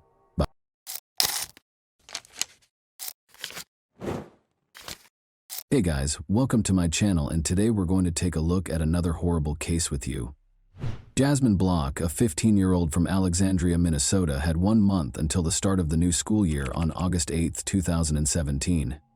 She was having a great time boating with her friends during her summer vacation, but by nightfall, Jasmine was suffering from a headache. Sarah, her mother, suggested that she take it easy and wait for the pain to subside. Jasmine laid down after taking her mother's advice. Sarah had to leave for an urgent family matter at 10:30 p.m.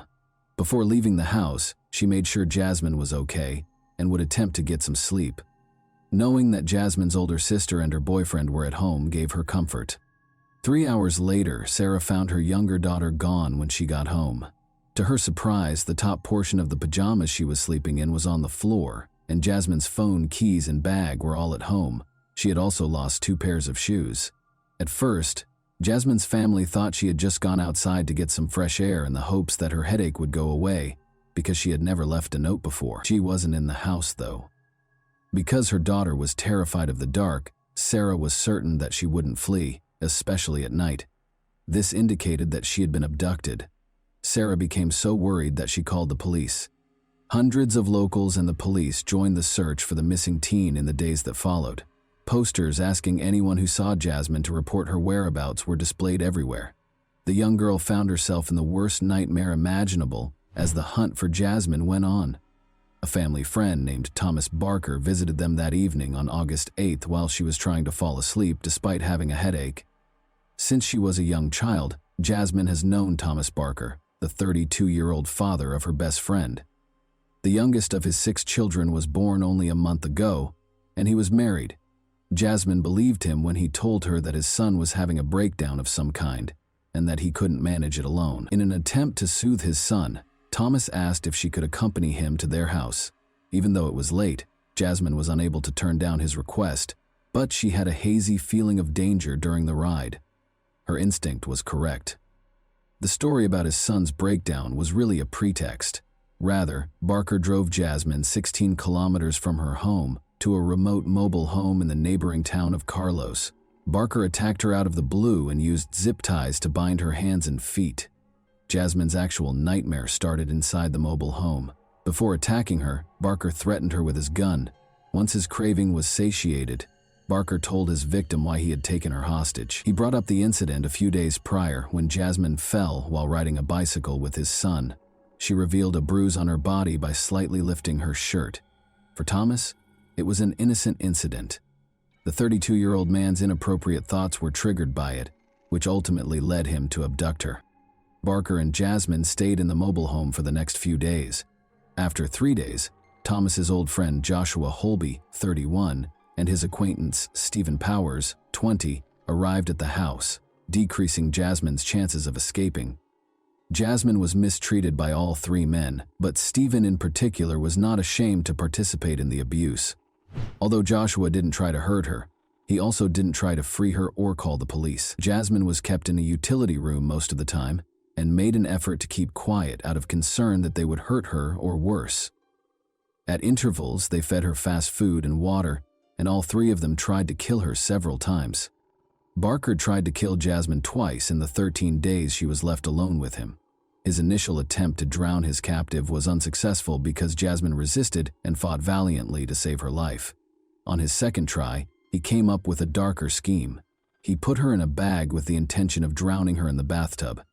However, Jasmine was able to chew a hole in the bag, insert her fingers, then her hand, and eventually free herself when he left her in the bedroom to fill the tub. When Barker realized she was out of the bag, he became furious and hit her.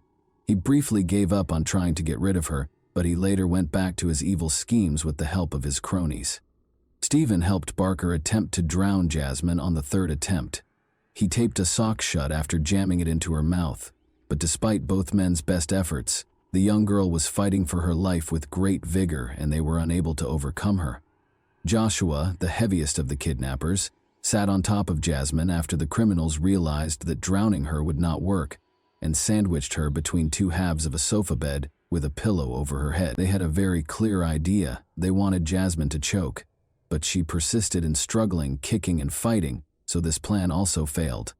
Jasmine's 5th and last attempt on her life took an odd turn.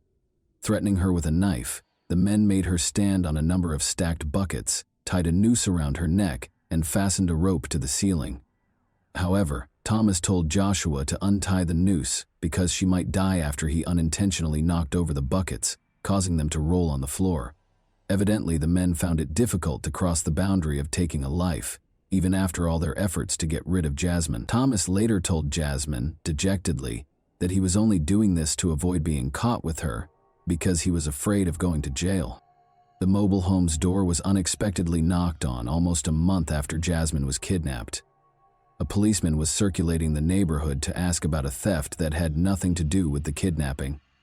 The policeman left after the 3 suspects, who were all inside the house at the time, declined to answer the knock. The criminals realized they needed to find another hiding place immediately following the officer's visit. After placing Jasmine in a sports bag and escorting her into their vehicle, they let her exit the bag. In an attempt to find a new place to hide the girl, they first went to a number of cornfields before setting up camp at an abandoned house in Grant County. Jasmine feared for her life at the hands of Barker and his cronies, and by this time she was certain that they had no intention of letting her go alive. But good fortune was on the girl's side. She had an opportunity because of the kidnappers' negligence and the forced relocation to a new location. The previous day, the men had come across a police vehicle while driving and quickly threw some illegal substances out the window. They made the decision to look for those substances at the new location and had to purchase supplies for both themselves and their captive. They left Jasmine sitting in another car, thinking she wouldn't go anywhere, and told her they would be gone for approximately an hour. Thus, Jasmine was alone for the first time in 29 days following her kidnapping. After waiting for approximately 5 minutes after Thomas's car had driven away, she plucked up the courage to get out and hurriedly jumped out. In the hopes of finding assistance, she hurried to the 2 closest homes, but they appeared to be deserted. She didn't even think twice before jumping into the water when she spotted a house across Thompson Lake. In order to swim more quickly, she removed her pajama pants and shoes. When she got to the opposite shore, she saw Thomas's car as she crossed a field and came out onto the road. Jasmine hurried to hide in the grass, keeping low and trying to control her labored breathing so she wouldn't be noticed. She was so relieved to discover that she had erred in putting someone she had never met before behind the wheel. Jasmine ran across the street and across the field to a house close by. On Tuesday afternoon, local farmer Earl Melcher was meant to be at work, but he had to go home because he had forgotten his tools. He saw something strange in the distance among the grass before he got into his pickup truck to return to work. He thought it might be a deer grazing his field from hundreds of meters away, but when he saw it was a girl, he turned on his car and headed in her direction. When Jasmine heard the car, she rushed to meet him. The man was astounded by what he saw when the girl arrived at Earl's pickup and opened the door. In a single breath, Jasmine exclaimed, "Call the police! I am Jasmine Block and I have been abducted." But Earl had already seen the girl's face on posters around town, so he knew who she was. For him, as a farmer and the father of 3 daughters, it was an incredible sensation. He turned on the car's heater, sat Jasmine down, and gave her a towel. He was going to take her to the hospital when he called 911, but the emergency dispatcher advised him to wait for the police. When the police got there, they saw an absolutely unbelievable scene. Jasmine yelled, "There's that car," as Earl assisted her in getting into the sheriff's assistant's SUV. "That car is there." Incredibly, Stephen Powers was just by their house at that precise moment. The suspect was immediately pursued by one of the officers, who jumped into his vehicle. Powers was taken into custody following a comparatively brief pursuit. Shortly thereafter, Joshua Holby and Thomas Barker were captured. Jasmine's family thanked the brave farmer who just so happened to be home on that fateful day in the days after she returned home. Earl received a reward of $7,000 from the police for helping to save the girl. "Thank you, Earl," said the police chief, praising his actions. "This world is a better place because of people like you." To which Earl replied respectfully, "Anyone could have called 911. I was in the right place at the right time by chance." Earl already knew what he was going to do with the reward money. He gave the money to Jasmine and her family and invited them to lunch. He clarified that, although the sum meant a lot to him, Jasmine's family needed it far more than he did. Their family and friends were shocked to learn that Thomas, Joshua, and Stephen were the ones who had abducted the girl, even though they had previous criminal records. According to Thomas's sister, she couldn't fathom how her brother, who has cerebral palsy and uses a walker, could have managed to kidnap a teenager. She added that she helped with the search for the girl, and that Barker's wife and mother even went to the house where he was keeping her, but they had no suspicions. Thomas Barker was given a 25-year prison sentence for his actions toward his son's friend a year after the kidnapping. He will spend the rest of his life listed as a violent offender. He can, however, apply for civil commitment after being released from prison, and if accepted, he will live out the rest of his days in a specialized facility. Stephen Powers will spend 8.5 years, and Joshua Holby will spend 8 years behind bars. Even though the girl managed to get away, the 29 days that the 3 men held her captive had a profound effect on her. Never again will she be the same. Her words, "None of us will be." She has trouble sleeping because she fears nightmares, and every time she closes her eyes, she sees the faces of the kidnappers. Jasmine finds it difficult to trust people these days, so she withdraws from them. "Fortunately," acknowledged Sarah, her mother, "the world is not without kind people." Jasmine had the chance to visit a post-traumatic stress disorder specialist in Texas to try out novel therapeutic approaches. She brought 2 gadgets home from the meeting that have been effectively assisting her in managing her PTSD symptoms, anxiety, and nightmares. In addition to these resources, Jasmine says she has found comfort in talking to friends and creating art as a way to express herself. She is getting better every day. In order to support other girls who might have gone through something similar, she made the decision to share her story. Jasmine smiles and responds that she just wants everyone to know that she is doing well when asked if she has anything else to share. And that wraps up today's chilling story. If you enjoyed this video, don't forget to like and subscribe so you never miss a new upload. Also, let me know in the comments what part of this story shocked you the most. Thank you for watching, and I'll see you in the next video.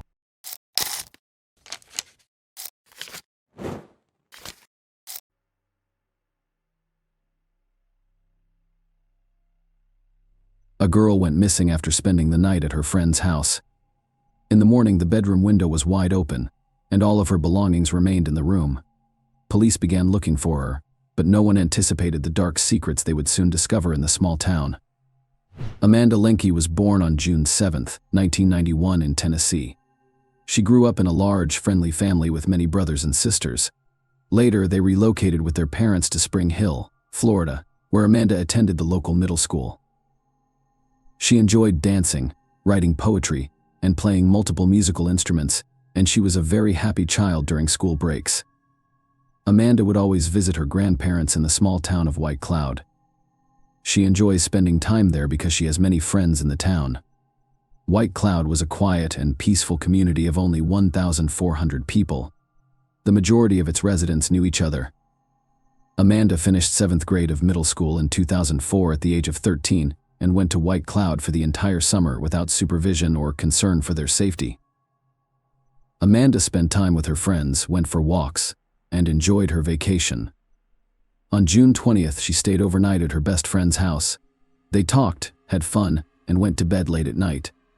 In the morning, her friend woke up and found Amanda was not in the room. The bedroom windows were wide open. She went to the kitchen and walked around the house, but Amanda was nowhere to be found. Investigators spoke with Amanda's friend, who stated that she did not hear anything that night and that Amanda never told her she was planning to leave. The friend's parents, brother and sister, were present at the time of the disappearance and did not witness anything. Police attempted to locate witnesses who lived near the house but were unsuccessful. No residents noticed anything unusual on the first day of the investigation.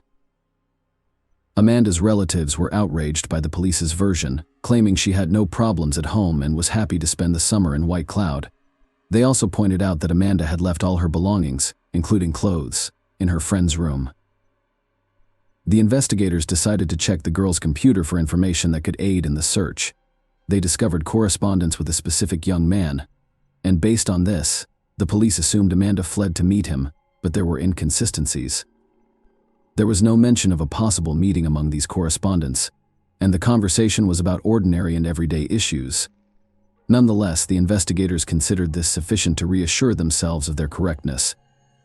At the time, they did not reveal all of the investigation's details, but information about correspondence with a specific guy spread throughout the city, leading many locals to believe that the girl simply ran away from home. Despite Amanda's relatives' efforts, the police did not fully utilize their resources to locate her. If the case had been classified as a kidnapping, the FBI and other agencies could have been involved in the investigation. On July 5th, mushroom pickers discovered a human body in a forest near White Cloud and reported it to police. Investigators identified the body as Amanda Lanke, who was wearing the same pajamas she had worn at her friend's house. Medical experts confirmed her identity and determined she had received multiple blows from a heave. They also decided to look into the young man with whom Amanda had communicated online. The problem was that his nickname included the word killer. Police considered the possibility that the victim went to meet him and he murdered her, but this version contained numerous inconsistencies.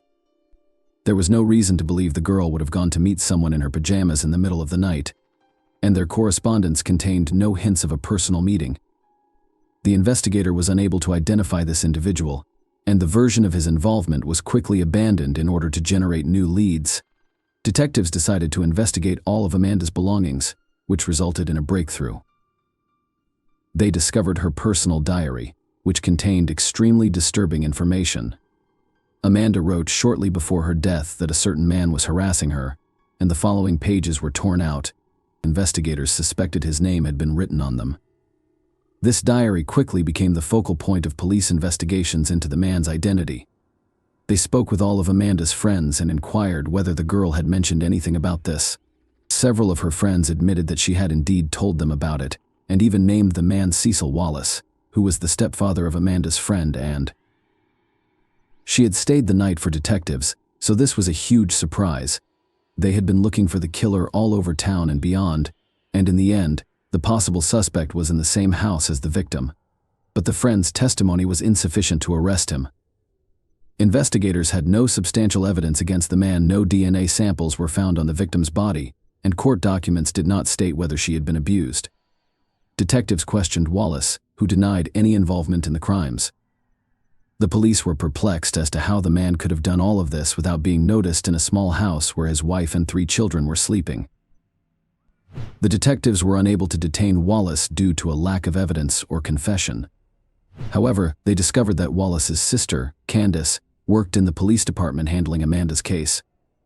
She actively assisted her brother and his family during interrogations, literally telling him what to say and how to behave. Other detectives were already handling Amanda's case and questioned the objectivity of the investigation by the local police. However, they could not confirm that anyone other than Candace could be helping Wallace. Investigators questioned the man and his family several times but did not yield any results. They continued to look for leads, but the case stretched on for several years. 4 years after the murder in 2008, detectives turned to the National Center for Missing and Exploited Children for medical help. They dispatched their investigators to White Cloud, where they reviewed all of the case materials, conducted new interrogations, and looked for new leads. Ultimately, they reached the same conclusion as the local detectives: there was insufficient evidence to make an arrest. 3 more years passed, and in 2011, the police received a new lead that changed everything. A 27-year-old Texas girl who grew up in White Cloud visited a news website from her hometown. There, she discovered information about Amanda's murder and began investigating it. After learning that the victim had spent the night at the Wallace house, the woman decided to contact the police and report something disturbing. In 1998, when she was 13 years old, she stayed overnight at Wallace's house because she was friends with his second foster daughter. In the middle of the night, a man entered their room and assaulted both of them, threatening them to keep quiet. The victims were too scared to report the incident, so they never told anyone. However, when the adult victim learned about Amanda's case, she decided to contact the police. The victims were then aged between 13 and 16 years old. In October 2011, police arrested Wallace, 43. After compiling all of the evidence, he was charged with molesting both of these victims and the man who was named as a suspect in Amanda's case for the first time. Detectives had no doubts about his involvement in the murder after hearing everything the other women had to say. At the preliminary hearing, he was granted bail of $150,000, which he was able to pay. Apparently, his sister and other relatives assisted him in gathering the funds. The trial was scheduled to begin in a month. While waiting for Wallace to return to work, the locals were upset that he had been released on bail. They repeatedly protested outside the company's office, demanding that the man be fired. On November 10th, the day of the first court hearing, an unexpected development occurred. Wallace did not appear at the scheduled time, and the police immediately declared him wanted. A few hours later, they discovered his car in the woods near the city. The man was also there. All he had done was commit suicide. Detectives who had not expected such a turn of events were forced to continue their investigation. After the suspect died, they could only rely on strong evidence linking him to Amanda's death. They obtained a search warrant for his home, hoping to find any evidence of her murder. The police searched every corner, tore down some walls and removed floorboards, but could not find any significant evidence. They turned their attention to the suspect's sister, Candace. Detectives were convinced she was covering up for her brother and wanted to know if she knew he had killed Amanda. Candace was arrested in August 2012, following the collection of necessary evidence. She was charged with intentionally misleading the investigation, but this was just the beginning. During the investigation, detectives discovered that Candace had been covering up for her brother when he was dealing illegal substances. She also taught him how to not leave any evidence at crime scenes, and she demonstrated how to properly wipe his fingerprints off surfaces so that experts could not lift them. Candace also advised him to always carry a cigarette containing someone else's DNA in case he needed to plant it at the crime scene. Detectives also concluded that at least 9 people were aware of Wallace's crimes but chose to remain silent. All were family members. The police were unable to establish guilt. Candace's involvement was investigated for 2 years before she agreed to a deal with the police in 2014. She admitted to lying to the investigators, and in exchange, 2 other charges were dropped. Wallace's sister was unable to provide consulting services on a case in which she was working as a police officer. Given that she was assisting her brother during interrogations, she violated this rule and was eventually punished. Candace, however, insisted that her brother was innocent, and the court sentenced her to 30 weekends in jail. This is a dubious practice in which the convict is only required to be in the jail building 2 days per week and is free to roam the rest of the time. Such sentences are a kind of half measure, and if a person has committed a minor offense, they can face several weekends in jail. As a result, they receive a punishment that has little impact on their lives. The convicted individual can continue to work and spend time with their family. Of course, Amanda's relatives were extremely dissatisfied with the decision. They were certain that Candace had assisted her brother in avoiding punishment. However, they were unable to fully approve it, so she received such a minor punishment. Amanda's family was forced to face yet another trial in 2004. Medical experts only handed over a portion of her remains so that they could hold a funeral. The remainder was to be kept by detectives during the investigation. However, following Wallace's death, it was decided to hand over the remains to his relatives. In 2013, the girl's family had to exhume her remains in order to bury him. Her mother is still hoping that investigators will find evidence to prove Wallace's guilt. She also seeks legislative changes to alter the police approach to searching for missing children. The woman insists that investigators should not conduct an investigation based on their subjective assessments, and that the disappearance was a voluntary escape from home. There is almost no doubt that Wallace murdered Amanda, but what was his motivation, given that there is no evidence in the court documents that the victim was subjected to violence? Two assumptions can be made: he likely assaulted her, but did not leave any biological material, so the investigation decided not to reveal this information because it was unnecessary. Detectives could also keep this information secret for the sake of the investigation, hoping that the criminal would reveal previously unknown facts. His past crimes also speak in favor of Wallace being the killer. He assaulted at least 3 victims using the same scheme. All of them stayed at his house overnight. The question remains, why did he kill Amanda? Perhaps he planned to intimidate her, like the others, but the girl threatened to tell the truth to everyone, or she tried to run away from him, and then he panicked. Something else in this case is very alarming. Detectives suggested that all of Wallace's relatives who were in the house on the night of the murder knew about this crime, and even helped the man hide it. In addition to Amanda, his wife, son, and daughter were there. This could explain how he managed to attack the victim without waking any of his relatives. In any case, even without a final verdict from the court, Wallace will no longer be able to harm anyone. The fact that he settled the score with his life before the trial once again speaks in favor of his guilt, even though he took the details of this crime to the grave. Please share your thoughts on this story in the comments section, and thank you for watching.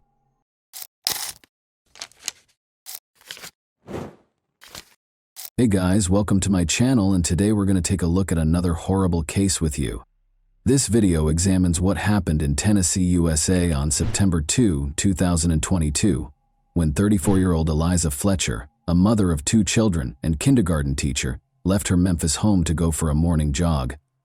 Following police notification of Eliza's disappearance, an investigation was started after she failed to return home, which sparked a significant public outcry. A few days ago, the case was concluded.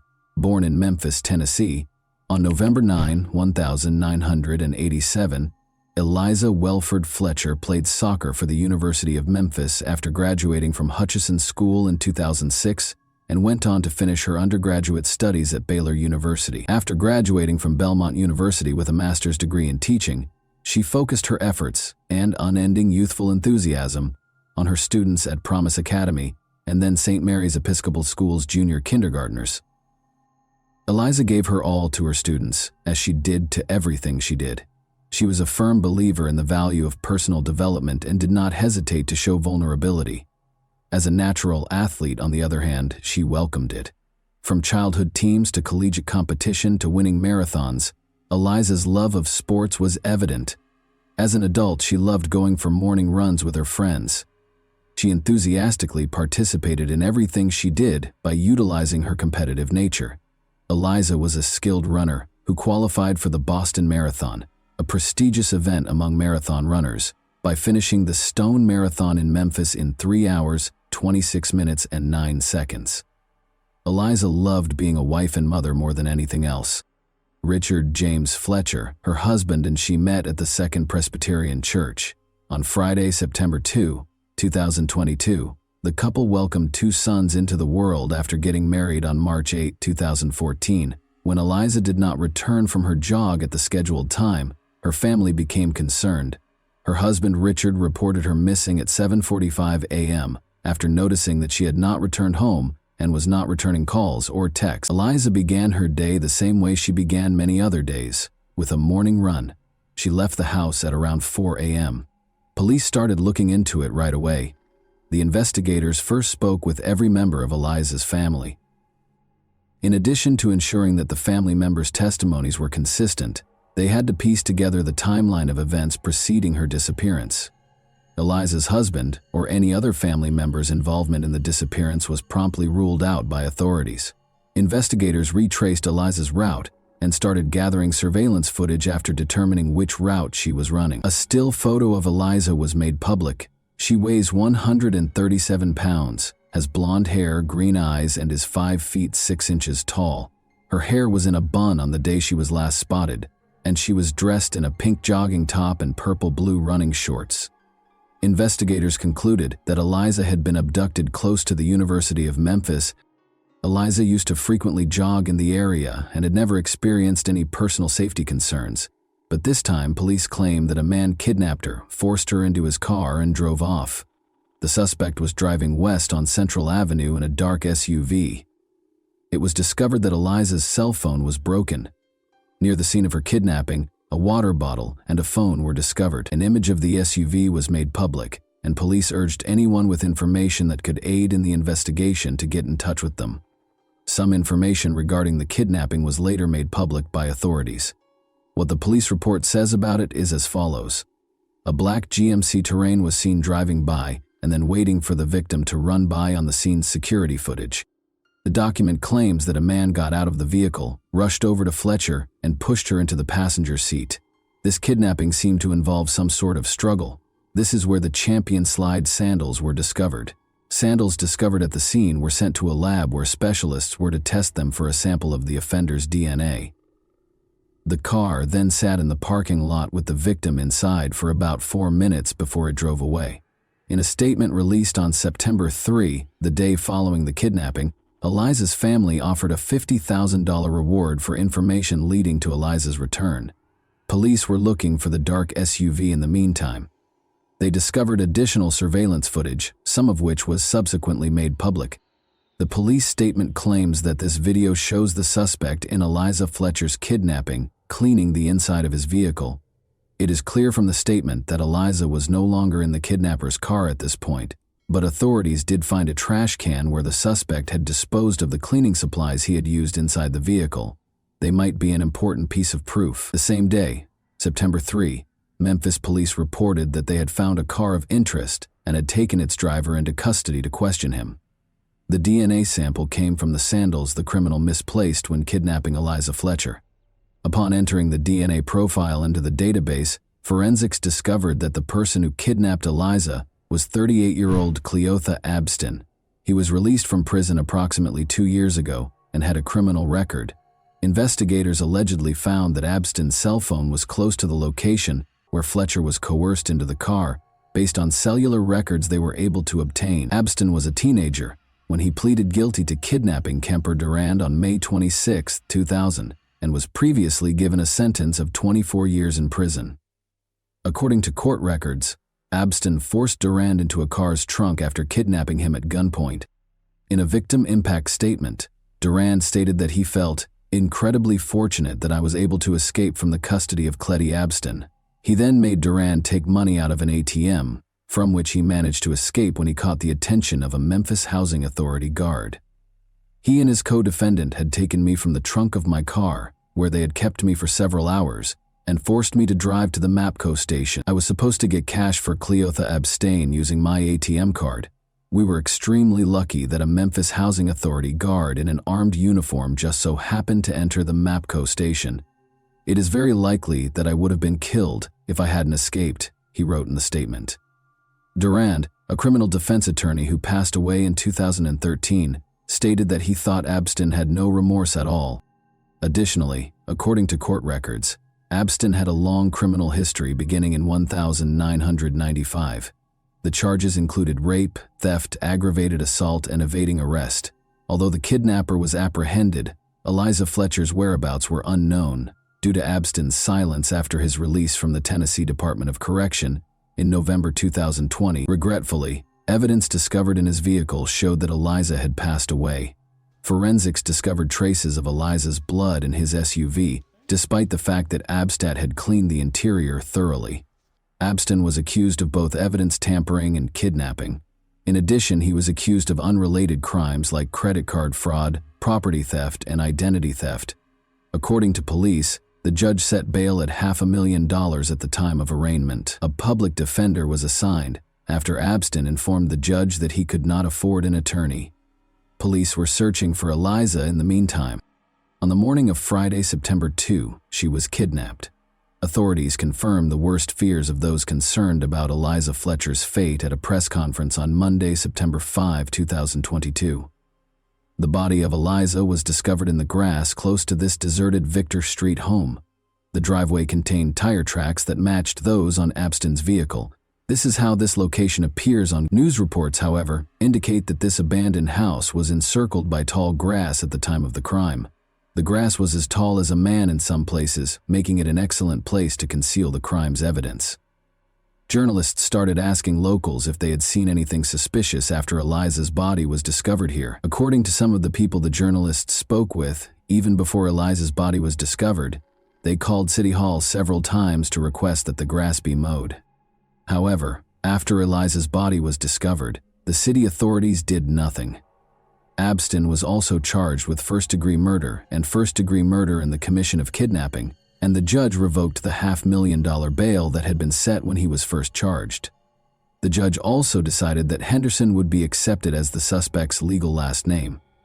Since his name is listed as Cleotha Abstin in the prosecutor's reports as well, I will use that name going forward. Just to let you know, he is listed as Claretha Henderson in some sources. Following the proceedings, Shelby County District Attorney Steve Mulroy sidestepped a reporter's inquiry about the punishment he would seek in the event that Abstin was found guilty. A conviction for first-degree murder carries a life sentence, with or without parole, or the death penalty. It is too soon for us to talk about the kind of punishment we will pursue. Outside the courtroom, Mulroy stated that Eliza's family and everyone who knew her were shocked by her untimely death. 5 days after the police announced the body's discovery, on September 10, 2022, hundreds of people attended the funeral service, which took place in the same church where Eliza had been married 8 years prior. Nobody is prepared for the loss of a loved one, but it is a terrible experience to learn that they were murdered after being kidnapped. People's mental health suffers as a result of their inability to accept the devastating reality. It's time to honor those who loved her so much, and to remember and celebrate how unique she was. We are grateful for all of the love and care that we have received. We are incredibly appreciative of the local, state, and federal law enforcement agencies' tireless efforts to locate Eliza and apprehend the perpetrator of this heinous crime.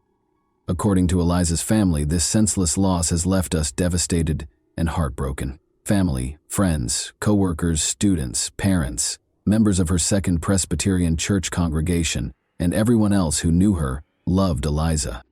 According to the statement, the faculty and staff at St. Mary's Episcopal School lit candles in Eliza's honor as the day began in chapel. On September 9, 20th, 2000, 200 people came together to finish the marathon that Eliza had left unfinished, according to a Facebook post from the school. In remembrance of Eliza, who was kidnapped at around the same time, they began running at 4:20 a.m. We're just here today to run in honor of Eliza and to demonstrate that women in this city have the right to run at 4 in the morning or 10 at night, said event organizer Danielle Heineman. Any time of day or night, Eliza's supporters jogged, ran, and walked in her honor while dressed in vibrant hues. They held that women had the freedom to go out whenever they pleased and were not required to completely cover their bodies. The 34-year-old mother of two and teacher passed away from a single gunshot wound to the head, per the autopsy report. 2 semicircular skull defects are consistent with a single gunshot wound to the head, with the bullet moving from right to left, back to front, and posterior to anterior. According to the report, a shell casing was found close to where her body was found, despite the fact that no projectile was recovered from her body. Eliza sustained blunt force injuries, such as fractures to her jaw and bruises on her right thigh, in addition to the gunshot wound. Although there was no overt indication of an actual assault, these injuries were consistent with blunt force trauma. It was discovered that Cleotha Abstin had abused another woman the year prior to his abduction of Eliza, as the authorities readied themselves for the trial. The attack on Eliza Fletcher might have been avoided if Abstin had been taken into custody, but the system failed because of inadequate funding, and Abstin was still at large. The incident in question took place on September 21, 2021. The woman, Alicia Franklin, went to the police and said that she and Abstin had agreed to have dinner after meeting on a dating app in 2021. Alicia Franklin claims that although they had previously talked about trading love for money, they had no intention of having intimate contact that evening. Instead, he put a gun to her neck and dragged her into his car, where he made her comply with his wishes despite her objections. Alicia called the police after Abstin released her. Despite the fact that samples of male DNA were discovered, police reports stated that she had no visible injuries. How much time did it take to analyze these DNA samples, in your opinion? The test results were released on September 5, 2022, nearly a year after the incident, which took place on September 21, 2021.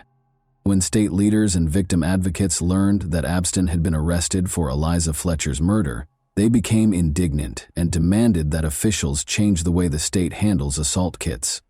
There is still more to be done, but I am happy that we are able to take this extra step towards clearing this backlog. Tennessee Governor Bill Lee apologized and stated that authorities would expedite additional funds to hire 25 additional staff at the forensic lab to speed up the process of testing samples. According to Senate Speaker Randy McNally, we have to get these violent criminals off the streets and keep them off. Jim Strickland, the mayor of Memphis, has publicly defended the actions of the Memphis Police Department. Strickland responded, "I don't know the details," when asked if MPD blew the investigation. The investigation is ongoing. The mayor shouldn't get involved in the investigation's minutiae. Days after his arrest in connection with Eliza Fletcher's death, Cleotha Abstin was finally charged in the case. Alicia Franklin is suing the city of Memphis, claiming that the Memphis Police Department did not conduct a thorough and appropriate investigation into her ordeal. She claimed to have sustained emotional and physical harm that necessitated continuous medical and psychological care. She is requesting damages that are not specified. Additionally, the lawsuit alleges that when investigators arrived at the crime scene, they failed to collect tangible evidence. The Lakes at Ridgeway were also sued by Alicia Franklin. The woman said that because there was no security at the apartment complex, Abstin was able to take her to an unoccupied apartment and attack her. She claimed that the attack on her was not the first crime to occur in that vacant apartment, and she is suing for $2 million in damages. The apartment that Abstin used to entice the plaintiff to leave her car was unoccupied and available for Abstin to use illegally, the lawsuit said. In the court filing, the woman also claimed that Henderson had made inappropriate and obscene remarks to other women at the complex, but the property managers had done nothing to request that Abstin leave. In the Alicia Franklin case, Cleotha Abstin was found guilty on April 12, 2024. He consented to a maximum sentence of 8 decades in prison on all counts on May 17, 2024, waiving his right to a sentencing hearing. The sentence is divided into 40 years for the 20 years for the kidnapping and 20 years for the gun charge, which will run consecutively. When making a decision, said Judge Lee Coffey, the judge said that Abstin will not be able to appeal his sentence, but he can still appeal the trial and verdict itself in the Franklin case this week. On Monday, October 28, 2024, it was revealed that Cleotha Abstin was sentenced to life in prison without the possibility of parole in the Eliza Fletcher case. He also noted that the sentence would run consecutively for the counts he considered, including his lengthy criminal history and multiple disciplinary incidents while he was in custody, including indecent exposures and possessing drugs and weapons. The man accused of the violent kidnapping and murder of Memphis schoolteacher and mother of 2, Eliza Fletcher, entered a guilty plea to several charges, including first-degree murder, aggravated kidnapping, and tampering with evidence, according to a statement issued today by the district attorney's office. The case that has rocked the community was officially ended when Cleotha Abstin was given a life sentence without the possibility of parole. With the help of Mrs. Fletcher's family, the resolution was reached. The agreement reached today gives the family closure. In order to avoid years and decades of appeals, the defendant forfeits his right to appeal. The fact that this dangerous individual will never again walk our streets benefits the community as well. In prison, he will perish. Due to the overwhelming evidence against him, Abstin's attorney, Uni Ganguly, told the New York Times that he advised Abstin to accept the plea deal. A jury probably would have given Abstin the death penalty, Ganguly told the Times. A statement from Fletcher's family that was sent directly to Abston was read by District Attorney Steve Mulroy. "We don't know what happened to you, but whatever it was that made you feel the need to harm people doesn't justify or explain what you did. Nothing will ever be the same because of the permanent change you have brought about in our lives. What you did was wicked. There is no other way to put it. You killed Liza, despite the fact that she did nothing wrong and did not harm you. If you had needed assistance, she would have been the first to offer it." And that wraps up today's chilling story. If you enjoyed this video, don't forget to like and subscribe so you never miss a new upload. Also, let me know in the comments what part of this story shocked you the most. Thank you for watching, and I'll see you in the next video.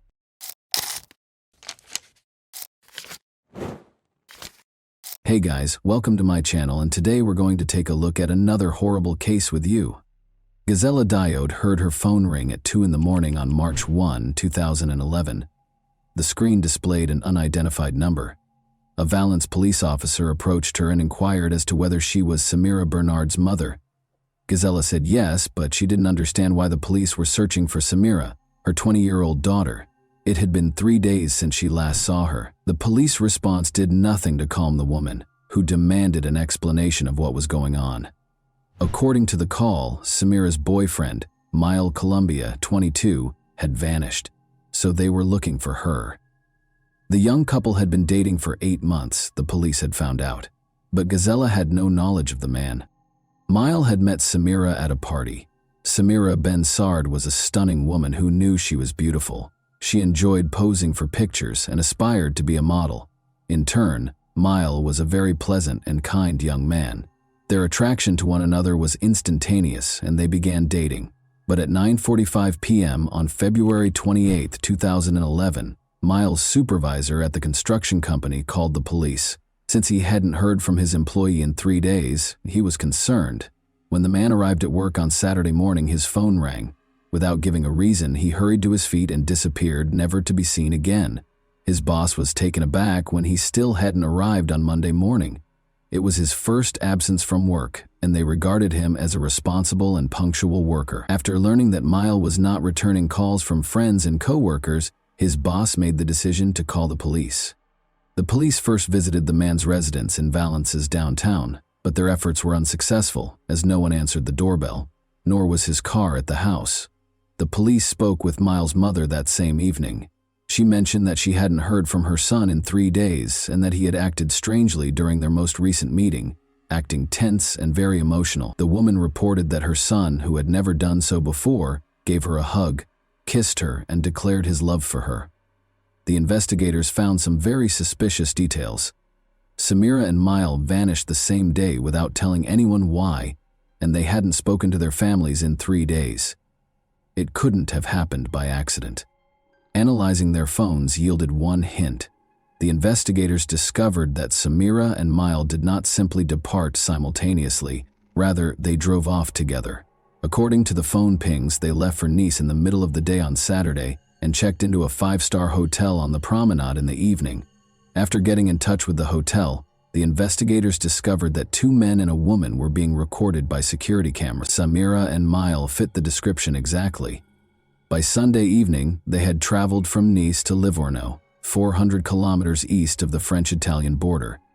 It was evident that the young couple was moving deeper into Italy, so the French police asked their Italian counterparts for help. Mile had made reservations at a high-end Livorno hotel. A man and a woman who fit the description of the missing couple had stayed with the hotel, according to the staff. Thus, they spent Saturday night in Nice before traveling to Livorno the following day. Everything suggested that Samira and Mile had taken a haphazard romantic trip, which was not surprising given how popular the Riviera was for such excursions. Since Samira's mother had received a message from her daughter, saying that she had left, but that there was no need to worry because she would return soon, the detectives had no reason to doubt their belief that the young couple would soon return home together. Although it appeared to be another affirmation that the young couple was doing well, Gisela was positive her daughter would never vanish simply by taking an impulsive vacation. Samira never skipped work and was a responsible woman. Additionally, Gisela was troubled by a detail. She couldn't comprehend how her daughter, who loved being photographed and never left the house without wearing carefully chosen clothes, applying makeup and styling her hair, could leave for several days with a young man without taking anything with her. The fact that Samira sent an SMS also baffled her. The problem is that she would typically just give her mom a call. Since they were close and could talk for hours, getting a text message didn't make her feel any better. On the contrary, it made her anxiety even worse. The city of Imperia, which is about 80 kilometers from Nice in northern Italy, provided the next update on the case. Massimo Bessin was traveling to work on Monday, March 3, 2011, when he decided to take a shortcut and turned onto a small street. Something odd caught his attention along the road. When he opened the door, he saw that it was a woman, but initially he thought he saw a mannequin. Massimo yelled something but got no answer, but the woman was obviously on the move. He summoned an ambulance in a hurry. She was identified by Italian police as the French woman who had gone missing. Her skull was pierced by a bullet that had been shot in the back of her head. At this point, the romantic trip theory could be disregarded. The French police couldn't understand. They first believed it to be a romantic escape, then it was a suspicious disappearance, and now they were dealing with a girl who had been injured in an attempted murder. Despite being critically ill, Samira was still alive. Her mother was notified and she was taken to the hospital right away. At first, Gazella didn't even recognize her own daughter when she got to the hospital. The sight is hard to describe. Samira looked like a 9-year-old girl with her head shaved bald. The woman found it hard to accept that her daughter had been shot in the head and ended up in Italy. Since the bullet was embedded in her daughter's skull, the doctors informed the mother that there was little chance of recovery. Gazella refused to accept this and made arrangements for Samira to be taken to a hospital in Marseille. She was told directly by a surgeon there that although he would do the surgery, he would not give her false hope. The patient would never fully recover, even if she lived. Samira had surgery for 10 hours. Despite surviving the surgery, she was unable to speak and did not recognize anyone when she opened her eyes. Like a child, she had to relearn everything. Samira was unable to provide any information regarding the events in Italy, but without her testimony, the police had to look for the perpetrator. There were numerous signs that the crime was being planned. The Italian police were unable to locate any of her possessions when they discovered her lying on the side of the road close to a landfill. No passport, no phone, and no purse were present. This suggested that the criminal did not want her name to be revealed, but the investigators had a lead. Samira's boyfriend, Mile Cambia, was the last person they saw her with. According to the police, Mile fled after committing the crime by crossing the border into Italy, but after Samira was discovered, he erred by using his bank card in France. Only 35 kilometers from his Valence apartment, he used it at a first-rate hotel in Les Turrets. Mile had returned to France the day before according to surveillance footage. But why didn't he return home to his family if he was innocent? He chose to stay in a hotel a few kilometers away instead. Investigators soon learned that he had used Samira's credit card, which was another error on his part. In other words, Miles stayed in a hotel and used the woman's card while the young couple went on an impromptu trip to another country, where the woman almost died. The worst suspicions of the police were validated by everything. The detective talked to the young man's friends and family in an attempt to find a motive. Samira and Miles' relationship was evidently far from ideal. Miles was bothered by the fact that Samira was a very attractive woman and that many men were interested in her. Their disagreements frequently turned violent. In front of their friends, Miles had the authority to slap Samira, and once he even put out a cigarette on her. He was obviously not a particularly stable individual. However, the motive remained a mystery. Was everything prearranged, or did Miles act out of rage? Despite Miles' actions, all of their friends were aware that Samira was smitten with him. She'd just learned, though, that her boyfriend was married. He had cheated on his girlfriend on a regular basis after getting married to her when she was 18. He had many mistresses besides Samira. Despite being upset by the information, she didn't end their relationship because she trusted Miles' statement that they were divorcing and living apart. The investigator went to Miles' house after learning of this, but as soon as he stepped inside, he saw that Samira was wrong. The husband and wife were obviously living together. In addition, Miles would soon become a father. The name Combi was written on 17 ultrasound pictures of the apartment. A love triangle involving Miles, his wife, and Samira was clearly in place, and one of them was bound to vanish. Finding Mile was essential, and it was far simpler than the police had expected. 5 days after the disappearance, Mile Cambia turned himself in on March 4 at the Valence police station. The investigation was extremely fortunate to have this.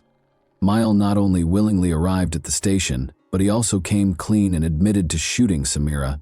He went on to describe what had transpired. According to the young man, Samira was merely a friend with whom he could have fun. She knew there was no future in their relationship. Samira was unable to accept Miles' explanation that their romance was over. She never left him alone, calling him non-stop and occasionally dialing his number 150 times in a single day. He showed the investigator his phone, which showed evidence of about 1,000 calls from Samira in a month. Although Mile acknowledged that Samira's actions might be categorized as stalking, would this be sufficient grounds to shoot her? The young man soon began to fear for his life as the situation worsened. He described the events of the Friday night before they left for Italy. He was kissing another woman in a nightclub when Samira confronted him. After leaving the club in a hurry and using her key to scratch his car, she got into a fight with Samira's cousins. Mile was frightened by this incident, since they threatened to kill him and claimed to have weapons. Mile was terrified. After deciding that he needed to find a way to protect himself going forward, he hurriedly got into his car and drove out of the nightclub. He considered purchasing a weapon for his personal protection. When he received a call the following day, he left without thinking and went to buy a revolver. Still, none of this clarified why he had shot Samira. Mile clarified that his intention in traveling to Italy was not to murder her or carry out any other heinous deed. All he wanted was for their tumultuous relationship to end. In an attempt to defuse their tense situation and give Samira an explanation, he took her to Italy, but things didn't work out. Mile got out of the car after they argued once more. Samira trailed after him. Mile claims that he did not intend to shoot when he grabbed the weapon, only to frighten her, but the revolver accidentally went off. Then he dropped her to the ground, climbed back into the car, and drove off. He claimed to be afraid when asked why he didn't call for an ambulance. He didn't know what to do, so he went into hiding for a few days after she fell. The police already knew the rest of the story. In general, the man asserted that what transpired in Italy was an accident, and that he was the victim of his compulsive lover's pursuit. The police weren't entirely convinced by his explanation, so he was arrested for attempted murder. A few things didn't add up. Why would someone go abroad and stay in a 5-star hotel only to break up with someone? Why did he use her credit card after stealing all of her personal items, and who used her daughter's phone to send Samira's mother the message? Although it was hard to prove without Samira's testimony, the investigator was certain that the young man was lying. Thankfully, Samira was able to testify after some time and therapy. First, though, Samira spoke very slowly and in a weak voice. She gave her account of what happened 8 months after the attack on October 11, 2011. Samira's statements ran counter to what her ex-lover had said. He said they needed to talk when he arrived at her house.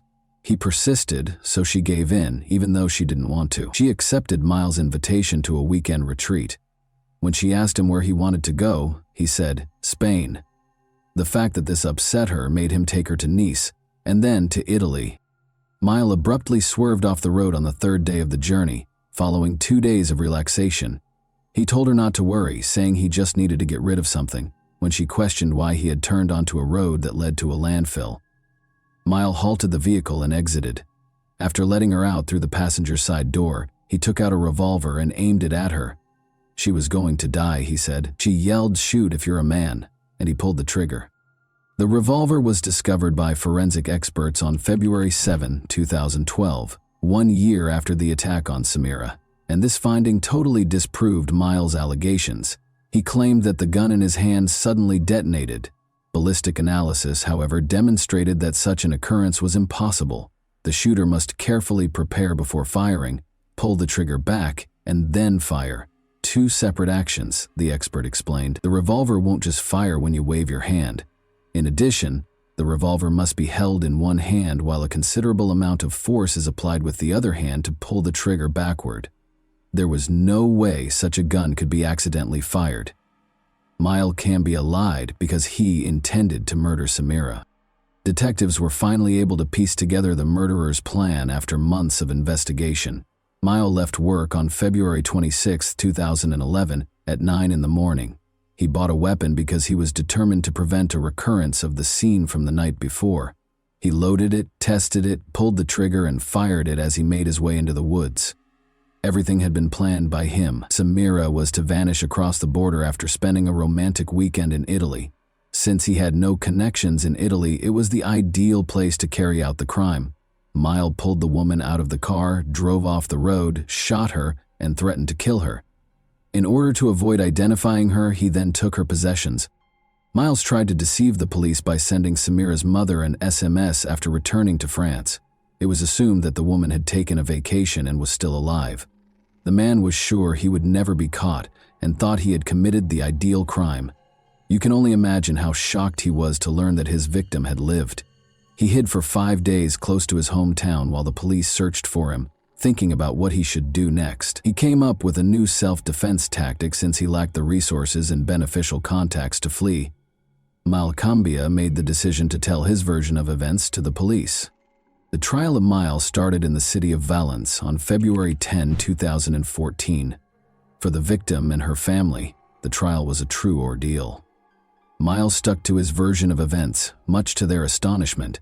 He maintained that everything that transpired in Italy was a regrettable accident, and that he was the victim in this instance, having been harassed by Samira. According to his friends, he had never been violent and bought the revolver out of fear after Samira's cousins threatened to kill Mile and destroy his car and apartment.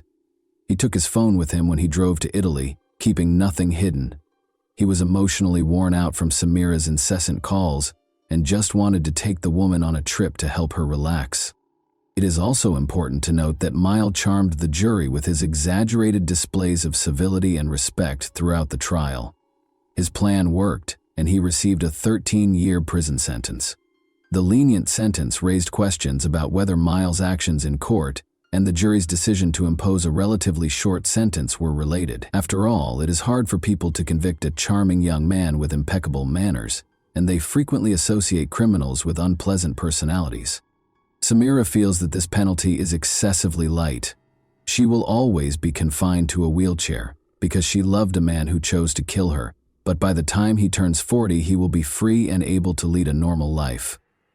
According to the surgeon, Samira recovered 80% of her abilities in a year of therapy, but the effectiveness of rehabilitation drastically decreased after that, leaving her reliant on assistance for the remainder of her life. She acknowledges that he paid her back in this way because she was prepared to do anything for love. And that wraps up today's chilling story. If you enjoyed this video, don't forget to like and subscribe so you never miss a new upload. Also, let me know in the comments, what part of this story shocked you the most? Thank you for watching, and I'll see you in the next video.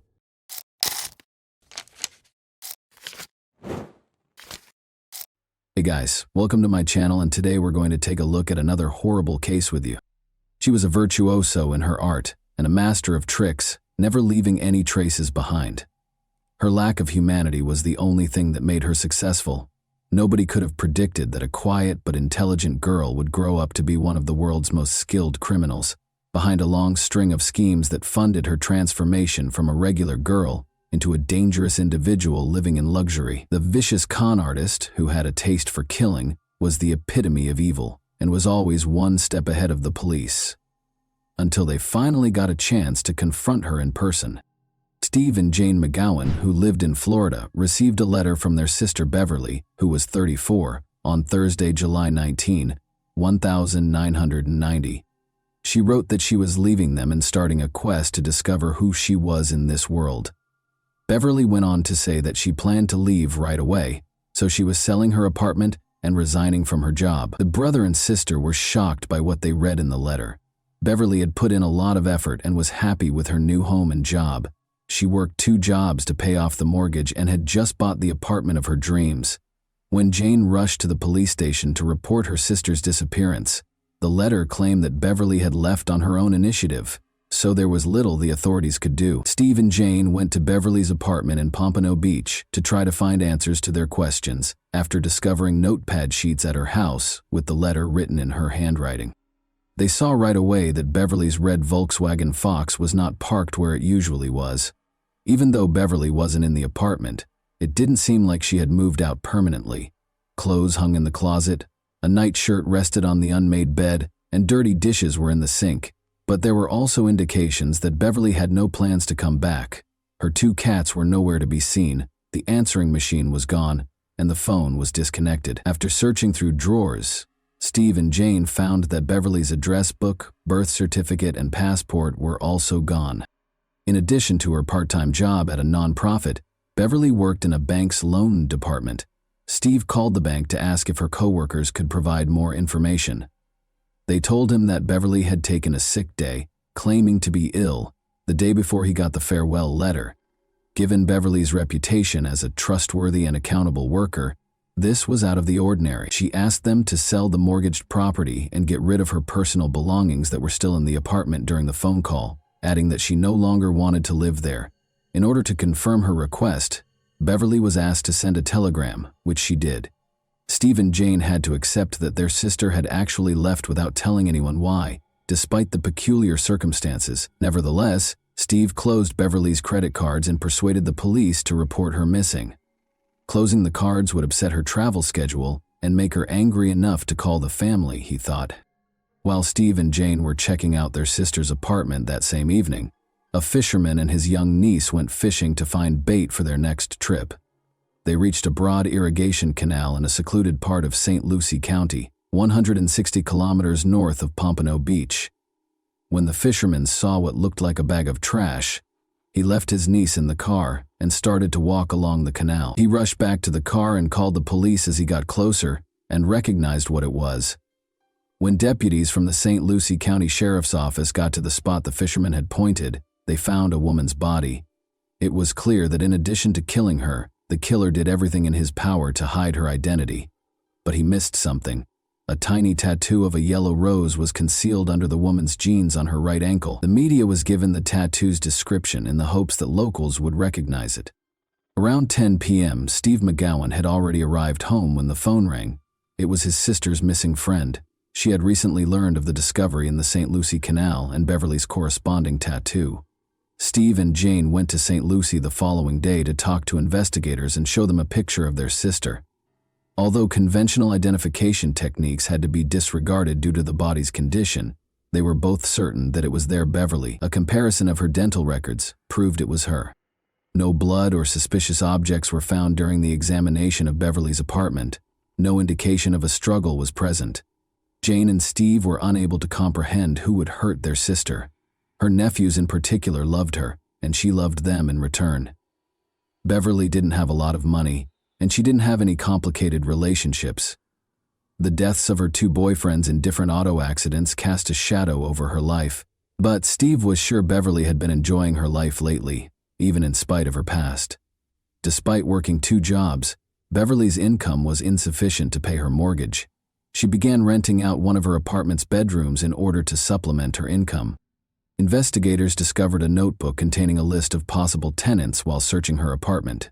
Except for one, each entry contained the full name, phone number, and the time of the apartment viewing.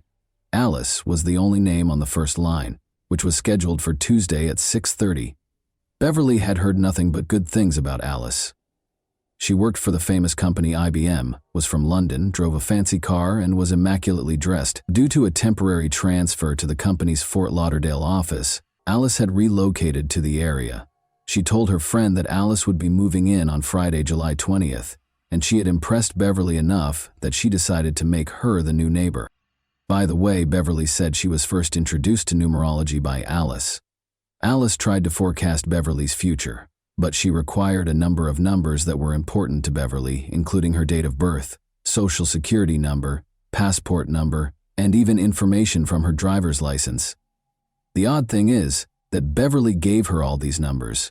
She shared Alice's future predictions with her friends because, all things considered, she was happy with them. Regretfully, she didn't give them her new neighbor's last name. The identity of Alice was still unknown. Furthermore, there was no proof that Alice had ever been to Beverly's apartment, let alone moved in.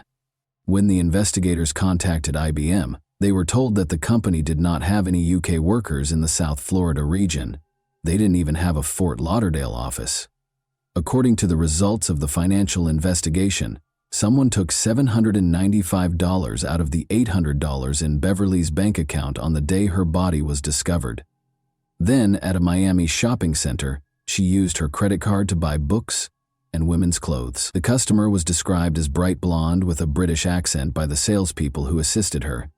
The tall blonde woman who had garnered national attention at the time fit the description. Police officer Lori Bembenek had been given a life sentence in 1,982 years, 8 years prior, for killing her ex-husband's ex-wife. There had been a stir about the case. Lori was somewhat of a celebrity due to her glitzy appearance and the high-profile nature of the case. Lori had freed herself from Wisconsin prison a few days prior to Beverly's murder. The Miami salesperson identified Lori Bembenek as the person who had used Beverly's credit card after seeing pictures of her, until it was revealed that Lori had actually fled to Canada and was not in Florida at the time of the crime. The police were baffled as to how the path of a modest bank employee could have intersected with that of a convicted killer.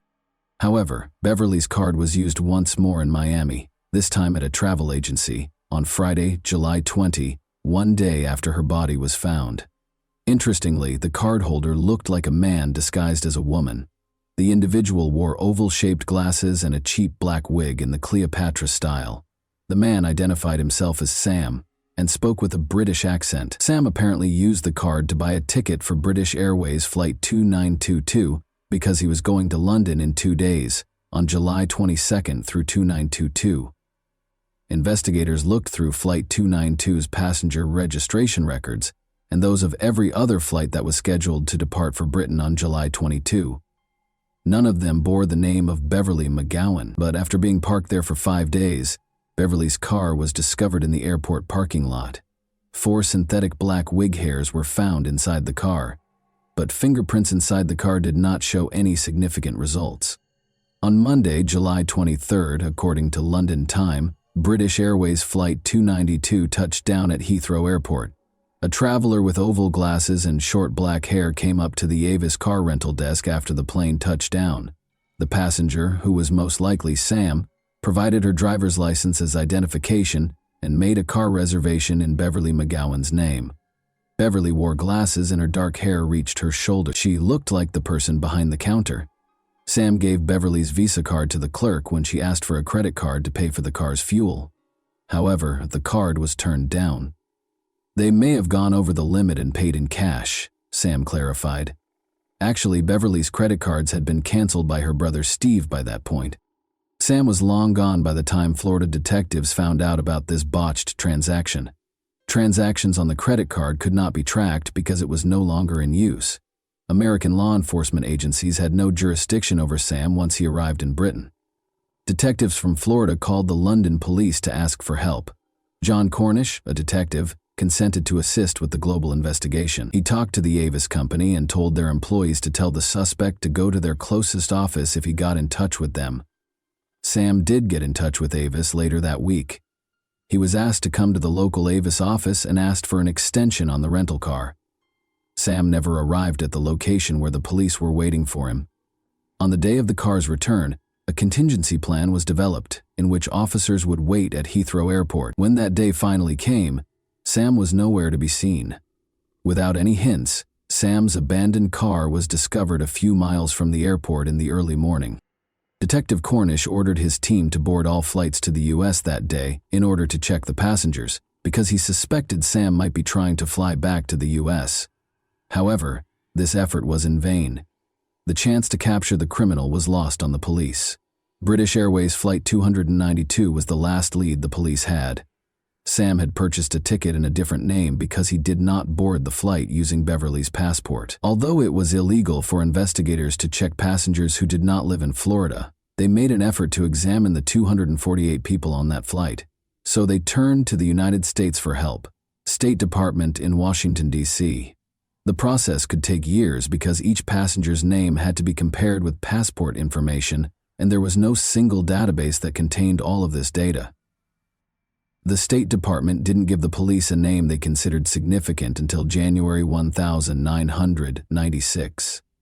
British national Sylvia Hodgkinson was on Flight 292.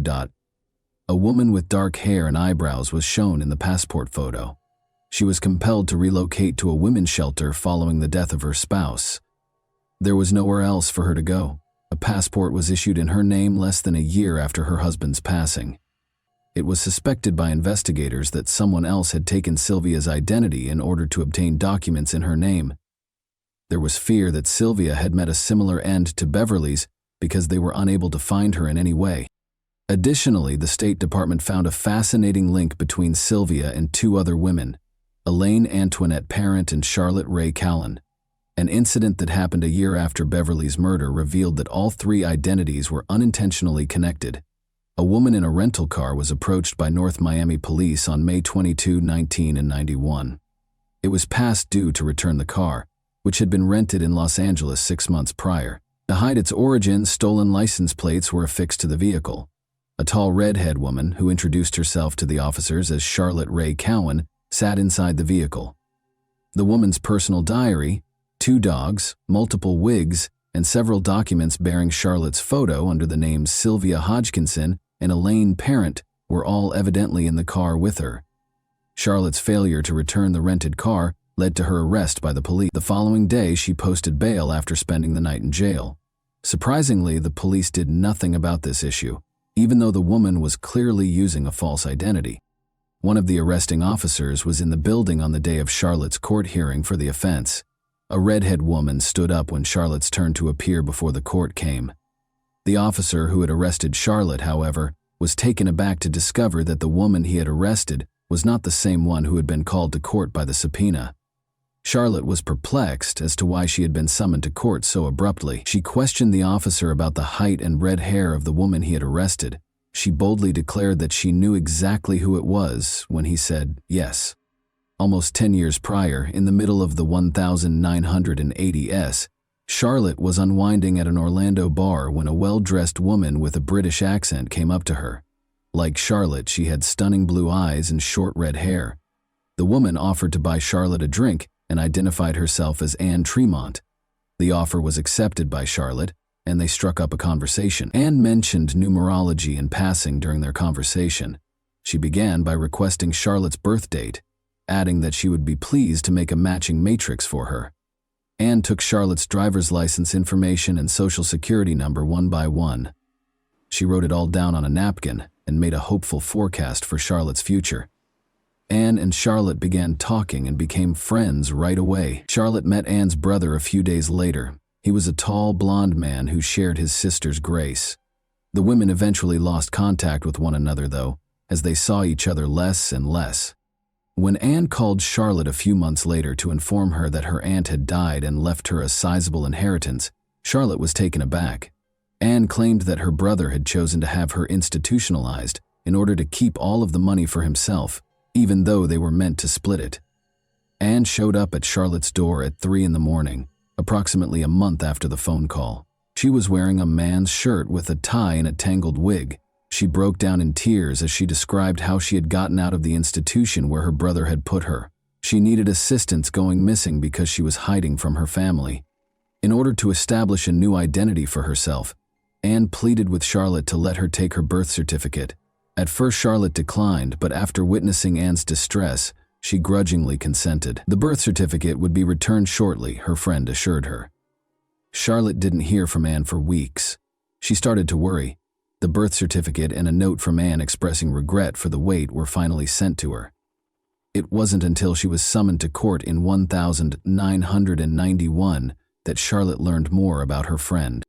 After hearing this intriguing tale, the investigators were curious to find out who the mysterious and elusive scammer was.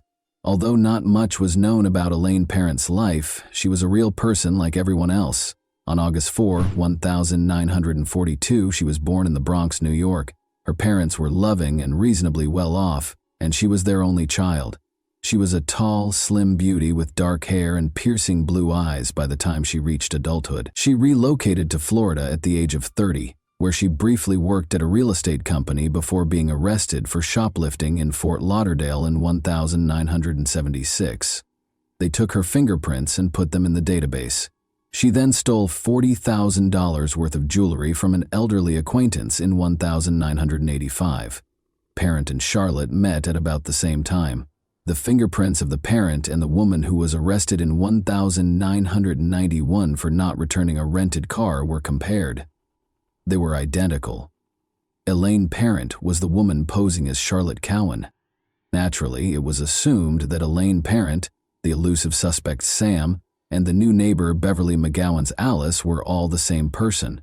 They still had to establish a clear connection between Elaine and Beverly's murder, though. In addition to reviewing the case's evidence, the detectives looked through a notebook that contained letters that Beverly had written to her sister and brother. This specialized equipment uses an electrostatic detection device, ESDA, to find impressions or indentations left by previously written letters on paper. The notebook had been used for a number of other letters that weren't written in Beverly's handwriting, according to the analysis of the notebook. The author appeared to be a woman with a deep-seated animosity toward Beverly. Threats were included in the rather aggressive messages. Elaine Parent's handwriting samples were compared to the letters, and they matched.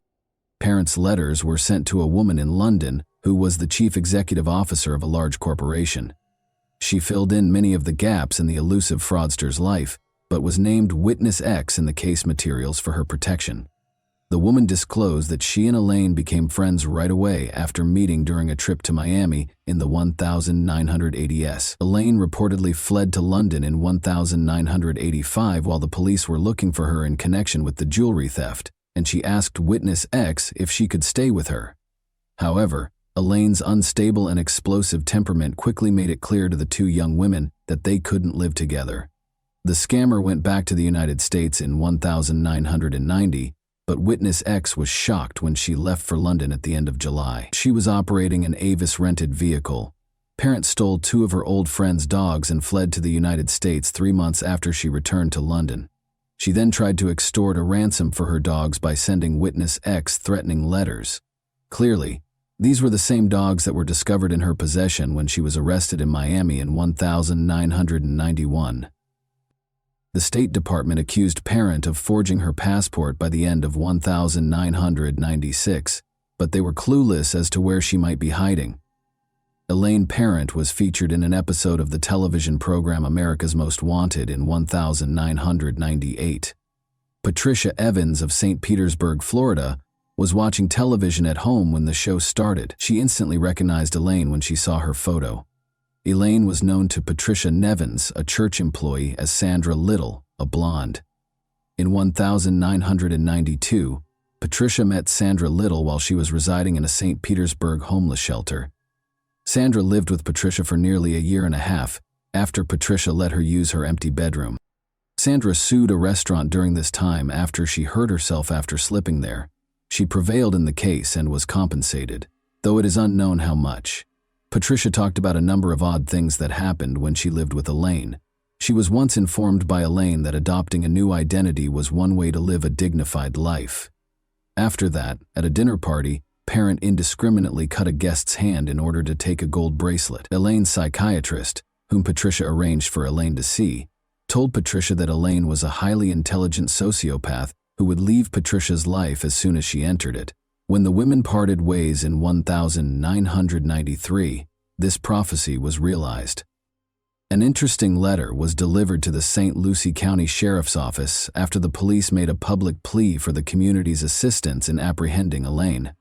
There was a copy of an oil-colored painting inside. It showed Elaine Parent, with pearl earrings and a teal-green swimsuit. She had gray hair that was styled the way her parents usually did. She was shown emerging from a swimming pool. This was printed on the back. "Best wishes, your chameleon." According to psychiatrist Barbara Caven, who had been helping the police with the case, Parent both feared and desperately needed police attention. The painting is very telling. She sent it to the police to taunt them, as if to say, "I'm alive, I'm okay, look for me." Elaine gained international recognition after appearing in the documentary series World's Most Wanted in February 2009. People from all over the world began reporting that they had seen Parent in South Africa, Australia, France, and Turkey. The media referred to her as the most wanted woman in the world. Elaine Parent was featured in another episode of America's Most Wanted in April 2002 and Happy, and 16,000 miners in Russia. After the show, many calls were received from the wealthy Panama City, Florida neighborhood. identifying a woman there as Elaine. The address was visited by 3 police officers. When they reached a small one-story home, they knocked on the door. The door was answered by a brunette middle-aged woman wearing a beige silk pajama set. The officers gave an explanation for their visit to her. Presenting her military ID with her photo on it, the woman identified herself as Darlene Thompson. The officers had seen a picture of Elaine Parent, but she didn't look like her. She was asked to accompany the officers to the station for formalities, even though they knew the neighbors had erred. Darlene consented and asked the officers to hold off while she changed. As the officers waited outside the bedroom, one of them looked over Darlene's identification card and, as a former military man, he saw right away a vital missing stamp that verified the document's legitimacy. She replied that she was getting dressed when the officer knocked on the bedroom door to ask about this. She never emerged, despite the officers waiting for her to do so. When the officers hurried into the bedroom after hearing a gunshot, they discovered Darlene dead. The identity of Darlene and Elaine Parent was formally verified by subsequent fingerprint analysis. Elaine lived in a house that turned out to belong to another woman. She had rented a room to Elaine since August 2001. She is a nice woman who loves to cook, according to the homeowner. Elaine's Florida driver's license, which had her photo on it but the name of the woman she was staying with, was discovered during the house search. She had jotted down details about a man from the nearby town of Lynn Haven, including his credit cards and social security number, in a notebook. Elaine's closet was stocked with men's and women's clothes, as well as wigs. They also found a book on theatrical makeup and another on learning French. Elaine's laptop, which some of her acquaintances claimed she frequently used for work, was never located. When she was arrested more than a decade ago, she had her diary with her because Charlotte Cowan was also missing. The police discovered a flyer featuring a picture of Elaine and the name Antonia Racerman, which is another fascinating aspect of the portrait. It looked as though Elaine had made the flyer herself, and the local police chief later conjectured that she had done it to intimidate someone. The flyer said that she was wanted by the FBI for the murder of a government official at a hotel in Washington, D.C. Many questions remained after Elaine's death. According to the police, she used up to 20 different identities in countries such as the United States, the United Kingdom, Turkey, Israel, France, and South Africa. Although no other victims have been located, some believe she may have committed more murders. There are differing views on whether she worked alone or with an accomplice. Investigator Norma Pfeiffer told the media 3 years before she died, "The brutality of the McGowan murder makes me think that someone capable of this has either done it before or will do it again. She couldn't have run Beverly alone, according to some. And let's not forget about the handsome blonde man she passed off as her brother." According to psychologist Barbara Kerwin, Elaine is a virtuoso in her field, who can read people's souls and identify their weak points with ease. The reason behind her crimes is still entirely unknown, though. Why, given her high IQ, would someone like Elaine decide to commit crimes rather than excel in any other field, especially since her crimes brought her more fame than fortune? Kerwin, however, feels she is aware of the motivation behind Elaine's plots, her own inner demons. Barbara said, "I believe she impulsively stole the identities of others to fill her own emptiness." And that wraps up today's chilling story. If you enjoyed this video, don't forget to like and subscribe so you never miss a new upload. Also, let me know in the comments what part of this story shocked you the most. Thank you for watching, and I'll see you in the next video.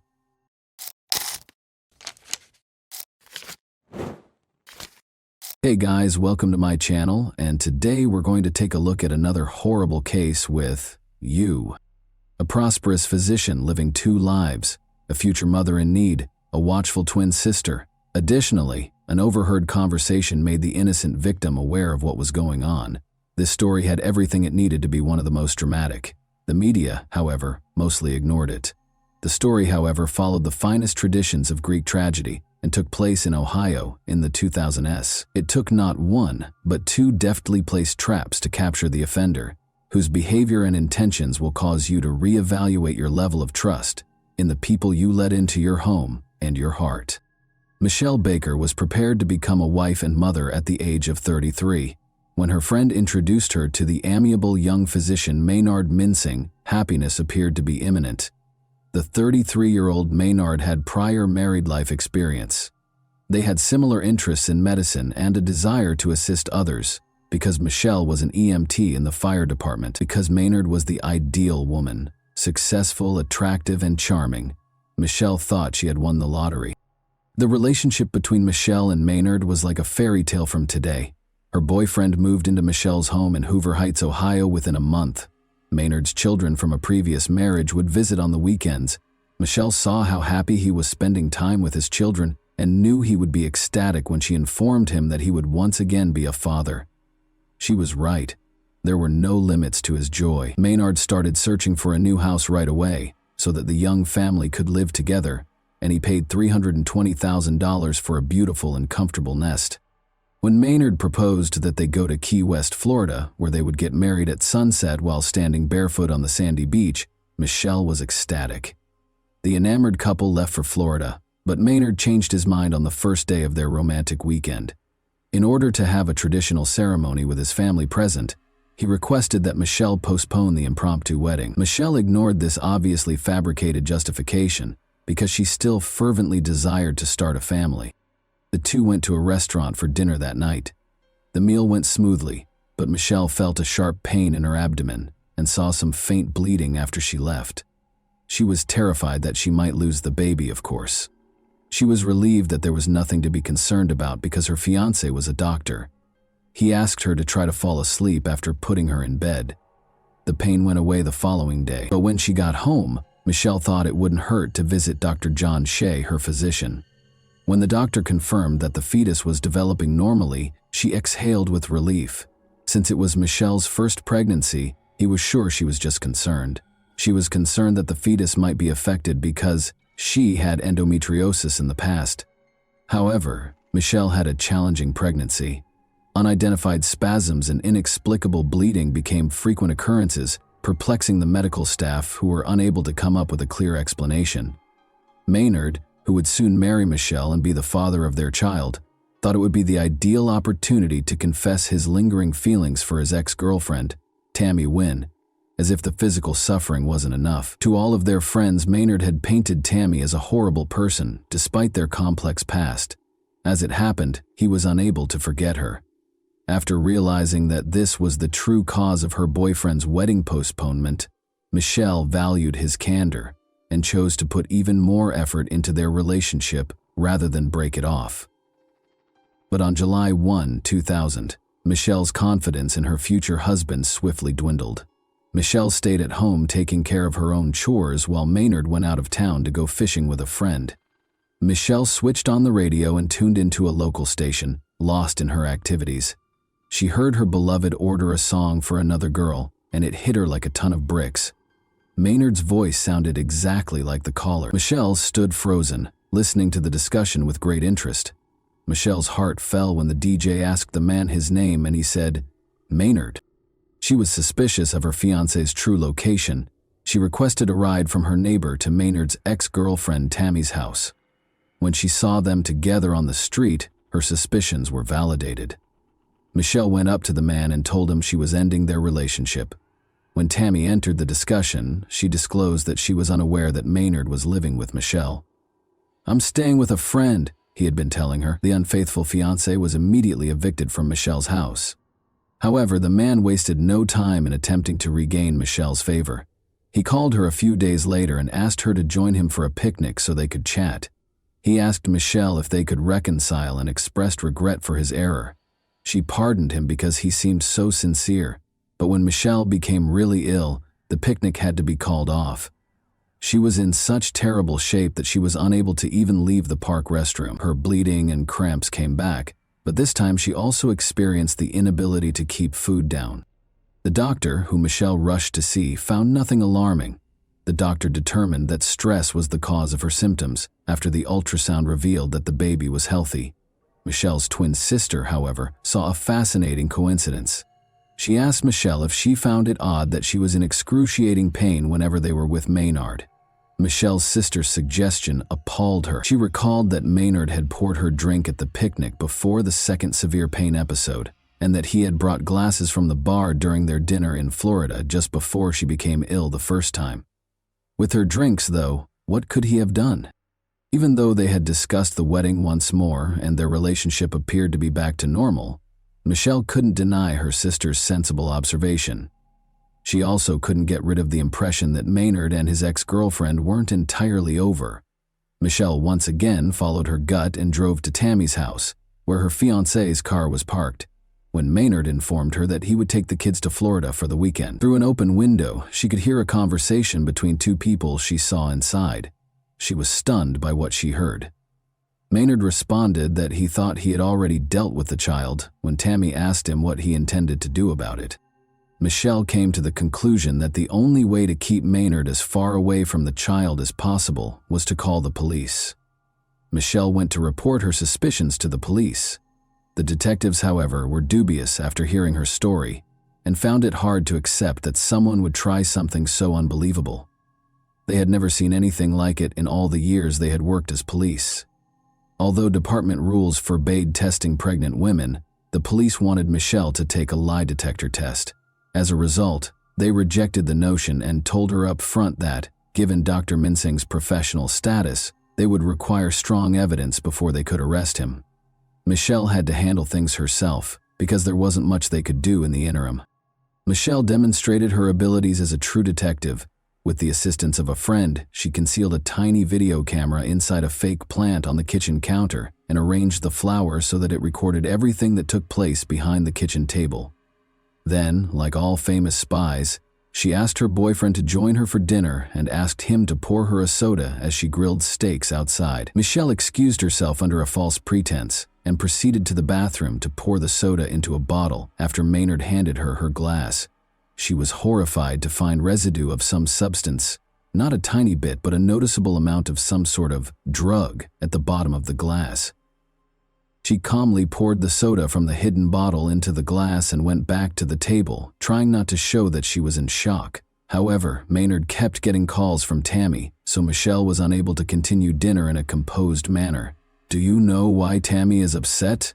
he asked Michelle over the phone after he finally left.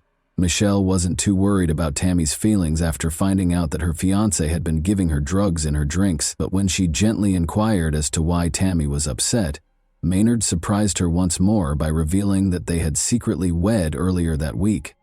Michelle's determination to protect her unborn child outweighed her feelings of hurt and rage over her beloved's betrayal. She immediately took the soda bottle to the police. An expert concluded that Cytotec, a drug used to treat stomach ulcers and induce labor, had been added to the soda. When used carelessly, though, it can also have lethal effects on the fetus. Legally speaking, the detectives had a problem even though they believed Michelle. They didn't have any proof that Maynard put the substance in the glass. In court, a skilled attorney would contend that Michelle falsified it in order to frame her cheating fiancé.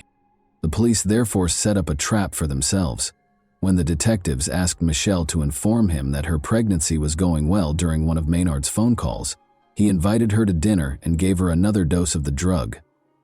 On August 14, 2000, two police officers hid in the garage while hiding a small camera inside a firefighter figurine that was placed on Michelle's kitchen counter. The police stormed into the kitchen and arrested Maynard for attempted murder as soon as they saw him trying to serve Michelle one of his special cocktails. "I hope these are prenatal vitamins," one of the officers said to Maynard, gesturing to the enigmatic material he was holding. The police discovered even more of the same substance in Maynard's vehicle. The doctor was forced to confess after laboratory tests revealed that Cytotec was present in the beverage. Maynard provided an apologetic justification for his horrible act, effectively acknowledging that he had poisoned his ex-fiancée in order to solve the issue. Maynard responded in the affirmative when asked if he thought the child was a problem. Michelle kept going to the doctor once a week and getting ultrasounds once a month. The fetus appeared to be growing normally in spite of multiple doses of the drug, but Michelle went into labor just before Maynard's trial, at 28 weeks of pregnancy. She gave birth to a stillborn daughter, whom she named Michaela. Michelle was surrounded by family and friends in the hospital room, where they were able to bid Michaela farewell and give her one last hug. It was impossible to ascertain whether Michaela's death was caused by Cytotec's effects, because the coroner could not detect any traces of the drug in the placenta. Prosecutors reached agreements with Tammy and Maynard to spare Michelle and her family from a torturous legal process.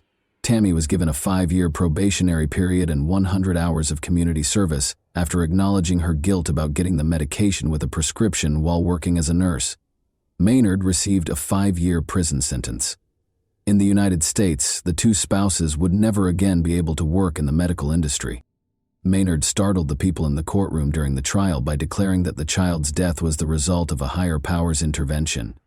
In addition to displaying no remorse during the sentencing, and without pleading with Michelle for forgiveness, Maynard asserted that their daughter's death was the will of a higher power, and that the experience would make him stronger. His statement shocked even Judge Barbara Gorman. Judge Gorman said to Maynard, "I must say it was one of the strangest statements I have ever heard. You are a disgrace to your profession, in my opinion. All of this is the consequence of what you did. You must accept responsibility for what transpired." Although the spouses' sentences may be viewed as being rather light, Michelle is aware that Maynard will eventually face consequences for his actions in the afterlife. She made the decision to strike him where it hurt the most, his wallet, in the interim. Michelle Baker sued Tammy Mincing and Maynard Mincing for $3,500,000 in August 2002 over what had happened to her daughter. Orally and in writing, Maynard made it clear time and again that his goal was to get rid of the child. His spouse did not want him to be involved with the child in any way. Michelle's attorneys were therefore certain that they would prevail in the case. The success of Michelle's lawsuit is unknown, but it was made public in 2007 that Maynard filed for bankruptcy.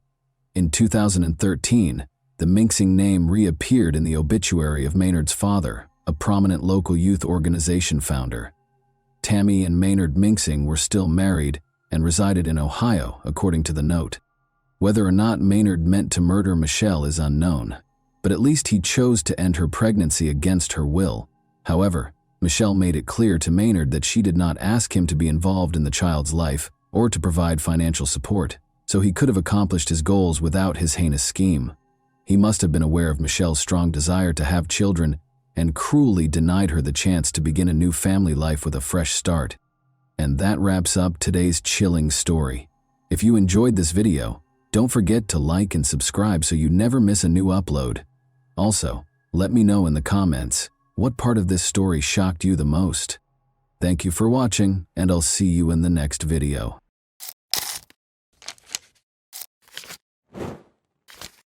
Hey guys, welcome to my channel, and today we're going to take a look at another horrible case with you. On May 13, 2015, around 5 p.m., firefighters extinguished a raging fire in a garage by the road in the village of Sand Lake, Michigan. At that moment, a terrified woman dashed up to their car, screaming that her neighbors had died. Several firefighters accompanied the woman to her neighbor's house. 2 lifeless bodies lay on the bedroom floor in a pool of blood.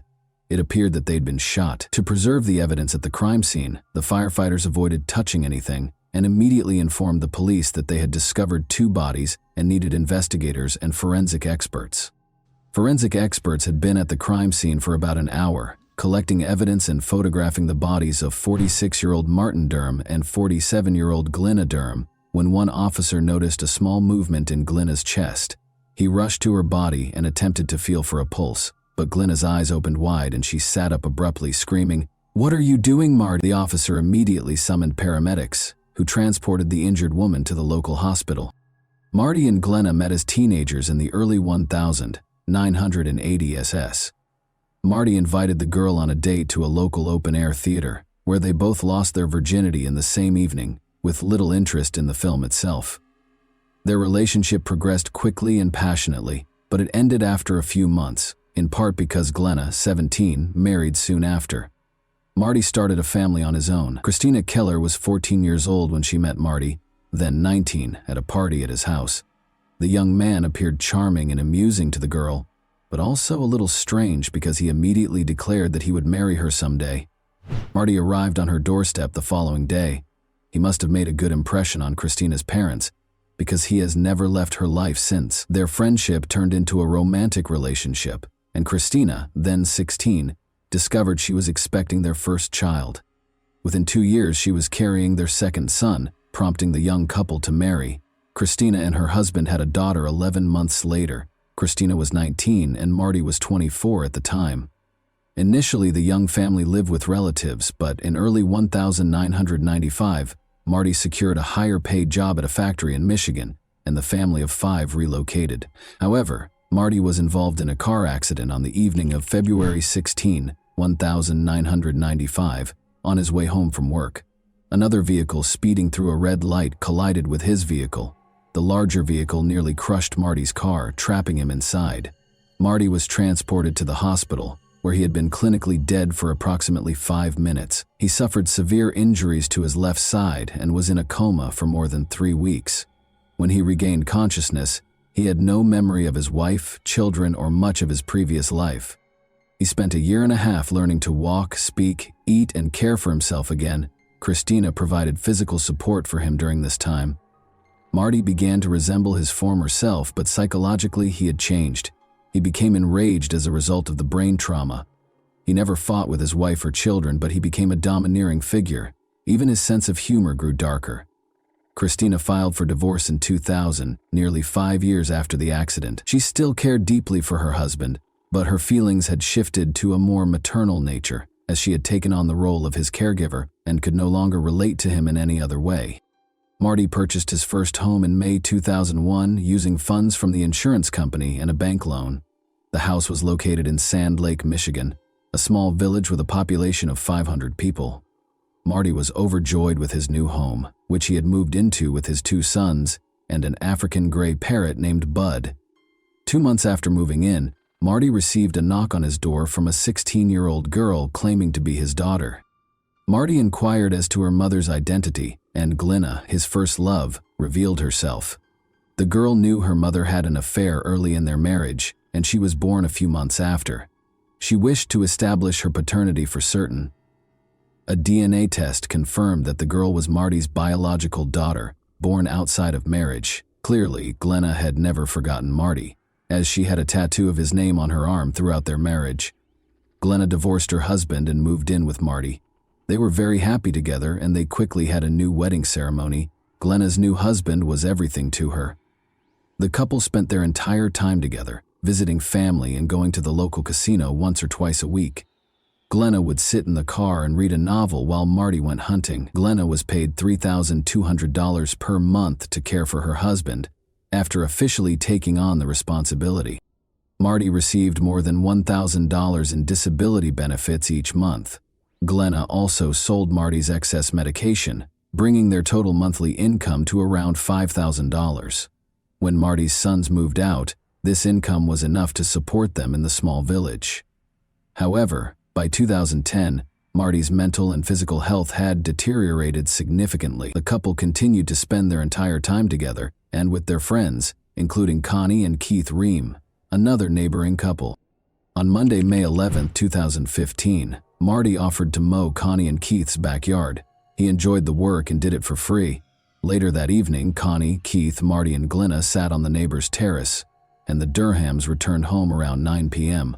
Keith sent Marty a message the next day, Tuesday at 8:26 a.m., asking how he was feeling, but he did not receive a response. This was strange because Marty was always quick to return calls and messages. Throughout the day, Keith sent several more messages to his friend, all with the same result. Later that day, Connie approached her neighbor's door and knocked. She heard the Durham's dog bark, but no one opened the door. Keith even sent a joking message to Glenna, asking, "What did you do to Marty?" But she didn't respond either. On Wednesday at 7:30 a.m., Connie approached the neighbor's house again and rang the doorbell. The only response she got was the dog barking. She walked around the house, checking for any open doors or windows. Everything remained locked as usual. Throughout the day, Connie and Keith attempted to contact their neighbors, growing increasingly concerned. After work, around 4:30 p.m., Connie approached the neighbor's house for the 3rd time and knocked. She assumed she'd have to break the door, but when she touched the handle, she discovered it wasn't locked. This time, Connie cautiously opened the door and called out for the neighbors, but she was only greeted by the Durham family pet, who led her into the living room, which was a gruesome mess. Documents and photographs were all over the place, along with a broken lamp and other miscellaneous items. Connie followed Shelby into the bedroom and discovered the homeowners lying on the floor in a pool of blood. Marty was only wearing underwear, whereas Glenna was fully dressed, her legs covered by a blanket. Connie dashed out of the neighbor's house and ran toward a fire truck she saw further down the road. Marty did not have the same luck as his wife. He was shot 5 times in the back, forearm, and chest, leaving him with no chance of survival. He'd been dead for a few days. Glenna was shot twice, both times hitting the area behind her right ear. Blood was discovered not only in the bedroom, but also on a chair in the living room and a pillow with 2 bullet holes. Under the chair, a gun and 2 empty shells were discovered. In the bedroom, there were 5 more shell casings, 1 near the door and 4 near Marty's body, for a total of 7. However, the gun found near the chair was designed to fire 6 bullets. This indicates that the perpetrator had time to reload the gun before continuing to shoot. Aside from the living room and bedroom, the rest of the house appeared to be in perfect order. There were no signs of forced entry, and the kitchen table was set with a bowl of spaghetti and a piece of garlic bread. Later that evening, when Glenna was taken to the hospital, Marty's children were allowed to bring the family pets, a dog and a parrot, to their mother's home, Christina. Despite the fact that the children were only allowed to take the pets, the trio took advantage of the opportunity to search the house and discovered a sealed envelope labeled "Personal." Inside, they discovered letters from Glenna addressed to her children and ex-husband. In the letters, she expressed her love for the children and apologized for not being the best mother. She also asked her ex-husband to care for the children. In Glenna's drawer, they also discovered a packet of unpaid bills. They handed over all of their findings to the police. The investigators began questioning the family's relatives and friends about their personal and financial situations. They enjoyed spending time together and became completely absorbed in each other's company. However, it quickly became clear that they were having serious financial difficulties. Glenna was in charge of the family's finances, and relatives suspected Marty was unaware of the gravity of the situation because he was so frugal. On the other hand, Glenna had developed a serious gambling addiction. She would buy hundreds of lottery tickets and lose thousands of dollars at the casino. But whenever her husband approached her, she pretended to be playing with $1 bills. Glenna played every week, and in 2010, she spent $75,000 on her addiction. The family had fallen behind on tax payments, had credit card debt, and Marty's car was about to be repossessed. However, their most pressing concern was their home. Glenna hadn't made mortgage payments in over a year, and they owed $48,000. Marty's mother saw a list of homes that would be seized due to debts in early April 2015, a few weeks before the family was attacked. Marty's address was on the list. She called Glenna, who assured her that the newspaper had printed the incorrect address and that she would resolve the issue. Of course, it turned out that their home was being repossessed. Despite the fact that Marty had taken out a mortgage, Glenna received notice on April 28 that their home would be auctioned if they did not pay $5,000. Interestingly, the auction was scheduled for May 12th, just 1 day before Marty and Glenna were discovered by their neighbor. The investigators concluded that Marty was unaware of the impending loss of their home because he had been renovating it for the previous 2 months.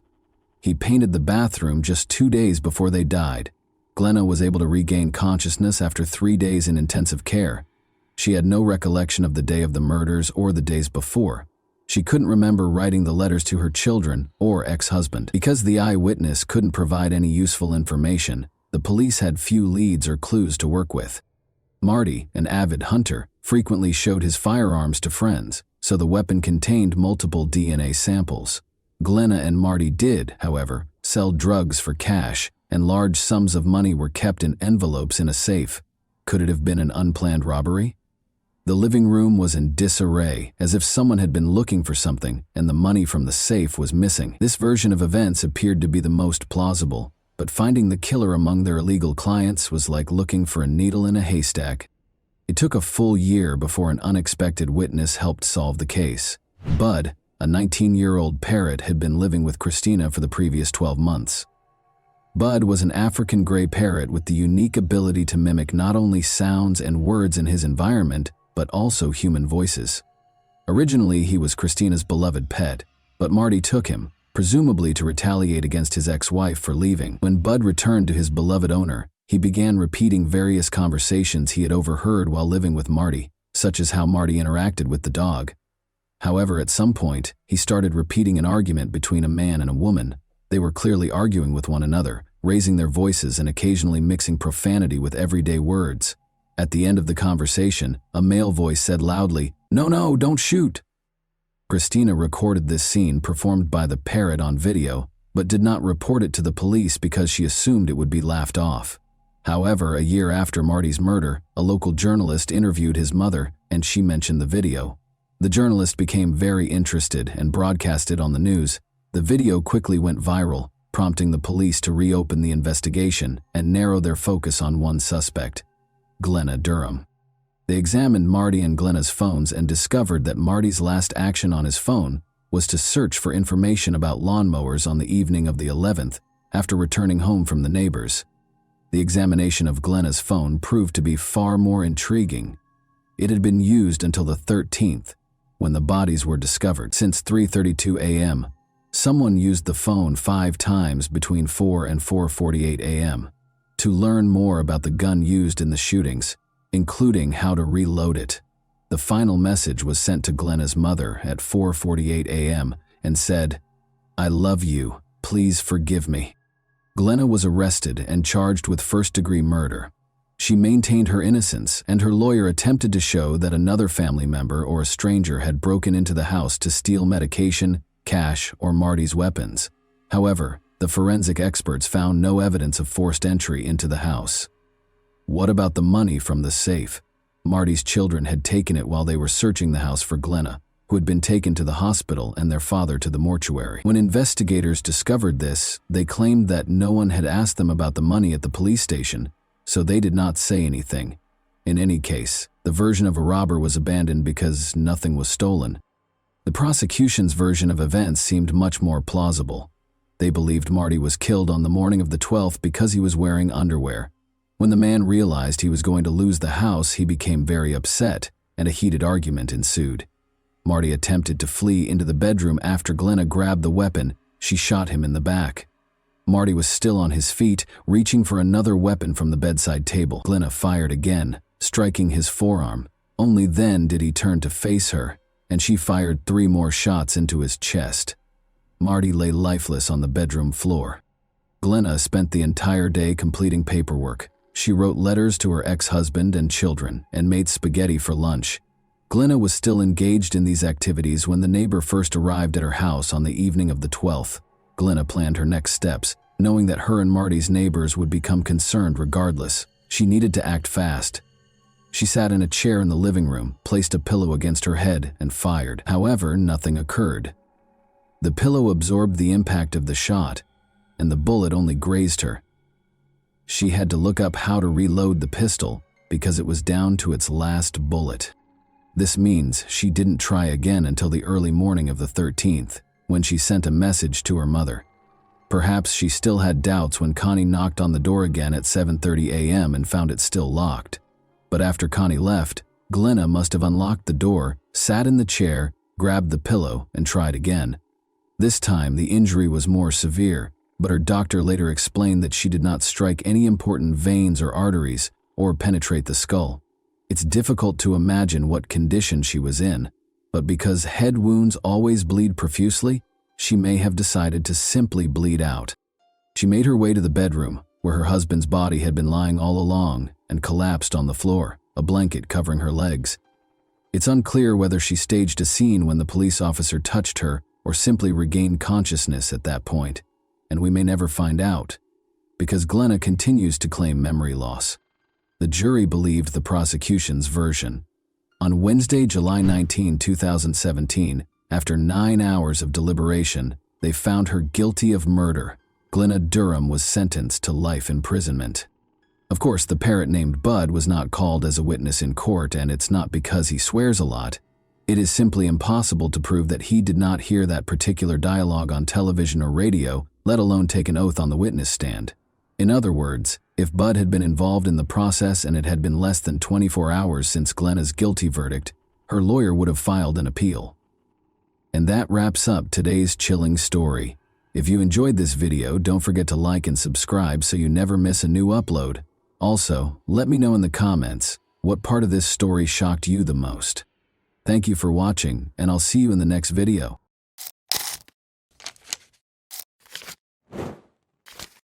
Hey guys, welcome to my channel, and today we're going to take a look at another horrible case with you. Today, we'll examine what happened in the U.S. state of Pennsylvania in 2017. Alina Shaykhett, 20, a University of Pittsburgh student, stopped returning calls and texts on October 8, 2017. Her mother and father were unable to get in touch with her, and she was supposed to meet them that morning. The Shaykhett family's life was forever altered by what they discovered when they visited her house. When Alina was 3 years old, her family relocated to the United States from Ivanovo, Russia, where she was born. Alina had extraordinary talent.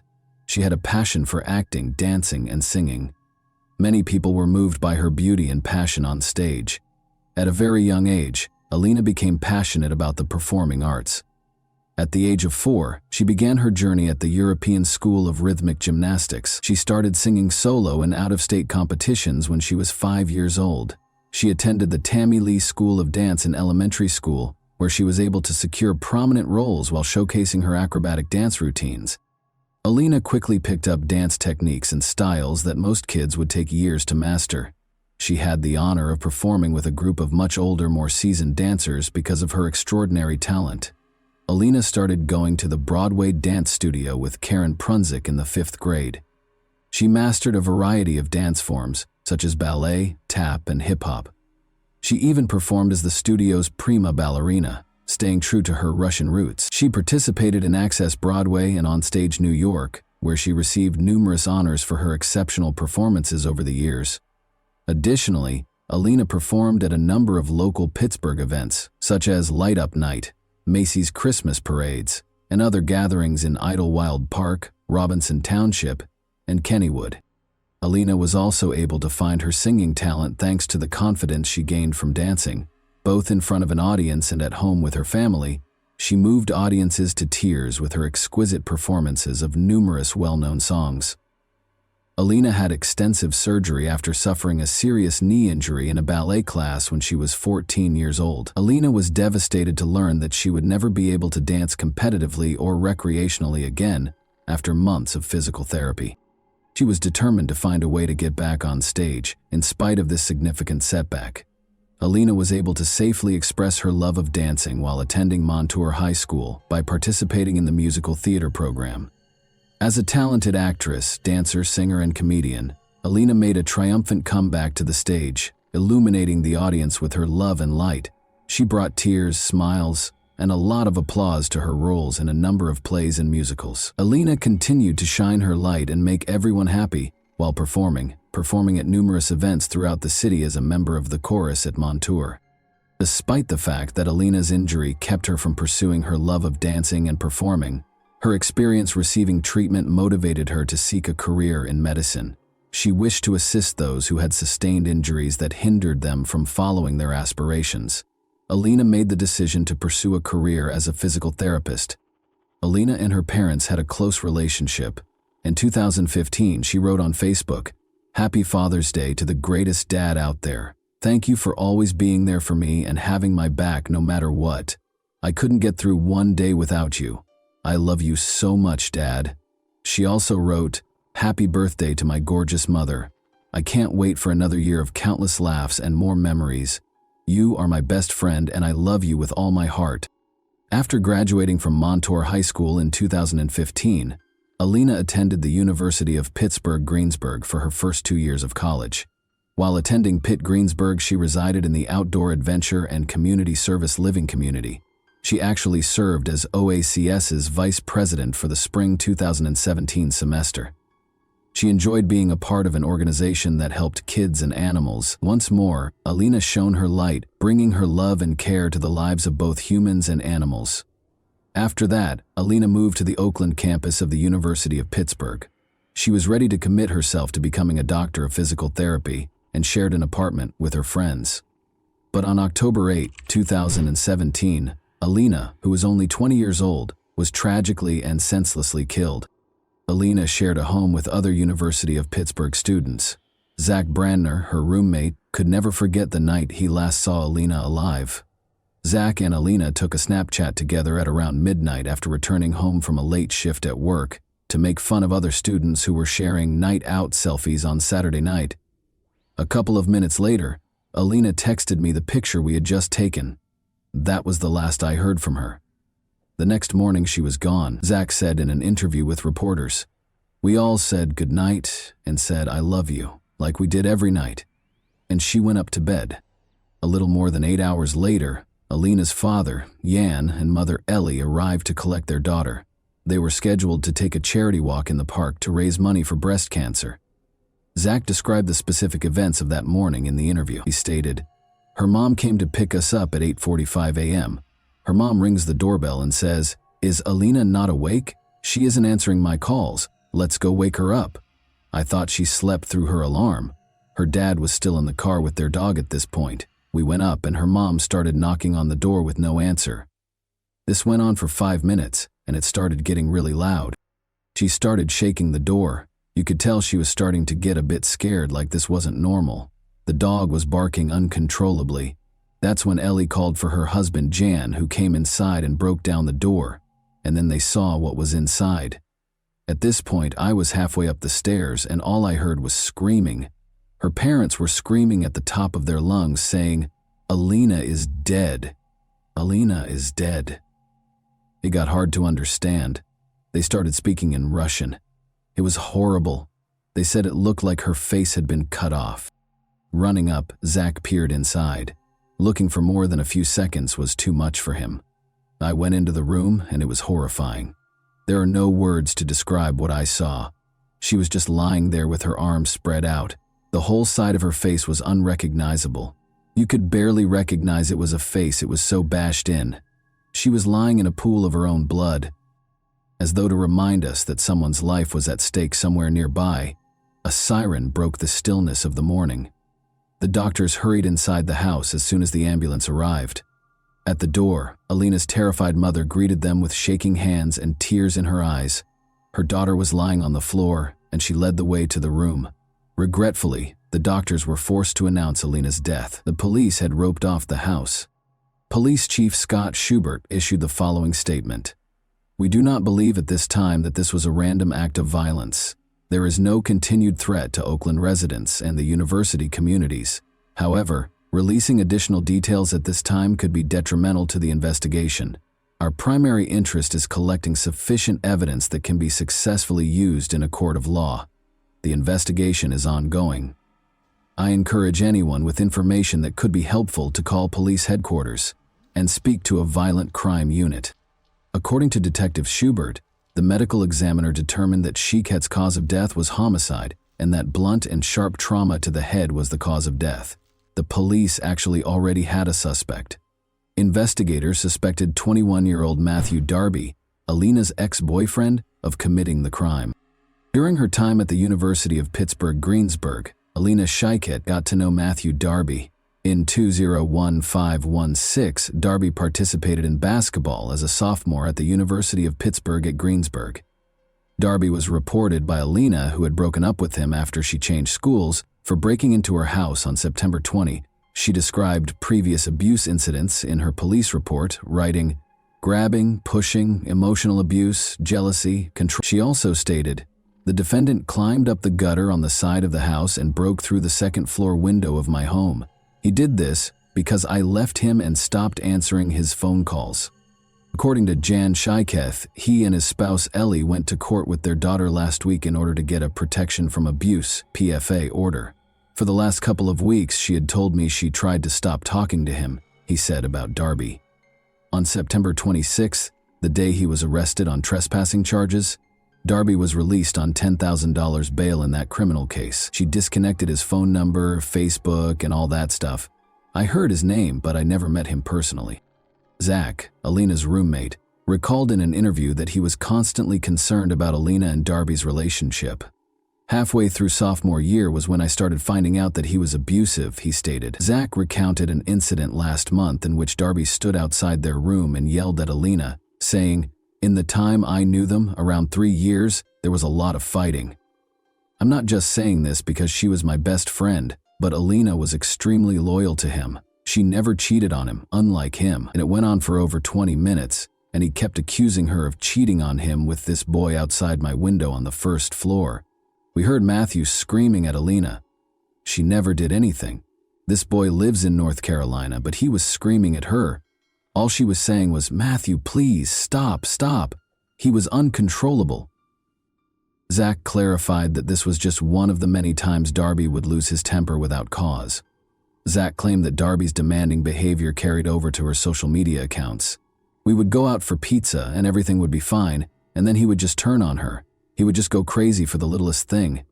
If she liked a picture of a guy on Instagram, he would go and unlike it because he had her social media passwords, he stated. This was before they broke up. She changed them when she broke up with him. He would never let her wear clothes that could be considered too sexy looking. He was extremely, extremely controlling. He was notorious for texting and calling. Matthew would call her upwards of 20 times if she didn't answer. He just kept on calling and it just wouldn't stop. She blocked his number after they broke up. According to the police report, Darby broke into their house on September 20 following the breakup. According to Zach, it was approximately 12:30 a.m. when he heard glass shattering outside that evening. He texted his house group chat and ignored it, assuming it was a bottle breaking at a nearby party. Then he heard a shriek coming from upstairs, followed by the sound of someone falling. Alina was yelling for assistance. Because Matthew Darby was in her room at that point, we weren't sure what his intentions were, but now we think it was a failed attempt at murder. We caught him and got him out of her room. Then the police came, and he was arrested. She was scared. You could tell, Zach continued. She didn't feel safe at all. Call logs from Alina's cell phone, which was not at the apartment when she was discovered, revealed that between 4:15 a.m. and 4:15 a.m., she received 5 unanswered calls from a number that turned out to be Darby's, and 4:55 a.m., Sunday. According to the police, Alina's cell phone was last seen close to Irwin, where Route 30 and I-76 meet. The criminal complaint states that at 4:21 a.m., Darby was picked up by a commercial car service vehicle. According to the driver, he took Darby to Oakland's Semple Street and Ward Street, which are close to Cable Place. According to him, Darby asked him to wait 10 minutes after getting out of the car. The driver reported that 10 minutes later, Darby asked him to wait for 10 more minutes. About 5 minutes later, the driver got a call on his phone requesting that he wait an additional 10 minutes. He told the police that he could not wait any longer and walked out of the area. According to surveillance footage gathered by investigators, Darby is seen throwing objects into a sewer close to Semple Street, which is close to Alina's home. According to Pittsburgh Police Homicide Detective Edward Fowler, he and other officers discovered a hammer and 2 knives in the same sewer grate. The hammer's claw part seemed to have skin and hair adhered to it. Police asked for a warrant to arrest Darby based on the information above. He was accused of stealing by unlawful taking, burglary, criminal homicide, fleeing to avoid capture, and possessing criminal tools. Matthew Darby was taken into custody in Myrtle Beach, South Carolina, a few days after Alina passed away. A concerned citizen reported witnessing a male tampering with a window at a residence, according to Myrtle Beach police. Officers discovered a man who fit the description when they got there. It was discovered during their investigation that Darby was the male suspect. He was accused of loitering and giving police misleading information in connection with the South Carolina incident. Both of the new charges are punishable by up to 30 days in jail and a monetary fine. During the hearing, a judge in South Carolina refused to grant bond. Because of the pending Pennsylvania warrant, the judge deemed Darby a possible flight risk. The judge informed Darby that he could either waive his right to an extradition hearing or exercise it. Then Darby said he wanted his attorney. When asked to enter a plea to the charges in South Carolina, he also stated that he wanted his attorney. Alina's family and friends, many of whom were Pitt students, crowded the courtroom. Many carried signs raising awareness of domestic violence and Alina's Law, a bill that is currently pending in the state legislature and would give judges the authority to mandate electronic tracking of high-risk domestic abusers. The words, "Our Russian Princess," were written in Russian on purple shirts featuring a picture of Alina. The judge ordered Darby to stand trial on all charges, including homicide, flight, burglary, theft, trespassing, and possession of a criminal instrument. The back read, "Love shouldn't hurt." According to evidence presented by the prosecution, Darby spent the night of October 7 and the early hours of October 8 on the campus of Duquesne University, where he spoke with Raymond Marr, a university police officer. Darby wanted to know how to get to Brodart Hall. According to Marr, Security cameras caught Darby at several locations on campus, including the student union, which Darby was permitted to enter so he could charge his phone. He claimed that Darby appeared apprehensive and had a faint alcohol odor. Prosecutors have presented a picture of a man they claim is Darby, standing in a campus elevator that evening while sporting a striped shirt with the Miller Beer logo embroidered on it. When Darby was arrested, he had that shirt among his belongings. Days later, authorities said that on Friday, January 19, 2018, prosecutors presented evidence that showed Matthew Darby on an elevator at Duquesne University, just hours before he is accused of killing his ex-girlfriend Alina Sheket in her Oakland home.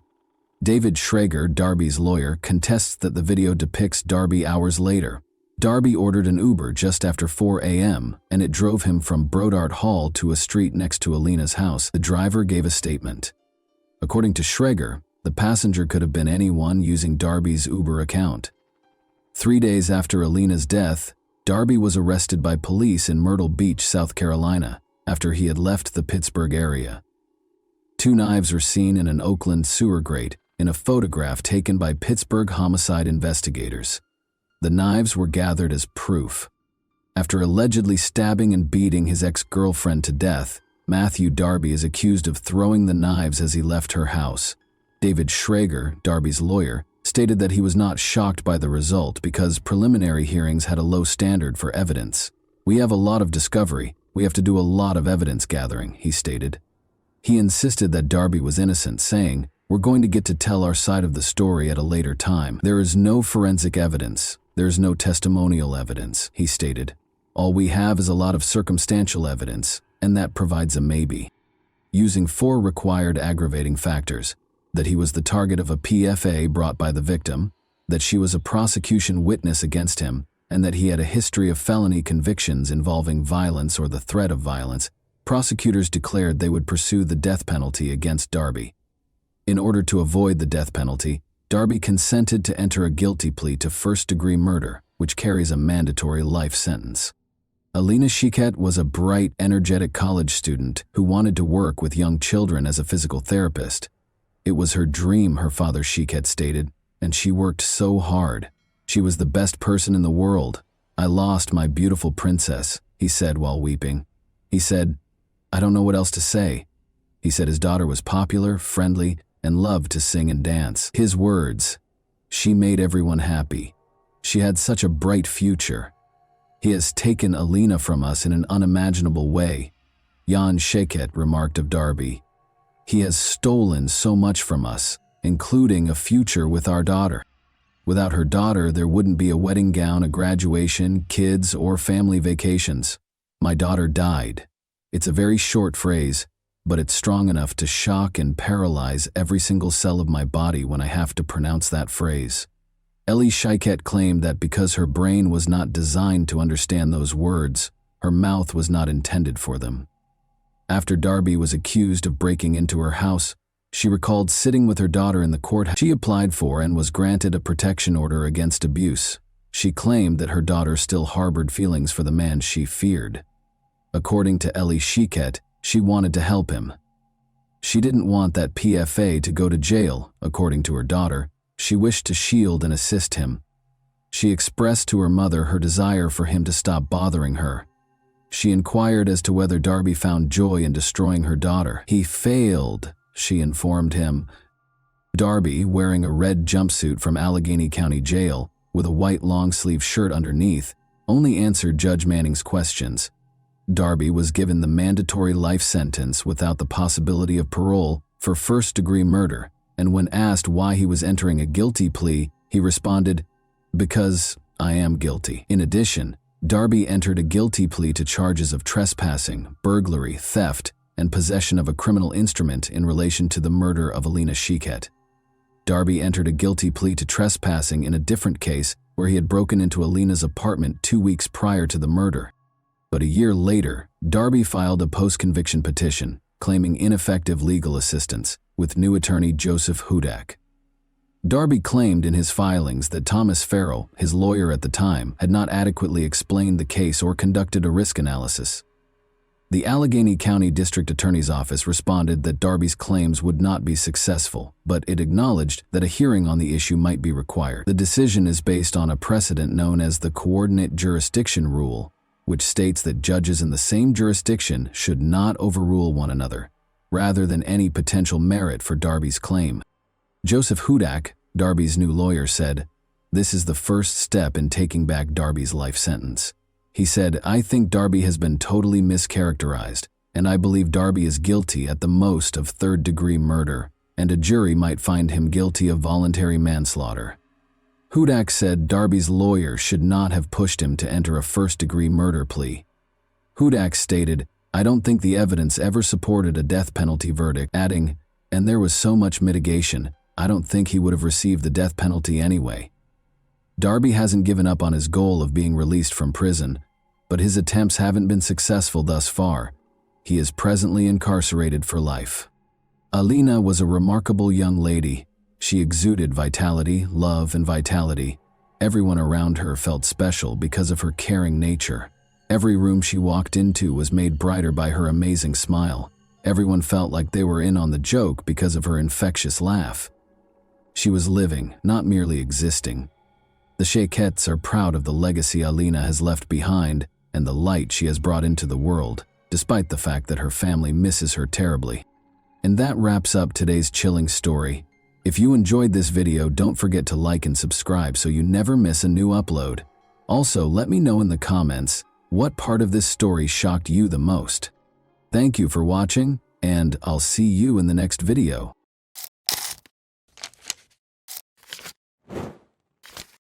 Hey guys, welcome to my channel, and today we're going to take a look at another horrible case with you.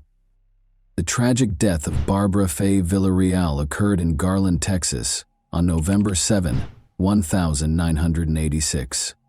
A large kitchen knife was found embedded in her body after she was brutally stabbed and murdered in her own home. There were bloodstains all over the crime scene, which was horrifying and gory. Despite detectives' efforts, the case remained unsolved for almost 40 years. The killer had been hiding in plain sight, leaving a trail of unsolved questions until 2023, when advances in DNA technology revealed the truth.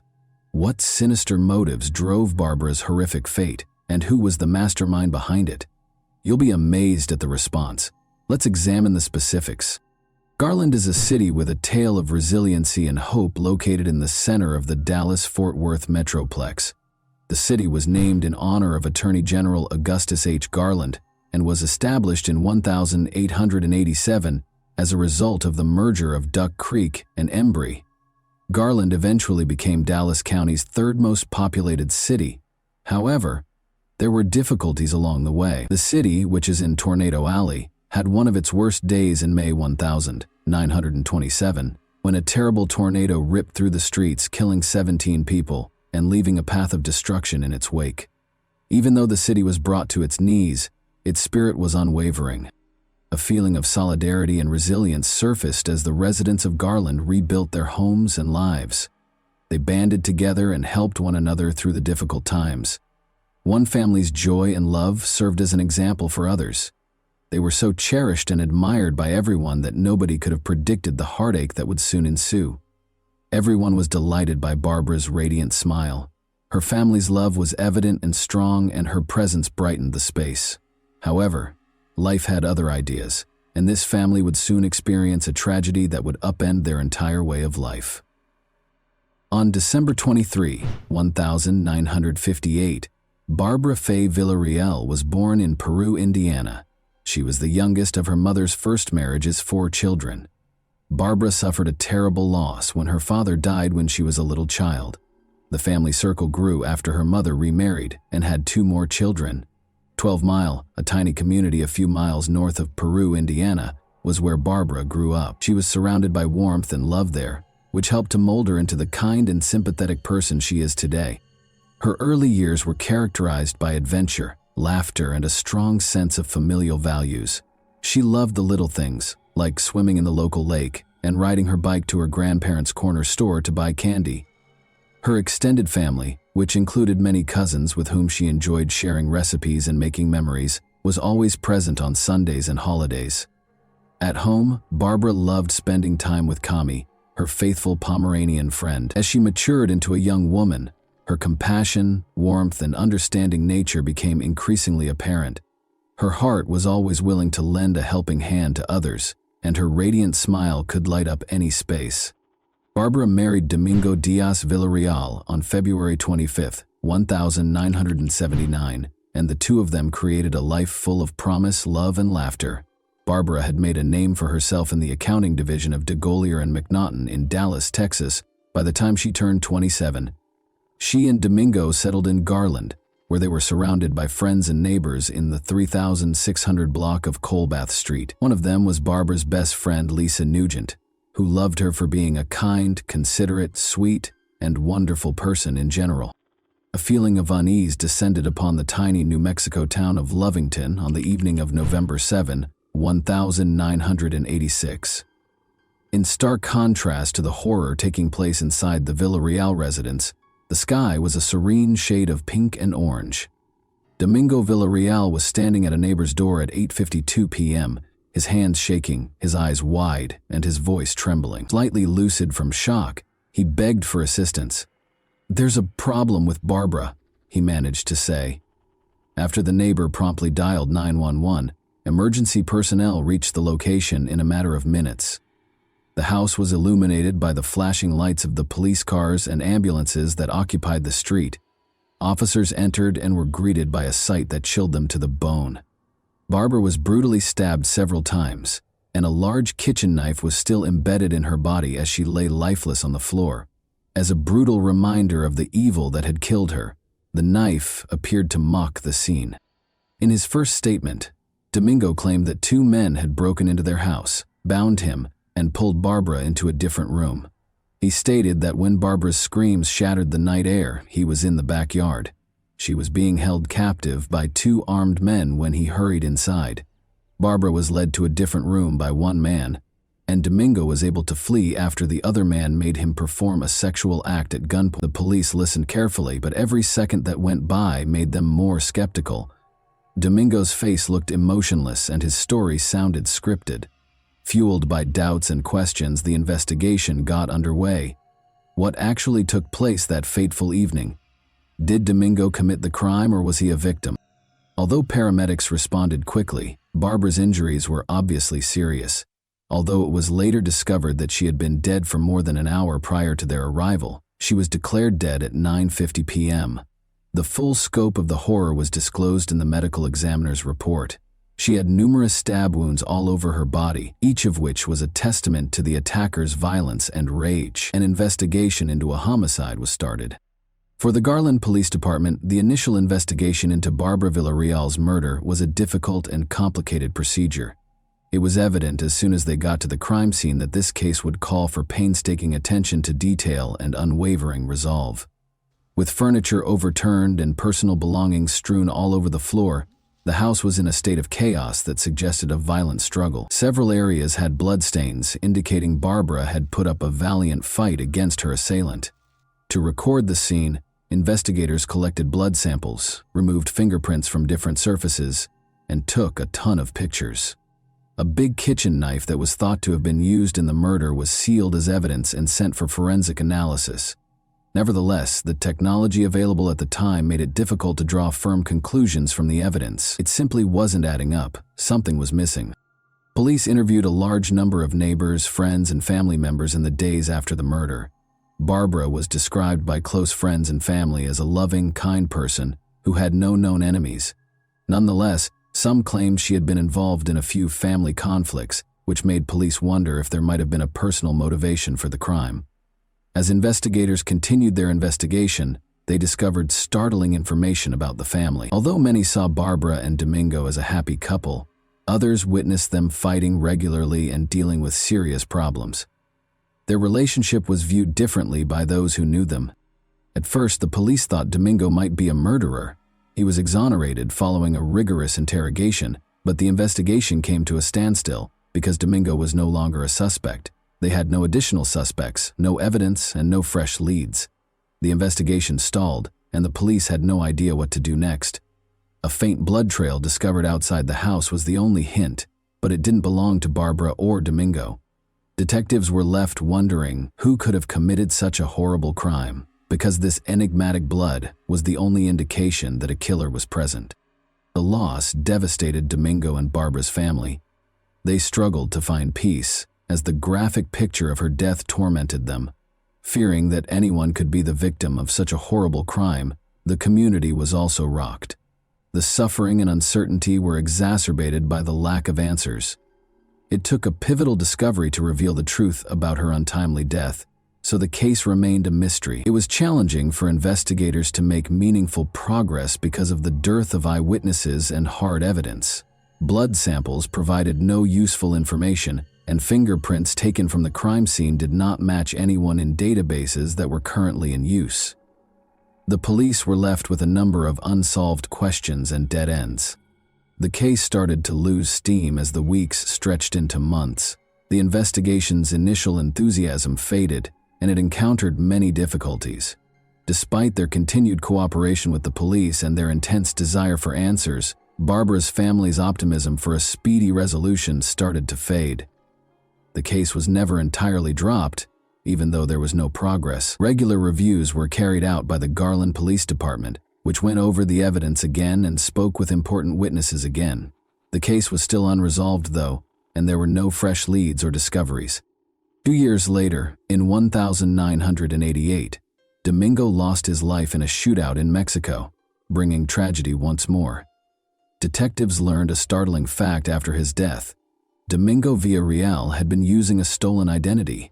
Fingerprint analysis revealed that his true identity was Jesus Canales. Barbara's parents told police in 1994 that weeks after the murder, Jesus Canales had called them from Mexico and said he had killed one of the victims and was pursuing the other, Liborio Canales of Rodeo, Mexico. Domingo was charged with orchestrating Barbara's murder with the assistance of 2 family members, but because there was insufficient evidence, police were unable to draw any firm conclusions. Detectives also spoke with a neighbor who claimed to have discovered Domingo in her kitchen a month prior to the murder. Later, she realized her kitchen knife was gone. She verified that the missing knife was the same one when detectives showed her a picture of the murder weapon. The Villarreal case became one of many unsolved murders as the years went by. The police department, however, was adamant about solving the case and refused to give up. Public assistance was requested through media appeals. The investigation was given a much-needed boost when a cold case team was brought in to offer new insights and creative expertise. Every tip, no matter how small, was followed by the police department, which worked tirelessly. Over the years, Garland police detectives and the FBI followed up on a number of leads in Mexico and the United States, officials said. However, no noteworthy discoveries were made until 2022. A major development in 2022 was brought about by advances in DNA technology. Detectives were able to re-examine the evidence with new eyes thanks to this creative tool, which gave the investigation new life. Investigators were able to use extensive public genetic databases to find possible relatives of the suspect through investigative genetic genealogy, which blends DNA testing with conventional genealogical research. Detectives could gradually identify the criminal by comparing DNA samples taken from the crime scene with these databases. The potential reward was huge, but the process was time-consuming. Barbara's family and everyone else who had suffered the loss of a loved one to violence had hope because this potent tool had already solved a number of cold cases across the country. Police reopened the Villarreal case in 2022. The case was about to take a drastic turn, and the possibilities seemed endless with the development of DNA technology. Now, investigators could examine small samples, make connections between disparate pieces, and find buried clues. The Garland Police Department used cutting-edge DNA technology to solve the long-standing mystery in 2023, a year filled with revelation. Surprisingly, a DNA sample from the crime scene was matched to Liborio Canales after police retested every sample. Investigative genetic genealogy, which followed Canales' family tree and helped identify him as the suspect, made this discovery possible. An incredible twist came to light after more research. Domingo Villarreal had a brother named Liborio Canales. Even more startling was the fact that Jesus Domingo had never told Barbara or the police that he had a brother. Liborio Canales was taken into custody by the Lovington Police Department on Tuesday, July 18, 2023, without any opposition. On a federal murder warrant, he was arrested and checked into the Lea County Detention Center. It was found by the police that he had left the country 2 days after killing his sister-in-law, Barbara. He had come to the United States from Mexico to celebrate his birthday with his family, not realizing that he was being pursued by police, which is why his arrest was successful. Authorities in New Mexico and the Garland Police Department worked together to make the arrest. Investigators had been following Canales around, and they quickly caught him when he crossed the border. Canales was taken into custody without incident and did not resist arrest. After that, he was taken for additional interrogation and processing. Liborio Canales eventually broke under the strain of interrogation and admitted to the horrible crime that had remained unsolved for almost 40 years. He came clean about the shocking reality of what actually transpired on that fateful day, because the weight of his secrets had become too much to bear. Canales claims that a family argument that had gotten out of hand was the driving force behind Barbara's heinous murder. Even though the specifics of the conflict are still unknown, it is clear that tension had been rising for a while before a tragic altercation. Authorities were able to assemble the evidence and create a compelling case against Canales thanks to his confession. Later, he was accused of killing Barbara. The legal proceedings proceeded swiftly because of his advanced age and the overwhelming evidence against him. Canales would ultimately be held accountable for his deeds, providing Barbara's family with closure and the community with justice. Given the seriousness of the accusations, the judge set Canales' bond at $1 million. After being deported to Texas, Canales was subjected to additional legal proceedings. An important first step toward taking responsibility for his actions was his booking into the Dallas County Jail on August 18. Canales received a 20-year prison sentence after his extradition and booking. This sentence probably means he will be incarcerated for the rest of his life because of his advanced age. After waiting for justice for almost 40 years, Barbara's family felt a sense of closure after the sentencing. The case demonstrated how crucial cold case units are, and how DNA technology can be used to solve even the most difficult cases. It also gave families of other unsolved crimes hope. According to Barbara's mother, the way the Villarreal case was resolved had a big influence on how investigations were conducted. The Barbara Villarreal case serves as an example of the effectiveness of tenacity and creativity in criminal investigations. Through the unwavering efforts of law enforcement and the revolutionary potential of DNA technology, a cold case that appeared destined to go unsolved was turned into a tale of justice. The knowledge gained from this case will continue to direct and motivate those committed to cracking cold cases and providing closure to families as we move forward. And that wraps up today's chilling story. If you enjoyed this video, don't forget to like and subscribe so you never miss a new upload. Also, let me know in the comments, what part of this story shocked you the most? Thank you for watching, and I'll see you in the next video.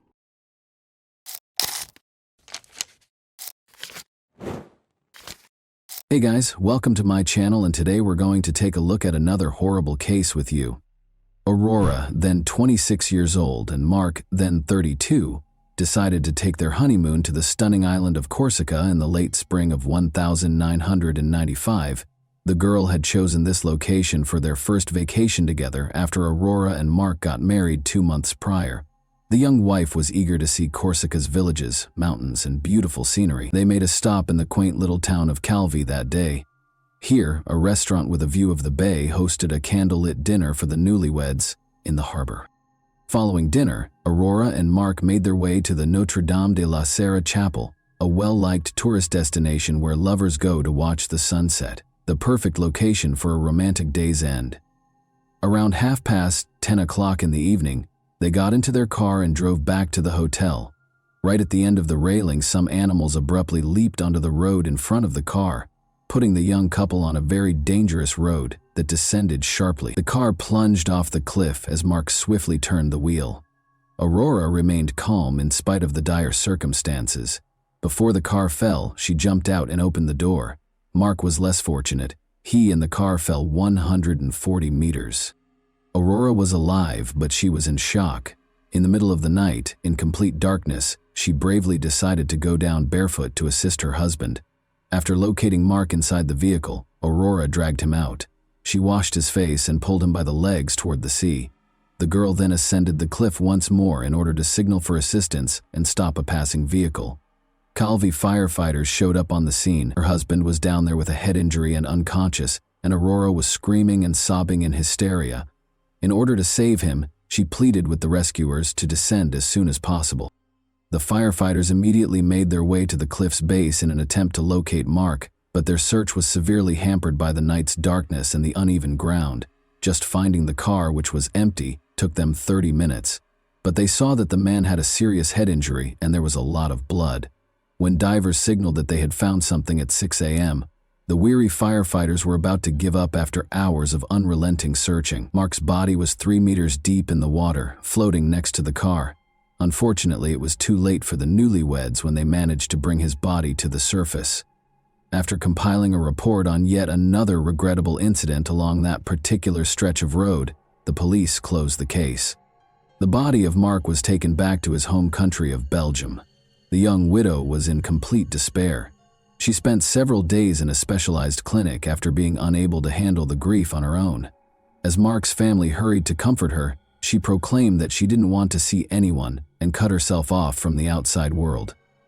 Mark's family didn't press because they understood her mental state. She had lost her husband on their honeymoon when she was 26 years old. However, her actions captivated Mark's family more and more in the days that followed. Slowly, suspicion replaced concern. His parents strongly objected to Aurora's insistence that her husband be cremated. She left the farewell ceremony earlier than anticipated on the day of the funeral, shocking the family even more. The relationship between her and Mark's family has grown more complex ever since. When she got back to the family home, she changed the locks and refused to let her mother-in-law in, who had come to pick up some of her son's sentimental but cheap possessions. Aurora listed the house for sale in the weeks that followed. In addition to the EUR 25000 she received from the sale of the house, there was more. After her husband passed away, it was discovered that she had gotten 7 insurance payouts. Aurora was given EWAT 75000 in total. The Van Burr couple, who were shocked by their daughter-in-law's actions, took legal action and complained about the suspicious death. As a result, the coroner demanded that Mark's death circumstances be looked into. Investigators started by researching the couple's lives in order to comprehend what truly transpired that night. Mark Vander, 31, was employed at a reputable financial firm in Brussels in April 1994, about a year prior to the incident. Everything in his life seemed to be going well, or nearly so, and he had a great job, devoted parents, and amiable co-workers. But he had yet to find a woman he wanted to live a lifetime with. Mark wanted to start a family because he was old enough. In Brussels, Mark and Aurora met at a bar. Aurora was selling ironing boards door to door at the time, which wasn't a very lucrative job.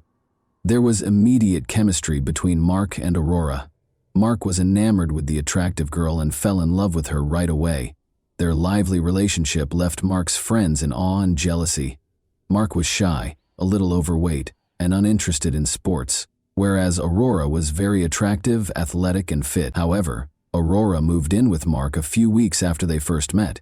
Seeing that their son was content with her, the future husband's family embraced her as their future daughter-in-law and the mother of their grandchildren. When the young couple decided to tie the knot a year later, nobody was shocked.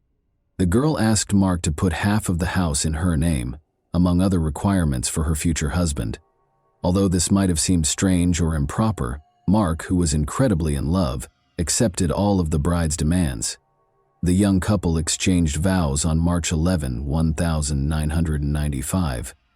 Only the bride's twin sister was present from her side of the family, but the entire husband's family was present at the wedding. The husband's family gradually realized that their daughter-in-law avoided discussing her family and evasively responded to all inquiries about her background, education, and relatives.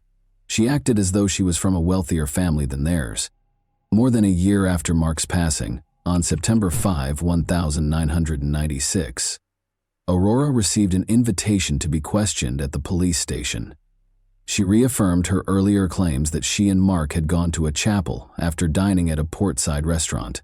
A wild animal unexpectedly leapt in front of their car on the way back. An unfortunate accident happened when Mark turned the steering wheel. Aurora opened the door and leaped out just before the car plunged off the cliff. No more information could be gleaned from her by the police. On October 8, 1996, Mark's body was exhumed in an effort to learn the truth. Some of the injuries were caused after death, according to the forensic expert. Although the body had many wounds, none of them were bleeding, suggesting that Mark passed away before the car plunged off the cliff.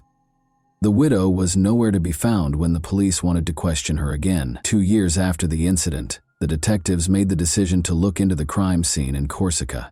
The newlyweds' car plunged into the ravine, and Belgian police officers were at the edge of it. Armed only with photographs and without the car, the task became more difficult. However, the expert was able to reconstruct the car's pre-fall trajectory. A person's reaction to an unexpected event on the road, such as an animal running out, is to turn the steering wheel but not all the way around.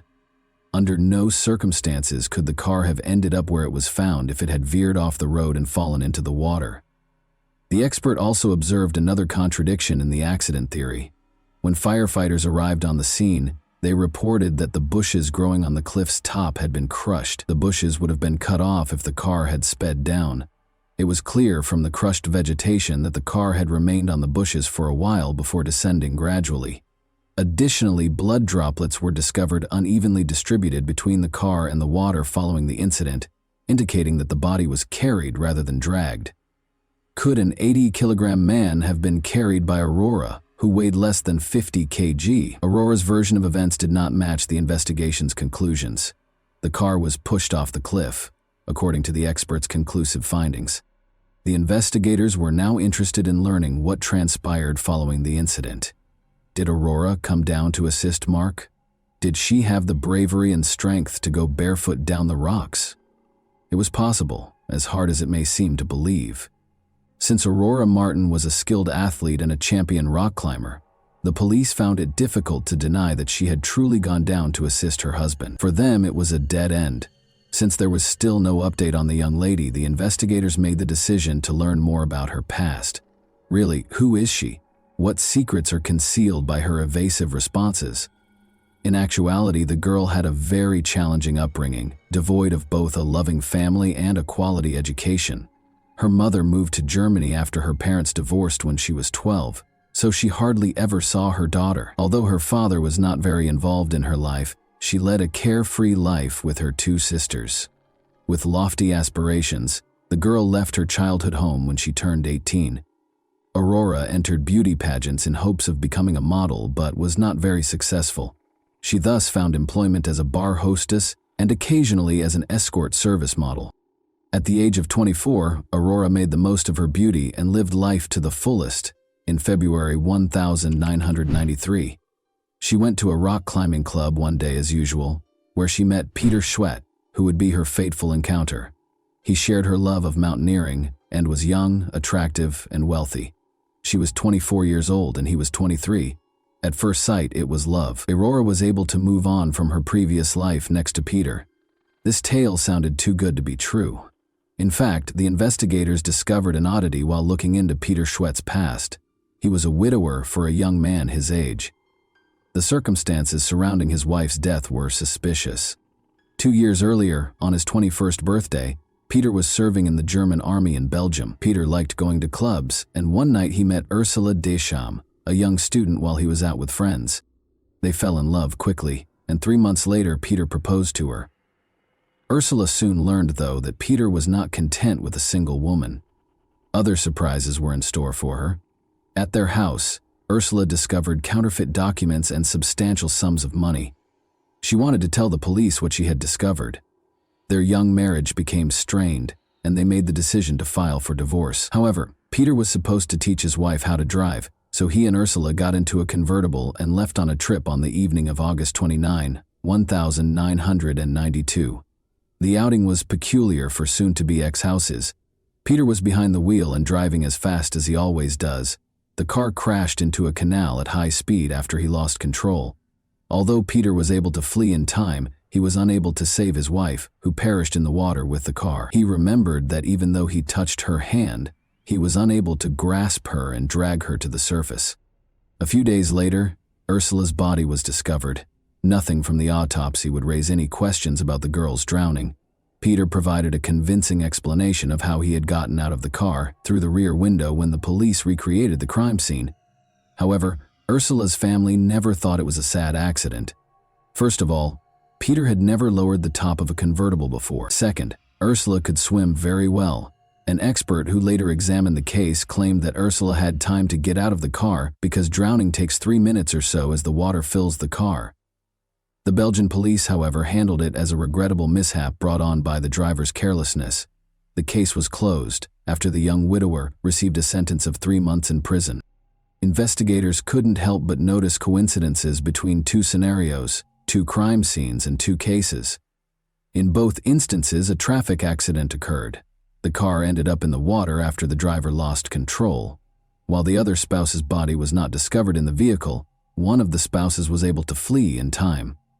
Since Aurora and Peter were now the primary suspects in the murder of Mark Vander, detectives had an immediate need to locate them. Although investigators suspected Peter of Ursula's murder as well, it was possible to drop the possibility of charging him with the same crime again because Peter had already served 3 months in connection with that case.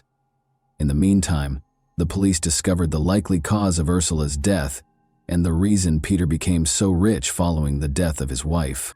He was able to leave the army and woo the stunning Aurora after receiving an insurance payout of $1,500.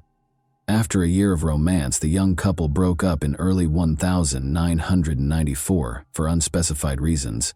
The girl registered with a marriage agency during this period. According to her, the perfect man would be well off, have a flat of his own, be amiable, and not be overweight. Her relationship with Mark Van Burr began in April 1994. The girl insured Mark in August 1994, 4 months after they first met. It's interesting to note that the documents had Aurora's signature rather than Mark's, indicating that he was obviously ignorant of this. She signed the paperwork on his behalf, claiming that his hand was hurt. Before long, a regrettable incident happened. After selling the house and getting the insurance money, Aurora vanished. She wasn't hidden for very long, though. Investigators discovered her trace in Luxembourg 2 months after Mark was murdered. She opened a bank account and deposited EWAR 275000 into it. She and someone named Peter Schwett were the only ones with access to the account. Had they gotten back together and relocated to Miami, Florida? Before, an article in a major French newspaper referred to them as diabolical lovers and detailed the police suspicions against them. The couple had been living a lavish lifestyle for nearly 2 years, complete with fancy apartments, cars, and a yacht. Peter and Aurora grew extremely wary. They only used telephone booths to make calls and altered their appearance. Before Peter was taken into custody in a supermarket parking lot, they were able to remain hidden for a while. He offered the police the roughly $50,000 he was carrying in exchange for their release, but they turned him down. Aurora was taken into custody by the police in the apartment where the lovers were hiding 2 days later. Aurora and Peter made every effort to evade extradition. Nevertheless, they were sent back to Belgium on December 3, 1998. Aurora declined to provide any testimony right away. In contrast, Peter talked a lot, but not much of it was accurate. The police had no hard evidence against them because they obviously did not want to cooperate with the investigation. An anonymous phone call altered the case's trajectory. Over the phone, a woman disclosed that she had information regarding Mark's murder. The woman was later identified by the police as Fabienne Lefevre. Aurora's stepmother, Fabienne, had recently split from the girl's father and made the decision to either get even or atone for her transgressions. According to Fabienne, she hurried to the hospital to console her stepdaughter following the tragedy in Corsica, but the girl who met her was entirely different, not even in mourning. Fabienne claims that Aurora told her everything. It was all Peter's doing, she said, and he handled everything. Peter and 3 accomplices, his German friends, pulled over Aurora and Mark as they were on the road. They used baseball bats to beat Mark. Fabienne claims that because Mark pleaded with the men to spare his wife and let her go, he was unaware of the betrayer until the very end. They loaded Mark's body into the car and pushed it off a cliff after the beating was finished. However, because it didn't fit Peter's personality, the police were unable to track down the accomplices or provide evidence of their existence. Furthermore, there were numerous questions regarding Fabienne's veracity. First, there was tension between Fabienne and Aurora. Second, why did she make an anonymous call, and why did she call the police sooner? She was afraid, the woman said. However, the police sought additional evidence because they were certain that Fabienne's words alone could not be used to build a strong case. Police in Germany discovered that one of Peter's brothers had postcards from Corsica and pictures of the car that crashed off the cliff. The interesting thing about these souvenir photos is that they were taken 6 months prior to Mark's murder. Was it deliberate planning, or just a coincidence? 4 years had gone by since the murder, but the specifics of the crime were still unknown. The police made the decision to recreate the airport crime scene on June 16, 1999. The vehicle was being driven by the driver at a maximum speed of 35 kilometers per hour. As if attempting to leap out, Aurora was supposed to open the car door wide. Even when the car slowed down considerably, she didn't do it. In an attempt to find an explanation for her failure, she lost her temper, started crying, and had hysterical outbursts. Peter stepped in and tried to protect Aurora. Since, in theory, he was not present at the crime scene in Corsica, it is unclear why he was involved in the reconstruction at all. Following this experiment, the researchers were certain that Mark Van Burr was murdered rather than killed in an accident. The trial started. A revised version of events was put forth by the defendant's attorneys, who claimed that Mark had a heart attack shortly before he fell from a height. Put another way, since he passed away just seconds before the collision, all of his subsequent injuries were post-mortem. This hypothesis had the potential to disprove the prosecution's entire theory. Such a version did not match the autopsy results, but even the forensic expert thought it was a smart move. Another crucial detail that the forensic expert disclosed during the trial was that Mark had not eaten anything for several hours prior to the crime. He was starving. The juror's last straw was when Aurora even made up a story about having a romantic dinner with her husband that night. Both of them were convicted. Peter received a 20-year sentence, and Aurora received a 15-year sentence. They probably didn't even complete half of their sentences. They were made available a long time ago. As of 2021, they remained together even after Aurora was forbidden from leaving the country, and Peter was deported to Germany. Peter secured employment as a carpenter, and Aurora is employed due to her multilingualism. The most amazing aspect of this case is that Aurora and Peter committed 2 nearly flawless murders. If Aurora had been a little more patient and hadn't slammed the door in front of her husband's family, the second murder would have probably gone undetected. She would have quietly left after a few months if she had continued to be the kind girl they knew, and the Van Burr family would never have suspected her of anything. And that wraps up today's chilling story. If you enjoyed this video, don't forget to like and subscribe so you never miss a new upload. Also, let me know in the comments what part of this story shocked you the most.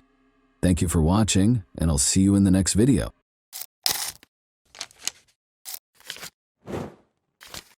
Hey guys, welcome to my channel, and today we're going to take a look at another horrible case with you.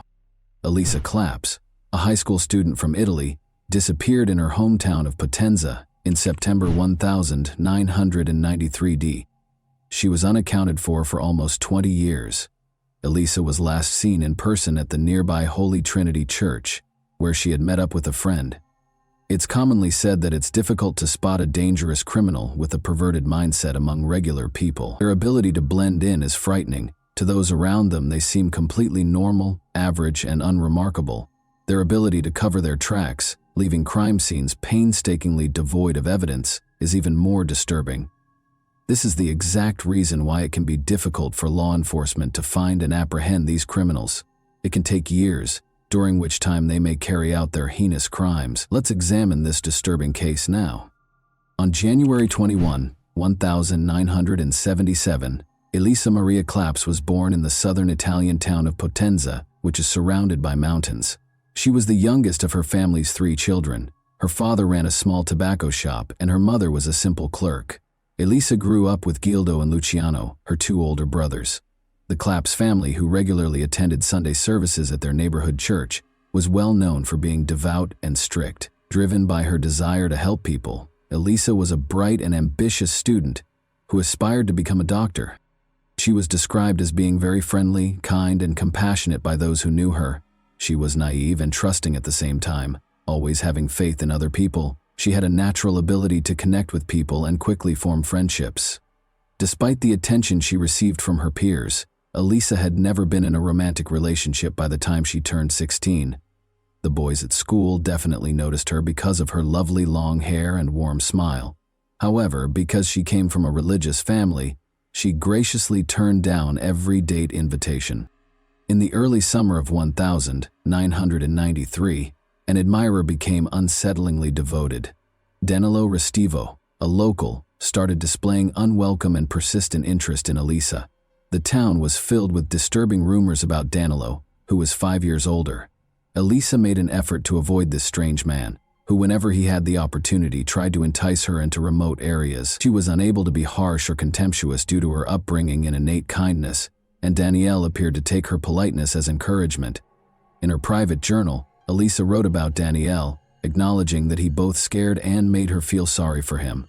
Though she was careful never to be alone with him, she always tried to be polite because she saw how lonely and troubled he seemed. She always found a reason to get out of his presence as quickly as possible, usually by saying she had important errands to run.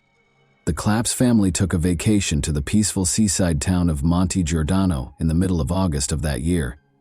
Elisa froze one day as she and her brother Gildo were walking through the quiet streets.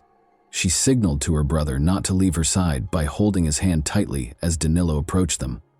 As though they were old friends, Danilo greeted Elisa and even asked her to accompany him, insisting that he needed her help with something. Gildo knew right away that something was amiss. As he led his sister away, he made up an excuse. He later questioned Elisa about whether Danilo had harmed her and why she had reacted that way. Although the man had never physically hurt her, Elisa admitted that he had been following her and that she was afraid of him. Around 5 p.m. on September 11th, the Claps family's phone rang. Elisa responded, and as she conversed with the person on the other end, her attitude rapidly changed. Her brother did not miss the growing somber and agitated expression on her face. Galito inquired as to who had called after Elisa hung up. "It was Danilo," she said. Elisa adamantly declined Gildo's offer to confront him, claiming she could take care of it on her own. She thought she had everything under control and didn't want to cause any trouble. The enigmatical absence at church. Elisa's parents and brothers departed early on Sunday, September 12, 1993, for a day trip to Naples, which is roughly 90 miles away from Potenza. Elisa had remained behind, intending to join her close friend Elena for the morning service at the nearby church. Her family had returned from Naples by noon, and as everyone waited for Elisa and Elena, her mother made lunch. However, the girls had yet to return home as time went on. Someone knocked on the door at 1:45 p.m. Elena appeared nervous as she stood on the doorstep. She inquired as to Elisa's return, stating that they had become separated at the church and were unable to see one another. Elena claimed that she thought Elisa had already arrived at her house, but her account sounded flimsy, and she shifted uneasily, as though she were concealing something. Elena's distress increased when the family informed her that Elisa was still missing. She eventually acknowledged that she hadn't been truthful under duress. After the service, Elisa had actually stayed behind to talk to a young man. The two girls had planned to meet at the park afterwards before going to lunch, and the talk was only expected to last 10 minutes at most. However, neither 10 minutes nor an hour later did Elisa appear. As they conversed, Elisa grudgingly disclosed that Elisa's intended meeting with the young man was Danilo. Guldo's face turned pale at this. He alerted his brother and parents that Elisa might be in grave danger and that they should begin looking for her immediately. Danilo Restivo. Who was he? On April 3, 1972, Danilo Restivo was born in Irice, a tiny commune in the Sicilian province of Trapani. He came from a reasonably well-off family and was the youngest child. He was pampered and used to getting what he wanted as a child, and he was taught early on that there would never be any real repercussions for his actions. Regardless of the trouble he caused, his father was always there to support him. The Restivo family relocated to Potenza in the early 1980s, where Danilo's father, Mauricio, founded a prosperous company. In a matter of years, Mauricio rose to prominence as one of the richest and most powerful people in the city, developing close ties with local government and law enforcement. Danilo was notorious for being strange, impolite, and unsettlingly violent when he was in school. He was a reclusive and vicious youngster who was notorious for abusing animals, a habit that apparently gave him a deranged sense of fulfillment. In addition, he had a disturbing fixation on sharp objects. Despite being caught spying on girls in locker rooms on multiple occasions, Danilo appeared unaffected by any kind of intervention or discipline. He showed no remorse or desire to change, and he persisted in these actions with a stubborn, almost compulsive determination. Danilo Restivo had no true friends and was a recluse who was mostly shunned by his peers. He would frequently cut the hair of gullible girls because he had the unsettling habit of always having scissors with him.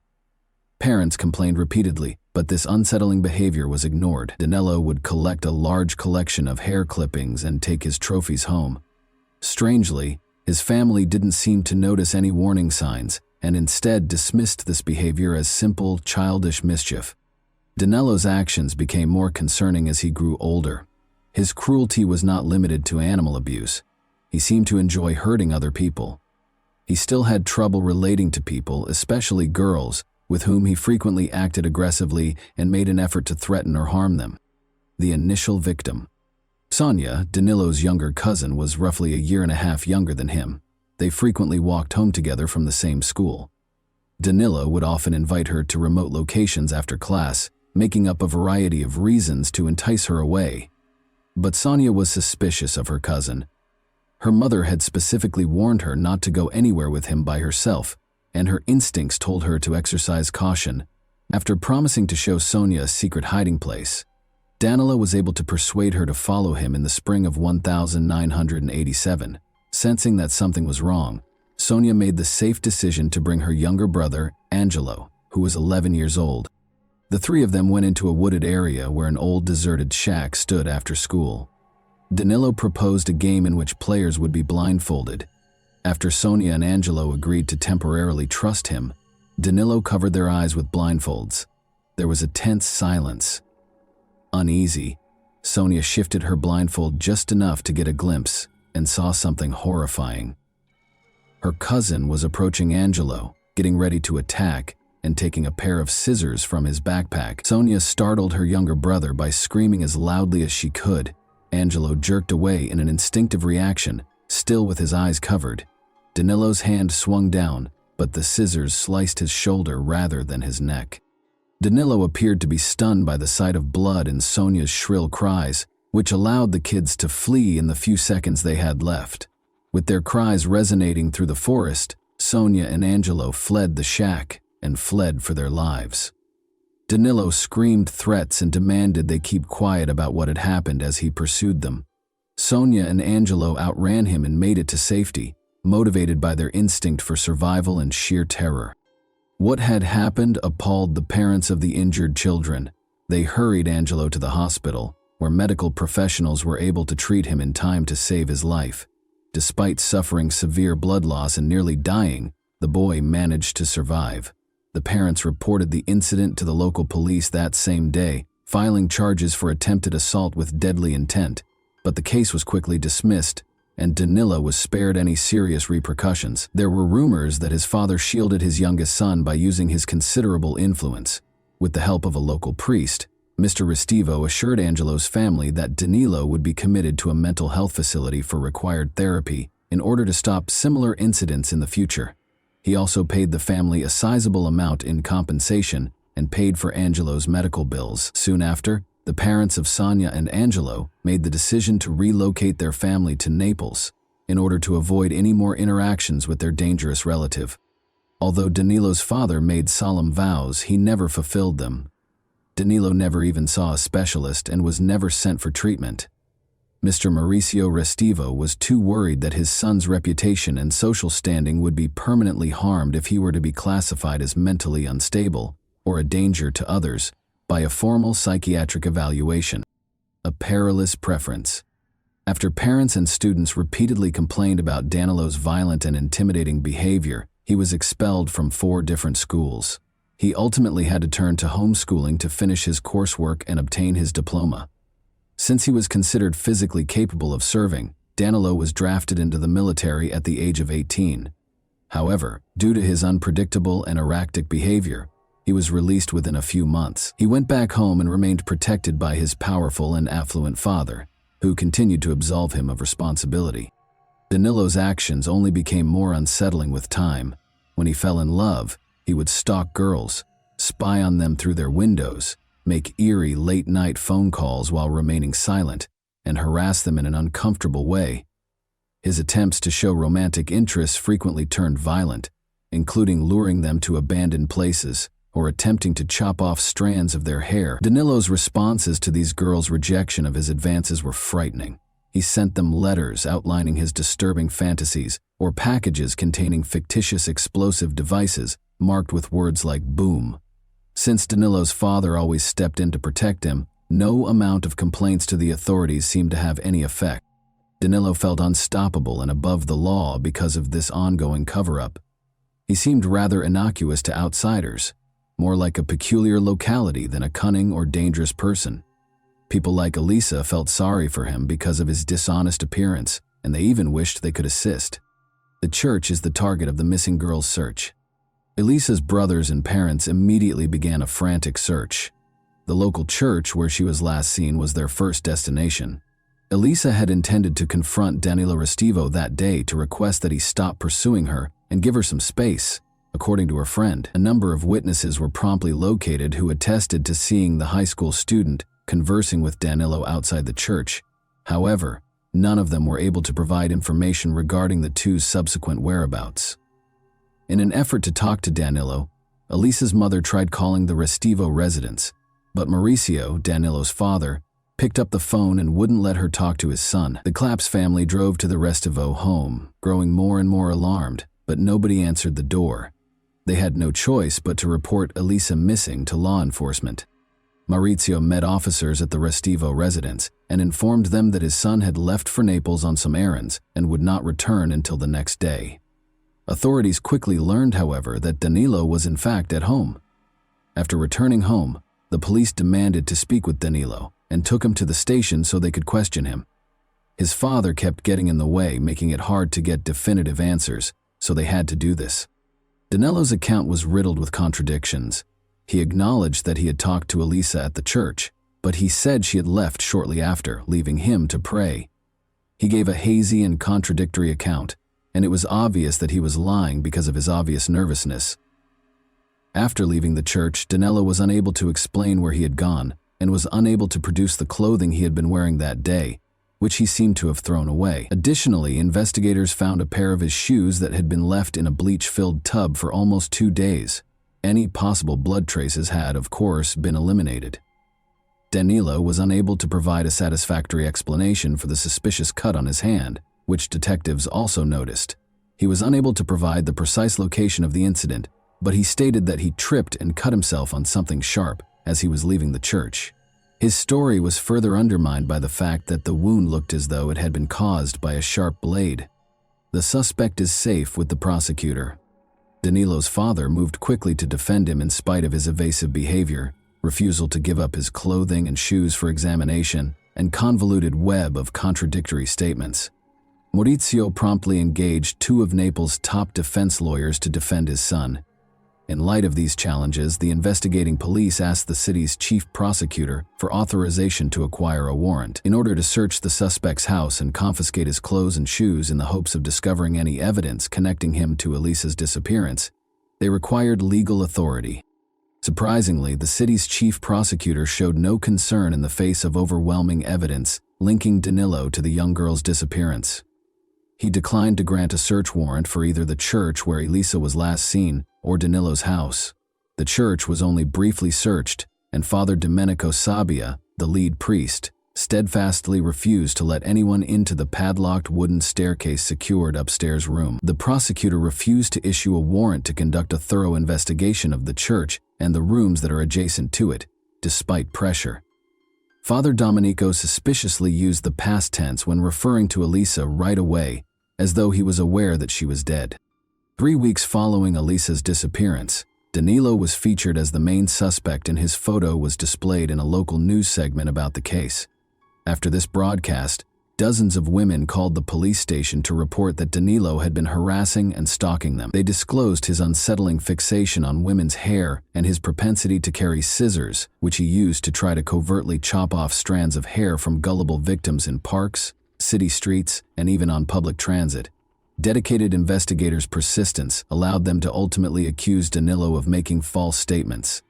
He received a sentence of 2.5 years in prison in the spring of 1995. However, his sentence was commuted to community service, ironically at the same church where Elisa had vanished, after less than 2 months in prison. A new investigation and a new prosecutor. When police detained a criminal organization's leader in 1999, the investigation into Elisa's disappearance came to a standstill. Despite his lack of knowledge regarding Elisa's case, he revealed damaging details about the city's top prosecutor. He claimed that the prosecutor had engaged in corruption by taking bribes, concealing crimes, and purposefully sabotaging investigations. These claims led to a major shift, even though they were regarded as hearsay and the informant was subsequently charged with defamation. Elisa's case was given to a new lead investigator and prosecutor, who essentially began from scratch. They were eventually given a search warrant for Danilo's home this time. The search turned up something concerning, even though the exact clothes and shoes he had worn on the day Elisa vanished were not there. Danilo's room was filled with a large collection of hair strands from many different girls. Investigators discovered a sizable box containing pictures of nude and semi-nude women beneath Danilo's bed. By spying on his victims in showers, locker rooms, fitting rooms, and even through their home windows, he had taken these pictures himself. Sadly, he also retained a different collection of pictures showing women who had had limbs amputated. Although his severe psychological problems were evident, this did not lead to any new information in the case of Elisa Claps, who went missing. 6 years after Elisa's disappearance, police attempted to search the church once more, but Father Domenico refused to let them into the locked upstairs room. By using his connections and portraying the investigation as an effort to desecrate a place of worship, he went to considerable measures to stop the search, and even mobilized churchgoers against the officers. A letter from the beyond and a move.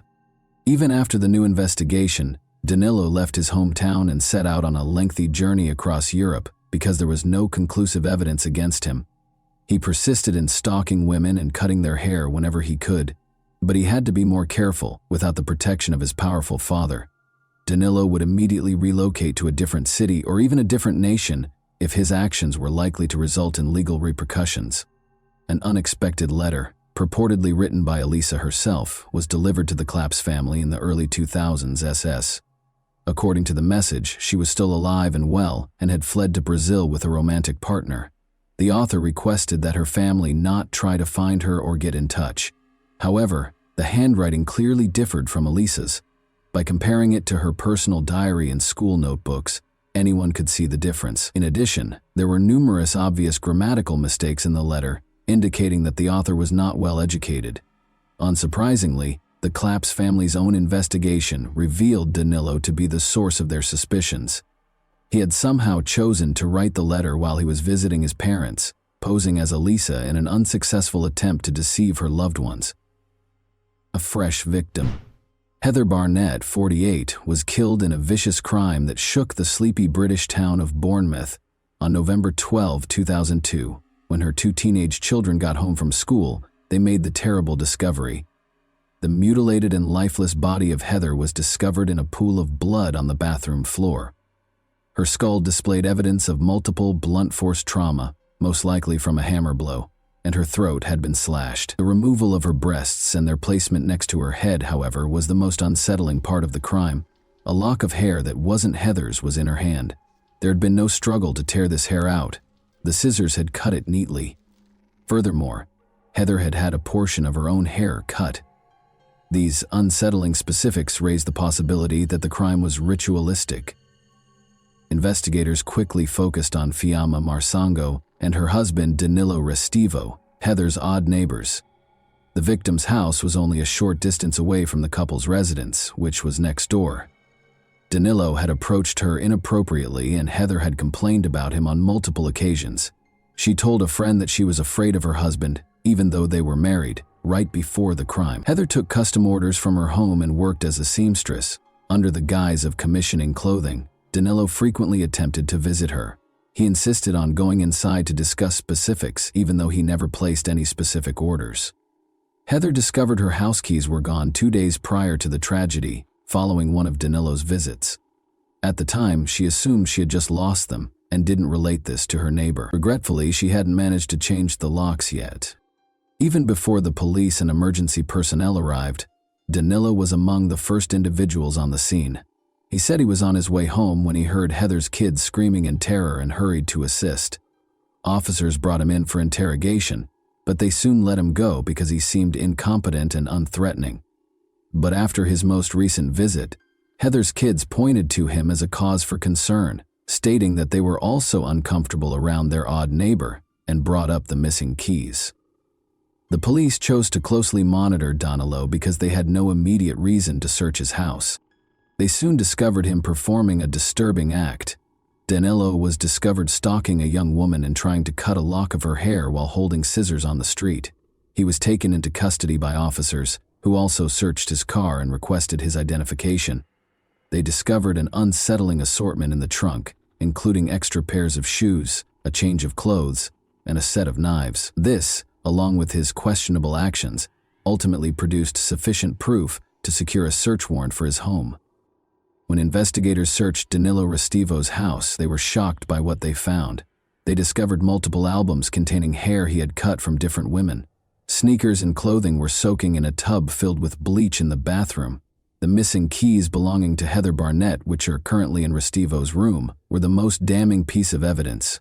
Although there were blood traces on the clothes, the samples were too badly ruined by the bleach to be identified. But Danilo's DNA was found on a towel in Heather's restroom, indicating that he used it to wipe blood splatter off his face. A body in the attic of the church, and 2 beliefs. Authorities discovered Danilo's troubling past as they investigated the murder of Heather Barnett. He had been the main suspect in the disappearance of a high school girl in his hometown 9 years prior. The girl's body had never been found at the time, and investigators had not discovered enough conclusive evidence. But now that there was ample evidence of his violent tendencies and no powerful father to defend him, Danilo was put on trial, convicted of premeditated murder, and given a 40-year prison term without the chance of release. Then, in the attic of the same church where Elisa Claps had last been sighted, construction workers found her mummified remains in March 2010, 17 years after she had vanished. Father Domenico Sabbia had refused to let the police in through the locked door, concealing her body. Although it was obvious that Father Domenico had kept a horrible secret, he had long since died by this point, and it was impossible to pinpoint exactly what part he'd played in hiding the crime. There were unsettling parallels between Elisa's body and Heather Barnett's case. The cause of death was a slashed throat, and her chest had been similarly mutilated. Her underwear had also been soiled, indicating a violent personal attack. Bloodstains on Elisa's deteriorated clothing matched those of Restivo, who had hurt himself during the attack, and fingerprints were found at the scene. An uncanny signature that mirrored the evidence from Heather's murder was a lock of hair in Elisa's hand that wasn't hers. Since Restivo was already serving his 40-year sentence in the UK, he was tried in absentia for Elisa Clapp's murder. He was found guilty once more based on overwhelming evidence, and this time he was sentenced to 30 years in prison. He will be extradited to Italy to serve an extra 30 years for the heinous attack on Elisa. After serving his sentence in the UK, although Restivo's involvement in other unsolved murders and disappearances has not been proven, authorities suspect that he may have had many more victims. And that wraps up today's chilling story. If you enjoyed this video, don't forget to like and subscribe so you never miss a new upload. Also, let me know in the comments, what part of this story shocked you the most? Thank you for watching, and I'll see you in the next video.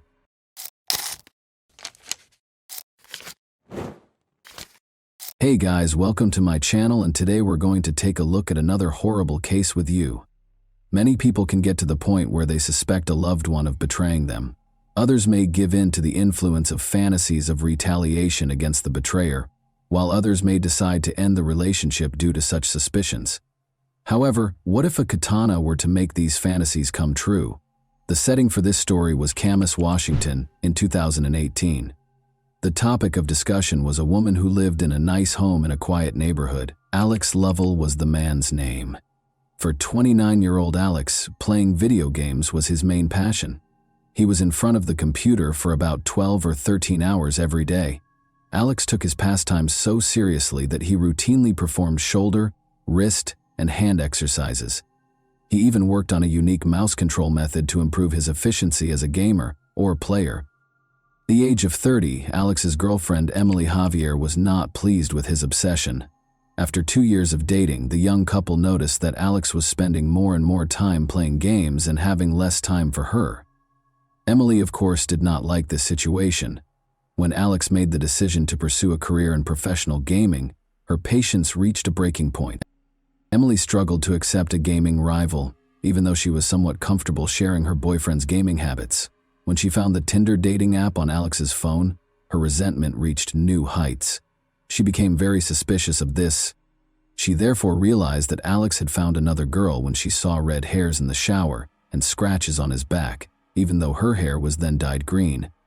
Convinced that he would simply deny everything, Emily started to plot a retaliation that would enable her to permanently get rid of him, rather than confronting him head-on. She considered purchasing poison, getting a gun, or hiring a killer. No, she purchased a katana at a shopping center. That was the only thing she could think of right now, driven by anger. She therefore made the decision to give herself an additional week to polish her strategy. She entered the question, how to kill someone with a sword, into a search engine while she was at home with the katana. Not surprisingly, her question was answered in a rather direct manner. In order to start their last journey to the Hawaiian Islands with Alex, the girl bought plane tickets at the same time. She confessed that she was tired of life in 2 notes, one to her mother and the other to a close friend. She also wrote Alex a note, though it's unclear what it said and when he was meant to read it. At first, it seemed as though she wanted to do something to herself while on vacation. However, how did she intend to exact revenge on Alex? Kill him too? It's feasible, particularly considering that she could have brought the sword with her if she had checked it in with her bags, rather than bringing it on her person. One evening, though, Alex came home at about 9. He wanted to go to bed and hardly gave his girlfriend any attention. Emily became emotionally unstable as a result of this. She taped 2 additional knives to her side of the bed in case her sword plan didn't work, and she concealed the katana there because she felt she could no longer stand such treatment. She went back to her boyfriend after completing her preparations and offered him a drink to help him fall asleep more quickly while intoxicated. Emily hid the man's phone, which he would need to call for assistance after he fell asleep quickly.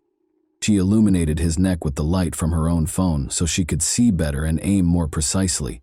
Her hand went to the katana, but just as she was about to attack, she unintentionally struck Alex in the head with the katana's back, waking him up. An adrenaline rush helped Alex quickly regain his sense of direction and start using his hands and feet to block Emily's next blows. At last, he was able to hold her tightly. He exclaimed in his final moments that he loved her and was shocked that she was attempting to murder him. Alex was on the verge of fainting and begged her to call for assistance or he would perish. Emily, oddly enough, listened. A dispatcher received a call from a girl who was hysterical at 1:54 a.m. on March 3rd. She was yelling that her boyfriend had been hurt. When she inquired as to where the girl had hurt her boyfriend, Emily exclaimed, "Everywhere! Everywhere!" The dispatcher wanted to know where the knife was. The girl responded, shocked, that she had used a samurai sword to attack her boyfriend. The dispatcher advised her to bandage her boyfriend's wounds and asked her to go back to the bedroom where he was to see if he was still breathing. Emily, however, insisted that she couldn't go there because there was too much blood. She snapped back to reality and saw that her boyfriend was actually dying. She even considered the possibility that he was already dead. Officers soon showed up on the scene. Alex was curled up, covered in blood when they entered the bedroom. He had deep gashes on the left side of his head, neck, and torso, among other potentially fatal injuries. Emily had nearly severed 3 fingers on his hand, cut his legs, and broken his wrist. Emily was taken into custody without protest and with tears in her eyes. While Alex was taken to the hospital, she let the legal system take care of her. A $350,000 bail was set for her. Alex's body had 26 wounds, according to the doctors. 6 major surgeries were required for him. 45 of the 150 staples they applied to him were on his head alone. However, the medical staff miraculously succeeded in reattaching his fingers. He would undoubtedly need to see a physical therapist for a while, but the fact that he lived was more significant. Because of Emily's weapon choice, the ferocity with which she executed the attack, and Alex's incredible fortitude, this attack garnered a lot of attention in the US and made headlines in numerous media outlets. Even though he had a long recovery ahead of him, he maintained an exceptionally optimistic outlook. He amusingly posted a question on the internet a day after the attack, asking if anyone could split a picture of him and Emily together. Some of his remarks were repeated by the media, though it's unclear how he was able to take the attack so lightly. One example would be, "I'm really proud that I was beaten with a sword and by a girl, man. I must sacrifice it for her.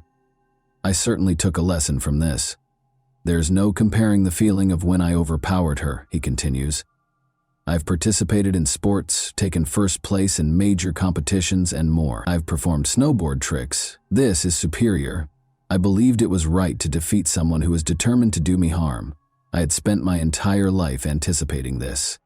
Alex credits his love of kung fu movies and his habit of competing against other gamers with helping him win. He says he never cheated on Emily, but acknowledges that he likely spent too much time in front of the monitor. He remarked, "I hardly had time for one girl, much less another. He simply was too worn out to give her the affection she so richly deserved." Tinder was on his phone, he clarified, but he hadn't used it since it became apparent that he and Emily were seriously dating. Alex even acknowledged that the exhaustion from playing video games all day was the reason for his low libido.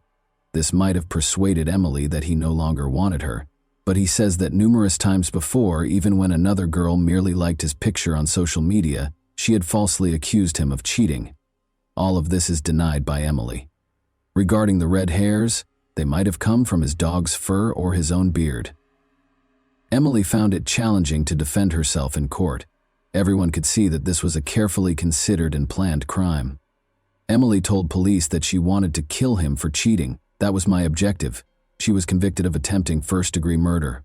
Her sentence was lowered from a potential 20-year term to 19 years because of Alex's survival, her lack of prior convictions, and her own decision to call 911 for assistance. This result did not sit well with Alex's family. They felt that because she tried to kill their son, she should be punished more severely. Emily countered that because of her history of childhood trauma, which hindered her ability to form relationships, her sentence should be shortened. Although her psychologist acknowledged that she had PTSD, he said it had no bearing on the case. The judge ultimately decided that she should receive almost the maximum sentence because of the severity of the attack. She must also receive treatment for her aggression and mental health issues.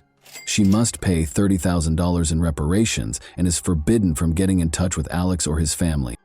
To help Alex recover, his gaming friends set up a crowdfunding page and raised thousands of dollars. He is presently recuperating and has largely resumed his regular activities. He says he hasn't spoken to Emily since the attack. When asked how he feels about her, he admits that she saved his life by calling 911, which is significant, but it's difficult to sum up his feelings for his ex-girlfriend in just 2 words. In any case, he thinks she needs significant assistance. "I didn't expect this, but something like this had to happen," he continues in his characteristically lighthearted tone. "She reached for the samurai sword because she obviously didn't want me to end up in the wrong hands." And that wraps up today's chilling story. If you enjoyed this video, don't forget to like and subscribe so you never miss a new upload.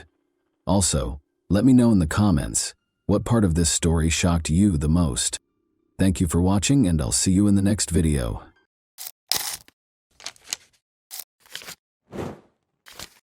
Hey guys, welcome to my channel, and today we're going to take a look at another horrible case with you. On a gray autumn day, a young Parisian girl, as usual, was returning home from school, hoping to remove her heavy backpack and grab a snack. However, as she approached her apartment building, she encountered a young girl who initiated a conversation with her. It took little effort for the girl to persuade the young girl to accompany her to her apartment. The schoolgirl probably didn't notice anything unusual about this because, after all, she was a petite girl, not an unfamiliar man whose mind could be filled with a variety of ideas. Furthermore, they were neighbors and lived in the same building.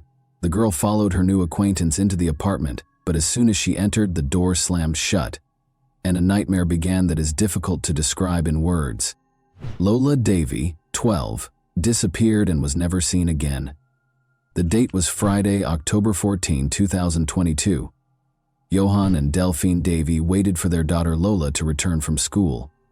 The girl was aware that on Fridays the family would travel to their family cottage in Bethune, which was 3 hours away from Paris. As a result, she understood that she should not linger. Lola was an extremely obedient child who never went anywhere without permission. The school was only 200 meters from her house, so she should have arrived at any moment. So, when the clock went past 4 p.m., when their daughter didn't arrive, the parents knew something had happened. Johan and Delphine Davy lived and worked in this building. It meant that Johan could check the surveillance cameras to see if his daughter had entered the building.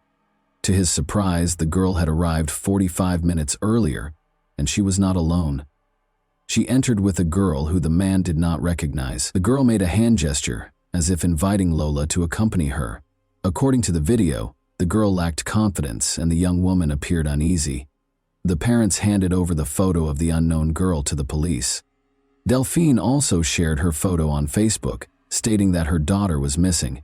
She described how the girl was dressed and said she was last seen with an unfamiliar young girl.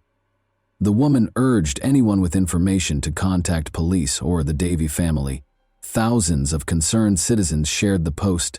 People took to the streets to assist in the search for the girl. The search lasted several hours until 11:20 p.m., when a homeless man entered the inner courtyard of Lola's family home. Maybe he was looking for somewhere to sleep or something similar. Regardless, his focus was drawn to a large plastic suitcase. What he discovered inside the suitcase caused him to rush to find a police officer. Inside, the police found Lola's lifeless body. An autopsy revealed that the cause of death was asphyxia. In addition, she had a deep wound on her throat and bruises and cuts all over her body. The perpetrator bound Lola's hands and feet before placing her in the suitcase, leaving a strange final mark on her soles. The numbers 1 and 0 in red ink. The last person to see her alive was the girl who appeared alongside her on the surveillance cameras. But who was she? It didn't take long for the cops to find her, and when they did, their hair stood on end as they heard the chilling story of Lola's murder. The investigators decided to review the footage that the girl's father had begun watching an hour and a half after Lola returned home with the stranger. The same girl left the house. She changed into different clothes and carried a suitcase and 2 smaller wheeled bags. It was the same kind of suitcase that they later discovered Lola in. It became clear that the mysterious stranger was somehow involved in Lola's situation. The police decided to question potential witnesses to see if they knew where the girl went after she left the building. It turns out she had unsuccessfully asked passersby for assistance with the bags because they were heavy and she was struggling to handle them herself. Despite their usual friendliness and helpfulness, the French people did not help the girl. Perhaps it was because she appeared and acted strangely. Her makeup had smudged and she muttered something to herself. She eventually stopped by a cafe and purchased a croissant. Meanwhile, the suitcase stood in the middle of the street, and pedestrians were curious what was inside because, according to some witnesses, it smelled of chlorine and had some red stains. However, it was clear that no one could have predicted that there was a person's body inside. One witness, who proved to be a valuable resource for the police, also saw the girl enter the cafe. She approached him, asking if he could give her a ride. The girl offered him a reward for his assistance and explained that she needed to transport organs. In other words, she invited him to participate in an organ trafficking scheme. The man became scared and refused to give her a ride. However, he parked his car slightly behind her and watched what she did next. The girl appeared distraught and was speaking to herself. It seemed strange to him, so he kept watching. The car arrived at 6:30 p.m. The driver loaded the suitcase and bags into the trunk before driving away with the strange girl. It did not take long for the police to locate the car driver, Rashid N., a chauffeur for the VTC company. He confirmed that he knew the mysterious girl named Dabia bin Kayad, who was 24 years old, and that they had previously dated. Xavier called him and asked for assistance with her belongings. He arrived as requested and did not ask too many questions. Rashid drove Dabia to his home in Al Asu Bois, a Paris suburb. There, the girl requested permission to do laundry and took a shower. She borrowed his clothes while her own were being washed. Around 10 p.m., they went out to eat and returned when Dabia was ready to go home. Rashid, on the other hand, stated that he had only brought her there and had no plans to return at the time. Nevertheless, he requested another VTC vehicle for her. The arriving taxi driver noticed the passengers' heavy suitcases and rushed to assist, but Rashid rudely refused and instructed him not to touch the luggage, either now or later. The girl got into the car, mentioned an address, and they drove off. When they arrived, without getting out of the car, the girl called someone. The conversation was held in a slightly raised tone. Dabia asked for assistance, but it was refused. It was later discovered that she had called her sister, who lived in the same apartment building as Lola's family. Dabia requested that her sister come down, let her into the house, and assist her in carrying the suitcase and bags up to the apartment. However, the sister, clearly aware of what Dabia represented, stated, "I will not help you.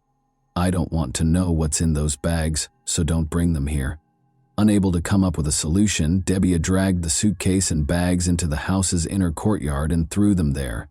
She then called a friend and asked to spend the night at his place. After getting rid of the suitcase, Dabia appeared to calm down completely, and she and her friend spent an entirely ordinary evening laughing and having fun, as if nothing had happened. Dabia was arrested just 2 days after being captured on camera with Lola. The police tried to learn everything they could about the girl. She moved to France from Algeria 6 years ago with her mother and 2 sisters. In 2018, 2 years after moving, the police heard Dabia's name, but as a victim of domestic violence. Her relatives and friends described her as deeply religious, and her ex-boyfriend even claimed that she was obsessed with the church. They did, however, explain that she changed after her father died while still in Algeria, and her mother died of cancer in 2020. Dabia was unable to cope with the loss and began talking to herself, becoming increasingly aggressive and unstable. However, it is known that she experienced fits of rage prior to her mother's death. She had a confrontation with the hospital administration in July 2019 when she was asked to pay for the medical treatment she received. Dabia became enraged and attacked the staff, claiming that she did not ask to be treated and should not have to pay for it.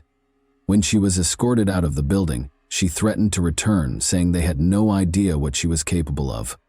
Despite her outburst of rage, the girl had no need to be taken to the police. When she was arrested in August 2022, the girl was no longer a student and had no right to remain in the country. However, because she had no criminal record, she was released and given a 30-day window to complete her paperwork or leave the country. But the girl did not do either. She simply vanished from the sight of the official authorities. She didn't work, didn't have a permanent home, and was officially homeless, despite having moved in with her sister. Her older sister admitted that Dabia had been exhibiting obvious mental issues for some time. She couldn't handle failure, and whenever she was told no, she would explode. However, Dabia refused treatment and her sister had no idea what else she could do.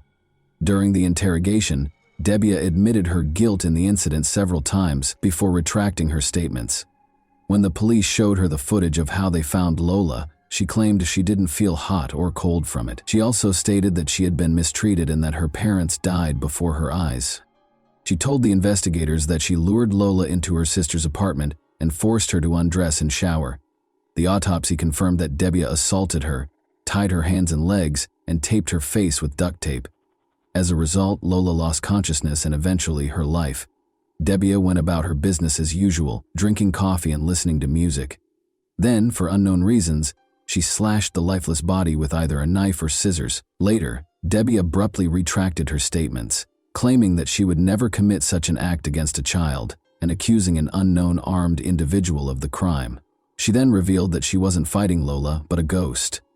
Later, she returned to her initial confession, and it appears that the investigators were able to uncover an even more bizarre and inhumane motive for the crime. Dabia stated that shortly before the murder, she approached Lola's mother and addressed her as the building administrator where her sister lived.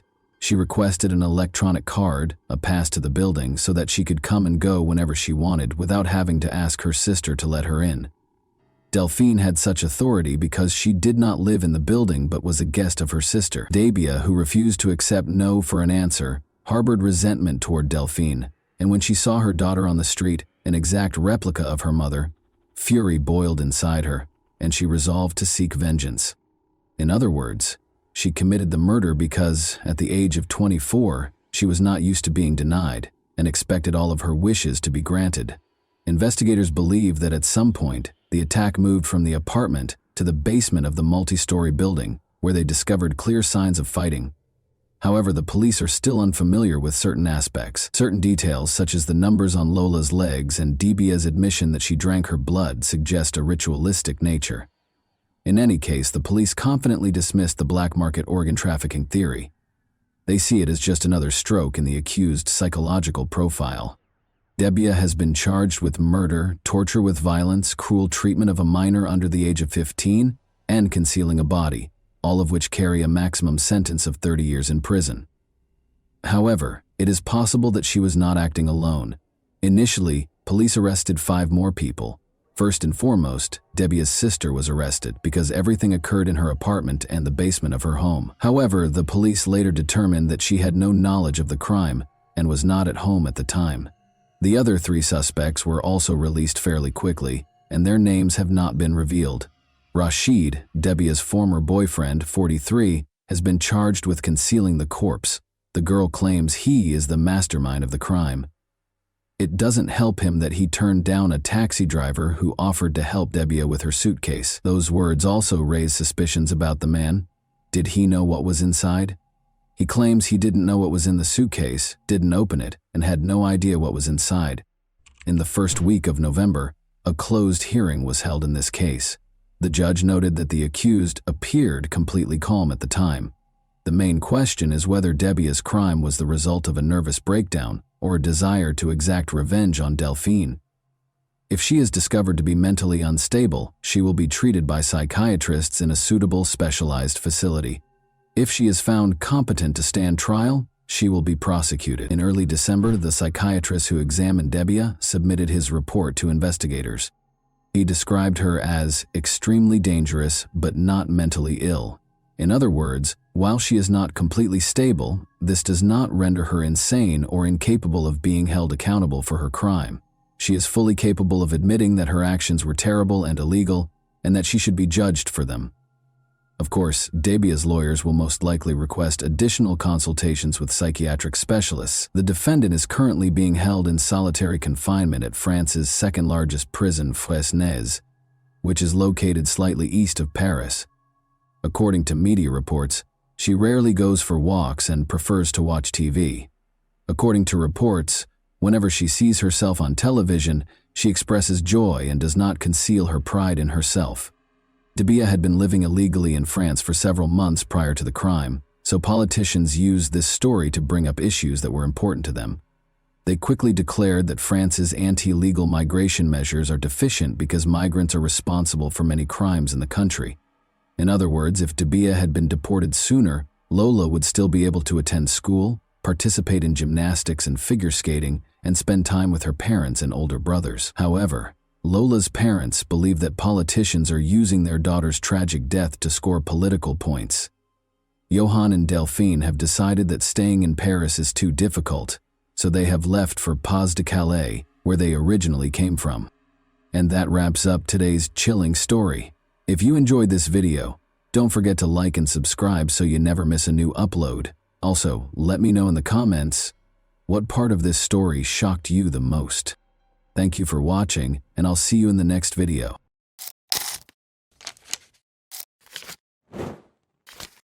Hey guys, welcome to my channel, and today we're going to take a look at another horrible case with you. In December 2010, at St. Malachi's Church in Tyrone, Northern Ireland, it all began exactly where it ended. In front of more than 300 guests, beauty queen and educator Michaela Hardy and athlete John McArevey exchanged vows. But 3 weeks later, John came back with his young wife's body, buried in her immaculate wedding dress. What caused Michaela to pass away? Who could be so cold-blooded and cunning as to murder a woman who had just recently started to enjoy her wedded life with her beloved? And will international cooperation aid in the investigation of one of the most horrific and unforgettable crimes of the past several years? In 2005, John McArevey, the captain of the Irish football team, and Michaela Harte, the daughter of one of the nation's best football managers, met in university. The young couple fell in love at first sight and had never been apart since. Michaela gladly accepted John's proposal while on vacation in Paris. On New Year's Eve, which was also Michaela's 27th birthday, they scheduled their wedding. Following the formal wedding, the newlyweds flew out on their 3-week honeymoon. Before the most anticipated portion of their trip, 2 weeks at the 5-star Legends Hotel, situated in the fishing village of Grand Gabe on the northeast coast of Mauritius, began, they spent the first week in Dubai. Michaela thoroughly investigated local hotels before deciding on Mauritius as their idyllic honeymoon destination. They chose the Legends Hotel because it has a lot of good evaluations and is well liked by Irish travelers. They asked the hotel's receptionist if they could be assigned to one of the better rooms when they first arrived. They were told that room 1025 in the premium block was available. On January 10, 2011, after having breakfast together, John opted to play golf while Michaela sunbathed. They had lunch together once more. After lunch, Michaela usually looked forward to tea with something tasty.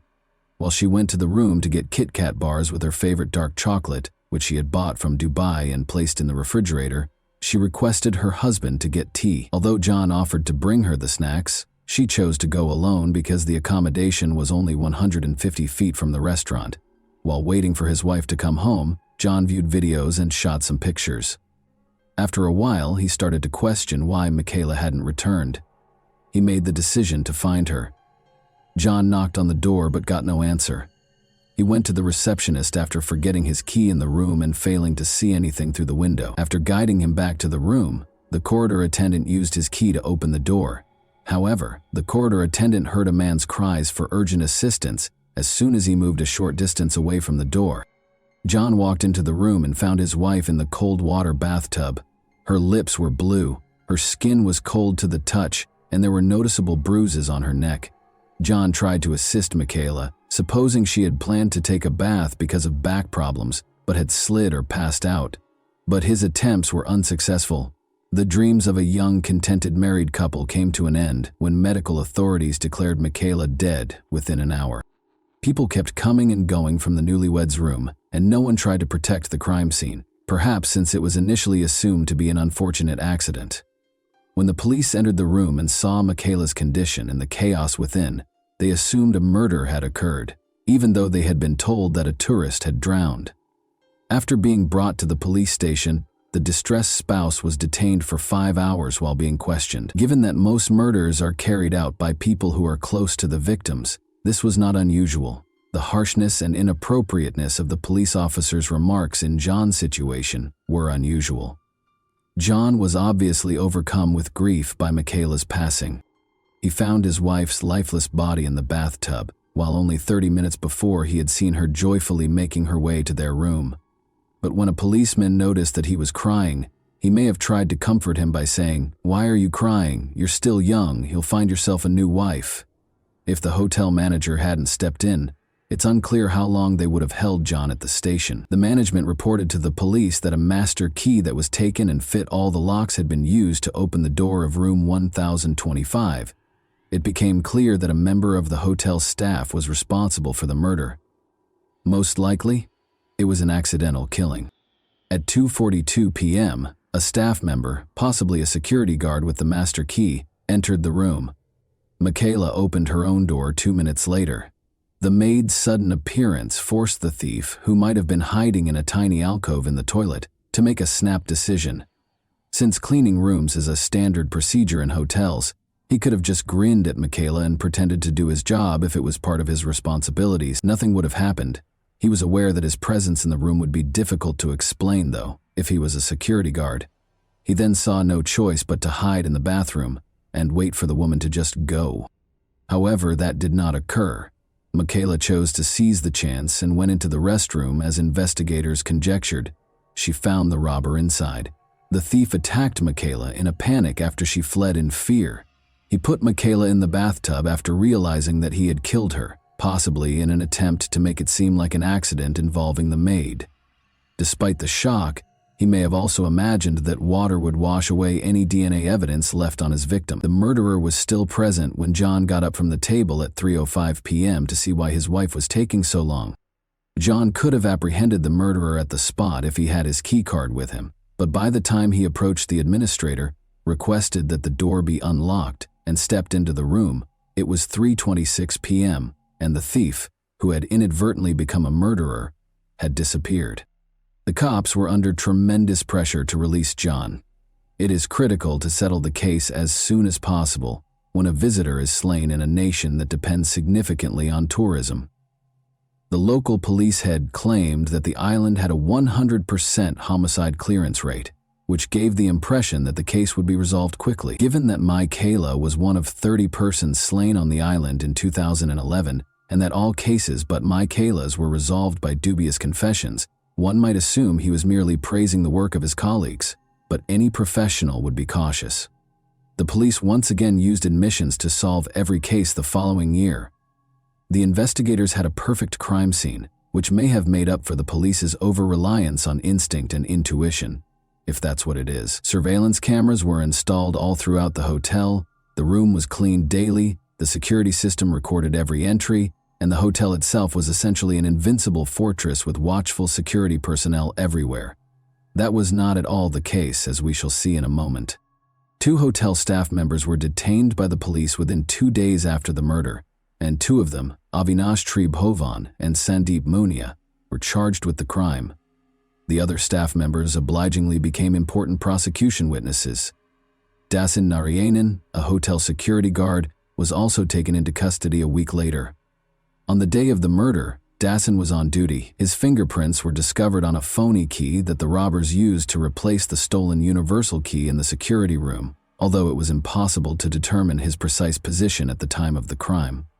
There was nothing Dasan could do to explain how his DNA got onto the room's safe door. He gave a preemptive explanation for why his DNA might be present if it were discovered, acknowledging that he had touched Michele's cheek in his haste to assist John. Nevertheless, the police chose to concentrate their efforts on Avinash and Sandeep and merely charged Dasan with being an accomplice to the thefts, despite his contradictory testimony.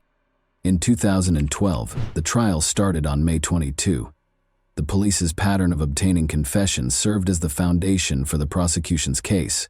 According to the prosecution, Michaela discovered Avinash and Sandeep stealing cash from the safe or her purse when she returned to the hotel that day. In order to save their jobs, the robbers chose to silence Michaela because hotel workers frequently provide the majority of their family's income, not just their close relatives. Their colleague Raj Thikoi also provided testimony during the trial. After being arrested at first, he was granted immunity and turned out to be the most important prosecution witness. Raj claimed that although he was close to the room and heard a woman's anguished cries, he chose not to knock on the door. Rather, he hid and watched as Sandeep and an upset, sweaty Avinash left the newlyweds' room. When he later inquired about what had transpired, they responded, "Nothing happened, just keep quiet. If you say anything, we'll involve you in this matter." Prosecutors mostly relied on the confession that one of the suspects, Avinash Tribhovan, gave, in accordance with standard police procedures, in addition to witness statements.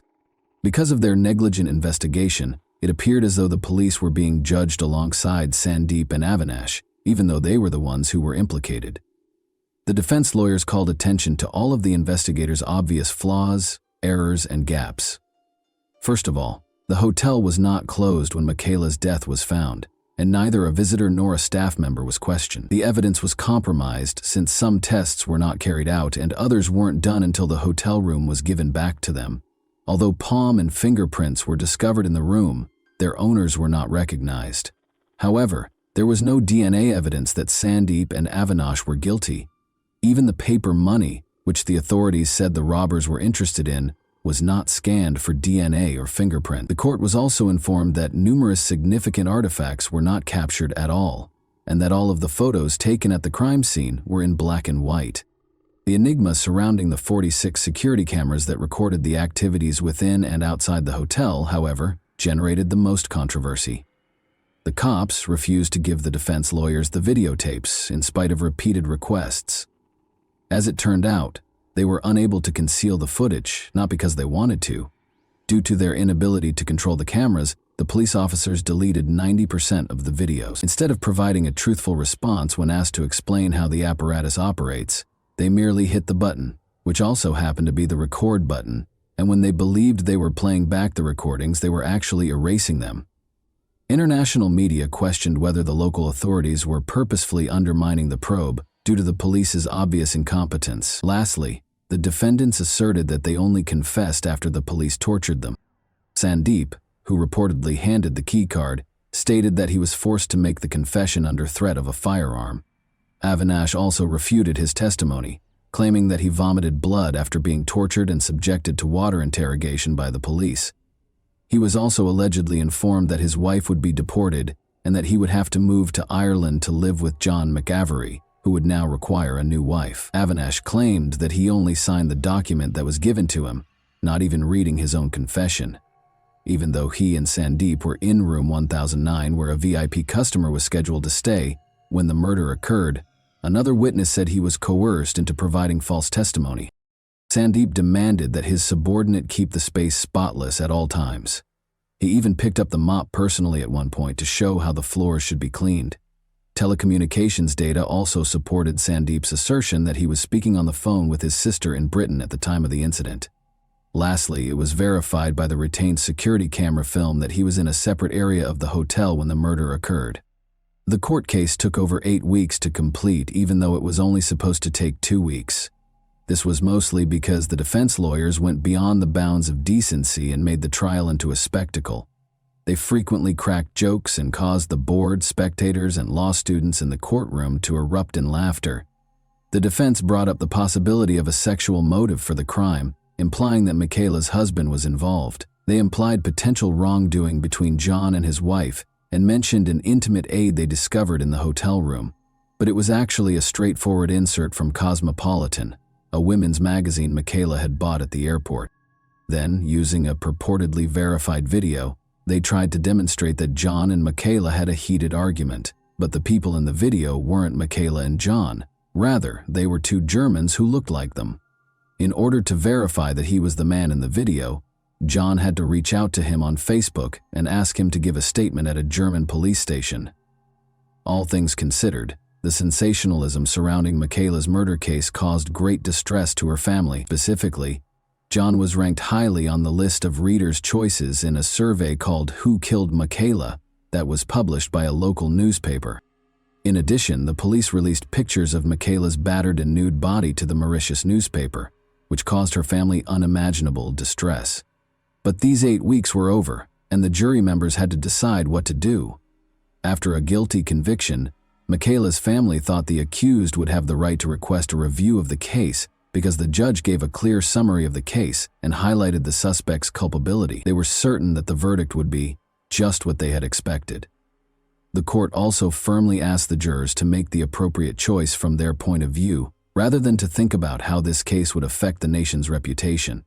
And the jury found Avinash and Sandeep not guilty, after 2 months of trial and just 2 hours of deliberation.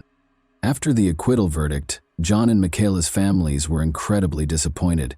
They endured all the agony of the process, inappropriate remarks from attorneys and police, tolerated laughter in the courtroom, and even faced aggressive behavior from the locals, because they were confident that the guilty parties would be punished for the murder. They were certain of Avinash and Sandeep's guilt, and believed that they were acquitted because the case received global media attention, and the jurors did not want the murder case to reflect negatively on Mauritius' image.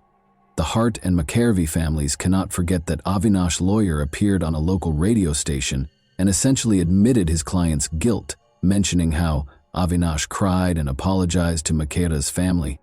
The interview was supposed to be presented in court, but the lawyer managed to evade his responsibilities. John believes that Avinash told the truth when he confessed to Michaela's murder. He is why, when everyone hears about death by strangling, they image the killer suffocating the victim, ripping their neck with 2 hands. But Avinash recalled that when they were in the honeymoon suite, Michaela walked in and spotted him clutching a pocketbook. She asked what he was doing. She couldn't have known that Sandeep was in the bathroom. When the girl tried to prevent Avinash from leaving the room, standing in his path, Sandeep approached her from behind and put one hand around her neck. The truth is, the autopsy report was prepared much later, and it confirmed that everything happened exactly as Avinash claimed. If Avinash wasn't certain, how could he have created such a strangulation technique? Avinash added that when Michaela fell, she struck her head on the ground. That was further supported by a bruise discovered on the back of her skull during the postmortem. Furthermore, in summarizing the case, the judge reminded everyone that Avinash made his confession on January 12 and signed it on the 13th in the presence of his lawyer. Avinash would have been made to sign something else on the 12th if the cops had intended to fake the confession. Furthermore, 3 other doctors evaluated the youngster on separate days, and none of them discovered any evidence of abuse. After the acquittal verdict, a new investigation was launched. The key card that the murderer and thief used to enter the room was the main piece of evidence that the police concentrated on. Even these locks' mechanism, though, is unreliable. It is impossible to pinpoint the precise moment the murderer entered Michaela's room because the 240 locks in the Legends Hotel are not synced, and each one displays its unique time on the security system's dashboard. Because the precise hour of the crime is uncertain, this puts almost every suspect's alibi into doubt. The situation was exacerbated by the discovery of yet another serious weakness in the hotel's guest security. The number of possible suspects could rise from dozens to hundreds as a result of this vulnerability.